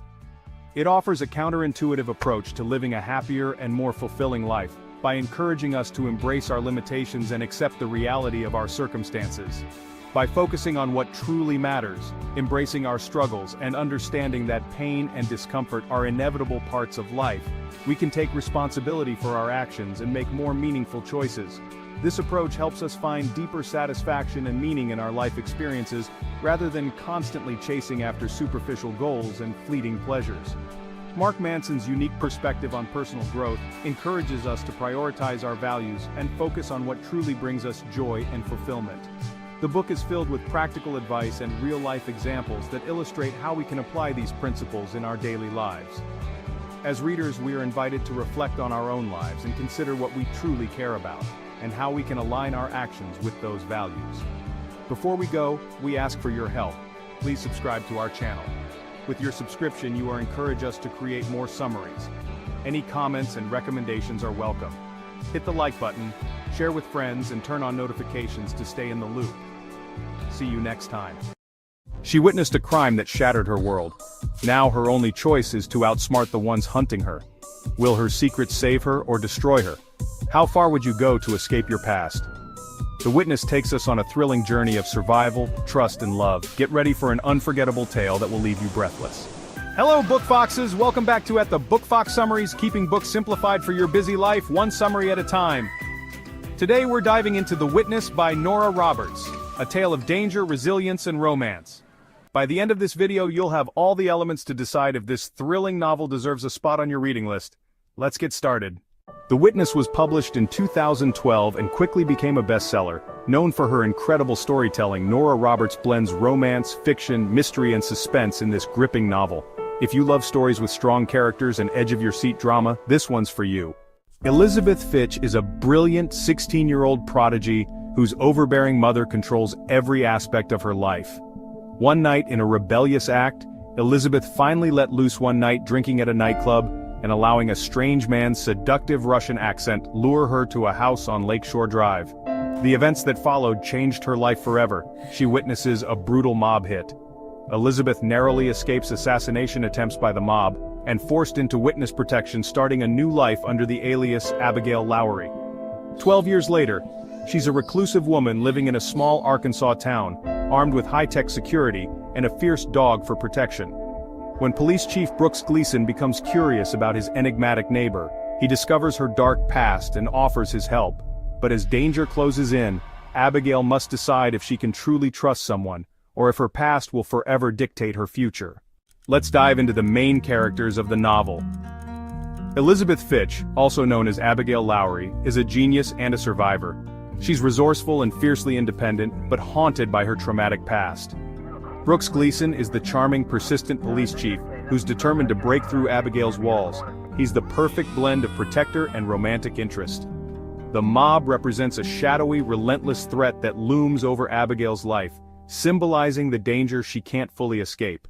Survival and resilience are central to Abigail's journey, highlighting how determination and resourcefulness can help us survive even the most traumatic experiences.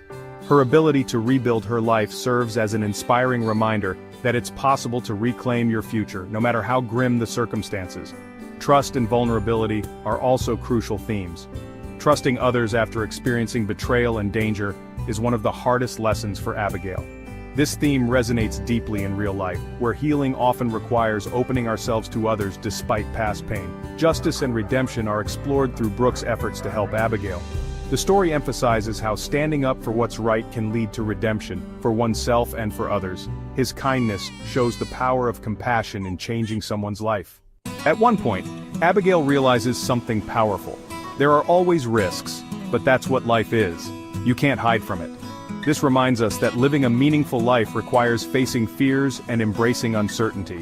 Whether it's pursuing a career, a relationship, or a dream, growth only happens when we take risks.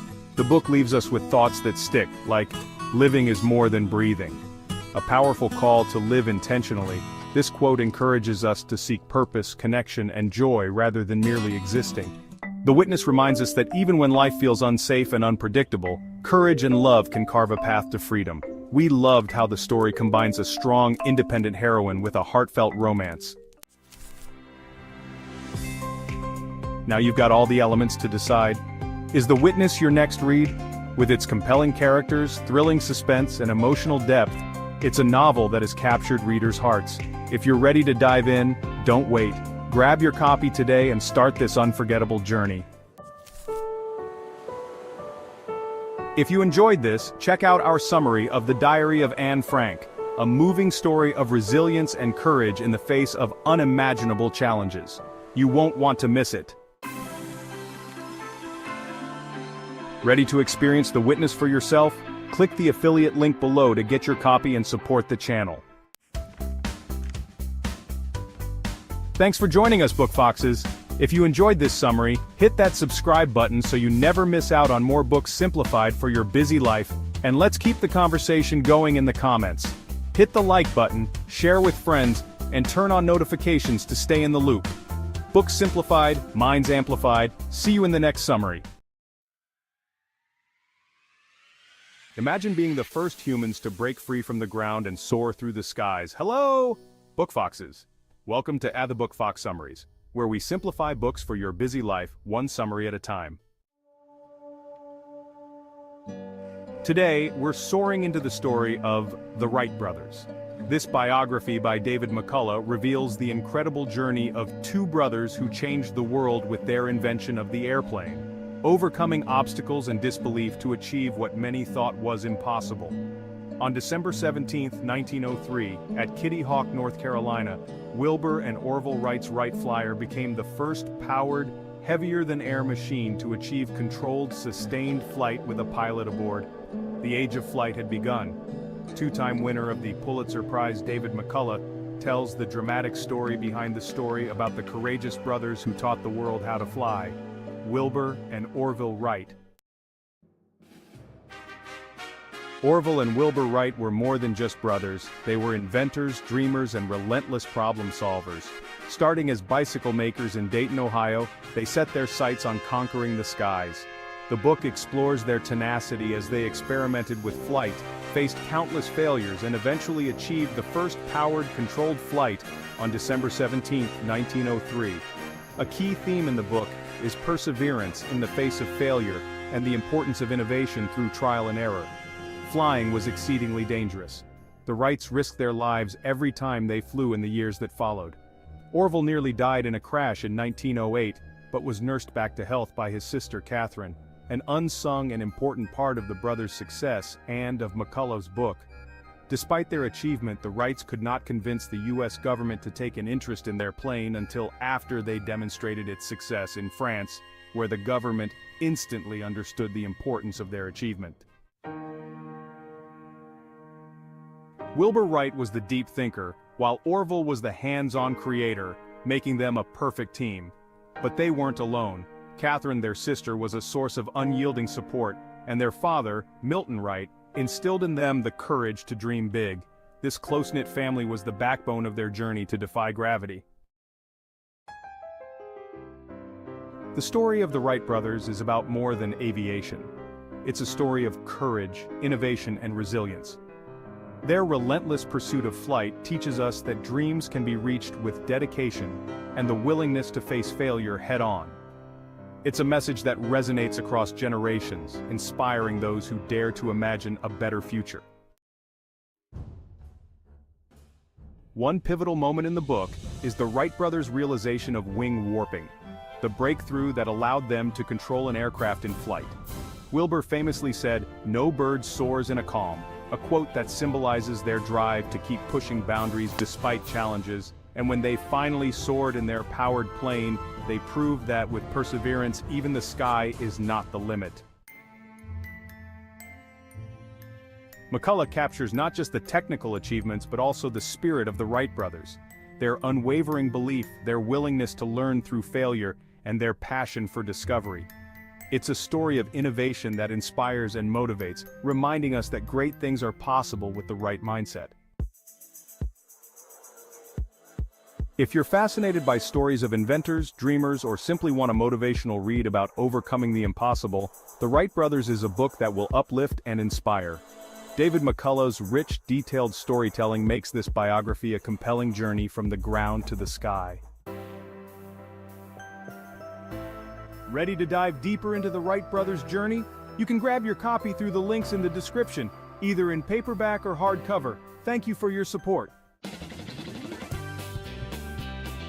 And here's a bonus tip for those who made it to the end. If you're interested in other stories of innovation and perseverance, check out our summary of Steve Jobs. Thanks for joining us, Book Foxes. If you enjoyed this summary, hit that subscribe button so you never miss out on more books simplified for your busy life.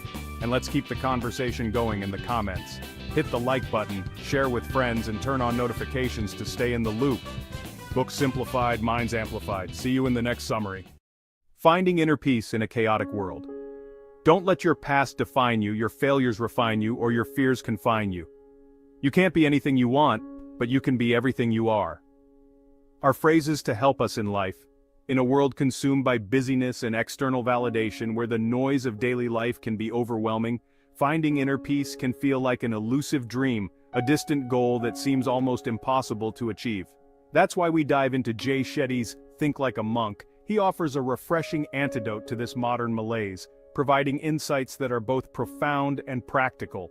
This international bestseller, self-help, nonfiction, personal development book published in 2020 has resonated with millions worldwide, touching hearts and minds across different cultures and backgrounds. Hello, and welcome back to the Book Fox Summaries, bringing literature to life one summary at a time. So grab a cuppa, get comfy, and join us on this incredible journey through the world of literature.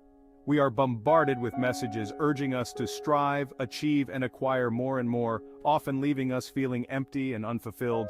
Despite our best efforts to keep up with societal expectations, Monks invites us to step back from the chaos and reconnect with our inner selves, to find a sense of calm amidst the storm, offering practical wisdom drawn from ancient monastic teachings that have stood the test of time. Shetty provides a roadmap for navigating the complexities of modern life with greater clarity, purpose, and joy, helping us to find meaning in our everyday actions. Through mindfulness exercises, meditation techniques, and reflective practices, we can cultivate a deeper sense of peace and fulfillment.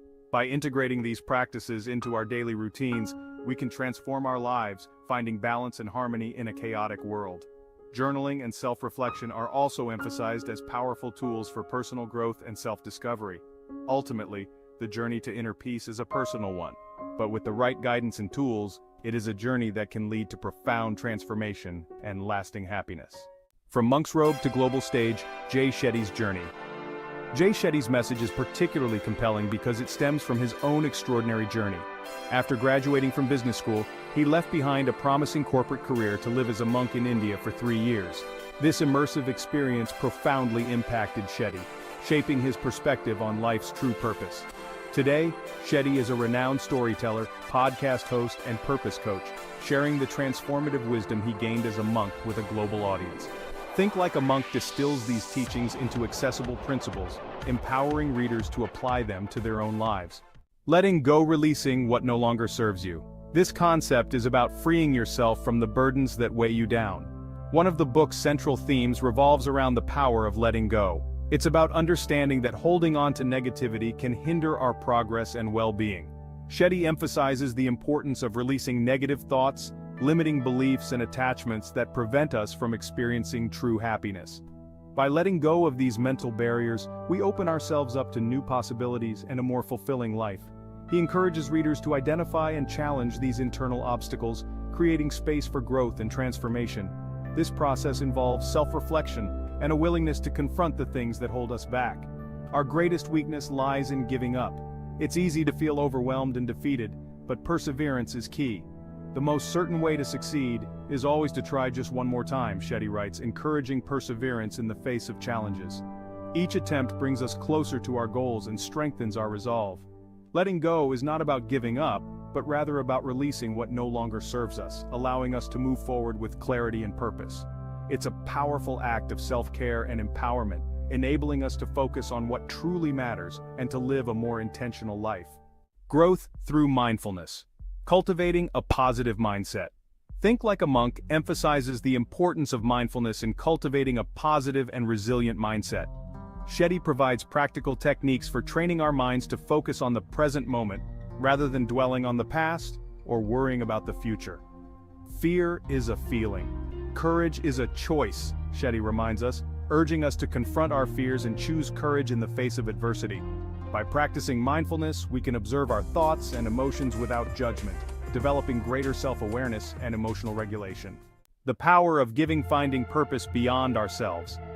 Shetty emphasizes that true fulfillment comes not from self-serving pursuits, but from contributing to something larger than ourselves. He encourages readers to find purpose in serving others, cultivating compassion, and making a positive impact on the world. The purpose of life, after all, is to live it, to taste experience to the utmost, to reach out eagerly and without fear for newer and richer experience, Shetty writes, inspiring readers to embrace life fully and make a difference in the lives of others. Practical wisdom for everyday life. Think Like a Monk is not just a theoretical exploration of ancient wisdom, it's a practical guide filled with actionable advice and exercises. Shetty provides tools for managing stress, improving relationships, and overcoming negative self-talk. He offers simple yet effective practices like gratitude journaling, mindful breathing exercises, and identifying personal values to help readers integrate these principles into their daily routines. The book empowers individuals to create lasting positive change in their lives. A global phenomenon, impact, and inspiration. Since its release, Think Like a Monk has become a global phenomenon, topping bestseller lists and garnering praise from readers worldwide. Many have shared how the book's teachings have helped them find greater peace, purpose, and fulfillment in their lives. The book's message has resonated with people from all walks of life, demonstrating the universal desire for inner peace and a more meaningful existence. Shetty's ability to bridge the gap between ancient wisdom and modern challenges has made his message both timely and timeless. Embark on your own journey of transformation. Think Like a Monk is an invitation to embark on a journey of self-discovery and transformation. Shetty's teachings offer a path to greater clarity, purpose, and joy, even amidst the complexities of modern life. By embracing the principles of letting go, growing through mindfulness, and giving back to the world, we can cultivate a life filled with greater meaning and fulfillment. The book provides a roadmap for this journey, offering practical tools and inspiring insights to guide us along the way. Think Like a Monk, live like a modern sage. Think Like a Monk is more than just a book. It's a call to action. It invites us to embark on a transformative journey, one that encourages us to delve deep into our inner selves and discover the profound wisdom that lies within. It challenges us to examine our lives, question our assumptions, and embrace a new way of thinking and being. This book is a guide to self-discovery, urging us to reflect on our daily habits, our thoughts, and our interactions with the world around us.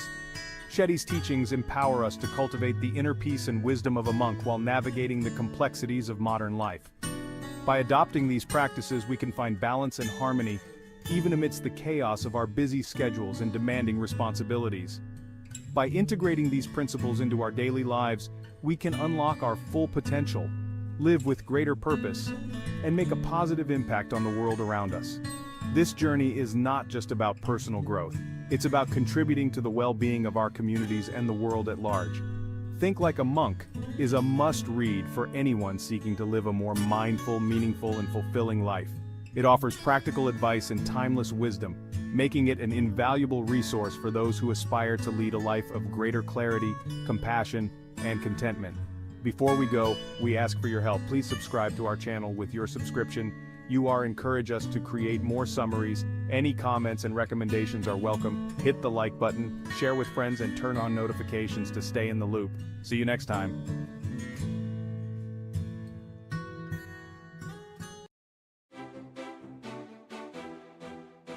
What happens when the boundaries between friendship and ambition blur, and creativity becomes a battleground?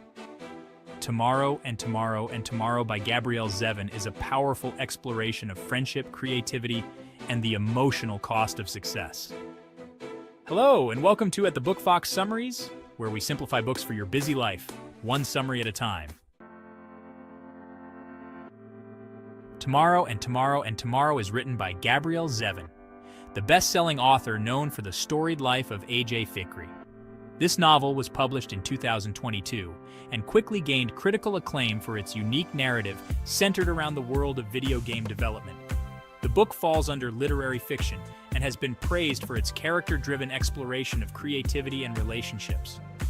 By the end of this video, you'll have all the insights you need to decide whether this book is your next great read. And if it resonates with you, check the description below to find your preferred edition, whether paperback or hardcover, and begin your journey today. The story follows childhood friends Sam Masur and Sadie Green, who reconnect in their early 20s after years apart. They rekindle their friendship over a shared love of video games and embark on creating a game that turns into a massive success. But as they rise to fame, their personal and professional relationship becomes more strained. The core conflict revolves around the tension between their ambition and their friendship. Their creative partnership is tested by jealousy, misunderstanding, and emotional baggage. As the game they create becomes a hit, the pressures of success cause a rift. Miscommunication and personal insecurities lead to emotional fallout between Sam and Sadie. Much of the novel is set in the world of video game design, moving from their creative workspace to the personal worlds they inhabit, which reflects their evolving relationship. At its heart, Tomorrow and Tomorrow and Tomorrow is about the complexity of collaboration, friendship, and the passage of time. It explores how we navigate creative ambition and the personal relationships we hold dear. Sam and Sadie's driving motivation is to create something meaningful together.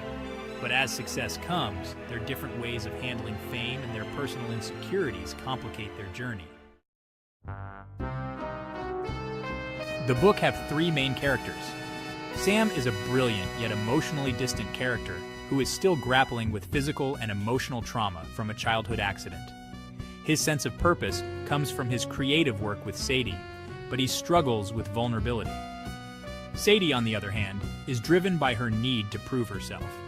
She's passionate and creative, but she also battles self-doubt and a desire for recognition. Her relationship with Sam is central to her character development, though it's often fraught with unspoken feelings. A key supporting character, Marks Watanabe provides stability for both Sam and Sadie. He is the third pillar of their creative team, though his presence also complicates the dynamics between the two main characters. The novel tackles several themes, the most prominent being the nature of creative partnerships. It explores how success can change the dynamics of a relationship, the fragility of friendship under pressure, and how ambition and personal insecurities can both inspire and destroy. These themes are deeply relatable to real-life situations, especially how professional success can sometimes come at the cost of personal relationships. It's a reminder of the importance of communication and understanding in any partnership, be it creative or personal. Best phrases from the book. Success is never as sweet as the dream of success. This quote encapsulates the bittersweet nature of achievement in the novel. As Sam and Sadie reach the pinnacle of success, they find that it's not what they imagined, and it strains their bond. Creativity is an act of defiance. This line speaks to the power of creativity, particularly in the face of adversity. Sam and Sadie's work reflects their refusal to be defined by personal trauma and challenges. One of the standout aspects of Tomorrow and Tomorrow is its rich exploration of human relationships. The way Gabrielle Zevin delves into the complexities of friendship and the emotional nuances of collaboration feels authentic and deeply moving. I also appreciated how the world of video game design is used as a metaphor for life's resets, retrees, and second chances. In summary, Tomorrow and Tomorrow is a novel about the challenges of creative partnership and friendship. It's about how ambition and personal struggles affect our relationships and how the passage of time can either heal or widen the cracks. Now that you have all the insights into this novel, if it aligns with your interests, you can easily grab a copy in paperback or hardcover. Find the links in the description below. And here's a bonus tip for those who made it to the end. If you're interested in another book that explores the theme of friendship under pressure, check out our summary of The Great Gatsby. You can find the link to that summary in the description below. Thanks for joining us, Book Foxes. If you enjoyed this summary, hit that subscribe button so you never miss out on more books simplified for your busy life. Let's keep the conversation going in the comments. Hit the like button, share with friends, and turn on notifications to stay in the loop. Books simplified, minds amplified. See you in the next summary. What happens when the peaceful coexistence of two communities is torn apart by the horrors of partition? Welcome to At the Book Fox Summaries, where we simplify books for your busy life, one summary at a time. Today we dive into Train to Pakistan by Khushwant Singh was published in 1956. This historical novel has sold millions of copies worldwide, praised for its gripping narrative of partition. This book is classified under historical fiction, and is considered one of the best literary depictions of the partition of India, bringing Khushwant Singh international acclaim. In this video, we'll explore how Train to Pakistan delves into the human cost of partition and the moral struggles of individuals. By the end of this video, you'll have all the essential insights to decide whether Train to Pakistan is the right choice for your next read, and you can grab your copy through the link in the description if it resonates with you. The story is set in the village of Mano Madra, a quiet and peaceful place where Sikhs and Muslims live together harmoniously. As partition nears, this harmony is shattered by the arrival of a train filled with the bodies of dead Sikhs from Pakistan. The tension escalates, leading the government to order the evacuation of the village's Muslim residents. The central conflict revolves around communal violence, betrayal, and the struggle for survival.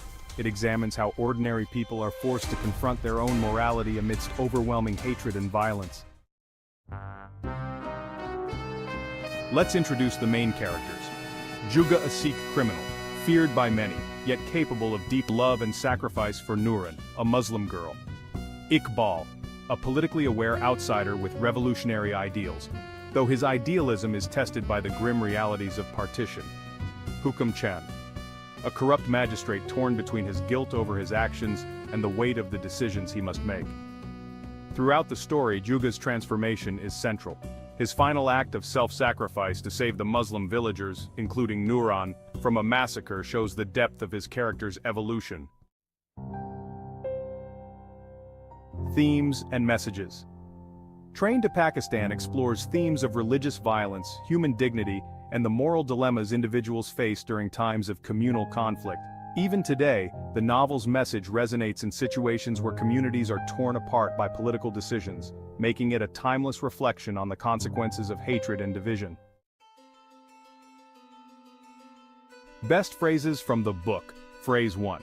Communal strife was engineered by political masters who knew they would never have to face the consequences themselves. This quote reflects the manipulation of the masses by political leaders, highlighting the tragedy that ordinary people bear the cost of such actions. Phrase 2. When the soldiers killed, they killed out of fear, not hate. This phrase underscores the complexity of human emotions during times of conflict. It shows that violence often stems from fear rather than pure malice. Positive reflections. I found Train to Pakistan to be a masterful portrayal of the human spirit's ability to persevere even in the face of overwhelming violence. Singh's vivid storytelling brings to life the moral and emotional struggles of individuals caught in the whirlpool of partition. Conclusion. We've explored the gripping plot central characters and the powerful themes of communal violence and moral dilemmas in Train to Pakistan. As promised, you now have all the information needed to decide if Train to Pakistan is a book you'd like to read or purchase. If you're fascinated by historical fiction that focuses on human resilience in times of crisis, this book is an excellent choice. If you enjoyed this summary, you can grab your copy of Train to Pakistan through the links in the description. You decide if you want a paperback or a hardcover. And here's a bonus tip for those who made it to the end. If you're interested in Midnight's Children by Salman Rushdie, check out our summary of it in our description. Thanks for joining us, Book Foxes. If you enjoyed this summary, hit that subscribe button so you never miss out on more books simplified for your busy life. Let's keep the conversation going in the comments. Hit the like button, share with friends, and turn on notifications to stay in the loop. Books simplified, minds amplified. See you in the next summary. Hello, Book Foxes, welcome back to the Book Fox Summaries, keeping books simplified for your busy life, one summary at a time. Today we delve into the extraordinary life of Trevor Noah with his bestseller, Born a Crime. This book is not just a story but a profound reflection on race, identity, and resilience. Born a Crime: Stories from a South African Childhood from Trevor Noah is a memoir, non-fiction autobiography. Is a powerful and poignant narrative that delves deep into the life of one of the most influential comedians and television hosts of our time, published in 2016. This was a significant year for literature as it saw the release of many impactful works, but Born a Crime stood out for its raw and honest portrayal of life in South Africa. The host of The Daily Show, through his unique lens, shares his experiences with wit and insight, making readers both laugh and reflect on the deeper issues of race and identity. This book takes us through Noah's early years growing up in South Africa during and after the apartheid era. It paints a vivid picture of the challenges and triumphs he faced, offering a window into a world that many may not be familiar with. It's a gripping tale of survival, humor, and the complexities of identity. Noah's storytelling is both heartwarming and heartbreaking as he navigates the intricacies of his mixed-race heritage in a society divided by racial lines. This memoir is not just a personal story but a reflection on the broader human experience, making it a must-read for anyone interested in understanding the nuances of identity and resilience. Let's start with some memorable quotes from the book. I was born a crime. We tell people to follow their dreams, but you can only dream of what you can imagine, and depending on where you come from, your imagination can be quite limited. My mother showed me what was possible. The title Born a Crime refers to the fact that Trevor was born to a black South African mother and a white Swiss father at a time when such a union was illegal under apartheid law, when such a union was punishable by 5 years in prison. The book is a collection of 18 essays that depict Noah's life in a divided society and his journey of self-discovery. In Born a Crime, Trevor Noah recounts his experiences of growing up in South Africa. The book is a compelling memoir that delves into the complexities of his life, starting from his birth during the apartheid era. His mother, Patricia, a fiercely independent and devoutly religious woman, plays a central role in his life. She was determined to give Trevor a better life, despite the oppressive system they lived under.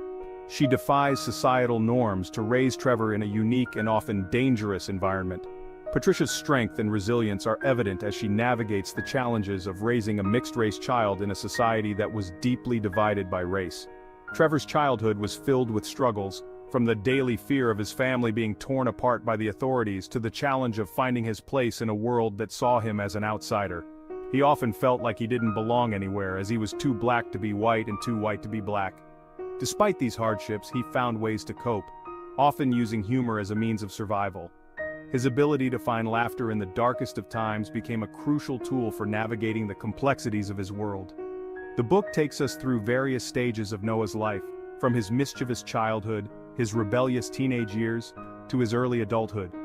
Each phase of his life is marked by unique challenges and experiences that shaped him into the person he is today. We see how his mother's unwavering support and belief in him shaped his character and outlook on life. Patricia's influence is a constant presence throughout the book, guiding Trevor through the ups and downs of his journey. Each chapter provides a vivid snapshot of a different aspect of his upbringing, from the impact of his mixed-race identity to the social and political challenges of living in post-apartheid South Africa. The narrative is rich with anecdotes that highlight the absurdities and injustices of the apartheid system, as well as the resilience and ingenuity of those who lived through it. As Trevor grows older, he begins to find his voice through comedy. His experiences and observations of the world around him become the foundation for his comedic career. He uses humor to bridge the gap between different cultures and to address serious issues in a way that is both entertaining and thought-provoking. The book culminates in Trevor's rise to international fame as the host of The Daily Show. His journey from a child born a crime to a globally recognized comedian and television host is a testament to his resilience, talent, and the enduring influence of his mother's love and guidance. Born a Crime is not just a memoir, it is a powerful commentary on race, identity, and the human spirit. It offers a unique perspective on the complexities of growing up in a divided society and the ways in which humor and love can overcome even the most daunting obstacles. Through Trevor Noah's eyes, we gain a deeper understanding of the past and a hopeful vision for the future. In today's life, Trevor Noah's story is not just a personal narrative, it's a reflection on the broader issues of race, inequality, and resilience. His journey reminds us of the importance of understanding and embracing our identities, no matter how complex. It also highlights the power of humor and optimism in overcoming adversity. It's a book filled with laughter, tears, and invaluable life lessons. You'll find yourself laughing out loud at Trevor's childhood antics and shedding a tear at the poignant moments that shaped his life. The blend of humor and heartache makes it a compelling read that stays with you long after you've turned the last page. Before we go, we ask for your help. Please subscribe to our channel, let us know in the comments what book you'd like us to cover next. Your support helps us bring you more insightful summaries and recommendations. We love hearing from our community, and your suggestions help us choose the best books to feature. Book Foxes, hit the like button, share with friends, and turn on notifications to stay in the loop. See you next time. Secrets have a way of coming to light. A woman's idyllic life unravels as she uncovers the horrifying truth about her family. Will she rise above the darkness, or will it consume her? Hello, Book Foxes. Welcome back to the Book Fox Summaries, where books are simplified for your busy life, one summary at a time. Today, we dive into Obsession by Nora Roberts. A story of love, mystery, and resilience published in 2016, blends romantic suspense with a deep exploration of family secrets. Roberts, known for her masterful storytelling, delivers a gripping tale that fans of both romance and mystery will love. In this video, we'll dive into the gripping plot, meet complex characters, explore thought-provoking themes, and share some memorable quotes. Naomi Bose's childhood takes a traumatic turn when, at 12 years old, she follows her father into the woods one fateful night, only to uncover his horrifying secret. He's a serial killer. Naomi rescues one of his victims and turns him in, but her life changes forever. Years later, Naomi has rebuilt her life as a successful photographer in a quiet small town, yet the past isn't so easily left behind. As she settles into her new home, strange events unfold, and Naomi is drawn into a new mystery involving another series of crimes that may be connected to her father's dark legacy. What would you do if you discovered such a dark family secret? Let us know in the comments.